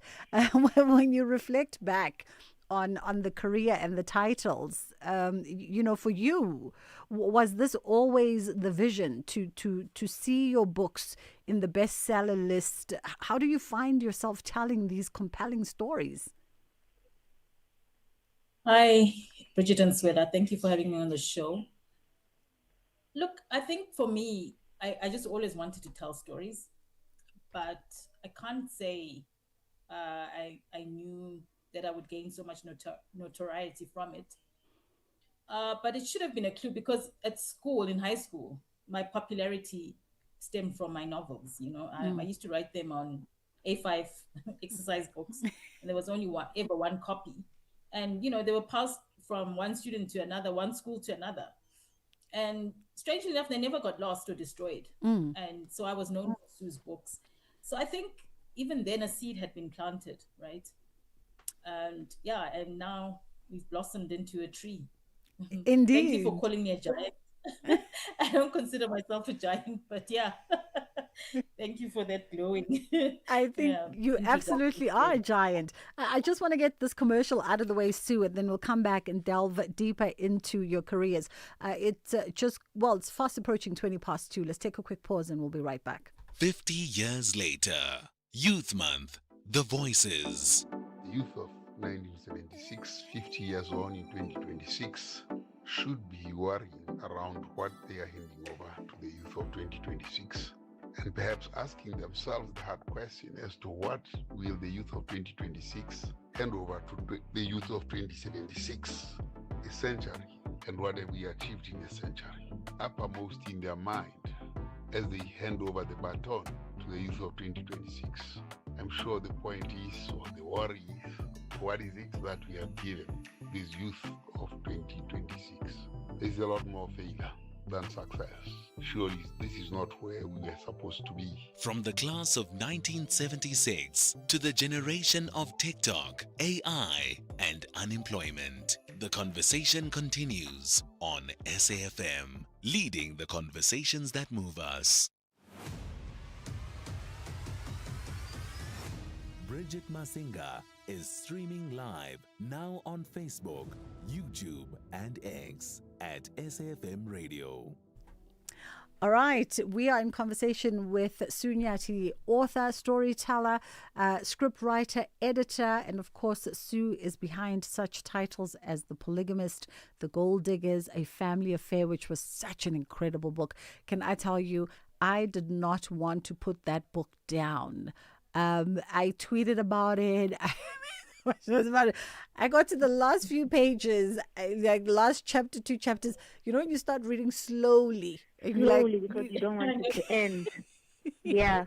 It was like that in Angel's Demise, for real. It really was such a captivating book. Where do you go, Sue? Like, where have you always gone? And has that place changed maybe since you wrote your A5 novels in high school? Where do you go to sort of unearth these characters and then build these complex relationships? I always say the stories start in the head, right? I guess that's where the imagination resides. And that's where I live, literally in my head until I'm ready to put the story down to paper. I call it downloading, so to speak. So I can sit with the story for a while until I'm ready to burst and bring it forth. And then I start writing. Yeah. I mean, you make it sound so simple, but I get the feeling that it can be a bit of a complicated situation. I don't know. I'm just, trying to envision it in my head, because when you say you sit with the story, so in trying to understand the process, are you, and as far as you are comfortable in sharing, are you letting it sort of just fester and germinate from that first thought? And is that first thought normally a character, a protagonist that then just sits and sort of builds in your fiber? Or is this an environment, a world that first sits and builds in your fiber? I think it starts with a spark, like something will spark something in me. And then I think the story begins, right? But it just unravels slowly. So I come up with the idea or a concept, and then I start to think, okay, who's the best person to tell the story? And then that's how I then come up with the character, like that I think can carry the story. And I just keep building it from there. You know, you think about it, but in my head before I even start writing anything down. And then when I reach a point where I feel like I have enough ammunition, so to speak, I then start putting things down and putting things down on the page. Yeah. And then I take it from there. The writing is difficult. I won't lie. The actual, I think conceptualizing and coming up with the idea is easy. But then now to have just, to carry the story from start to finish, that's very difficult. I'm always intrigued with sort of the writing process as well, right? Because musicians all articulate their processes and how that works for them, how they come to a full song, full album, all the rest. For a writer, my points of references outside of conversations are what I see in movies. So I assume you go away somewhere or you lock yourself in a room somewhere and either you're facing a window or facing a wall and you're just letting the words come to you every day. But paint us that picture for you once you open up the laptop and you begin. Is it an isolating process for a while, or is it a process where actually the more you engage, the more you go out, the more it helps the words come? No, so it is an isolating process. So I don't go anywhere, right? I mean, there are writers who like to go to coffee shops, those you see in the movies. But when I write, I prefer total silence and just being totally isolated, right? I think better when it's quiet, totally quiet. So I may even start with music playing in the background. But at some point, I'll even zone out. I won't hear the music. I just need that silence, right? And I think when like now I'm at the point where I write full time, it's not just something that I do after hours, right? So you now have to have the discipline to actually sit down like at 8, like a job, but 8 or 9 and write throughout the day. So I structure my day such that my son normally finishes school at 2:30. So I try to get in as much writing in those hours where it's uninterrupted time and I'm by myself. So you live in your head a lot of the time, but sometimes it's hard to come out of that world to disengage and be fully present, because it's not like the ideas will stop, once 2:30 comes, right? They can still continue. But I still need to be other things, apart from the writer. I still have to be a mom. I still have to be a friend. I have other roles to play outside the writing. Absolutely. And you also need to be present, when you play those roles. Absolutely. Suella?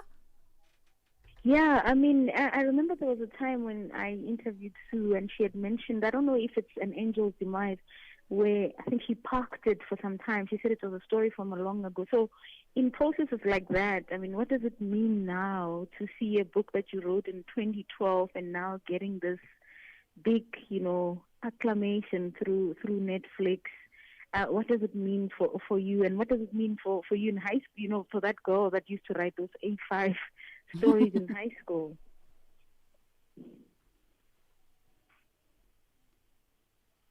Well, you said it was published by Pan Macmillan. It wasn't actually. They later published the ebook, but it was self-published. I couldn't find a publisher for it. It was rejected by all the traditional publishers. So I ended up self-publishing it. Yeah. So for me, it was like taking a gamble on yourself.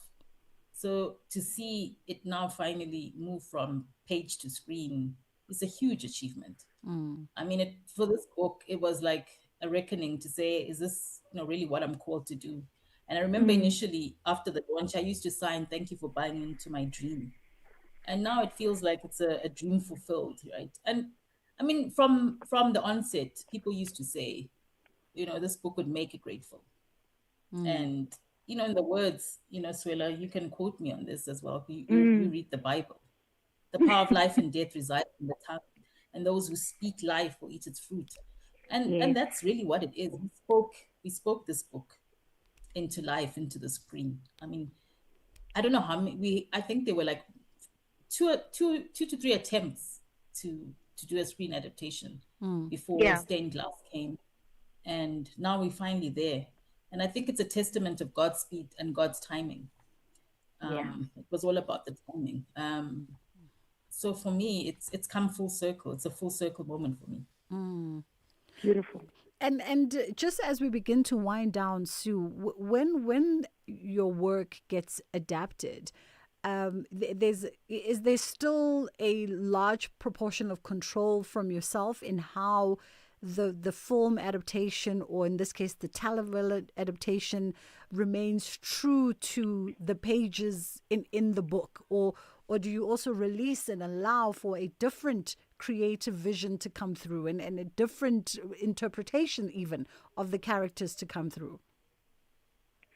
So it essentially is dependent on the agreement you have with the production company, the producer, because remember also, they also have their own creative vision. And as you know, when you read a book, we all have a different, what we take out of it is different. It's not the same, and everyone has a character of what Jonasi looks like in their own head. And I think that's why readers and the film and the film producers always fight, because there's divergence in what they had in their mind and what the producers might have. So essentially the amount of involvement comes from the agreement you have with the producer. I was not involved in the adaptation, but I know with some books there's involvement. I know Swallow by Sefi Atta, which is also on Netflix. I think it was one of the first African books to be adapted. I might not, for Netflix, right? So she did write with the director. So sometimes you have those kind of arrangements. So it depends on what is agreed contractually, right? Yeah. I mean, I did earlier on in my career we did with Holini Yu at some point, because he was also interested in doing an adaptation. I tried to write the screenplay. It wasn't that great. So, it doesn't necessarily mean as a writer would, do a great job in terms of doing it. But so it just depends on the relationship. And I think with this, it's a series. So they had a writer's room. So Stained Glass had a writer's room. Busisi Wezwani headed that process, because there are 22 episodes. That's quite a lot of episodes. So it's a super novella. That's what they call it. Yeah, because it has a limited time span, unlike a limited series with 13 or 6 episodes. Absolutely. So that's what it's called, super novella. It won't go on and on like a telenovela. Yeah. Well, listen, we look forward, to seeing all of the characters come to life and to seeing this particular adaptation. No doubt fans and followers of your work will also be chiming in this weekend with all of their thoughts. They are binging indeed. So we wish you great success. Sunyati, thank you for the time. That was author and storyteller Sunyati, and of course Siwela Langeni, co-founder of Book Circle Capital. It's gone 2:30. It's time for Ondela with the news headlines, and then we'll come back and get into Nalibali. Good afternoon, I'm Jolani Tulongwebe, making headlines. The Democratic Alliance has filed a complaint with the South African Human Rights Commission, raising concerns over what it calls systematic state failures in reporting and investigating cases of suspected child rape linked to teenage pregnancies. An unannounced multi-agency raid in Pretoria West has resulted in a company being placed under scrutiny after more than 40 undocumented migrant workers were found at the warehouse. The company's manager has been arrested. And finally, the UN's top official on HIV/AIDS says massive international aid cuts have left the world's response to the disease in peril. I will have details on these and other stories at 3 o'clock. Hi, I'm Zycard. Catch me every Saturday from 7 to 9 p.m. on Spotlight as we bring you blow-by-blow sporting action, news. That Spotlight every Saturday. You don't want to miss it.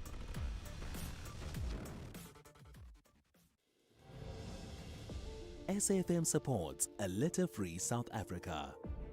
Play your part in keeping our surroundings and environment clean. SAFM, leading the conversation.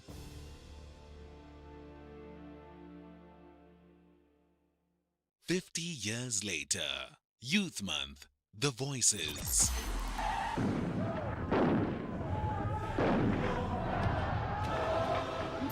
Agitators who do not cease their activities immediately will be prevented from continuing with it by being placed in detention in terms of the Internal Security Act. Strong police units will be on hand to deal with any person. These units will have instructions to protect law-abiding citizens and property at all costs. Hi, my name is Intlanta. From 1976, what they did, I see the influence they had in the rest of the country, because I know it sparked more revolution in townships all over the country. My mom's from Eastern Cape, even they were fighting because of what was going on, you know what I mean? That's something that people don't really speak about the influence it had in other places. So I think that, if they weren't brave enough to fight, I wouldn't be living nice in Centurion, living comfortably.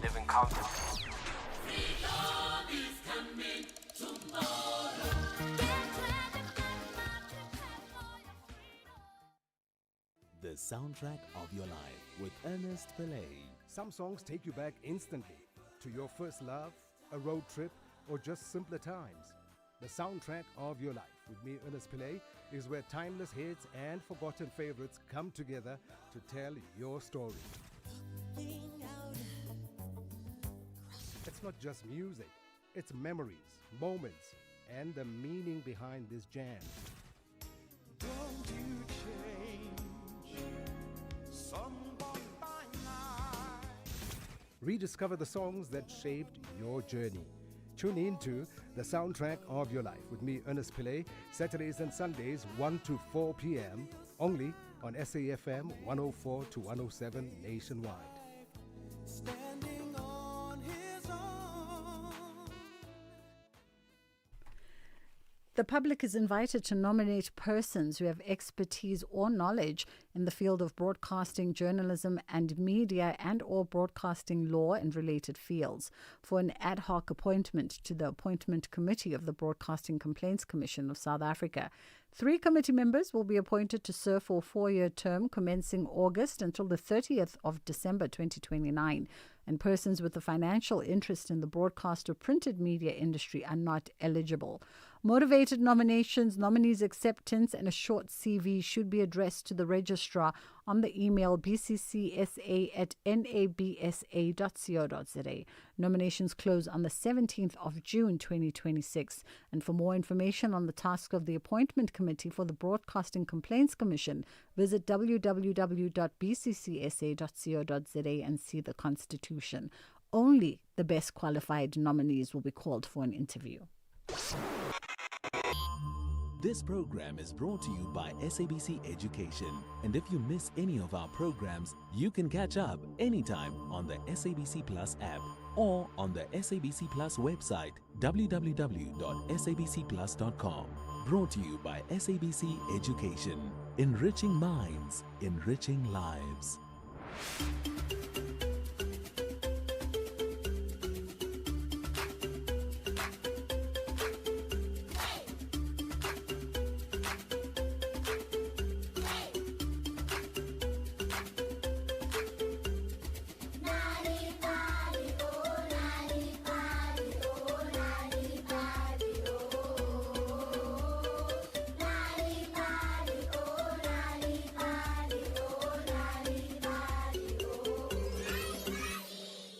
Hello, friends, and welcome to Nali Bali. Have you ever faced a small problem like losing a pencil, arguing with a friend, or not knowing how to finish a task, and wondered what to do? Growing up means learning how to think, choose, and find solutions all by yourself. And the good news is you can start learning these skills right away. When we stop, think, and try to solve our problems, we become more confident and responsible. Maybe you can ask for help, maybe you can try a new idea, or maybe you can learn from a mistake. Every time you try to find a solution, your mind grows stronger and your heart grows braver. Solving problems doesn't mean you have to know everything. It simply means you try, you think, and you don't give up easily. So let's practice being creative, calm, and clever, because the solutions we learn today will help us tomorrow for the rest of our lives. Today's story is called The Farmer's Road, written by Jason van Rensburg. But before we listen to today's story, let's all get up and...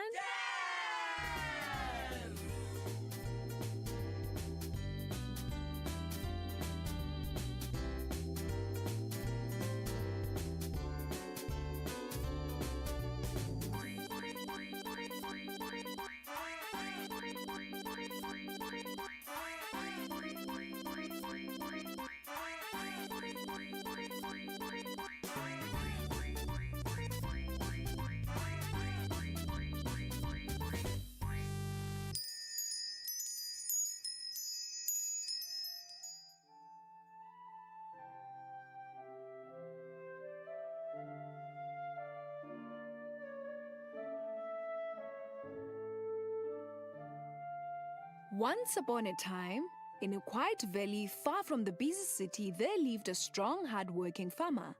The farmer had a lovely daughter who had grown up and gone away to the city.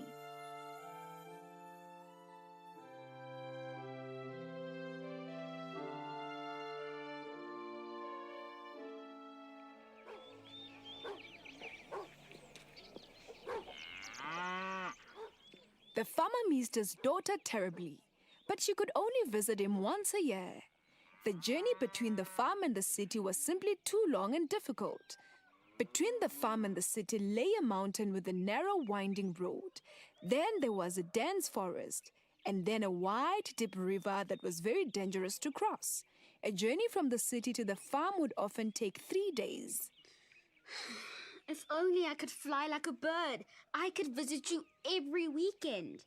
His daughter said sadly during her rare visits. Eventually, the farmer missed his daughter so much, he decided to build a road that would run straight through the mountain, through the forest, and over the river, making the journey between the city and farm much quicker and safer.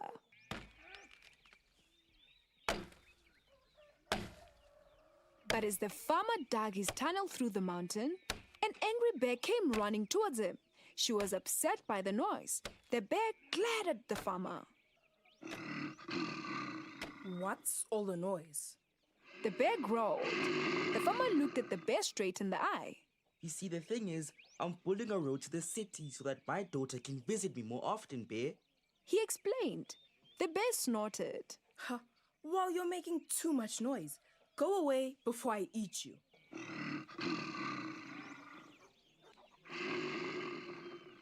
The farmer refused to leave. The bear rose up on her hind legs and roared at the farmer. But instead of running away, the farmer puffed out his chest and roared back at the bear. Roar! Roar! Take that, you bear! Roar! Then they wrestled and rolled on the ground until the bear gave up. Okay. You must really miss your daughter. Here, let me help you dig the tunnel so that you can leave me alone as soon as possible, said the bear, shaking her head. So the bear and the farmer dug a tunnel through the mountain in half the time. Then it was time to clear the path through the forest.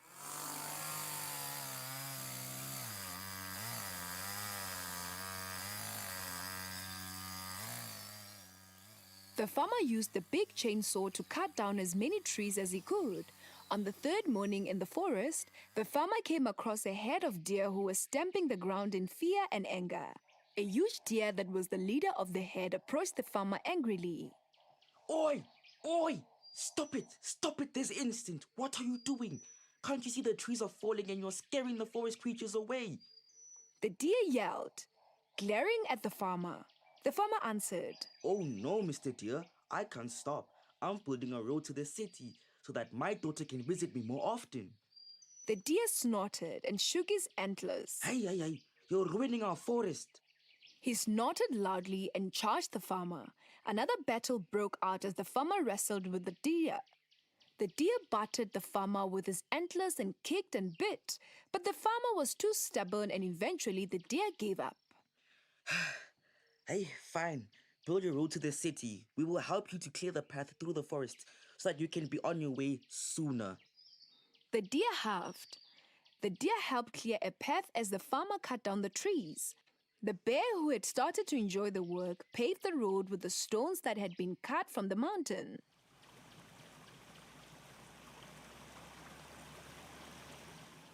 Finally, they reached the river. As the farmer started building a bridge over the river, a group of angry crocodiles swam up to see who was muddying the water. Excuse me, you're making a big mess right now. One of the crocodiles snapped angrily. The farmer looked at the crocodiles without fear. Listen here, Mrs. Crocodile. I'm building a road to the city so that my daughter can visit me more often. I need to build a bridge so that she can cross the river safely. The crocodiles did not like this one bit. No, you listen here. There's no need for a bridge. Tell your daughter to swim across the river. The biggest crocodile grinned. This made the farmer very angry, but he could not wrestle the crocodiles as there were too many. The farmer needed a new plan. Then the deer whispered, Okay, listen. I have seen how beavers build a wall to dam up a river. So we can use the trees you cut down in the forest to build a big wall between us and the crocodiles. My herd and I will help you because the crocodiles have caught many of our friends when they came to drink at the river. Soon a huge wall of trees separated the crocodiles from the farmer, the bear, and the herd of deer so that they could build a big bridge across the river. As soon as the bridge was finished, the farmer said to the deer and the bear, Stand far from the riverbank. Can you see how the wall has made the river rise? I will cause a flood that will get rid of the crocodiles once and for all. It is my way of thanking you for your help, friends. Then the farmer broke the dam wall. The water rushed through and washed the crocodiles all the way to the sea.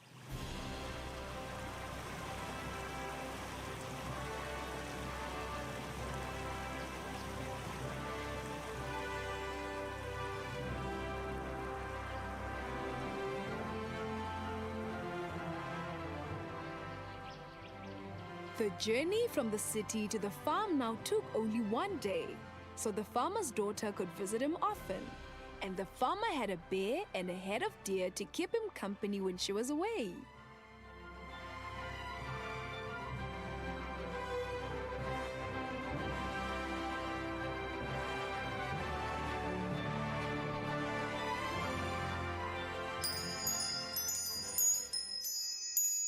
And so we come to the end of another Nali Bali story time. Today's story was called The Farmer's Road, written by Jason van Rensbeck. Did you know that reading and telling stories to children at home can help them do better at school? If you want free stories to read to your children or for your children to enjoy on their own, visit the Nali Bali website www.nalibali.org or Mobi site www.nalibali.mobi. You will find stories in 11 South African languages as well as tips for reading and sharing stories with your children to grow their potential. Also look out for the bilingual Nali Bali Reading for Enjoyment supplement with great children's stories and activities, available in newspapers.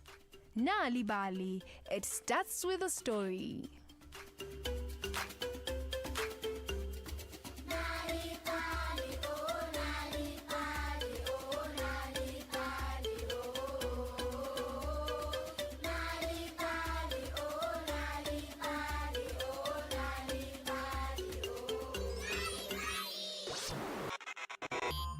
If you miss any of our programs, you can catch up anytime on the SABC Plus app or on the SABC Plus website, www.sabcplus.com. Brought to you by SABC Education, enriching minds, enriching lives. South Africa, get ready for the ultimate human race, the Comrades Marathon. Catch all the action live on Sunday 14 June from 4:30 a.m. live on SABC2 and SABC radio stations as thousands of runners take on the ultimate human race. For this year's uprun from the start in Durban all the way to the finish line in Pietermaritzburg. From elite athletes chasing victory to inspiring everyday heroes, SABC Sport brings you every emotional moment, live interviews, expert commentary, and unmatched race day atmosphere. Don't miss the Comrades Marathon on Sunday, 14 June, live from 4:30 a.m. on SABC2 and SABC radio stations. Proudly brought to you by SABC Sport. For the love of the game. I'm Samela Kelpoy, an actress and a mum. Do you know what's in your cupboard? I've been trying to be intentional about the food I buy and keep in my cupboard. Unhealthy packaged foods can lead to hypertension, heart disease, and diabetes. Support front of package warning labels on unhealthy packaged foods, high in saturated fat, sugar, and salt. Join me. Sign the petition on healer.org. That's HEALA.org. Mama Million here, and yes, I am a millionaire. And then you'd be on the couch with your 6 numbers. But 7 is for heaven, or yes. But 4 is for the door, or yes. But 38 is never too late, or yes. Well, the Lotto Live draws are back. Every Tuesday, Wednesday, Friday, and Saturday. Catch the live draw at 9 p.m. The National Lottery. More plays, more chances, more millions. Players must be 18 years or older. Play responsibly. The National Lottery is officially operated by Sizakai. You're listening to Bridget Masinga on SAFM.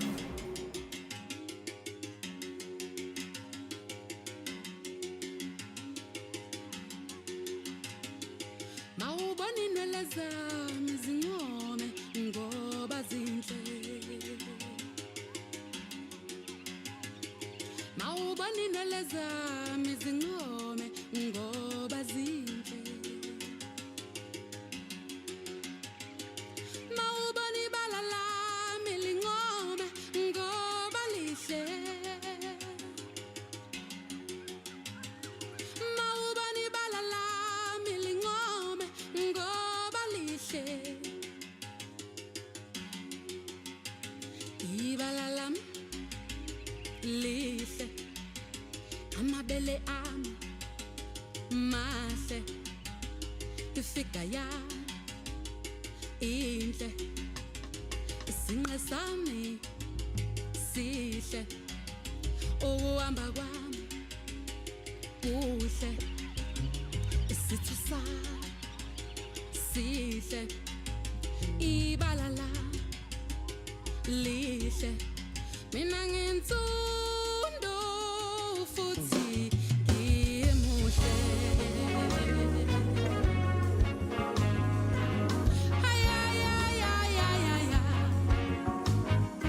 Ngaze ngamuhle.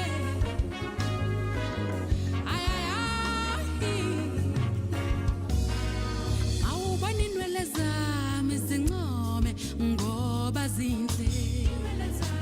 Ayinwele zami ngoba zinhle. Awubona inwele zami zincome ngoba zinhle. Inwele zami. Awubona imcondo yami income ngoba mihle. Awubona isitho sami sincome ngoba sihle. Ibala lami. Vocalist, composer, and Umakweyana bowl player Zawadi Yamungu joins us now ahead of the Standard Bank Joy of Jazz, which is taking place come the weekend of the 25th of September at the Sandton Convention Centre. How are you doing this afternoon? Zawadi? Hi. How are you? I'm good. How are you? I'm fantastic. I mean, let's jump straight into it. Give us the context, Uti. How does a young girl born in Mandeni in the north of KZN find herself playing Umakweyana? It's crazy, right? Yeah. But I'm playing it because I grew up in Mandeni, which is north of KZN. And I think we are growing up around trees, around nature, and appreciating in nature. So as much as ekhuleni kwami, I was not really introduced to indigenous instruments because, well, my grandmother did not play one, but a lot of grandmothers around in the village was playing umakweyana. And then later I met ugogo Bavigile Ngema from Eshowe, which is also north of KZN, Mbongolwane, who played and made umakweyana. Then I got a chance to meet her, and she was able to teach me how to make and play umakweyana. So that's why I'm here today. I mean, it's a beautiful thing when you think about, the generation that you represent and sort of you continuing on this legacy. It's like a passing on of the baton, right? Because if you don't take it up and make it mainstream, then it almost becomes a lost art and a lost instrument. It is. And what's beautiful about it is that now, in the modern times, that instrument is always known by old people. And it is always seen, played by abantu abadala. So I feel like in this moment when a youth or younger people see a person who is in their age also plays the instruments, then it changes their mindset. Absolutely. Because bekuyinto eyaziwa njengokuthi man, it's for ogogo.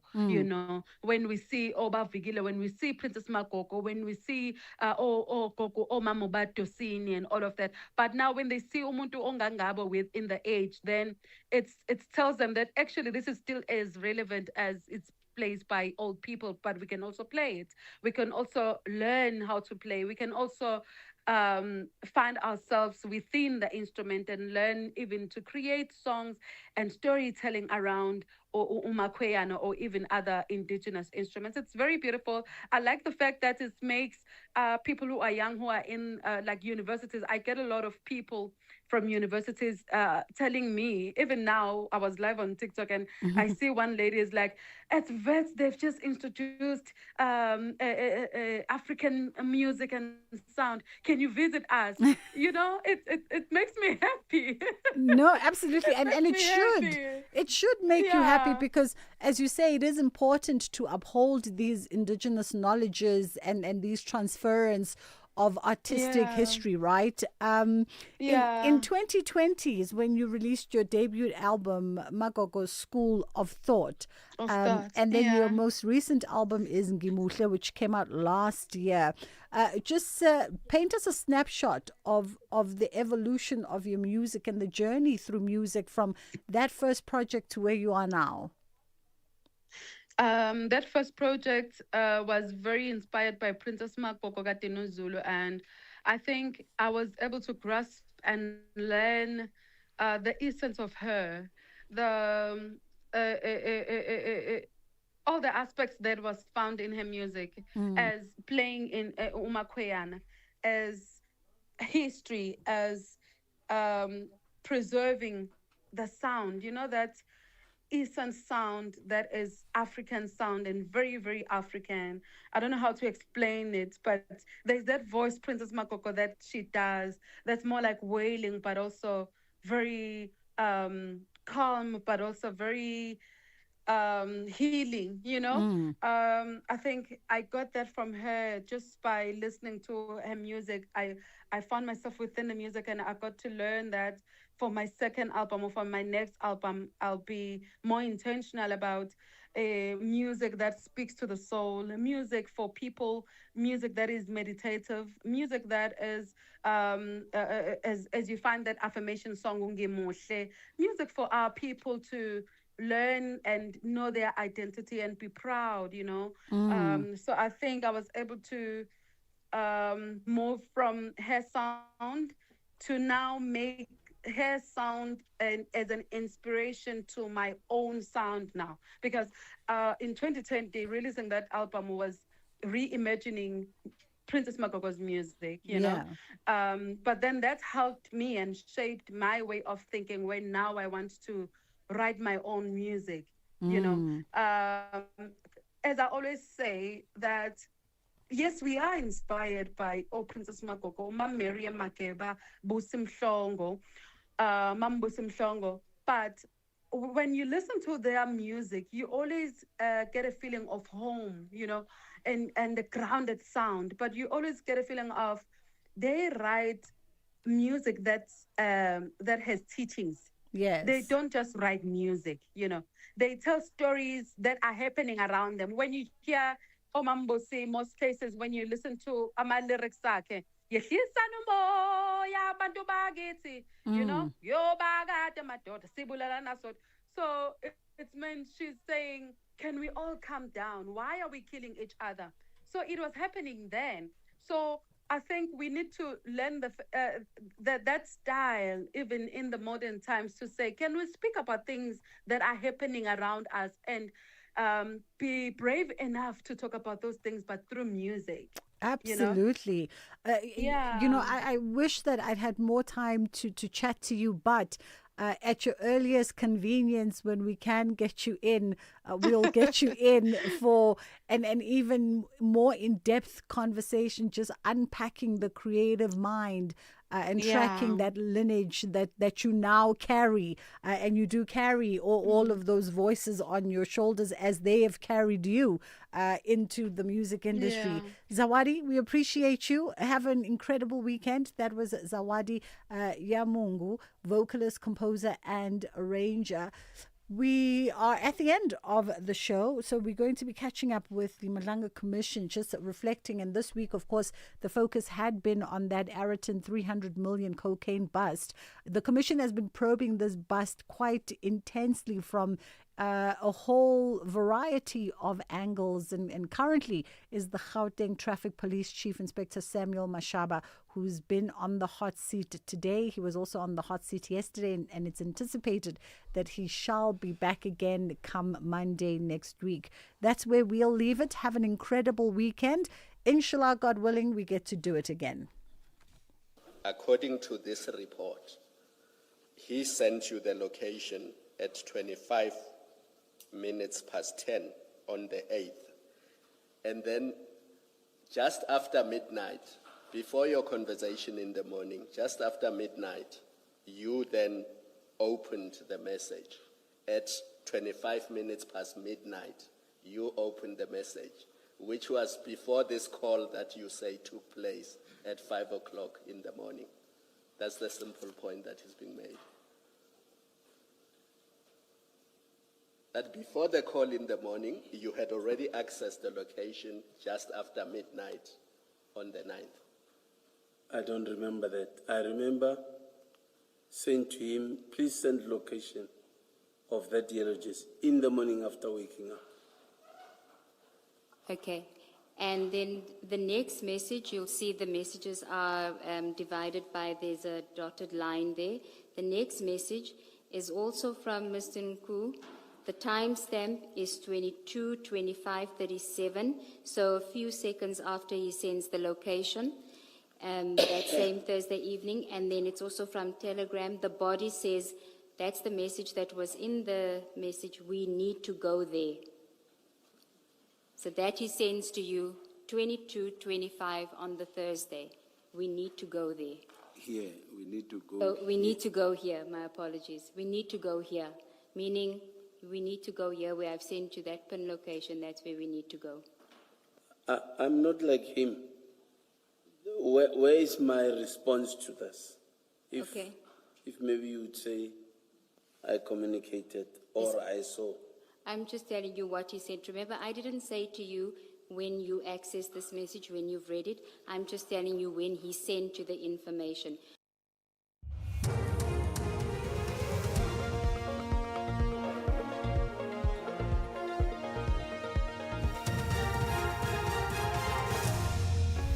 Top stories. Asaba, the DA files a complaint with the Human Rights Commission, and more than 40 undocumented migrant workers arrested at a Pretoria-based company. Good afternoon. I'm Jolani Tulo Webe.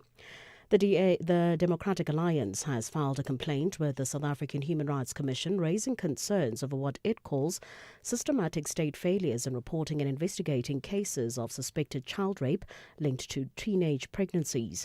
The DA says the dossier highlights widespread breakdowns in coordination between healthcare workers, social services and police, which results in cases not being properly reported or prosecuted. DA Member of Parliament Lisa Sherkeling says thousands of girls aged between 10 and 14 are giving birth each year, but only a small fraction of those cases are being formally investigated as potential crimes. Between 2021 and 2025, SAP says it investigated only 483 statutory rape and sexual violence cases linked to child pregnancies. Yet over the same period, 1,388 child pregnancy-related cases were reported to SAPS through the health system. What happened to the other 905 cases? Did they just fall through a crack? Did they just disappear out of the system? And that is a major concern for us. An unannounced multi-agency raid in Pretoria West has resulted in a company being placed under scrutiny after more than 40 undocumented migrant workers were found at the warehouse. The company's manager has been arrested. Authorities are investigating possible labour and immigration violations by employees. Employment and Labour Deputy Minister Jomo Sibiya addressed the employees. We want to check who is working in this company. If it's South Africans, well, it's South Africans. If they are non-South Africans, who are these non-South Africans? Are they legal in the country? Are they illegal in the country? So we are here for that, and we want you to cooperate with us and work with us so that we are able to deal with that. It's a fact that all of us, in fact, everybody in our country, acknowledges that we have an issue of illegal migration in our country.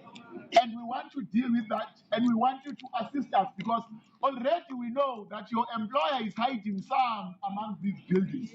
And we are going to get them, and we are going to be hard on the employer.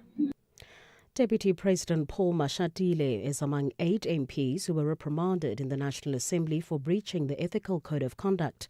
The reprimands stem from reports by Parliament's Ethics Committee.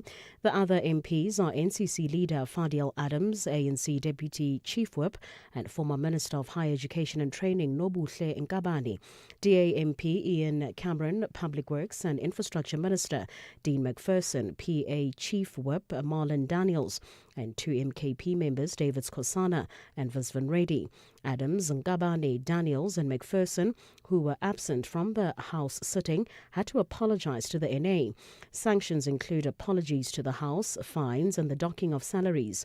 Mashatile's reprimand stems from not declaring a gift from businessman Louis Liebenberg.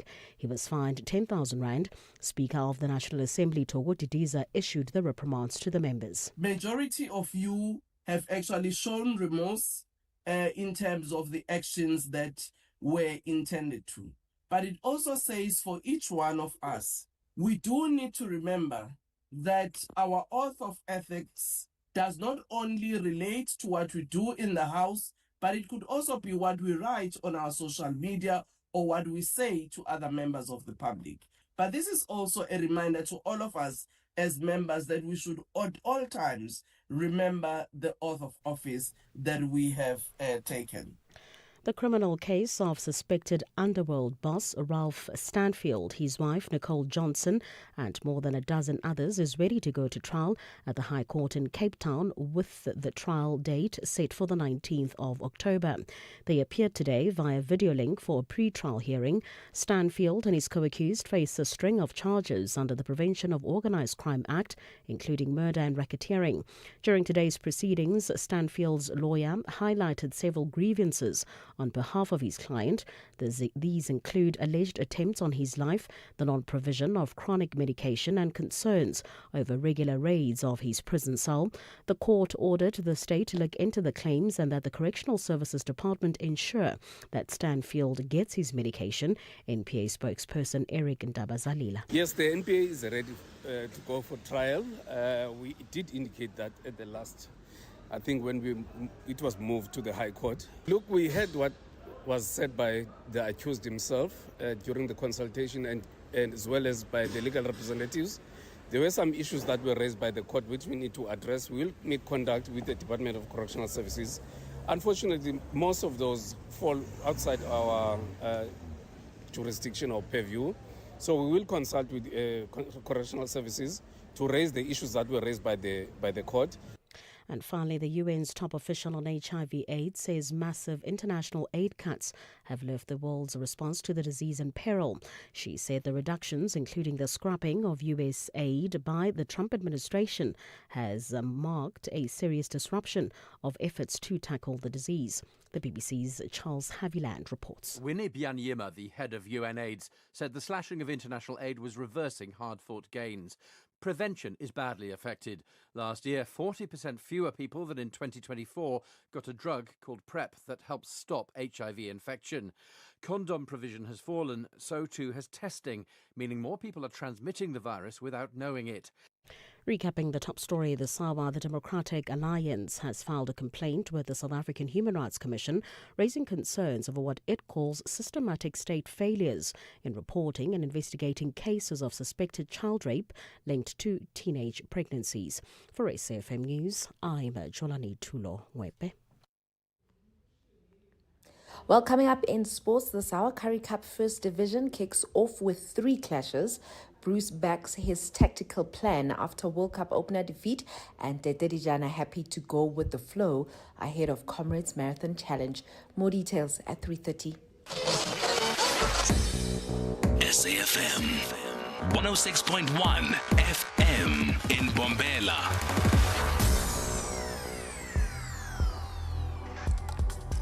The National Pulse with Ashraf Garda on SAFM.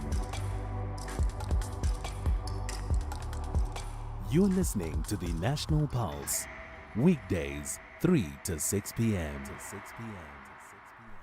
Now, what should we be talking about today? How many minutes should we devote to the Bafana game against Mexico, or what happens next in our next game, or other issues? How much should we talk about the World Cup or ignore it completely? I don't know. Listen, if you've heard me talking in the last few weeks, I've always been very circumspect about our chances, because this thing about you're just going to arrive and teams will just fall over and let you win is just not going to be the way. But what was disappointing about the defeat, if not a surprise, but disappointing, was that we really were not in the game, not even from the first 4 minutes. We could have been 1-0 down in the first 4 minutes, as you know. We were never in the game. Never mind what Hugo Bruce says. We were never in it. That has been the big disappointment. We didn't even look pretty. Those lovely short passes, piercing movements, they did not happen. We did not look pretty at all. And then to top it all, in the political space, you have Africans, Nigerians, I believe, in Mexico, supporting Mexico. That, with the narrative of South Africa's problems that we're grappling with around foreign nationals. My name's Ashraf Garda. This is The National Pulse. Welcome to the show. Appreciate you joining us. 3 hours of having the conversations that would move all of us, right? And you can join in, you know that, anytime. 086 000 2032. To WhatsApp, it's got to be 30 seconds. Some people taking too long. Don't go to 50 seconds, please. 30-second voice notes, 0614 104 107. And if you're tweet, well, that's text or voice notes. Tweet using that hashtag, The National Pulse, and you can tag SAfmRadio and do tag me. Well, no, we're not talking about the World Cup. We will talk, however, about the impact on South Africa's reputation regarding the narratives being played out in our country. We'll chat to Tebe Kalafeng about that later on. But for now, first things first, 586 Nigerian nationals repatriated. We'll talk about that next. South Africa, get ready for the ultimate human race, the Comrades Marathon. Catch all the action live on Sunday, 14 June from 4:30 a.m. live on SABC2 and SABC radio stations as thousands of runners take on the ultimate human race. For this year's uprun from the start in Durban all the way to the finish line in Pietermaritzburg. From elite athletes chasing victory to inspiring everyday heroes, SABC Sport brings you every emotional moment, live interviews, expert commentary, and unmatched race day atmosphere. Don't miss the Comrades Marathon on Sunday, 14 June, live from 4:30 a.m. on SABC2 and SABC radio stations. Proudly brought to you by SABC Sport. For the love of the game.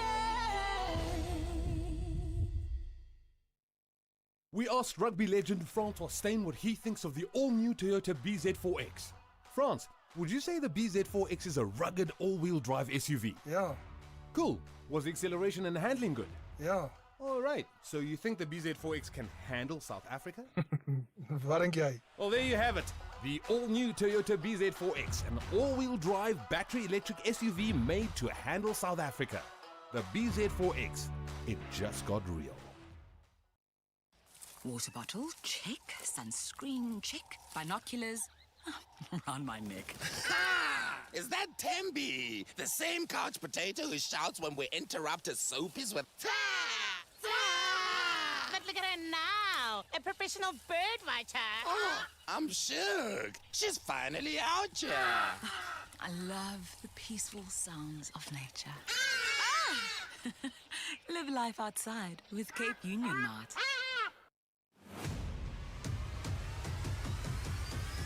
Ashraf Garda is streaming live now on Facebook, YouTube, and X at SAfm Radio. Right, so the big story is the news of the Department of Home Affairs confirming it has processed 586 Nigerian nationals for repatriation. And why?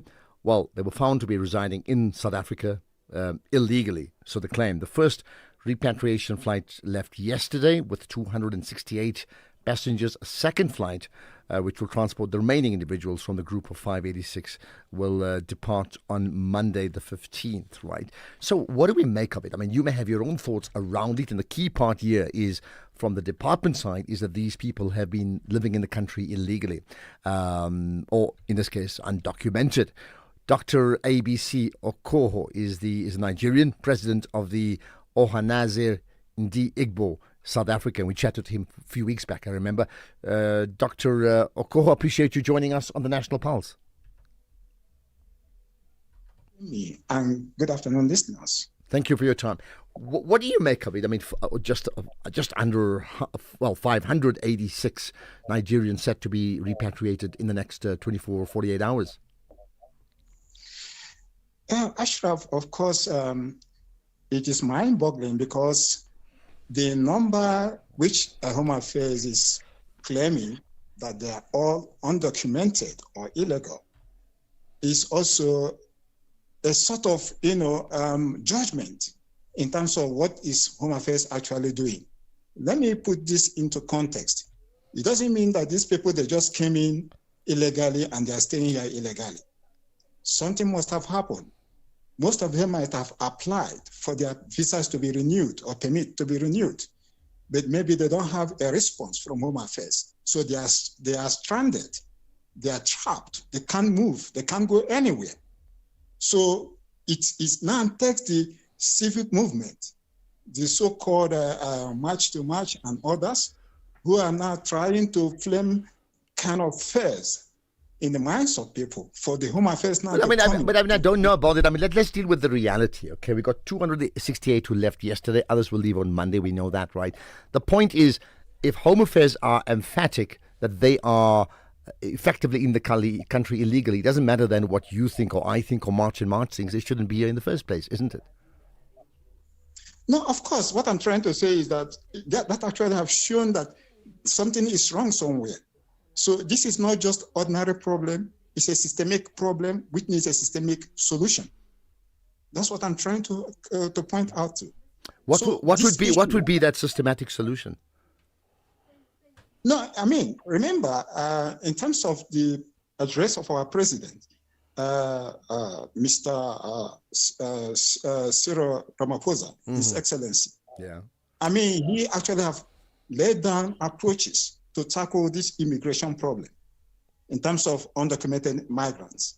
So I think some of those things are the things that needs to be put in place, work on, not just about rhetorics, but about implementing them.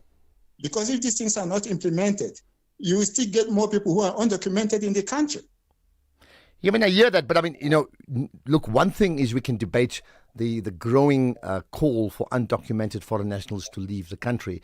The other, and you can be, and some may be disappointed with that, the other can be that if these marches did not take place, would the government have done anything about it? And no country in the world will allow an undocumented person in a country. That means whatever the reason they allow you in, they have to rubber stamp that reason. Whether it's refugee, whether it's business, whether it's student, whether it's tourist, you cannot be here undocumented. So the point is, whoever has put it on the agenda has succeeded in raising that issue that needs to be dealt with. Now, having said that, now that they've been able to find over 586 Nigerian nationals who are undocumented, and this is just for now, right?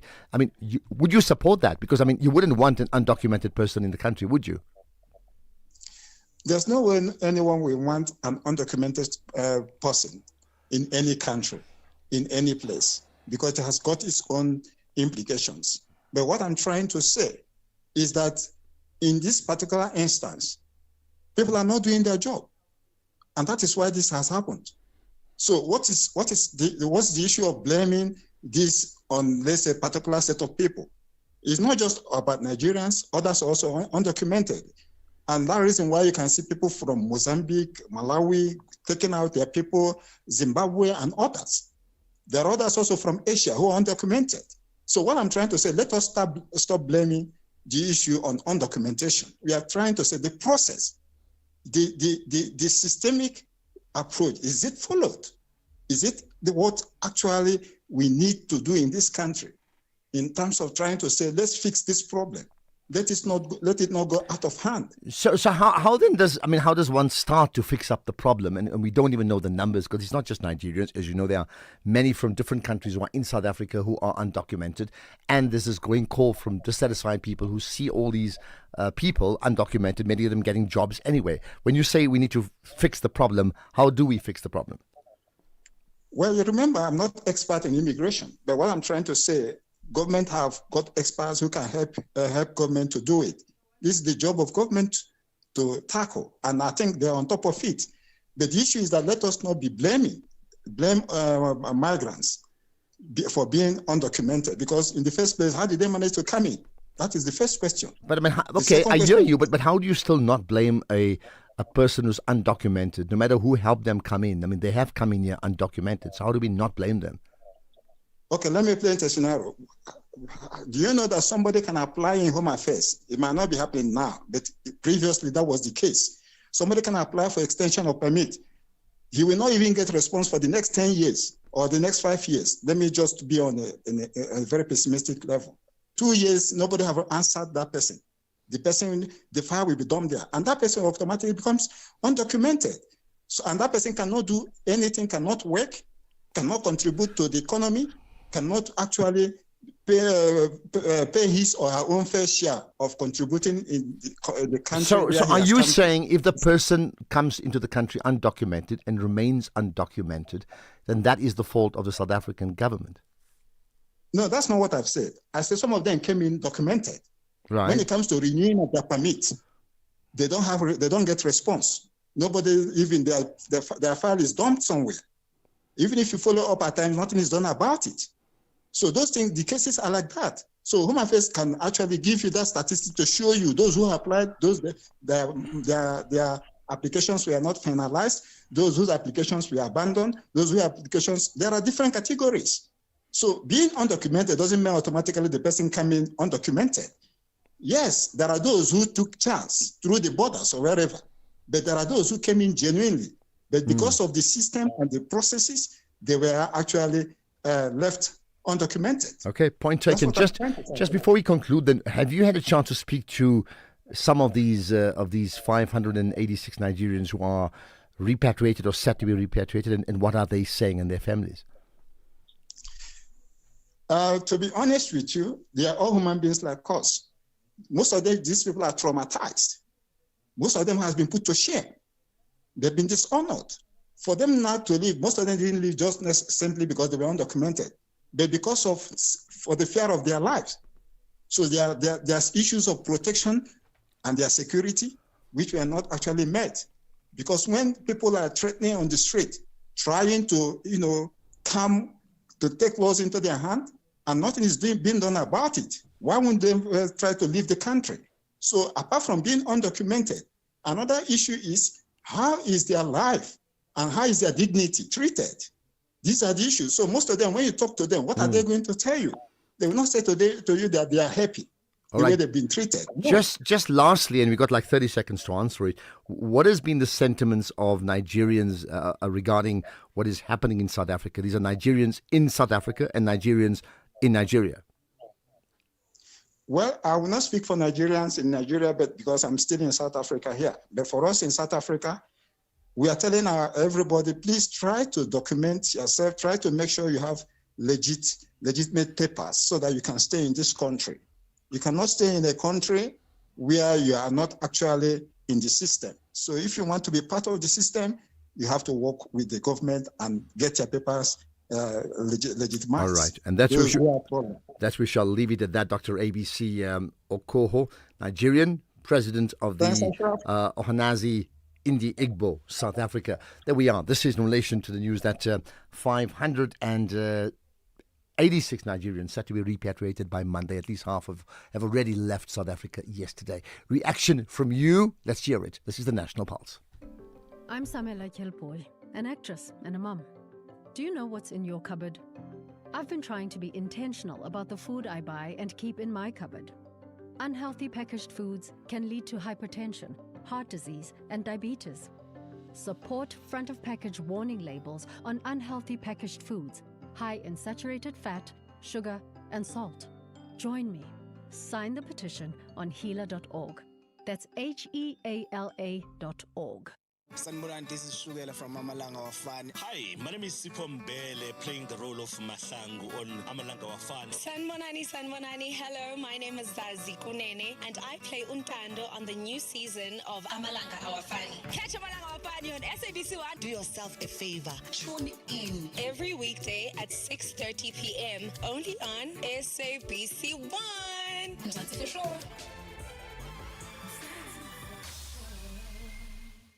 Add to cart. Love it. Let's clear your cart when I get. For real? Yeah, bo. With my cashback from MyWay, I will be getting 10% of my premiums back for staying claim-free for 2 years. So I'll have some extra cash to spoil you and let you live your way. Dad, you're the best. Real people, real cars, real rewards. For a quote, visit myway.co.za. My cashback is a feature on qualifying products paid after 2 claim-free years and all premiums paid. Premiums are risk profile dependent. MyWay is a licensed non-life insurer and FSB. T's and C's apply. MyWay. Live your way. Guys, we're always posting, commenting, and clapping back. But opinions don't count. It's your ex that does. So come 20 and 21 June, get up, show up, and register to vote. Call 0800 11 8000. Visit elections.org.za or WhatsApp 060 880000 for more info. This message is brought to you by the IEC. Across South Africa, online and on radio. SAFM, let's talk. Right, let's talk indeed. Let's get a quick thought from Rabasuti in Rulaport. Go for it. What's your point? Yes, Mr. Ashraf. I wanted to ask the doctor, or also maybe you will clarify it. Normally in Home Affairs, when you have applied, they will give you something. And surely if our police goes to all our immigrants, colleagues, and if they don't find anything that confirms that maybe Rabasuti have applied for extension to stay in the country, surely they will not bother you. But if you don't have anything to show to the police, surely they will bother you. Yep. So that's something that the doctor should have clarified. And concerning Bafana, Mr. Williams must stop passing players at the back. Really, he's costing us our goalkeeper. And whose instructions is he passing it to the defensive midfielder in front of him or whatever? Just bizarre. I got that point. Yeah. Thank you. All right. Thank you so much. Yeah, look, on the first part, I mean, it seems in the chat I had with the doctor from Nigeria that he just said there's many people who've been well documented and that lapsed, and what can they do? So we don't have the actual facts and figures. Maybe we need to get to Home Affairs themselves to give us some actual numbers. How many people in the country who come in documented and then it lapses for whatever reason and they approach Home Affairs for an extension and it does not work out and they just stay here and they never ever go back home. Something along that line. Right, let's talk about another development regarding a bail application next. Do great solutions start with good conversation? SAFM, leading the conversations that move us. Ashraf Gada on SAFM. So Brown Mokgotsi, very much a person in the news, made a brief appearance in the Joburg Magistrates Court today with a fresh bail application. Let's understand what's happened now with Intabiseng Dubazana from Dubazana Attorneys Incorporated. Appreciate you joining us on the National Pulse, Intabiseng. Thanks for joining us. Good afternoon, Ashraf. Thank you so much for having me. Thank you. So, help us understand what's happened. We've been following the story, and it's one of those high-profile but complicated ones as well. So, there's been a new bail application made, but he remains in custody. Tell me more. So, essentially, the initial bail that you're entitled to was denied based on the fact that he would not be traceable, in that he has 3 different addresses, and then he allegedly faked the shooting on his car and all of that. So taking all of those considerations, the court, in terms of Section 611B of the Criminal Procedure Act, were like, you know what, as a result of that, you as the applicant have not convinced us that you're a suitable candidate for bail. So now, if bail is denied on the first instance, if you want bail again, you have to do bail on new facts. And what are new facts? It's anything that you did not present in the initial bail application, something new that has happened that may possibly sway the decision of the court in the granting of bail. So because bail was over and done with, it was then transferred to the trial court. So it needs to go back to the bail court so that that magistrate can rehear the bail again and see if there's anything new worth considering, and if that something new is worth considering bail for the accused.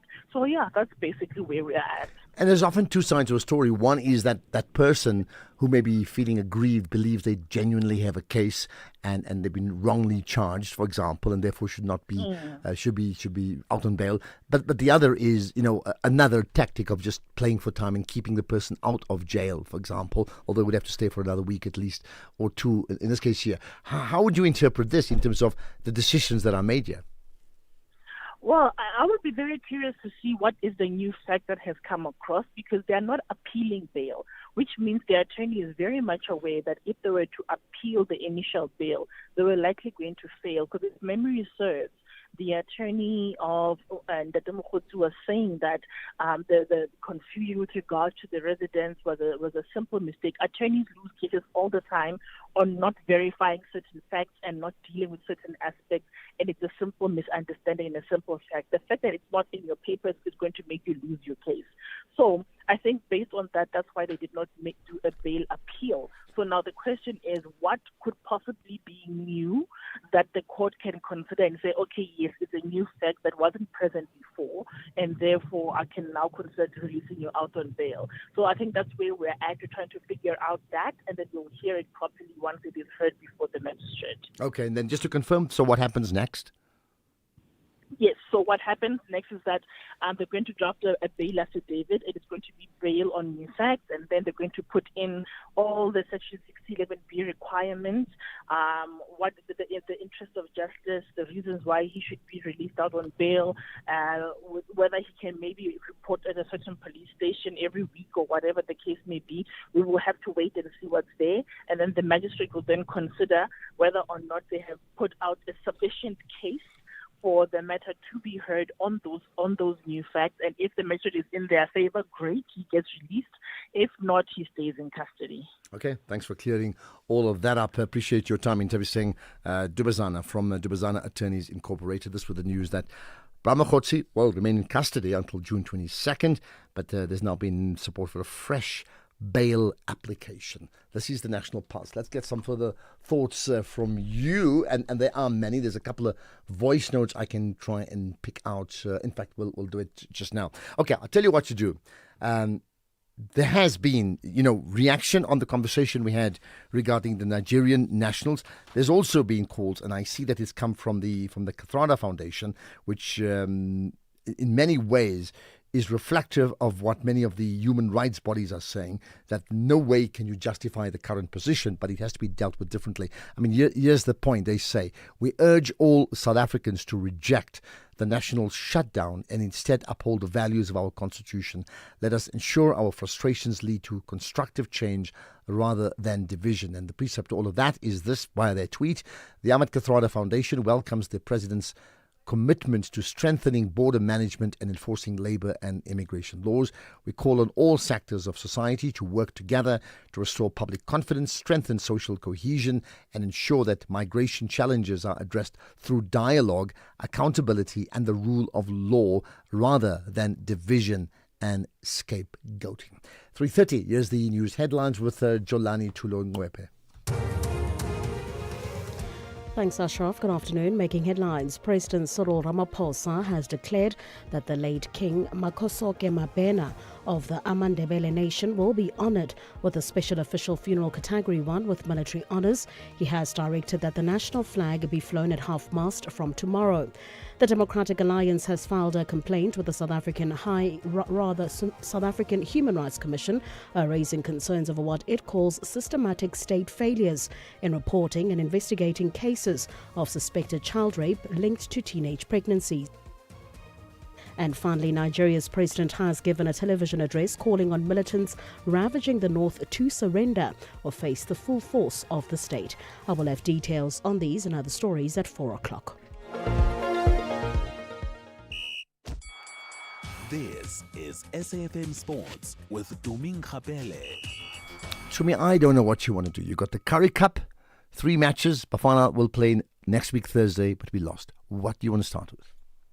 Well, a very good afternoon to you, Ashraf, and our listeners. We start things off with Rugby the Sawa, where the Curry Cup First Division gets underway tomorrow with the defending champions Griffins opening their campaign away to the Border Bulldogs in East London.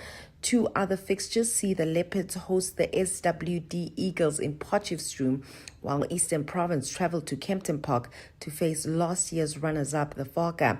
Now, Jacques Yuri's Griffins will be eager to bounce back from their SA Cup slump, while Dumisani Mahani's Bulldogs aim to show improvement.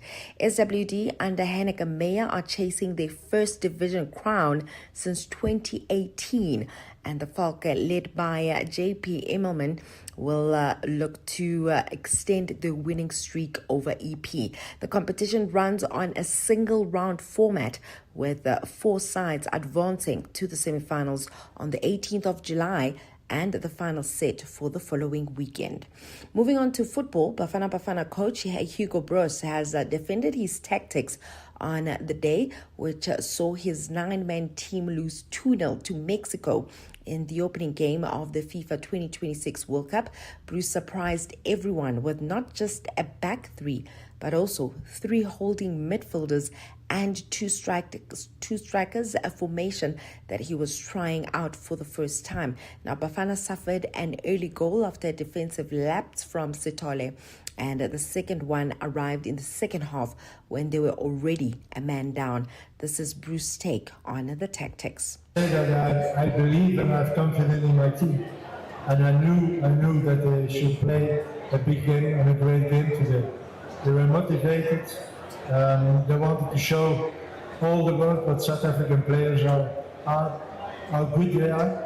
So what you say, I'm very happy that you tell that it was true, and that's what I say already a few minutes ago.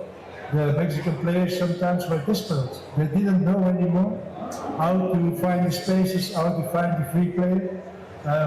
But from our side, again, if we should have a better offensive play, I think we should have been more dangerous than today. Elsewhere, Argentina will start the World Cup title defense as the world's #1 team, climbing 2 places to the top of the latest FIFA Coca-Cola men's rankings released just hours before kickoff. Spain remains second, while France slips to third. This is after their defeat to Cote d'Ivoire. Morocco continue their rise to a historic 7th, overtaking the Netherlands, and Mexico moves up to 14th. Uruguay is 16th, and Iran enter the top 20. Hungary, Chile, and China are the biggest climbers, while Serbia, Mali, and Benin drop. Lebanon and Bhutan suffered the steepest falls outside the top 100, and the rankings will also act as a tiebreaker during the group stage to decide which third-place team advances to the round of 16. In tennis, Serena Williams' comeback doubles campaign at Queen's has been cut short. This is after her partner Victoria Mboko withdrew with a knee injury. The 23-time Grand Slam champion had returned to tennis this week after nearly 4 years away, teaming up with the 19-year-old Canadian. But Mboko suffered a painful fall in her singles match against Karolina Pliskova, forcing her to retire in tears. Ending things off with athletics, 3-time Comrades Marathon champion Tetedi Jana says that he's taking a relaxed approach ahead of Sunday's Comrades Marathon up run from Durban to Pietermaritzburg. Nicknamed Mr. Down Run after winning all 3 of his Comrades titles on the Down Run route, Diana says that he feels very calm and is confident as he presses for a new challenge in his first Comrades Marathon representing Hollywood Athletics Club. The experienced ultramarathon star says that his preparations have gone very well and that he's ready for whatever unfolds on the day. I'll have more on other sports in the next hour. Well, there we are, Tumi. Yeah, I think there's a sense of despondency about things. But I'll tell you what, hold it up. Before we can't go. You got to come here. So Jimmy Muyaha said the other day that he's going to have to get me a Bafana top, because I said I'm going to use the retro one of 2010. And he's very kind. He's delivered one. I said green, not yellow, because the yellow one of 2010 and the one of 2026 almost looks the same thing. Jimmy, thanks for delivering. Hi, Ashraf. Nice to see you. I did think maybe I should sell it now, because I don't know. No, I'm going to keep it no matter what. I love this green one. It's stunning. It is. I prefer the green to the yellow. Yeah, I always have. Absolutely. But can they now play as the green and gold? Because this one, I knew it's like they're going to have to play yellow because Mexico wears gold. I don't know about the next game against the Czech team. We need to wear green this time. I don't know. I did my part. I promised a shirt. I called the powers that be and I said to them, how is it that one of the most legendary sports commentators, the anchor of the Drive Time show on SAFM, does not have a Bafana shirt? And so, thankfully for us, the team at Standard Bank agreed with that and they asked me to deliver that on their behalf. You are the Mr. Fix-It. Much appreciated. Thank you so much. Right, Jimmy? We'll talk to you later on. My blood is definitely green. Win or lose. Okay? There we are. Right, more to come about some serious issues around the youth in the world, in fact, right after this. Topco Media presents the 25th Annual Top Empowerment Conference in partnership with Nedbank, taking place on the 17th and 18th of June at the Sandton Convention Center. This is the year that South Africa's empowerment rules get rewritten, with both the Minister of Trade and Industry and the Minister of Finance and 800 of the leaders shaping what comes next. To secure your seat, head to Quicket, search Top Empowerment and use the code SABC for 20% off. Book today before the codes change without you. Mama Million here, and yes, I am a millionaire. And then you'd be on the couch with your 6 numbers. But 7 is for heaven, or yes. But 4 is for the door, or yes. But 38 is never too late, or yes. Well, the Lotto Live draws are back. Every Tuesday, Wednesday, Friday, and Saturday. Catch the live draw at 9 p.m. The National Lottery. More plays, more chances, more millions. Players must be 18 years or older. Play responsibly. The National Lottery is officially operated by Sizakai. Guys, we're always posting, commenting, and clapping back. But opinions don't count. It's your ex that does. So come 20 and 21 June, get up, show up, and register to vote. Call 0800 11 8000. Visit elections.org.za or WhatsApp 060 880000 for more info. This message is brought to you by the IEC. Lava breaks through once more. They are relentless in their pursuit of a maiden World Cup title. They are carried by the nation, and they are unbreakable.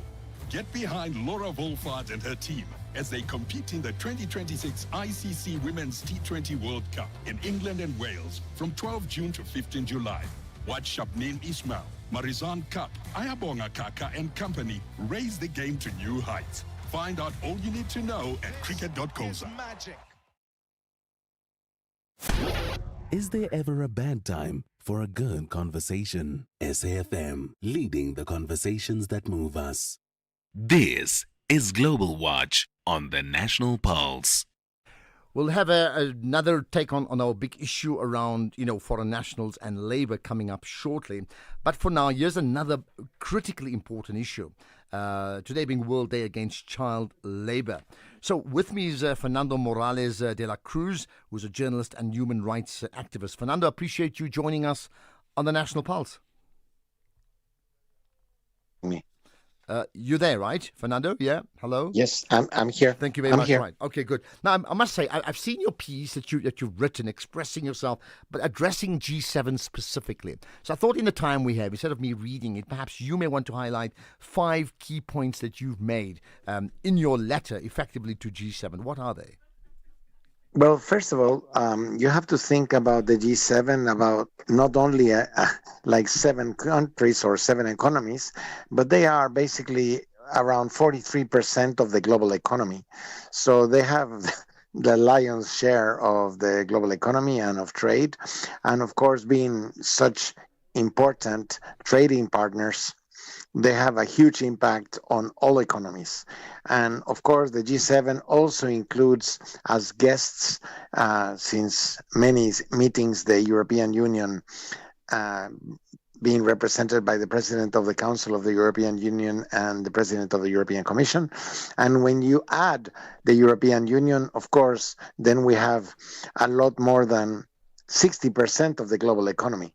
And so it's important to think that these economies are fed by raw materials and products from the global south, and they are buying these products at a very low price. Therefore, there is poverty, misery, child labor in their supply chains. And most importantly, the G7 started to promise in the UN when they supported the Sustainable Development Goals to eliminate child labor and forced labor by 2025. Now it's 2027, and they haven't. But they also promised in the G7 summit in Elmau, I was there in Germany, to eliminate child labor and forced labor in supply chains. They haven't done so. And in 2027, I can confirm that there are more slaves than ever, and unfortunately child labor has not only not been reduced, but it has increased. So it's a very serious problem, and the G7 is a very exclusive club. Being South African, you know that South Africa was even excluded from the meeting after the G7 leaders, because normally they invite some countries from the South. Mr. Trump didn't want South Africa to be there, and of course Mr. Macron being the host, please, Mr. Trump. But the problem is that the Global South is always on the menu because they're not sitting at the table. And that is because the Global South, whether Africa or Latin America or parts of Asia, are not really organized properly to defend their interest. And of course, I'm asking the G7 to eliminate child labor and forced labor, not only because they have promised it before and they have the obligation to do so, because it's extremely cruel that even the coffee at the White House or at the Élysée Palace in France, I'm now in France, drank by Mr. Macron, is still harvested by little girls and little boys. This has to stop. Why do you think, never mind the world being very on-side regarding the ending of child labor, why do you think it persists? And when I say persists, it also persists effectively, as you said, with the G7, if not directly, indirectly endorsing it by trade with countries that continue doing that? Because it's extremely profitable, sadly, and because corporations in the North even receive development aid when they have child labor. So instead of being punished, as I'm asking the G7 to establish basically criminal punishment to the corporations and executives that profit from child labor and slavery, they receive development aid supposedly to eliminate child labor, but in the end it sustains it. So we are never going to eliminate slavery or child labor as long as those who profit from it are not afraid of being punished. And they actually seem to have incentives to continue like this because nobody does anything. Let's talk about. So writing a Yeah. letter is an intervention that you make, but you clearly would like G7 to make some interventions, and you've made some suggestions. Maybe just list some of those key interventions you'd like to see happen very, very urgently. Well, first of all, you should know that this is not the first time that I'm trying to influence the G7. I've done this now since many years, some years successfully, as it happened in the G7 in Elmau, Germany, where they actually did include my petition of elimination of forced labor and child labor for the very first time in a G7 declaration. But, when you talk about my list of asks, basically, I'm asking for criminal liability for corporations, executive investors, and economic beneficiaries that knowingly profit from child labor and forced labor. Mandatory traceability across global supply chains to identify where child labor and forced labor are being used. Full public disclosure of child labor and forced labor risks by corporations, financial institutions, and sovereign wealth funds. And here I'm going to mention a very easy one for the governments: zero tolerance for public procurement and purchasing policies excluding products and services linked to child labor, forced labor, or modern slavery. I say this is an easy one because nobody needs to approve or disapprove that the French government says we are going to not buy any products with forced labor of slavery. It's a government decision, and it can be based on the laws that already exist, but they don't apply them. The same can be done in the European Union or in France or in Italy or in Germany or in Canada, in Japan or the UK, but they just don't care. So if they wanted to really eliminate child labor, they would force corporations to clean up their supply chains by telling them we are not going to acquire your products as a government if they have forced labor of child labor. Of course, the consequence would be that they would have to pay the producers a fair price. In South Africa, they could be producers of tea or fruits or other products that South Africa exports, or in minerals. But most importantly, this would happen around the globe. Today, I have to admit that the recent decision by President Trump through the United States Trade Representative, or USTR as it's known, to put warning on all 60 economies that they included on this list. South Africa, of course, is included in this blacklist, that they have not taken enough actions to legislate against slave labor or to implement these laws are right. It's not because I agree with Mr. Trump. He's doing this for the wrong reasons, but he's doing it. And so in the end, what he's doing is going to force all countries that trade with the United States to enact laws and to implement them to eliminate forced labor. Of course, that doesn't necessarily include all child labor, but it's a step forward. Let me choose my words carefully. What then is the appetite from a world body like the United Nations to enforce the non-trading, and therefore unethical dealings with countries where products are manufactured unethically, in this case here, regarding child labor? Well, first of all, the United Nations has never, ever decided that its own purchasing will actually support the Sustainable Development Goals that the UN General Assembly approved. So the supply chain of UNICEF or the UNDP or the ILO or of the Secretary General's himself is still tainted with forced labor, child labor, and this is serious because the United Nations has not even cleaned up its own supply chain. But as a body, of course, we're talking here about 195 different states, and each one has its own legislation. So it's not really a United Nations thing. It would have to go country by country.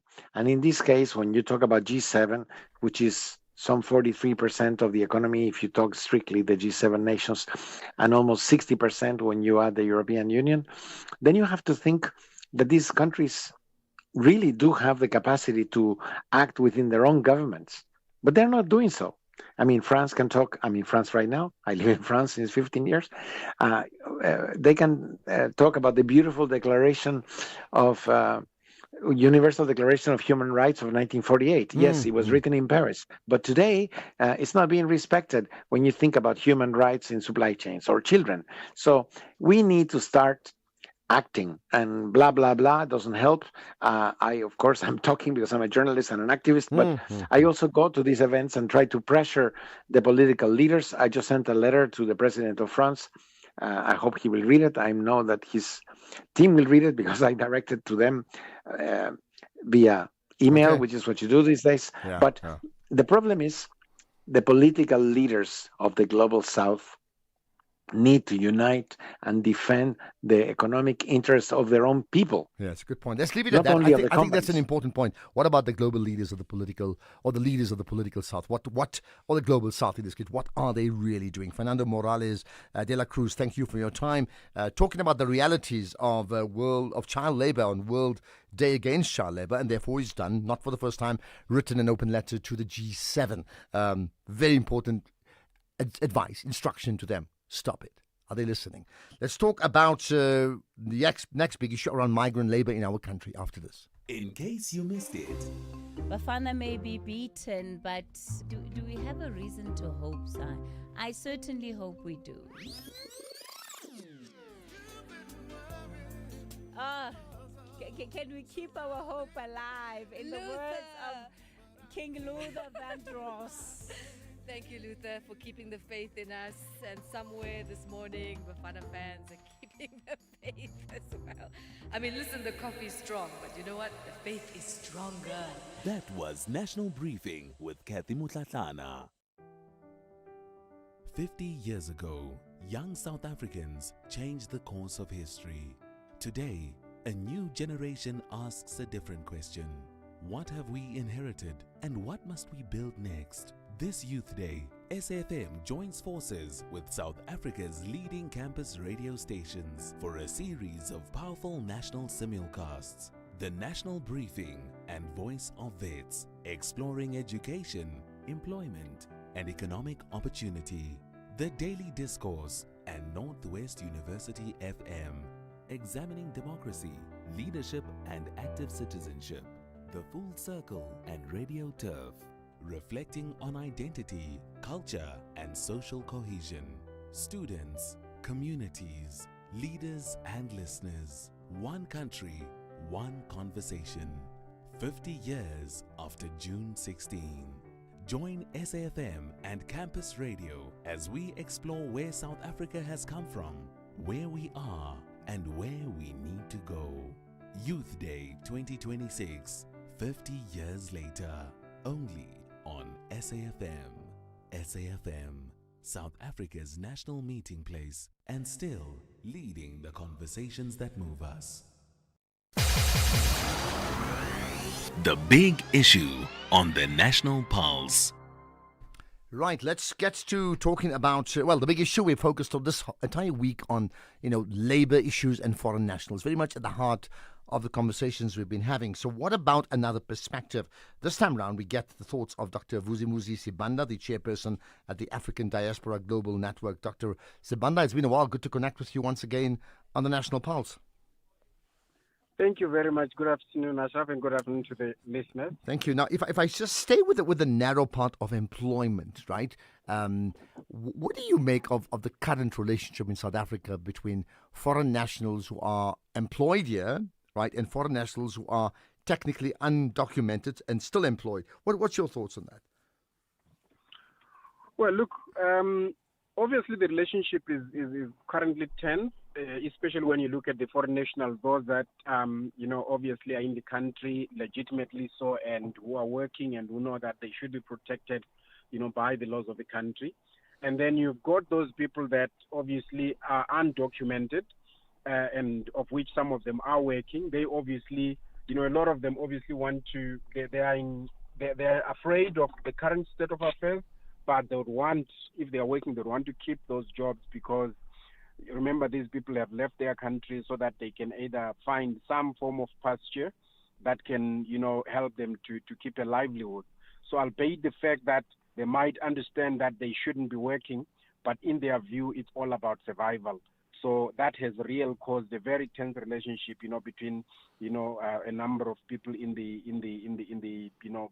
locals and in the migrant community. Yeah. Now, I mean, your last part for me is telling, because you say, in their view, it's all about survival. You see, because many South Africans, amongst those who are going to the streets right now, protesting for a good few months now, are saying their protests are also all about survival. Your thoughts on that? Yes, definitely. Look, one of the issues that we really, cannot run away from is the fact that the people that are protesting against, irregular migration, even if these are fears that are not founded, but the mere fact that, there are people that are irregular, that makes that fear, to be founded and justified, because there are people that are irregular. Whether they have done what they're accused of or not, one has got to live with it because they're already in the mud. So the people that are saying, look, I cannot get a job because a migrant, who is undocumented is employed in a place where I should have been employed, that is a legitimate, cause. Or somebody that says, we've seen some that are committing crime and they're undocumented and we don't know how we can trace them. So despite the fact that we may understand that these people have come here because of the tough or their desire to survive, that does not justify that, obviously they have to find themselves in South Africa, as irregular and breaking the law, because those that break the law, it is their just desert that the law should take its course and they should be arrested. I think that is something that, we cannot even, debate. It's something that is straightforward.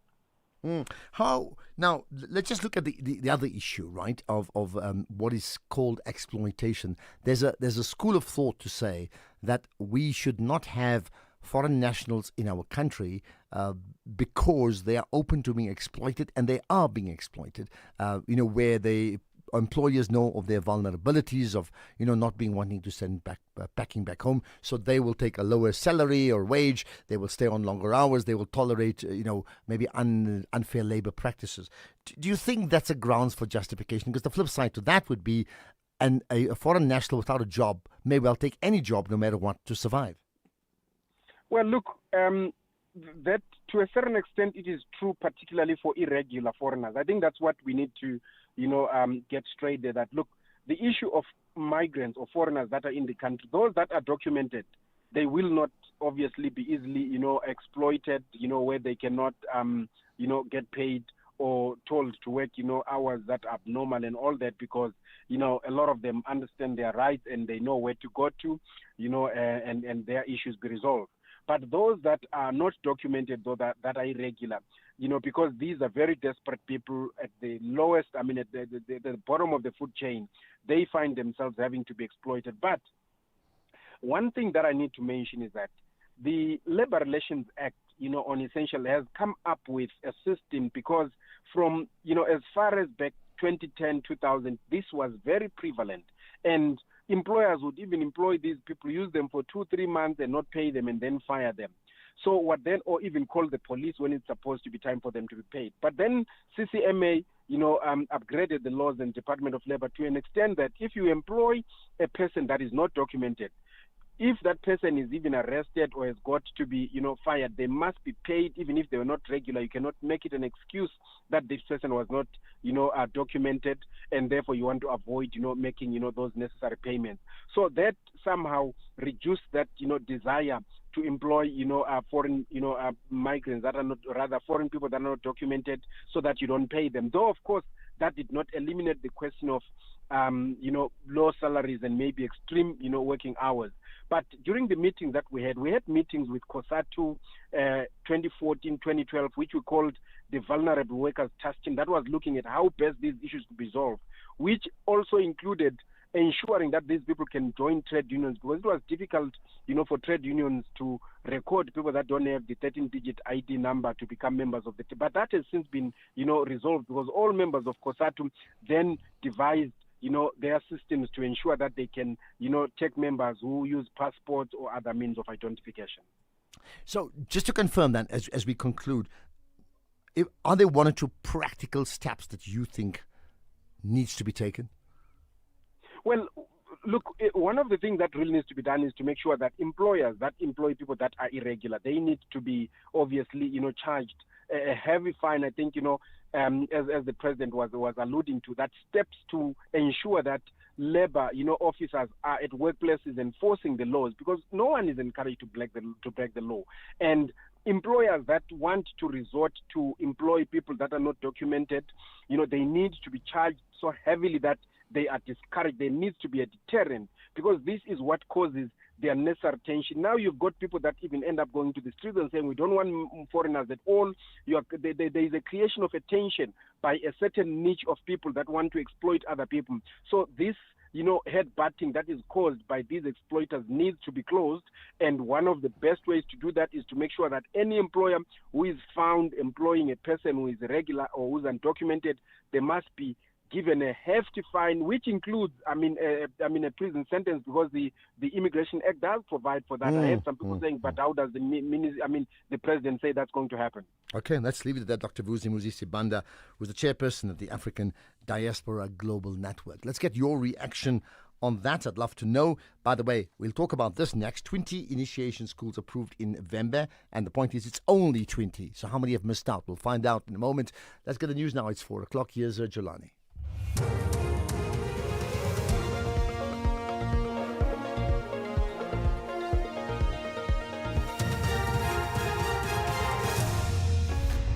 Thanks, Ashraf. Top stories. Asawa, the late king of the Amandebele nation, to be honoured with a special official funeral Category 1, and Nigeria's president calls on militants in the north to surrender. Good afternoon. President Cyril Ramaphosa has declared that the late King Makhosoke Mabena of the Amandebele nation will be honoured with a special official funeral Category 1 with military honours. He has directed that the national flag be flown at half-mast from tomorrow. The king passed away on Tuesday at the age of 65 and will be buried on Sunday. His funeral service will take place at the Solomon Mahlangu Stadium in KwaMhlanga in Mpumalanga. The proceedings will include ceremonial elements provided by the South African National Defence Force. The president has reiterated his deep condolences to the royal household, Queen Sekhuthadi, the Amandebele and the Basotho nation from whom the Queen is descended, as they prepare to bid a final farewell to the king. Renowned South African artist Jan Hendrik Viljoen, better known as Porchy, has passed away in Stellenbosch. He was 62. Known for his vibrant and uplifting artworks, Porchy touched the lives of many through a career spanning several decades. His work gained recognition both locally and internationally. With exhibitions in South Africa and abroad, he created thousands of original artworks and sold millions of prints, leaving behind a lasting artistic legacy. The Democratic Alliance has filed a complaint with the South African Human Rights Commission raising concerns over what it calls systematic state failures in reporting and investigating cases of suspected child rape linked to teenage pregnancies.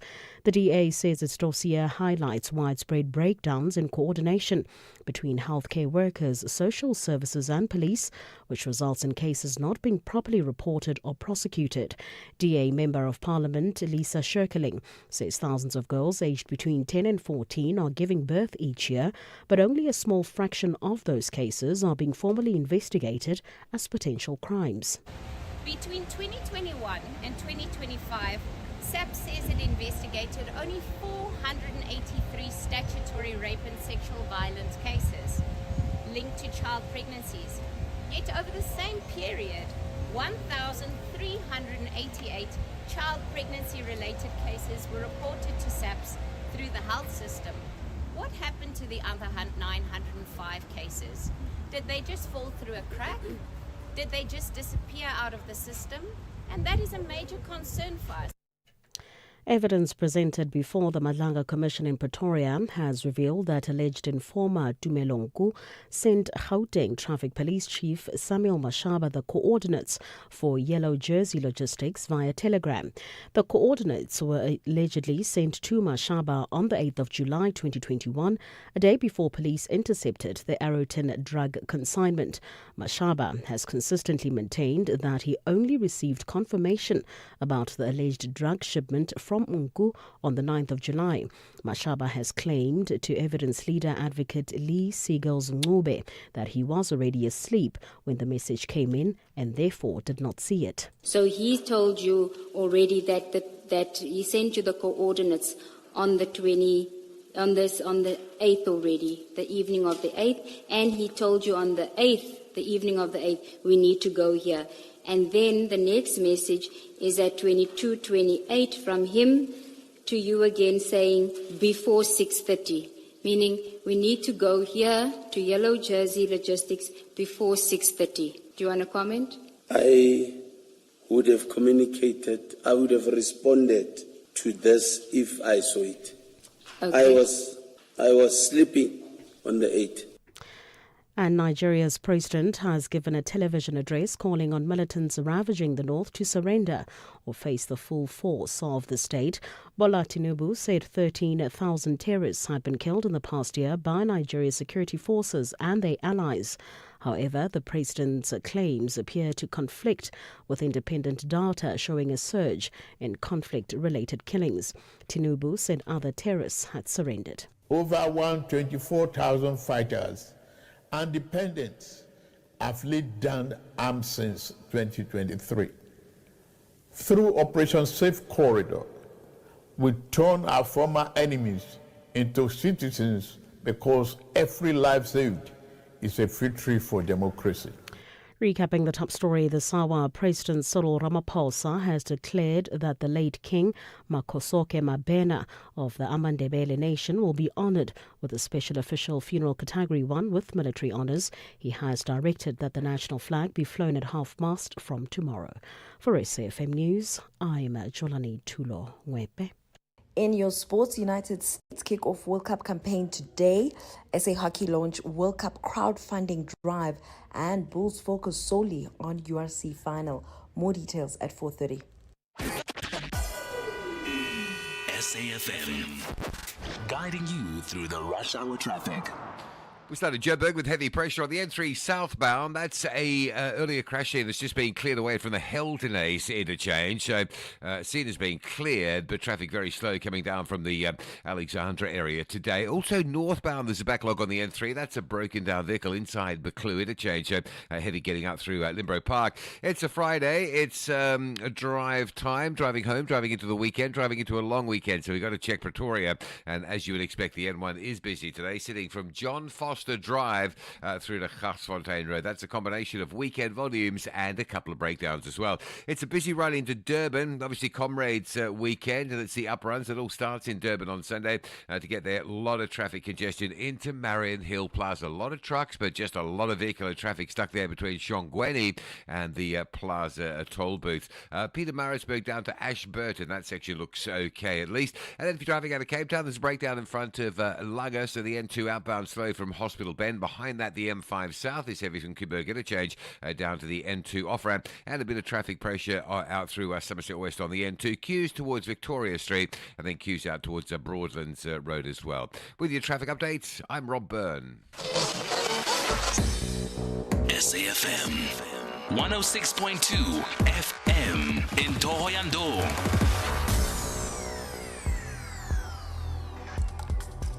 The National Pulse with Ashraf Garda on SAfm. You're listening to the National Pulse, weekdays 3 to 6 p.m. I tell you what, even off air, people can't stop talking about the Bafana game last night, and that's what's been happening today. Just a general mood of despondency. Not so much that they lost. Of course, it's a problem that they lost, but it's the how did we lose and where do we pick it up from here? Because you've really got the chances, the margins for error are so small, isn't it? Let me tell you what's coming up still. We're going to chat to Tebe Kalafeng later on, about 4:45, about the impact of what's happening in South Africa with regard to foreign nationals and the protests, and how that's been played out at the World Cup, where supporters of other teams, Africans that is, are supporting the team who South Africa are playing. And there's been a few more. I think even the former Chelsea player, I just forgot his name, Nigerian players, like, now South Africans must stay at home because they need to keep their jobs. You know, that sort of narrative that's been playing out. Well, what about initiation schools in the district of Vembe? We'll talk about that next. South Africa, get ready for the ultimate human race, the Comrades Marathon. Catch all the action live on Sunday 14 June from 4:30 a.m. live on SABC2 and SABC radio stations as thousands of runners take on the ultimate human race. For this year's uprun from the start in Durban all the way to the finish line in Pietermaritzburg.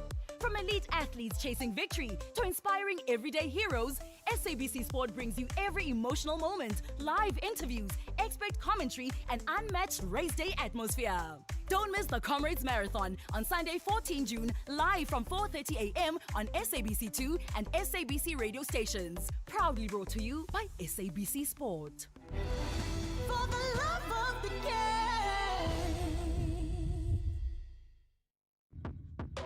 Get into the beautiful game and save like a super fan at Spar with products like 2 kg Spar brown sugar for $39.99. Save 10 Rand. Or 2 litre Spar extra shelf life milk, full cream or low fat for $31.99. Save 5 Rand. Price is valid from 8 till 21 June. While stocks last. Only at Spar. T's and C's apply.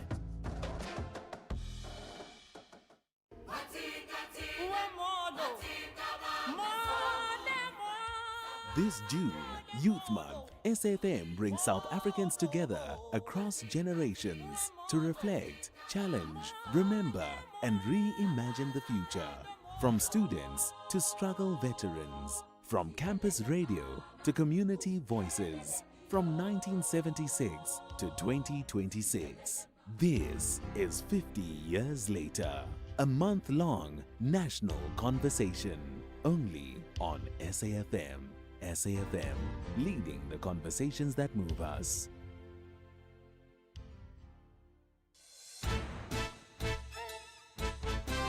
SAFM, setting the nationwide agenda daily. The National Pulse, weekdays, 3 to 6 p.m. Right, we're going to talk about the Kokta budget vote presentation as well just now, but let's stay with that theme of traditional affairs in many ways.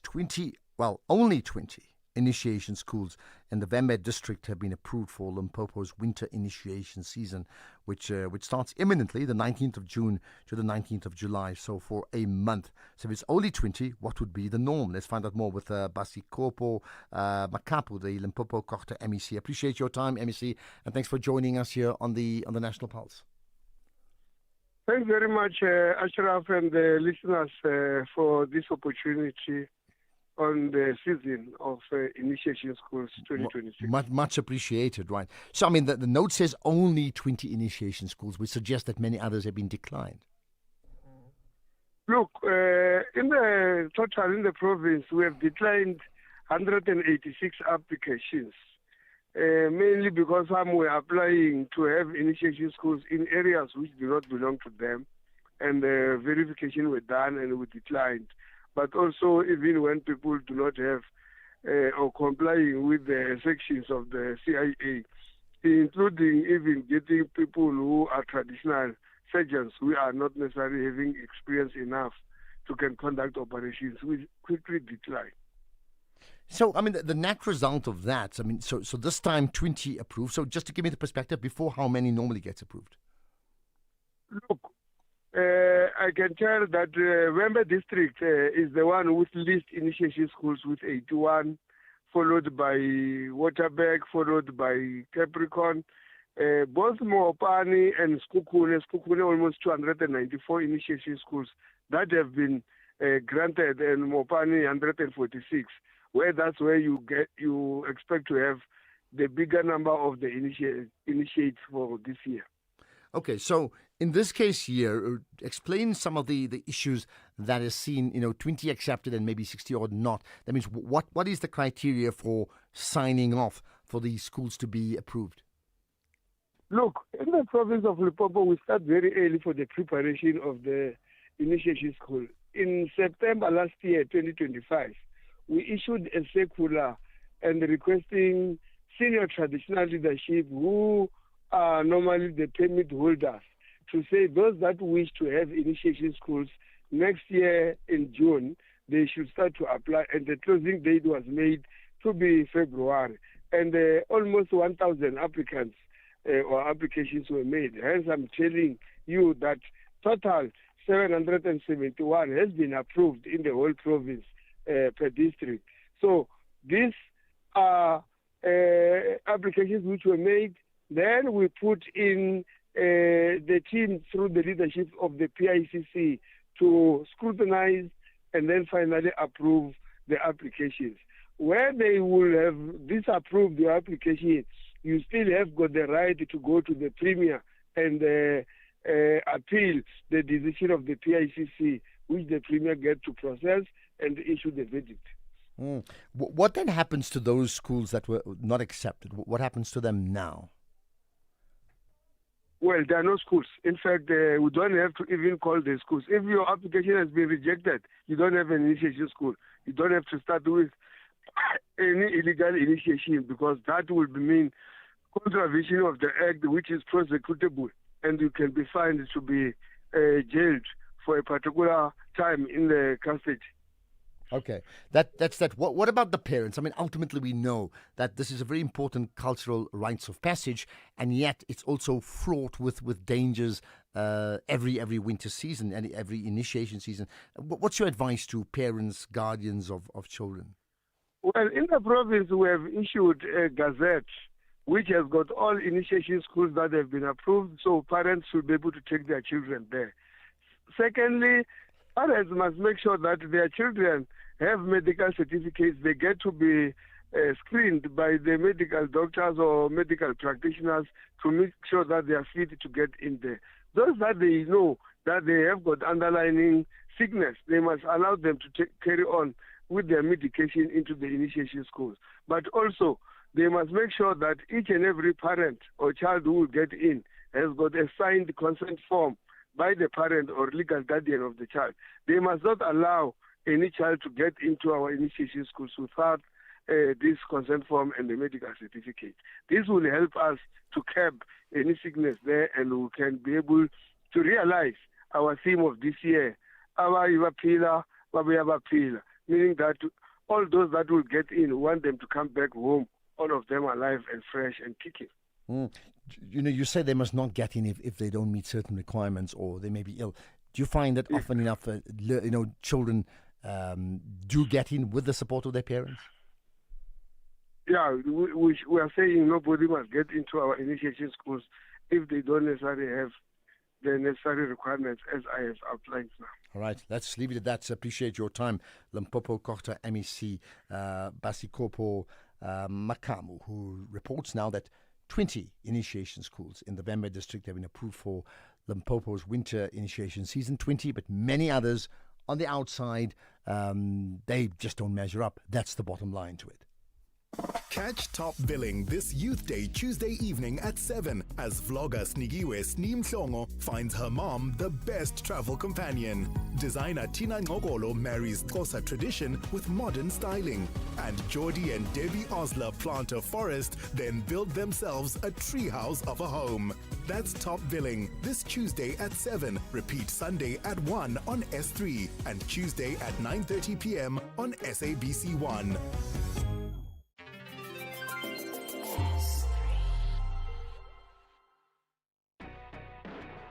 Do you ever call you like to sell, but don't trust your uncle or your pal? Then we buy cars, it's just for you. Buying cars is what we do. We offer service with a smile. We always go the extra mile. Use a place that you trust and sell your car to us. We Buy Cars, the easiest way to sell your car by far. In case you missed it. Sakan, I am worried now. Why is Coach Hugo Bruce sounding the alarm around Bafana's mentality and their energy in the camp? They need to be high. It's too early in the day to be disappointed. Jamaica and high. There we go. That's where we want to be, guys. But you know what, Kathy? It's Monday morning. Well, Kathy, Bruce is definitely not high at the moment. He's in the investigate first and a rest later camp, okay? This is SAFM Sport with Zai Khan. Ashraf Garda is streaming live now on Facebook, YouTube, and X at SAFM Radio. Right, let's now talk to the Minister of Cooperative Governance and Traditional Affairs. No, not about the initiation schools that we touched on now, but a different issue, all-important issue, the Kokta budget vote presentation. So it effectively represents the wish list and the priorities of the department itself. So Minister Klabisa, thanks for joining us here on the National Pulse. Thank you very much, and good afternoon to the listeners of the radio station. Thank you. Right now, I understand your department has delivered its budget vote to the National Council of Provinces. Let's talk about it. I mean, first of all, from a top-level perspective, outline some of the key plans in terms of the budget. The budget for COPTAM, as you will rightly know, that COPTAM is responsible of transferring huge sums of money to municipalities as money for municipal infrastructure grant, as well as to provinces, and also deals with the allocation responsible for disaster, as we are experiencing disaster now and again. But what is more on the development of our communities is the allocation for municipal infrastructure grant, because it deals with the infrastructure that takes place in our municipalities. Could it be water in the district municipalities? Could it be the community halls, the infrastructure buildings? Could it be in the cities? We do a lot of transfers which has to do with service delivery for our communities. Let's then talk, I mean, what are the key priorities then that you've identified? The key priorities is that the money that we transfer to municipalities must not come back as a first priority, because if we transfer money and in January it comes back to National Treasury because municipalities have failed to use it, we will not be making any progress in ensuring service delivery now. So our priority, besides transferring money, is providing capacity building in our municipalities, because what makes municipalities fail to spend money, it is because they don't have capacity of planning in advance, doing adverts on time, ensuring that money is spent before November, December, so that no money goes back to National Treasury in January. So now, the capacity building in terms of ensuring that especially municipalities in deep rural areas, they have sufficient capacity in terms of technical know-how, the engineers, technical staff, and CFOs, because what makes municipalities unable to use money when they cannot run the supply chain process timeously and correctly, they meet objections only to find that they can't spend money and the money go back. So now it is a combination of a variety of things which we concentrate on in order to ensure that the municipalities are able to spend this money once it is transferred to them. And I think linked to that is, ultimately in terms of identifying the priorities and that you've just already listed, right, is the complete upliftment of those communities, right? I mean, you haven't been a minister for a very, very long time. I mean, but having said that, do you see, are there meaningful interventions that are taking place where we will start seeing, if not now, then very, very soon, huge differences in terms of development, infrastructure, certainly at community level, and in terms of the rural communities, that is? Indeed, we are going to see a continuation of services being done better, because the reality is it may not be true that services are not done and development is not taking place. What can be true, it is not at a pace which people are expecting or wish to see in order to bring change in our communities. So now, our focus, as you are aware that we are living in a period of climate change, we are focusing on resilient infrastructure, that the money that we transfer to municipalities must use modern technology when they are constructing roads, bridges, buildings, so that those buildings must withstand the heavy rains. And a typical example, there is a bridge in Western Cape. In the recent floods, the bridge was overwhelmed by water. It could not be seen.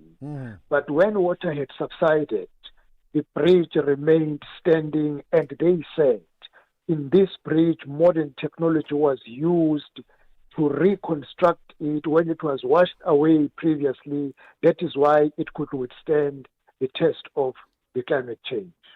Let's just end by this. I mean, of the different things. I mean, I would take it. Budgets are a problem. It's an ongoing issue we all have. If you had more money, you'd even do more. So, having said all of that, what for you, with regards to your portfolio, requires the most urgency? One, capacity building, because money alone cannot spend itself. We need human resource personnel as employees, and also the political leadership. As we are going to elections on the 4th of November, the white paper review is elevating the issue that mayors, speakers, MMCs, and all EXCO members serving in the finance committee must be competent people so that they can hold accountable the competent administration. And secondly, stability in municipalities. As we're going to be having many coalition governments, if there is no stability in a government, there is no service delivery. We're going to be championing the principle of elevating political parties working together to ensure stability. Out of stability, there will be progress, because if there is no stability, then progress also is not seen. Those will be key things that we'll focus on as we move forward to the next local government election. Okay, and we move on. Thank you for your time, Minister of Cooperative Governance and Traditional Affairs, Minister Velinkosi Hlabisa. Thank you for your time here, reflecting on the Kokta budget vote itself. Appreciate that. Right, time for us to get to some of your WhatsApp comments. There has been many. There's also text messages. By the way, if you are commenting, keep them up to 30 seconds. I've been stressing it. It's important that you don't over, because that means if you overrun, we just end up playing less voice notes, which is not really nice to the many who send it, but it also means that we often then miss yours, and we don't want to do that. Good day, Ashraf. This has been happening for years. Municipalities do not spend their money according to the PFMA. In the next budget allocation, they will get less in the financial year. This will need to change, comes from Terence. I mean, I've heard that so often, and therefore in underspending, that's not saving, because it means service delivery is actually compromised. Here's another comment relating to the minister. Hi, Ashraf. What the minister is saying is very interesting. So for 30 years, the government has failed to build capacity to deliver services. So there's no accountants, engineers, planners. The execution is dead. How does China do it? Do they go around the world to check what models are used in other countries? If delivery is so efficient in China, what does China do that is different to us? Or this is just an excuse to imbibe whatever money that is available from government? Okay, well, it's an important one. So why are we still so infrastructure? Why is there such an infrastructure deficit it's a key point there, isn't it? Here's one from the Kathrana Foundation. Good afternoon again, Ashraf. Kadrada Foundation. I don't know how these people are thinking. They are championing constitution. What is the constitution saying about Palapala on Ramaphosa? Ramaphosa didn't declare that he's been robbed. In turn, he sent the police in Mozambique to search for the money. What is that? They make us stubborn. You know, these guys are making us stubborn. Make it so important. Thank you. But I mean, look, that one hasn't played out completely, and you know there's been an ongoing conversation about that. What do you make of what the Kathrana Foundation said now regarding the issues of foreign nationals? I mean, that's very, very topical right now. Here's a quick one I can play before we get to the news headlines. Afternoon, Ashraf. Here in South Africa, we've got South Africans who wouldn't even hire their own family member to come help in their own households while they are living in abject poverty, but would rather go for an undocumented foreigner so that they can exploit them and leave them to live in terrible conditions in their own houses. The hypocrisy of South Africans. Thank you, Ashraf. This is KG from Ekurhuleni. Thank you for that, KG. We'll chat to Tebe Kalafeng just now about the fact that you saw so many Africans supporting Mexico against Bafana. You can't just dismiss that, can you? There's big issues around that. 4:30 is the news headlines with Jolani Tulo Nwepe. Thanks, Ashraf. Good afternoon. Making headlines, shares in SpaceX have begun trading in New York and officially made South African-born tech billionaire Elon Musk the world's first dollar trillionaire. The initial public offering on the Nasdaq Stock Exchange is the biggest in history, valuing SpaceX at about $1.8 trillion. Electricity and Energy Minister Hossein Suramogopa says government's plan to build 14,000 kilometers of transmission lines over the next 8 years as part of a 440 billion rand public-private partnership will not only safeguard energy security, but will also drive critical industrial reform. He delivered the keynote address at the annual SAFESA conference in Kempton Park. And finally, President Cyril Ramaphosa has declared that the late King Makhosoke Mabena of the Amandebele Nation will be honoured with a special official funeral Category 1 with military honours. He has directed that the national flag be flown at half-mast from tomorrow. For SAFM News, I'm Jolani Tulo Wepe.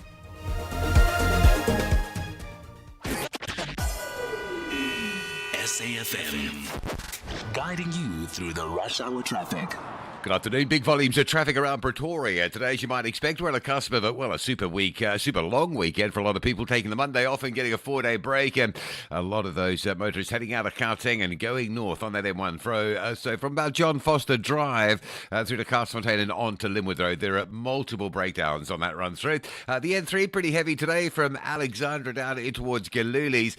Get past Galulis and it does tend to ease up a little bit on that N3 South. Stays busy, but the real heavy stuff really between sort of London Road and Galulis interchange. If you're driving into Durban, so are a lot of others. Of course, it's a Comrades weekend. Quite a lengthy queue at Marion Hill Plaza. It has been queuing at Marion Hill Plaza with the volume for most of the afternoon. So just once you get past Shongweni, you will line up through the toll plazas. M13 moving through Pinetown towards the N3 Paradise Valley is quite slow as well today. And there is a bit of pressure going south on the N2 around the Prospecton area. Cape Town, the N1 out of town, slow and sluggish through Brackenfell. The N2 still with a broken down vehicle at Langa, so coming out of town from Hospital Bend, the N2 backs up. M5 south into that slow from the Kuiberg interchange, and of course you do have the weekend volumes to get through at Somerset West, queues into Victoria Street, and queues again out as far as that Gordons Bay exit before Solari's Pass. With your traffic update, I'm Rob Byrne. This is SAFM Sports with Tuming Khapele. Right, to me, after yesterday's defeat by Bafana and the win for the Koreans, it's another night of action, and the other host nations will be in action today. Yes, the United States began their World Cup campaign today with a high-stakes clash against Paraguay at Los Angeles SoFi Stadium, the first finals game on U.S. soil in 32 years. Christian Pulisic is going to lead a talented U.S. squad determined to prove themselves, insisting that they are able to compete with anyone and want to be a real force in this tournament. Now, the match will be preceded by a Hollywood-style opening ceremony featuring Katy Perry and other stars. and U.S. Secretary of State Mario Rubio will attend, while President Donald Trump has said that he will be present at later games. Still with matters on the field, Switzerland will target nothing less than 3 points when they face Qatar in the World Cup Group B clash at Levi's Stadium in Santa Clara tomorrow night. The Switzerland side, appearing in their 13th World Cup, reached the round of 16 in Qatar 2022, while the Maroon One are making their only second finals appearance after losing all 3 groups matches as a host 4 years ago, and kickoff is at 9 p.m. Elsewhere, Moroccan giants Raja Club Athletic have parted company with South African coach Fatou Davids and his technical team by mutual agreement. This decision comes after Tuesday's 2-0 defeat to KACM, leaving Raja 5th in the Botala Pro standings, just 4 points off leaders RS Berkane. Now, Davids, who joined the club last September after leaving Simba SC, previously served as assistant to Joseph Zimbawa when Raja clinched an unbeaten domestic double in 2024. In terms of hockey, the South African Hockey Association has launched national crowdfunding campaigns to support both the men's and the women's teams on their road to the FIH Hockey World Cups in August 2026. Both sides qualified as African champions and will compete among the world's best in Belgium and the Netherlands. Contributions will go directly towards travel, accommodation, training camps, performance support kit, and everything else that will be needed in terms of making it a success for themselves. But Pro Touch Africa, who successfully rallied support for the women's hockey's fives team in 2024, is again leading the initiative. In rugby, Bulls coach Johan Ackerman says that the looming Springbok training camp is the last thing on his players' mind, with all focus firmly on next Friday's United Rugby Championship final against Leinster at Croke Park. Ackerman insists his side or his squad is fully committed to bringing the trophy back to Pretoria, stressing that strong performances will speak louder than selection debates. Anything's off with tennis. This year's Wimbledon will feature a record prize fund of £64.2 million, a 20% rise on last year's tournament. The singles champion will each collect £3.6 million, around 78 million rand, while first round losers are guaranteed £80,000, 1.7 million rand.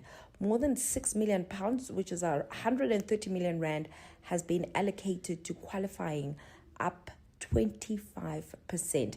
And the increase comes as leading players continue to campaign for a greater share of Grand Slam revenues. With that said, it's a wrap from my side for now. I'll have more in the next hour. Oh, there we are. You're going to watch. Did you watch the opening ceremony? Of course you did. Of the Mexicans. It was shorter than I thought it really was. My wife sat next to me, like 20 minutes in getting ready. So, okay, now I can watch the opening ceremony. And as she got to sit next to me, it was like Jamila said, now she saw the people get off. I said, now the game's about to start. That was it. I expect more from America and the Canadians, but I see now people are reflecting on just how magical that global civilization narrative of the Qatar opening World Cup was. I'm just talking in the opening, the ceremony, not the matches, okay? It was quite something else. I'll get to your calls after this.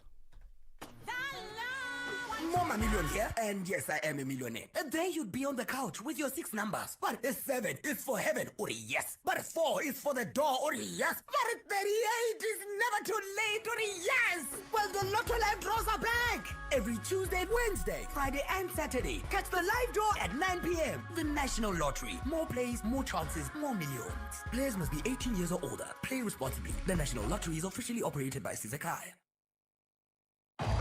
Live breaks through once more. They are relentless in their pursuit of a maiden World Cup title.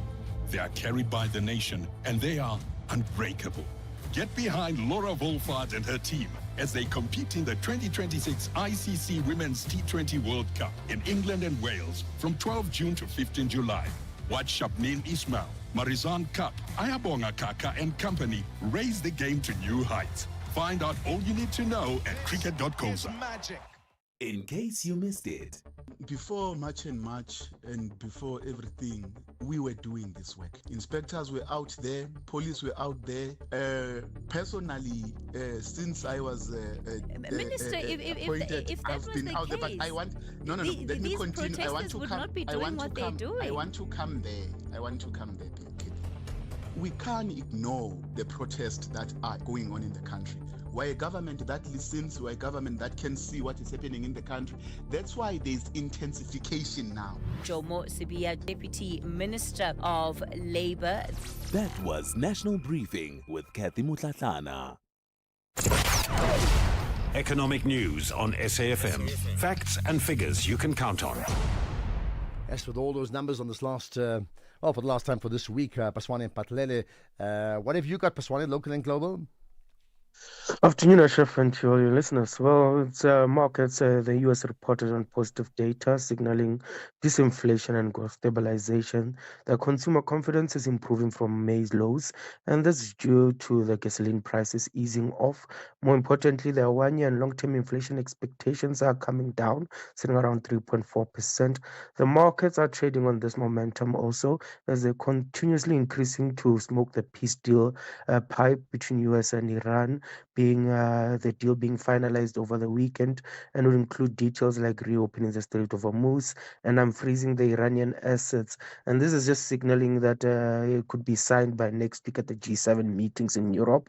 And these developments have had markets shifting towards a disinflation pricing momentum, reflected in yields lower as buyers come in, and is supported by lower oil prices breaking key levels, now just down 0.5% at around $89.80 a barrel. Meanwhile, the probability of interest rate hikes are also losing momentum in terms of the USA, and still not yet fully reflected in the dollar, as it still holds some of its bullish gains. But more positively, gold is taking a rebound up 0.5 at $4,993 an ounce. Meanwhile, the likes of Bitcoin are still not getting much buyers, sitting around $63,400. And overall, on global equity volatility, it continues to lag as the likes of the bonds, currency, and commodity volatility that has moved forward as equities wait for the Elon Musk SpaceX listing later today, which will help move markets. U.S. markets right now are trading with the Nasdaq flat, S&P up 0.1, and the Dow up 0.5. Europe, DAX, CAC, and FTSE up 1.3%. JS is up 2%. We're seeing broad-based gains. Resources rebounding 4.8%. Financials up 1.7%. Industrials up 0.5%. And on the currency space, the rand against the dollar is at 16.30. Rand against the euro 18.86, and rand against the pound 21 rand 84 cents. Right, thank you for that, Paswane. You have a great weekend. We'll connect with you and your team on Monday. Stay on top of all meaningful, top trending stories right here on SAFM. Leading the conversation. Call SAFM now on 086 000 2032. All right, let's get to your thoughts. I'll get to WhatsApps. I'll get to calls as well. In fact, KG is where we go first in Bloemfontein. Hi, KG. Hey, Sharaf, how are you? I'm good indeed. Right, what's your point? I don't know why the media is busy headlining this thing of Nigeria has transported their own people back to Nigeria, whereas we talk about this number, like 589 is nothing. It's not even drop on the ocean. Like, we have so many Nigerians here in this country, like so many of them. So I think 589 is very little. It's not the number that could make the media to go around and headline in this.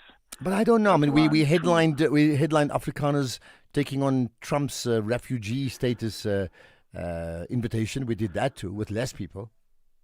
I'm not sure if it's gonna be fair to compare the two, because with that one, it was an issue of having our own people spreading lies about us to other countries. But on this one, it's I don't know, like it's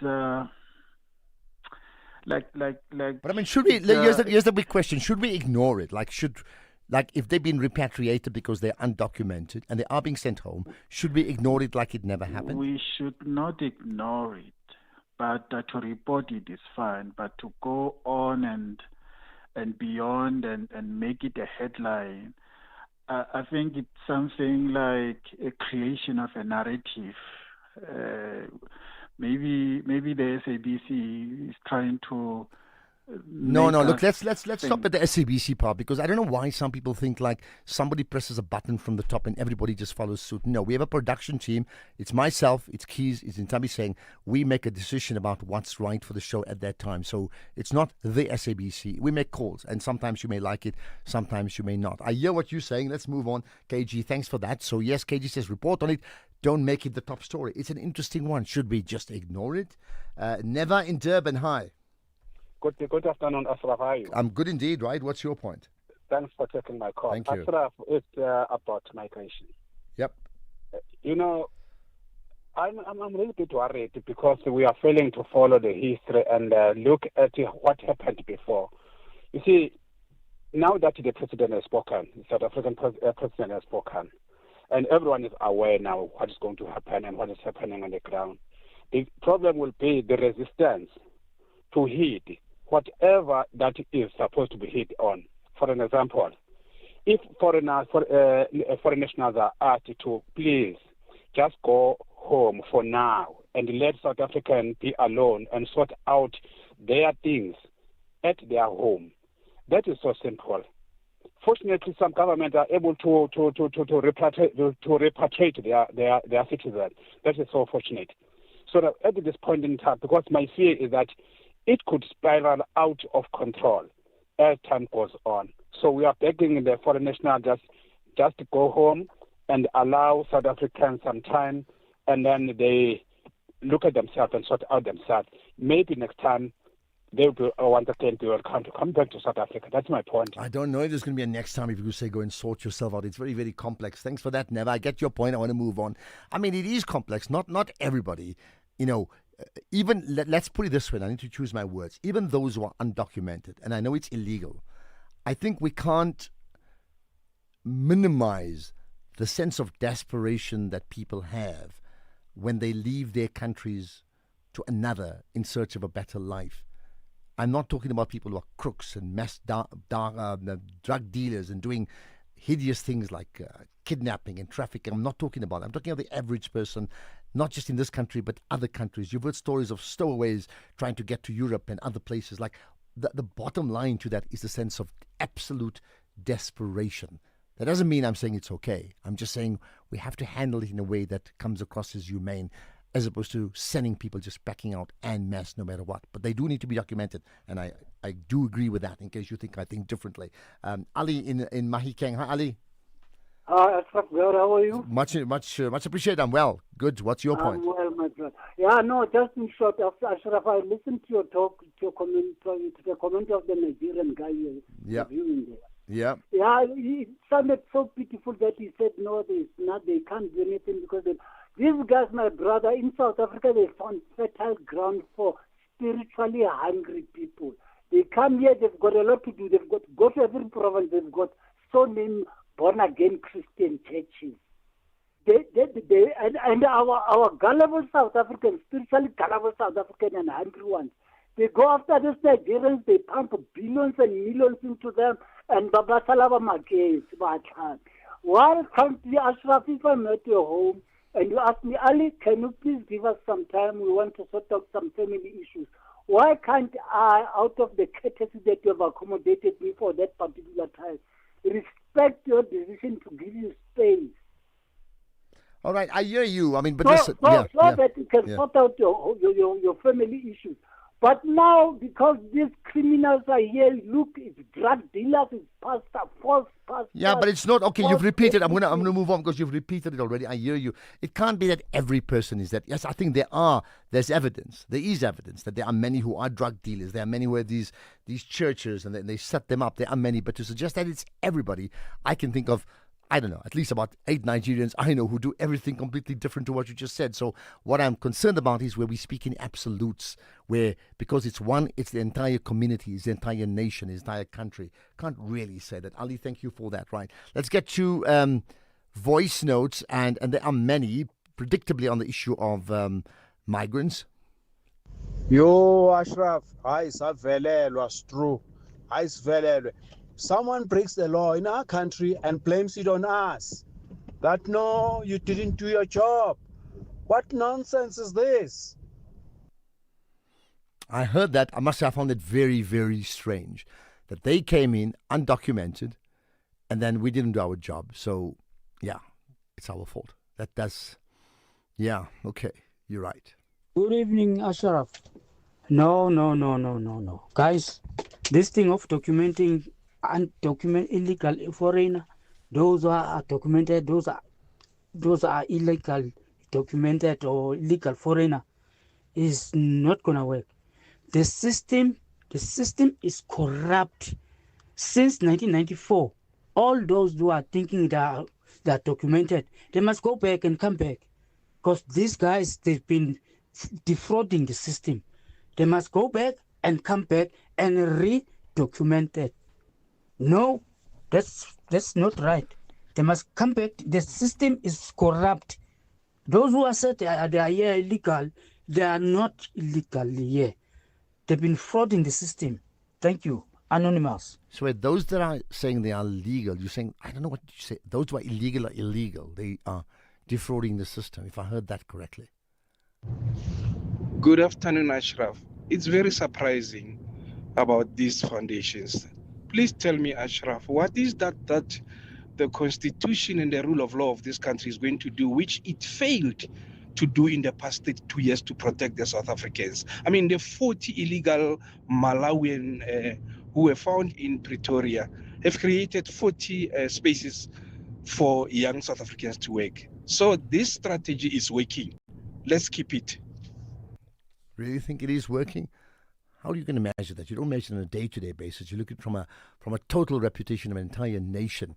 By the way, we'll talk to Tebe Kalafeng about the reputation of South Africa after this. As we celebrate 90 years of existence, SAFM takes you back to the voices that shaped a nation. Now leave the SABC and see the tower block lit up, 27 stories of light. Move from Auckland Park into the shadow of the Hillbrow Post Office Tower.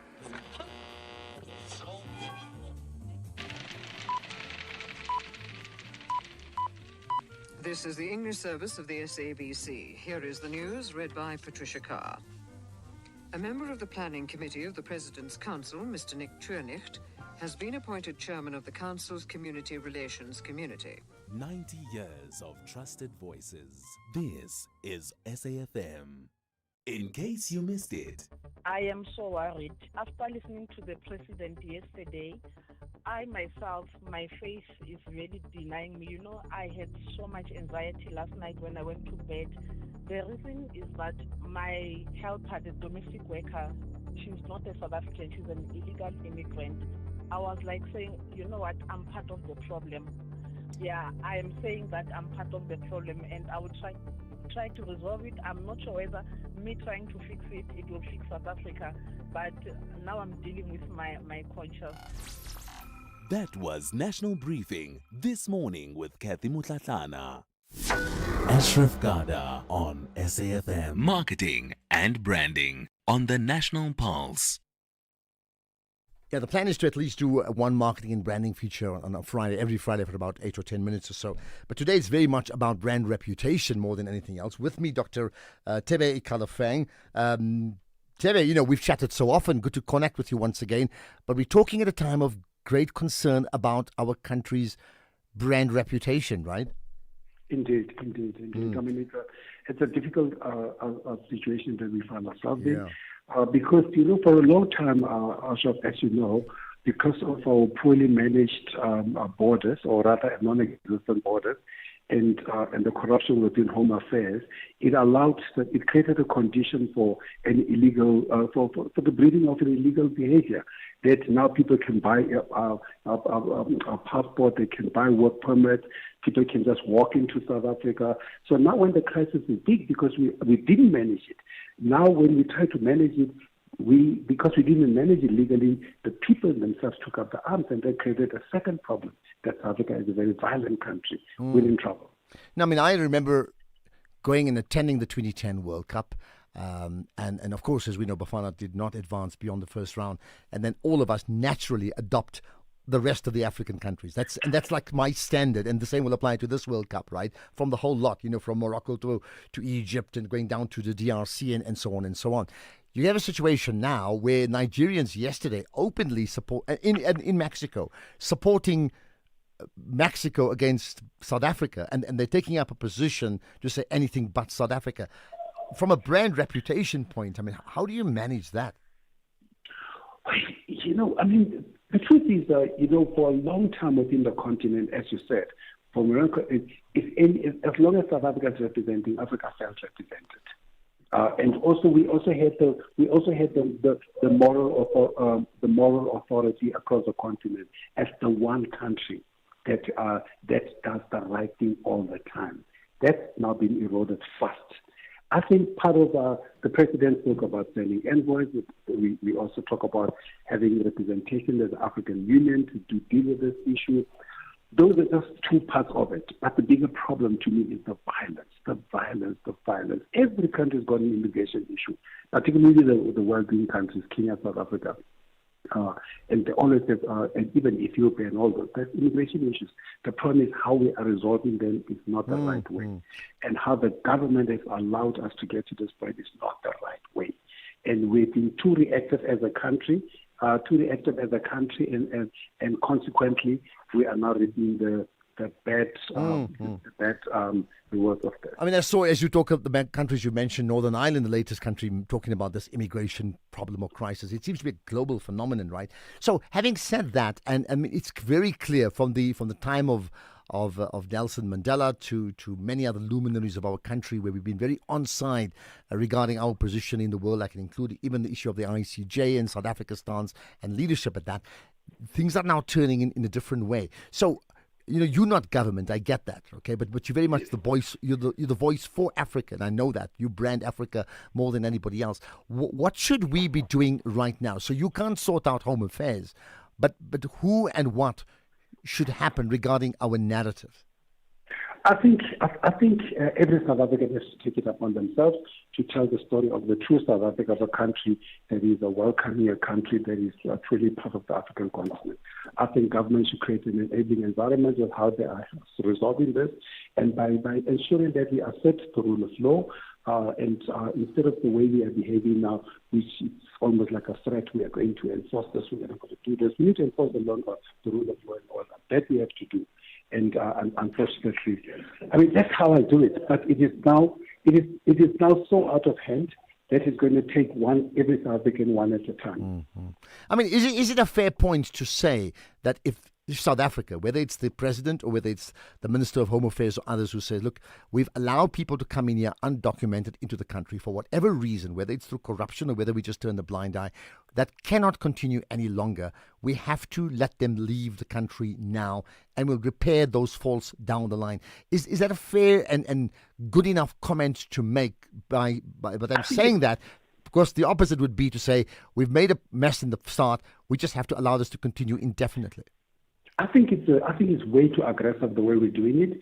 I think the easier way to deal with it is perhaps to deal with it the way we dealt with forget what the visas for the Zimbabweans were, where we give everybody a chance to regularize, and then those who are beyond regularization in terms of criminal and all those are the ones that need harsher treatment by the law. But in this instance, we need to give everybody an opportunity to regularize their stay here, because it's not their fault that they became illegal. A lot of them, by the way, became illegal because they were legal when they came in, and but because of what happened with Home Affairs, the delinquency and the inefficiency, some of them were not even able to become illegal along the way because the passports were stuck there, the permits were not renewed, etc. Yeah, I mean that's a point I heard from Vusimuzi Sibanda as well, that they became illegal, things just lapsed, and Home Affairs were unable to fix things up. Now yourself, and I know you've visited every single African country on our continent, so that puts you in a unique situation. What are the people that you engage with? What are they saying about South Africa now?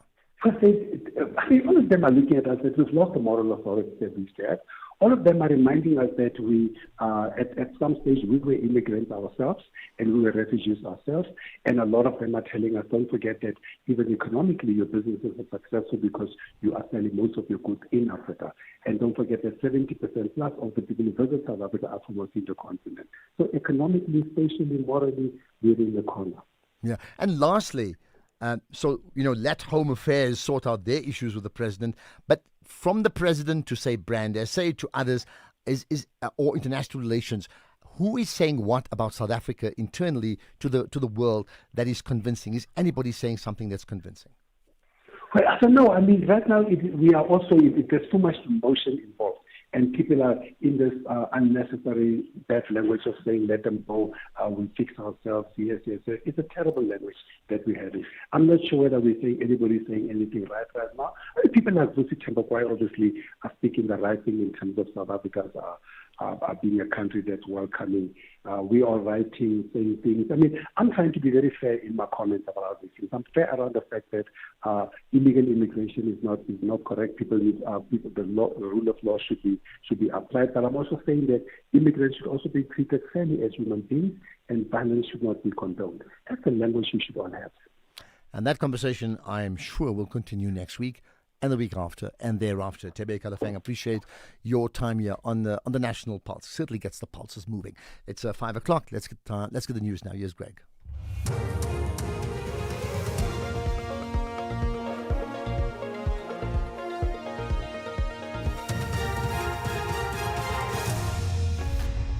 Ashraf, Elon Musk becomes world's first trillionaire and efforts to safeguard SA's energy security. Good day to you.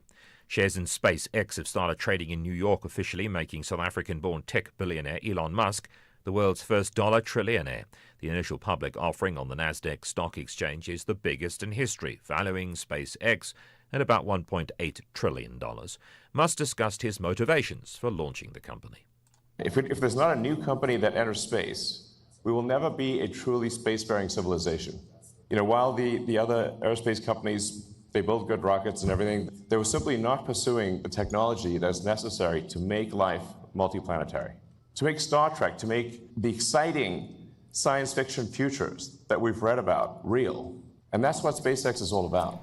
The Electricity and Energy Minister José Ramokgopa says government's plan to build 14,000 kilometres of transmission lines over the next 8 years as part of a 440 billion rand public-private partnership will not only safeguard energy security but drive critical industrial reform. He delivered the keynote address at a conference of the Steel and Engineering Industries Federation in Kempton Park, east of Johannesburg. In the next group of companies, about 11 of these entities, smelters, are in that group. If you are not in that group, you'll be in the third group. No, the point I'm making is that we can't just overpromise. So it must be orchestrated. As we bring new capacity, we say you come in. That's the point I'm asking, just patient. Of course, it means money to you. Because I'm sure a lot of you will say, but Ramokgopa, as you speak now, I'm bleeding, what must I do? The point I'm making is that it's an orchestrated effort. President Cyril Ramaphosa has declared that the late King Makhosesoka Babena of the Amandebele nation will be honoured with a special official funeral Category 1 with military honours. He's directed that the national flag be flown at half-mast from tomorrow. The king passed away on Tuesday at the age of 65 and will be buried on Sunday. His funeral service will take place at the Solomon Mahlangu Stadium in Mpumalanga. The Limpopo Long Walk organisations marched to the offices of Home Affairs and Labour, as well as the police and the office of the Premier in Polokwane, to submit a memorandum of demands calling for the removal of undocumented immigrants. March leader Ntapi Sakhapo says they're in solidarity with the March and March movement. We believe that the rule of law must apply equally to all persons within the Republic of South Africa. Lawful employment practices, the immigration compliance must be taken seriously, and we ask you to take them into consideration. And effectively enforcement are essential for economic growth, the social stability and public confidence. As concerned citizens and community stakeholders, we stand ready to work with government institutions in building a safer, a fair and more prosperous Limpopo province. Meanwhile, the Department of Employment and Labour's Acting Deputy Director, Odarile Kime, says the memorandum will be attended to. We thank you for the peaceful march from Limpopo Long Walk. As the Department of Employment and Labour, this memorandum, the content is at I will make sure, colleagues, that all the concerns that are listed here, they arrive with the Chief Director so that they are well executed. The top story: shares in SpaceX have started trading in New York, officially making South African-born tech billionaire Elon Musk the world's first dollar trillionaire. That's SAFM News. I'm Greg Khos. And in your sports, Proteas women kick off their T20 World Cup tomorrow. Currie Cup First Division kicks off with 3 clashes, and Dededijana are happy to go with the flow ahead of Comrades Marathon Challenge. More details at 5:30. SAFM, guiding you through the rush hour traffic. Good afternoon. Very heavy traffic on Pretoria's N1 North. There are a series of broken down vehicles between the R21 and Linwood Road. There's at least 4 of them going north, 1 going south, but the northbound ones are getting in the way of the very high long weekend volume. So currently sitting heavily from Boerta Avenue all the way up towards Linwood Road. Dustport Tunnel fairly heavy as well for Victoria motorists. And if you're going out towards Hartbeespoort Dam, queues at Henops River, queues at Peakenwood, and queues on the 511 in that central Hartbeespoort area as well. Very busy, a lot of traffic out that way today. N1 South jammed up from Macleod down to the William Mandela off-ramp. Crash on the N3 South at Galuli's, backlogging to Marlborough Drive, and the Mike 1 from Parktown all the way through to about Ormonde and down towards the Nasrec exit looking fairly heavy. Still big queues into Durban. Just be prepared for a wait to get through Marion Hill Plaza. A lot of volume there. Looks like motorists avoiding that and jamming the M13 coming off Fields Hill through Pinetown towards Durban as well. N2 South queuing up from Inanda Road down towards Spaghetti Junction side. And Cape Town today, broken down vehicles still with us. N2 outbound at Langa, so coming out through Hospital Bend on your way towards to the Bunga Avenue, and the N7 it stays busy. N5 southbound from Kuba going to change down towards that N2 connection, very slow, and a lot of traffic as you would expect through Somerset West today. Traffic queuing through Victoria Street all the way out towards the Onverwacht Road junction in the Gordons Bay side. With your traffic updates, I'm Rob Byrne. SAFM 104.3 FM in Rustenburg.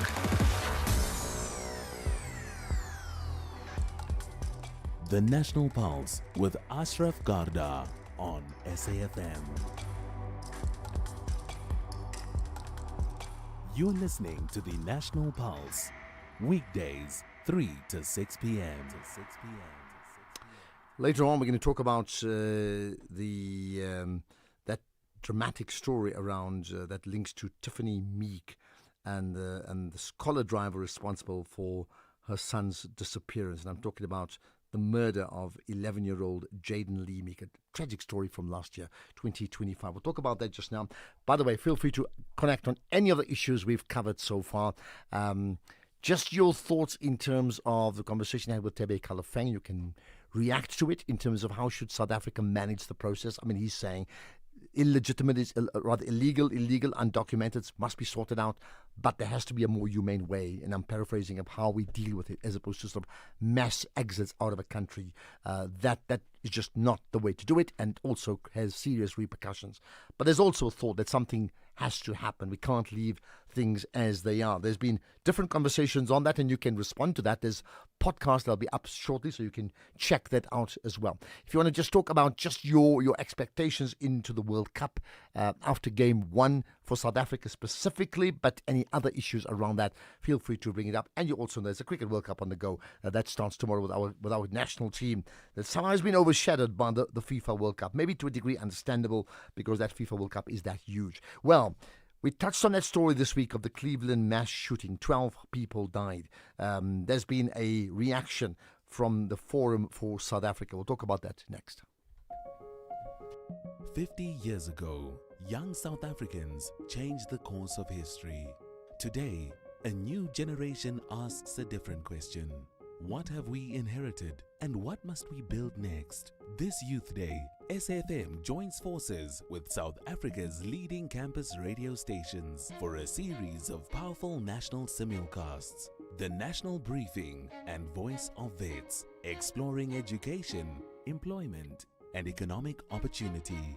The Daily Discourse and Northwest University FM, examining democracy, leadership, and active citizenship.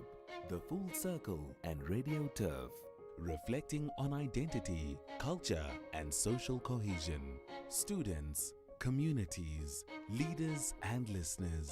One country, one conversation. 50 years after June 16. Join SAfm and Campus Radio as we explore where South Africa has come from, where we are, and where we need to go. Youth Day 2026, 50 years later, only on SAfm. SAfm, South Africa's national meeting place, and still leading the conversations that move us.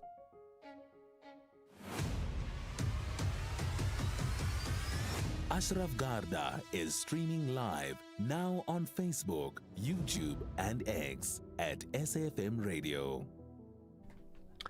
Right, so the Forum for South Africa released a statement today after the latest update from the South African Police Service, recording the deployment of additional specialized resources to investigate the Cleveland mass shooting that, as you know, left 12 people dead. Terrible, terrible story. And the sad part is, I don't know how often I say terrible, terrible story, just like the most normal thing we talk about. So they've issued a statement, and I'm not going to read it all, but here's their position from FOSA, right, the Forum for South Africa. They've noted the latest update. They say, while the involvement of national forensic teams, tactical response units, and a multidisciplinary task team may signal urgency, South Africans are no longer impressed by deployments alone.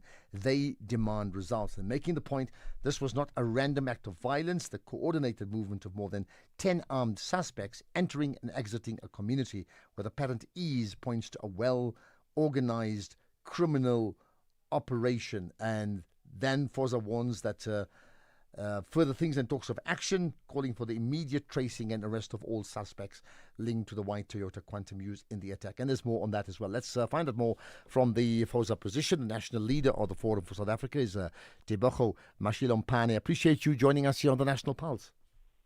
No, thank you so much, Ashraf, and greetings to the listeners. All right. So you're not very happy with the plans of action to be taken next. What do you expect? Look, the plans, we've had plans before. We've listened to stories. We've listened to media statements and so forth. What we want is action. The issue of random shooting, people getting in places of entertainment or informal settlement and shooting people randomly, it's been happening. So what is the solution? We've seen the Premier running around. At some stage, there was a Mary Me issue in Soshanguve. The Premier went there with blue lights and so forth and promised them heaven on earth. But nothing happened even today. So we are tired of talks. We want a solution to this particular problem. We want a thorough investigation. We want to understand why will people come and start shooting, and always is a quantum that enters a certain place and starts shooting people. So can't we be able to track down this problem and understand why are we having this problem every year? Because it's a yearly thing and it's seasonal. So why can't the resources be invested in that so that we can understand what is really the problem here? Yeah. Well, you say, why can't we? That's why we're having the Madlanga Commission. I know it's not directly linked to this, but can you see there's been a complete breakdown in police servicing? There's been compromise after compromise all through. So maybe there's your answer. Look, Madlanga Commission, yes, is good, is doing the work, but there are people paid to do the work. Police are getting salary every month. They've got their benefits. They're supposed to do the job. So we can't rely on Matlanga Commission for everything, because this thing happens in areas where there are police stations. So what is the duty of that particular police station where incidents happens around? But what we have always argued is that the police stations are not willing to go and service people in informal settlements. And we all know that informal settlements are a creation of a failed government, because the government has failed to give people proper stands. They fail to give people proper houses so that they can be structured properly. So the police also say, we are not going there. And that becomes a problem, because wherever there are community, you need to be there. You need to service that particular community. You can't say, no, because it's an informal settlement. It's an informal settlement of human beings. It's not an informal settlement of rotten potatoes. It's an informal settlement of human beings with visions, with dreams that have been shattered by the current system that we find ourselves in. All right, so what's the practical solution here? And I use the word practical, keeping in mind we have compromised policing services across the country. So like as you raise your issue, every other community listening will talk about problems in their communities and under-policing and under-resources and inapt policing as that as well. What then is the most practical solution that's completely doable? The issue of CPF, community patrol forums and so forth, they are there, but the problem is that they are being politicized. They are working with political parties. When people are supposed to be part of that, because we received these complaints before, where people are saying they don't want to put me in the CPF because I'm not a member of a certain political party. So until we deal with such things, then we're going to solve problems. Because when we have patrollers around, we are able to be to notice certain things. We are able to scare even other people from entering certain areas. But now when you enter such informal settlement, you'll never see a blue light. You'll never see patrollers. You'll just see people running around, moving around. You don't know whether they're illegal people or they're legal, where they're coming from, you don't even know. But the patrollers, we're going to make life very easier. But now the politicians and the political parties have hijacked these patrollers. That is one of the biggest problems. How is the politicians and the political parties hijacked the patrollers? Because there's a stipend. The councillor will be vouching for certain people. They'll be mobilizing people to vote or for certain individuals so they can become part of that. And then they can get a stipend, and then they call it a job creation. And I mean, you've got that. You got the receipts to prove it. What I'm saying, one thing is turning a blind eye, the other is mobilizing, and they've hijacked, as you've said. You've got the receipts to prove it. No, we can prove that, because these are the complaints that are coming. Even now, there are complaints that whenever there's this EPW jobs and stuff, they want to know where you are coming from, which political party. We've raised this issue before. We've raised the issue with the minister. We've raised the issue with the NEC with regard to the same issue, to say, why must you employ people because they belong to a certain political party?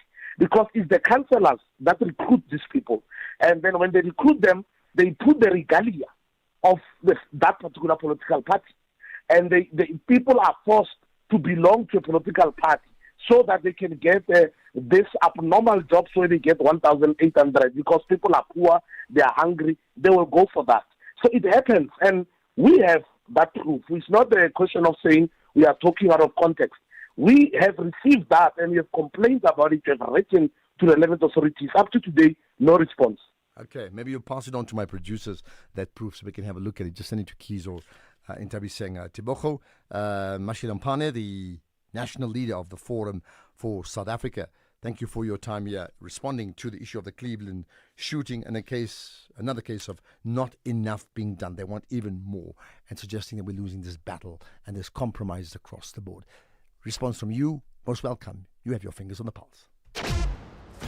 Are we ready for a real conversation?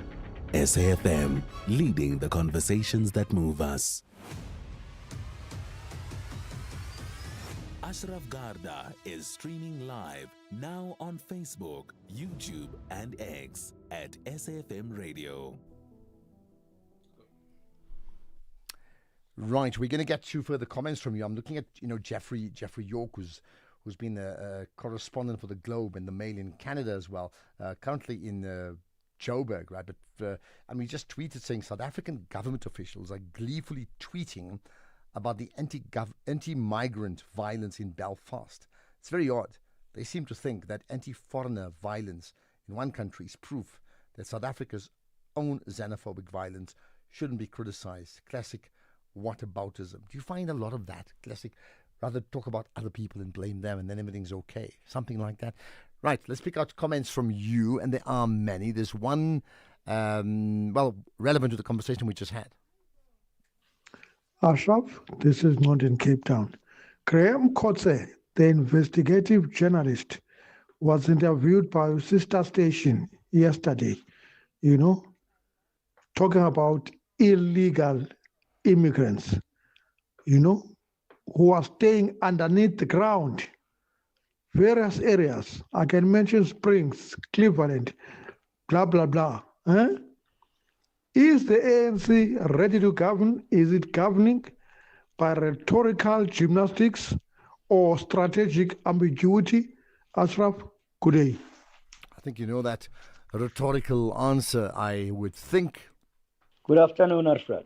Ashraf, I've told you yesterday that these guys, Bafana, our national team, is not going to win there because of the coach, you see.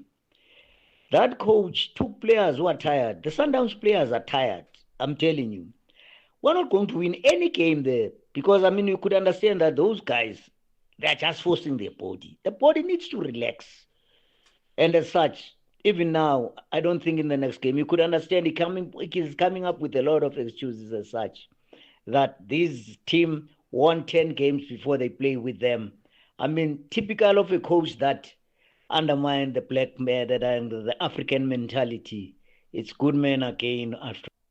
Yeah, I don't know, but why do you have to say African mentality and black men? It could be a coach who doesn't believe his team is good enough.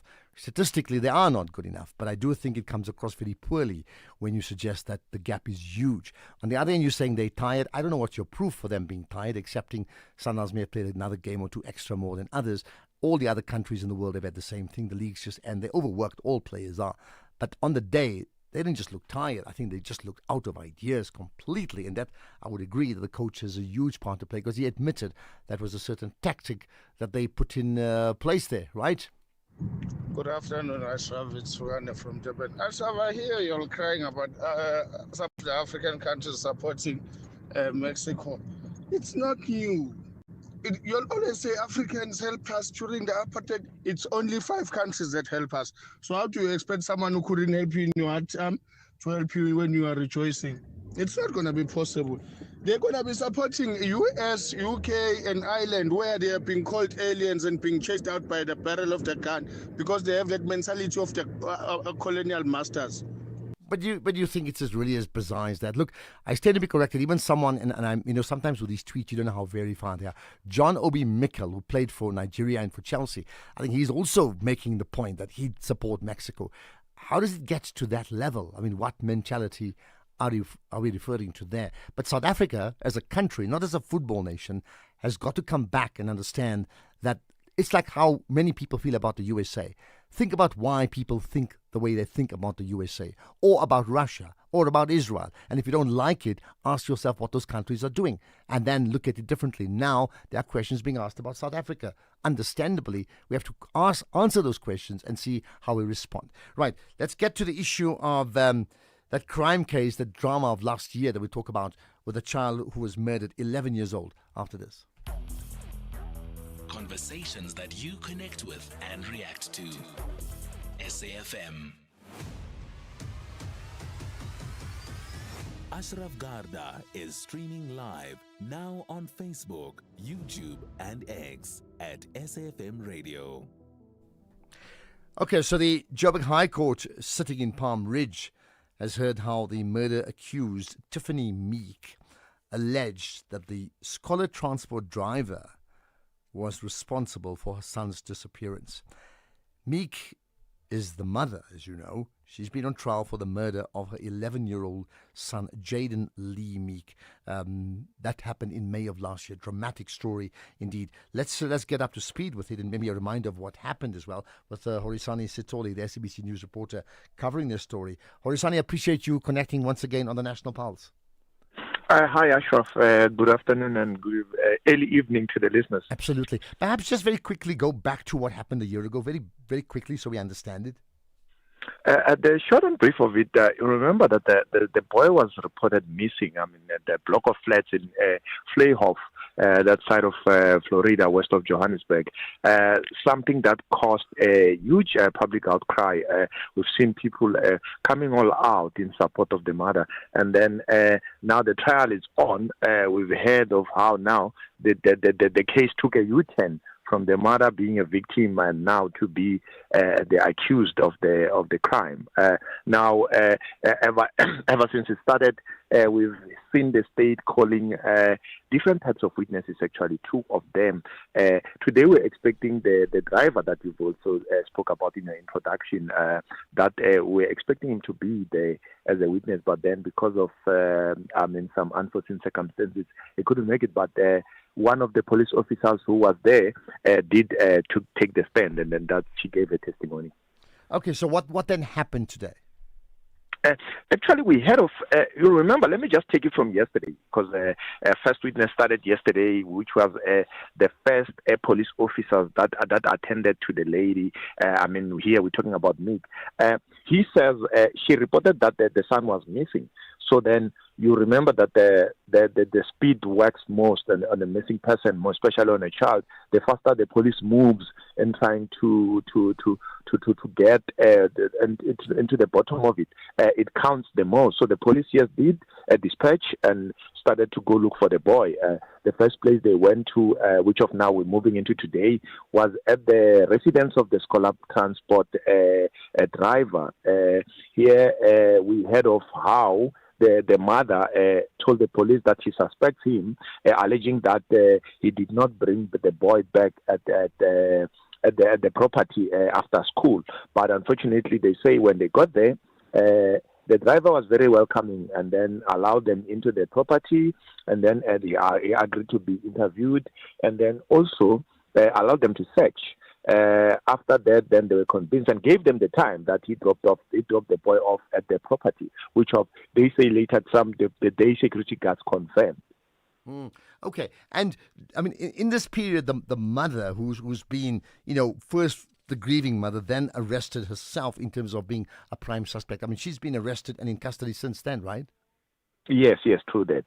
She's been, now she just comes from the holding cells to appear, and now those are, but she appears calm when she walks into the courtroom. She carries a notepad whenever the witnesses are taking the testimonies. She will be noting it down. And another interesting part of today's court case is that her mother, the mother of the victim, the accused, she was in court, but then the defense, before we could start, they asked the judge to pause a bit, so that they asked her to leave, because they indicated that as much as she's not listed as a witness by the state, but they would like her to be their witness. You remember that even when the matter was reported, when they reported the boy missing, she was there. We heard of that from yesterday's witness, Constable Saib, Mohammed Saib, who says the mother was, the mother of the accused was there. So those are some of the things that happened. And then when she walked out, they blew each other kisses from a distance.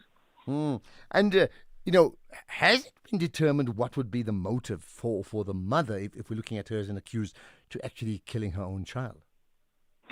Not something that is known at this stage. When some people can only speculate that could have been an accident, but you remember that you are not guilty until proven guilty by the court of the law. At this stage, still, hence I think they're trying to poke some holes, and you see the defense as well. They are trying to use things like the times of the drop off, which they seem to be strongly about it, that the time given by the driver and the time that the police are presenting to the court, the two witnesses, doesn't seem to be in sync. So now I think there will be more witnesses because when they postponed it, they say more witnesses are coming. So I think with the more witnesses, we expect maybe later on there will be forensic experts who will talk to what they found on the body when they were doing their checks and balances, and also some of the people we expect the security guard that they are in question. We're hoping that we're likely to see the security guard coming because what we heard today is that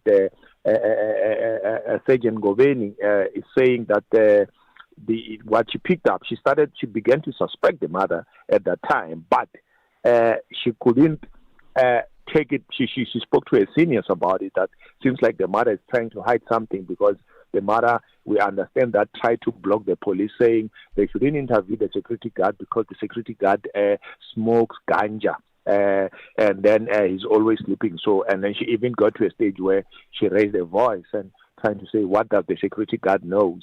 So, those are some of the things that we expect more people to come. What happens next? So next, court is going on recess, so administrative recess.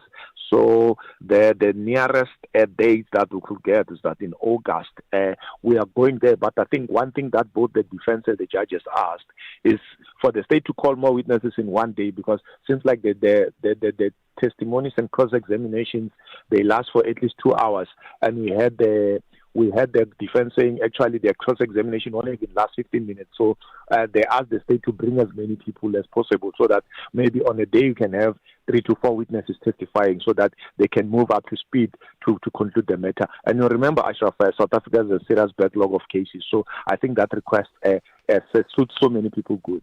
Okay, let's leave it at that. Serious battle with cases. Horisani Sitoli, SABC News reporter, covering the story of the tragic death of 11-year-old Jaden Lee Meek last year, a year ago, May of last year, 13 months ago. Let's get to the news headlines. It's just gone 5:30. Quick look at the headlines. The KZN Treasury says the days of ghost employees feeding off public funds are numbered. Police say they've arrested 2 men after the discovery of 2 bodies being illegally transported in a panel van in the Eastern Cape. And shares in SpaceX have started trading in New York, officially making Elon Musk the world's first dollar trillionaire. A full update at 6. SAFM, guiding you through the rush hour traffic.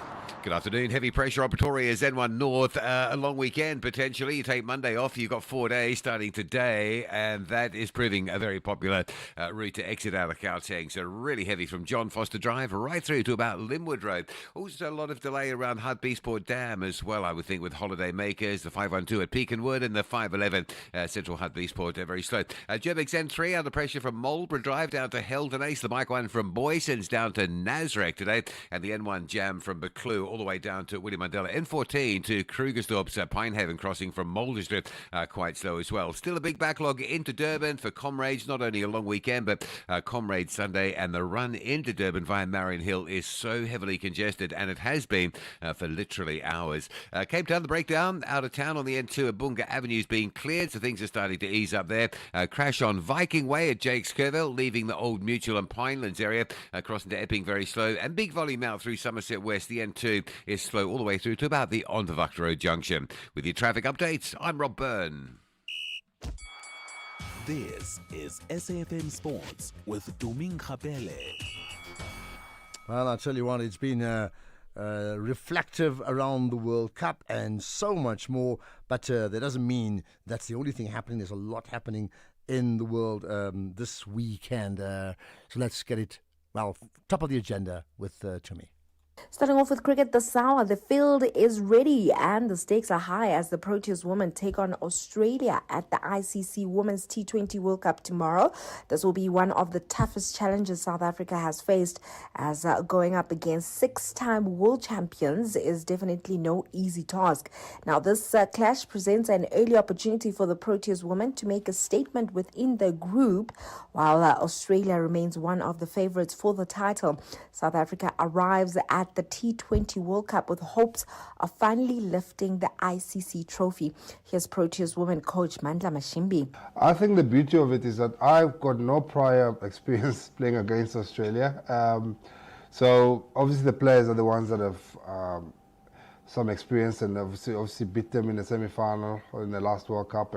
And I think, for us, it was not about what Australia does. We were focusing on what we want to do. At the end of the day, we just need to make sure that we cover all our bases and we play cricket the way we want to play it. And the focus will be on us. The only competition we have in this World Cup is how well we play every game that we actually get a chance to play. That's the only competition we have. Then in football, Bafana captain Ronald Williams says that the group has taken valuable lessons from their 2-0 defeat to host Mexico in the FIFA World Cup Group A opener yesterday. Yeah, obviously we didn't want to concede, in the first 20 minutes, and that's exactly what happened. We wanted to settle the nerves, the anxiety, and obviously at this level, you make a mistake, they'll punish you.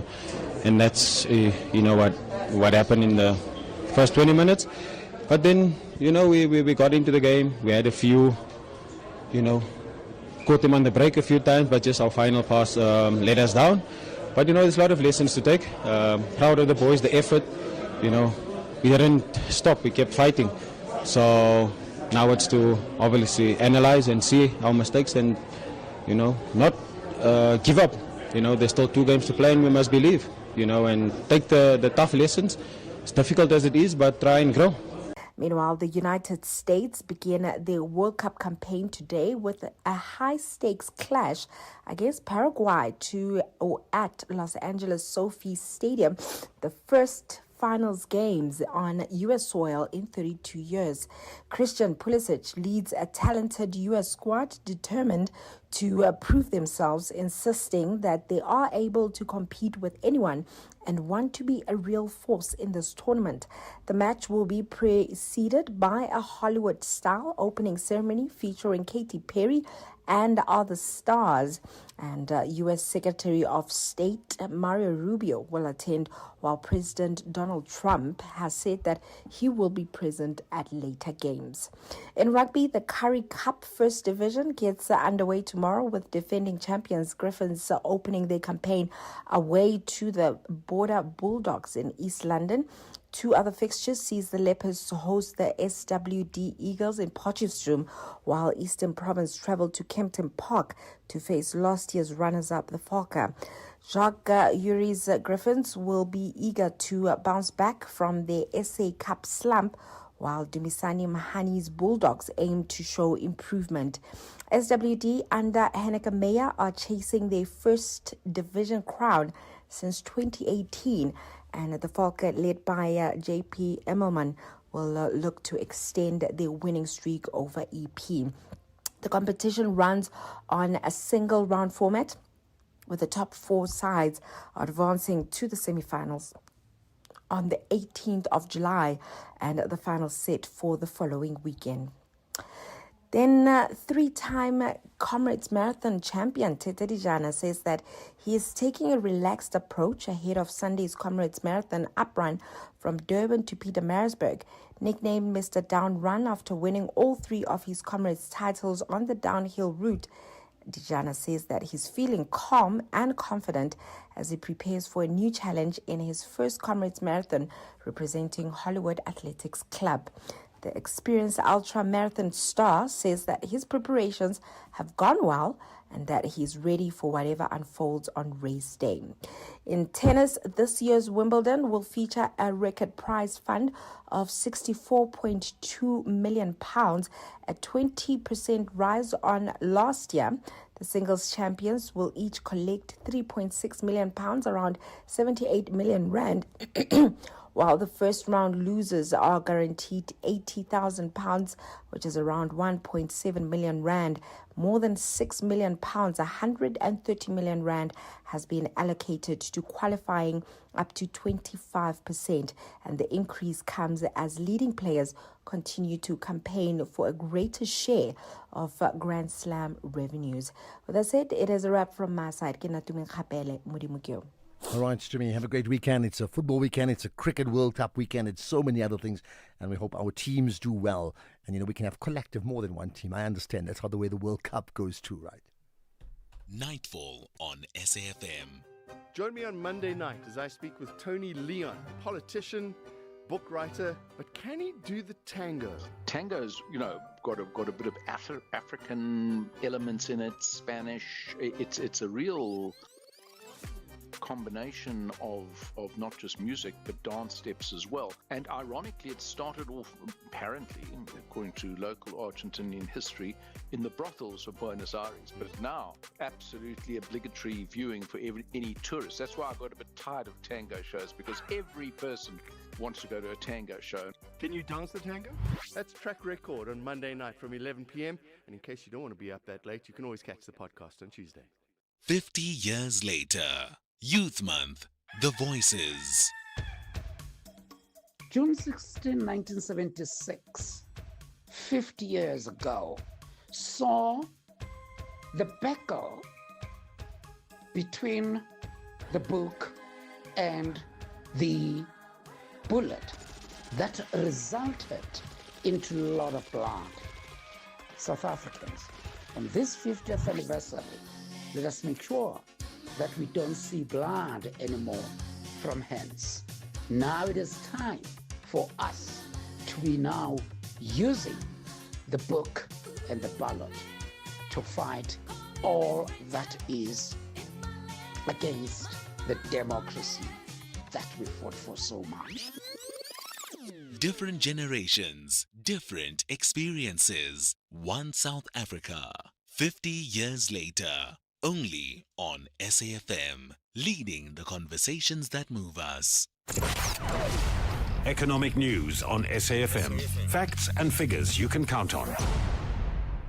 Right, so Jimmy was in studio, we like in two different studios, meaning he's like 15 k's away or somewhere there, in a different studio completely, but he dropped off the Bafana top that he said he will organize for me, the green one, because green and gold is green and gold, if you get my point. So thanks for that once again, Jimmy, but let's get to the markets now. Good afternoon, Ashraf. Good afternoon again to our listeners. The market certainly giving us a colourful afternoon to contend with. The Rand 16.30 against the US dollar, sub 22 against the British pound, sub 19 against the euro, and sub 11.50 against the Australian dollar. But the big news of the day, undoubtedly, the SpaceX IPO. Kicked off at 3.30. We expected a market cap of around 1.7 trillion US dollars at 135 Rand a share. We got as high as north of 250 Rand a share, meaning that at some stage the intrinsic market cap of SpaceX was north of $3 trillion on its first day of trade. It's since settled back to around the $200 a share level at the moment when I last had a look at it.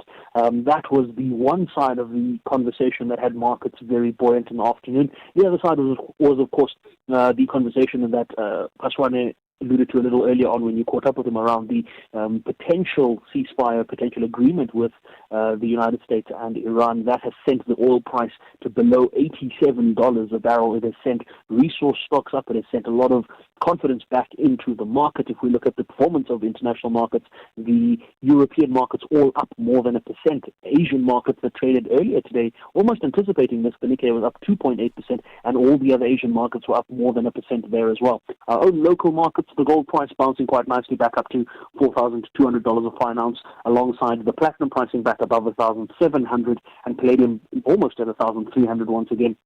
That meant that resource stocks were up 4.7% on the day's trade. Industrials were up 0.5%. Financial stocks up 2%. The all share up 2.2%. The top 40 up 2.3%. This is a massive win going into the weekend. We know that, of course, this could be a volatile conversation by Monday if there is no agreement reached or if something does happen over the weekend. We'll keep an eye on that going into the weekend. We, for now, take the win that is a strong rand, a close in the positive on the equity front, and seemingly, according to Elon Musk and the NASDAQ, what was a very successful IPO, the biggest IPO in history. So we'll come back next week and see how all of these numbers start to digest in the market as markets make sense of what's happening. For now, Ashraf, back to you. And Jimmy, in case you didn't know, when it comes to service delivery, Jimmy Muyaha delivers. Now I know. Thank you very much.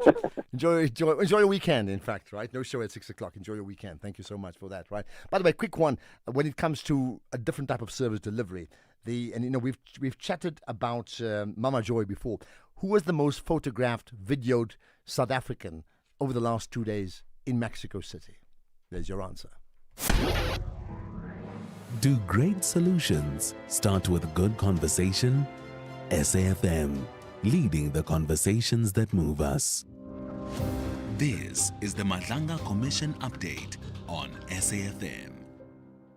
By the way, the big issue next week, coinciding with June 16th, is that youth activism. Who's doing what? Very important conversation every day on the show at about 10 to 4. Now, the Madlanga Commission, let's do the wrap-up of the day. The Gauteng Traffic Police Chief Inspector Samuel Mashaba continued facing tough questions at the Commission over whether he verified that a truck transporting cocaine was connected to a similar case he claims to have been investigating. Mashaba was testifying about his presence at the July 2021 drug bust in Arrowton, south of Joburg, where more than 700 kilograms of cocaine with a street value of 300 million rands was seized from a truck travelling from Durban.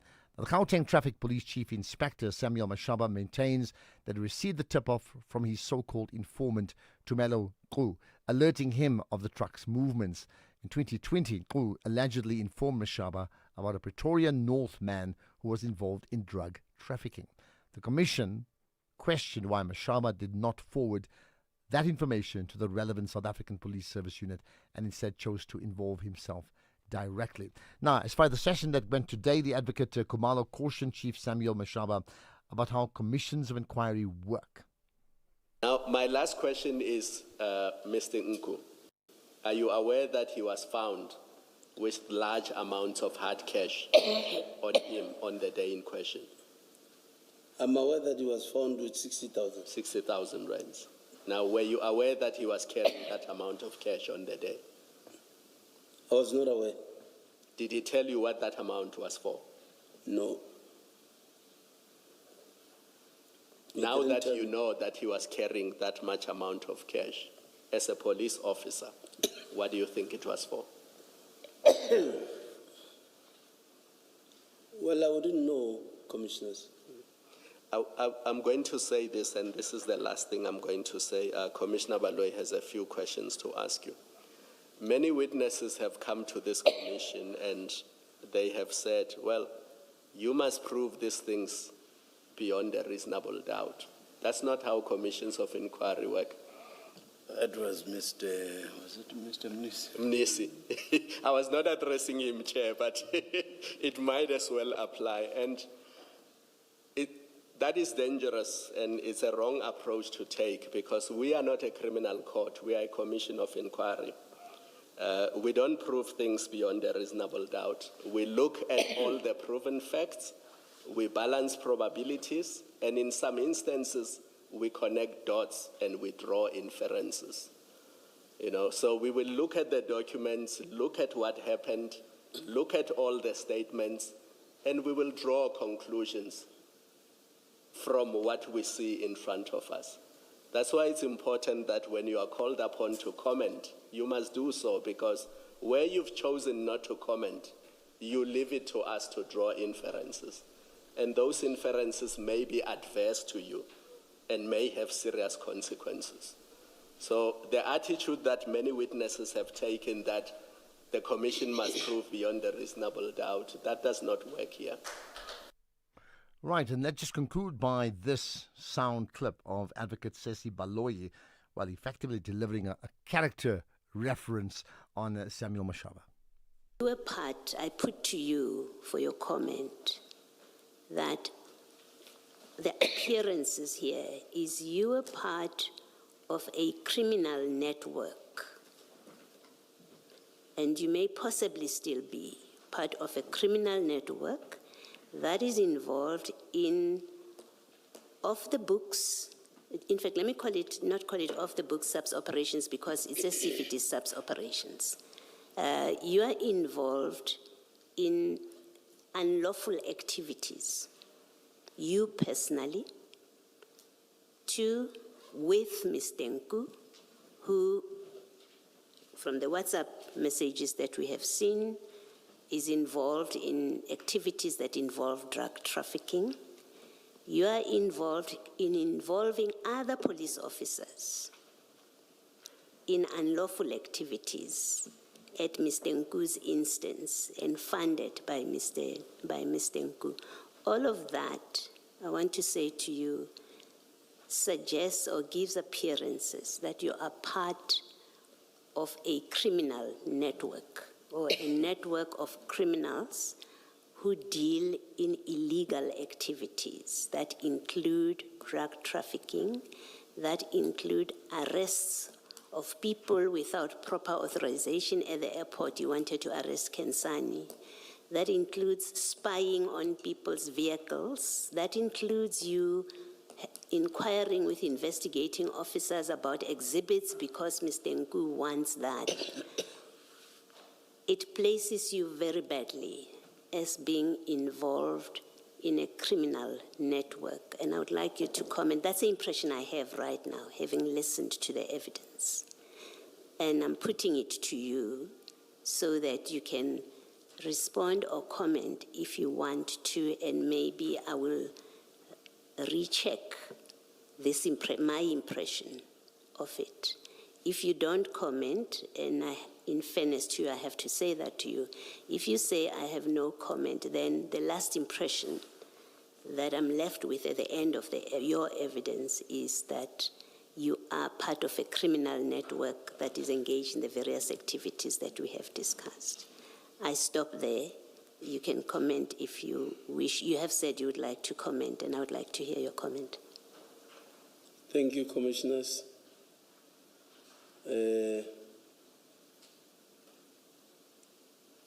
Engaging with people like you have taught me that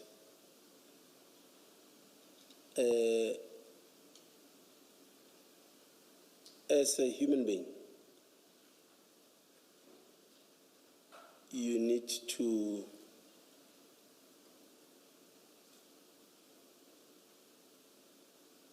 be careful who you deal with. You also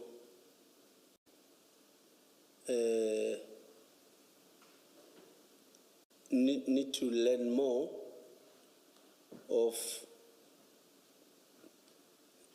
let me say, your work. And then, well, because of maybe that was said about me, might end up maybe give an impression that I am this wrong person. And I want to say to you, Commissioners, I am not that bad, or I'm not bad like how people perceive. You've shown me, I respect the fact that the engagement with you, Commissioners, gives me an opportunity to go and introspect. And I want to also, or I wish to also, clear Ms. Mazibuko, because that person I take as a mother. Ron, that's the wrap for the Madlanga Commission for the week. They'll be in action again. I say action well after the Tuesday holiday, so Wednesday it is. John Carricker will have, as he normally does, a whole review of the week coming up, and that happens imminently, right? To get us there, I need to hear from you. You're part of the Pulse community. What are you saying?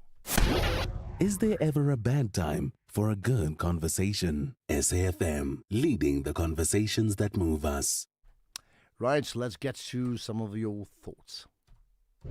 Afternoon, Ashraf. This is Ngapsi Lwase Tsibala. The attitude and arrogance of Hugo Bruce will take us nowhere.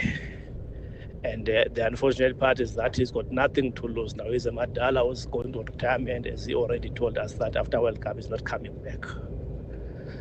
When he saw that things were going well in South African football or with the Bafana, he became arrogant and became a soccer fan in South Africa, not a coach of the national team, and chose other teams and didn't like other teams and made sure that we know about it.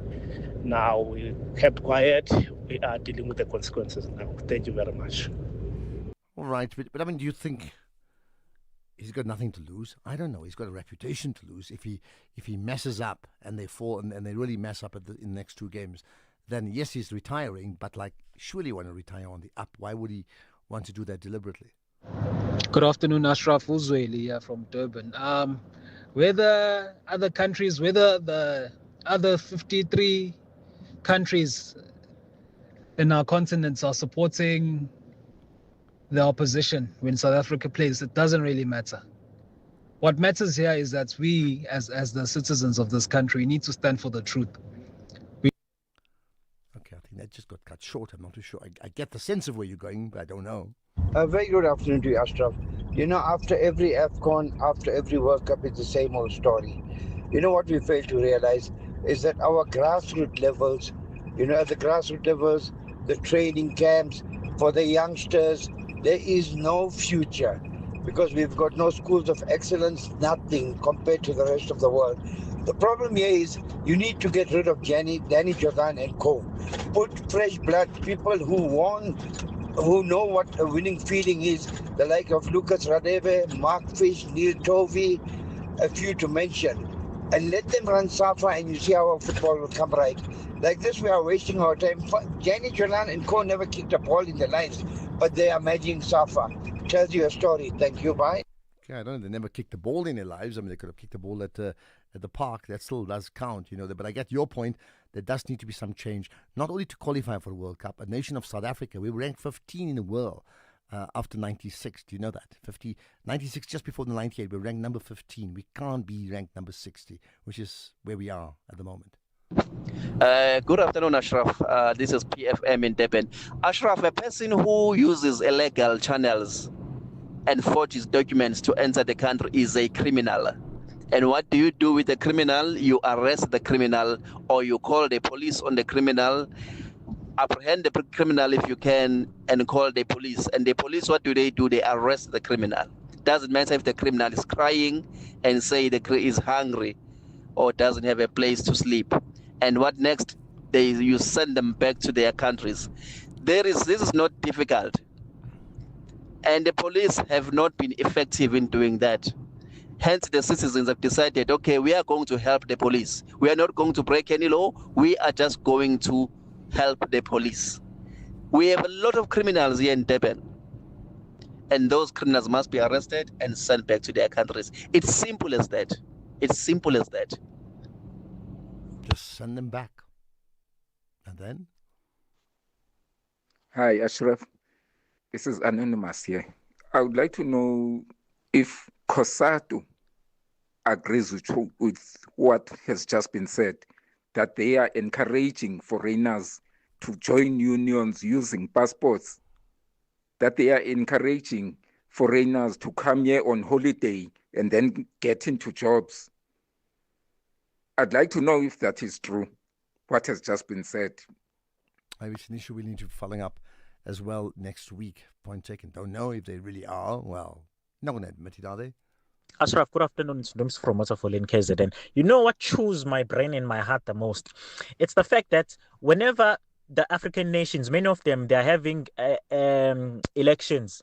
And it's obvious that, no, man, something wrong is happening there. This is not right. Our own government goes there and says, guys, nice elections, keep going. They don't point out those issues and say, guys, you need to correct 1, 2, 3. Meanwhile, those same things are the ones that result in us having an immigration issue. So do you see where the problem is? We are also part of the problem. We are saying you guys, you're not fixing your problem. We are also causing that problem. We are also causing it. Interesting.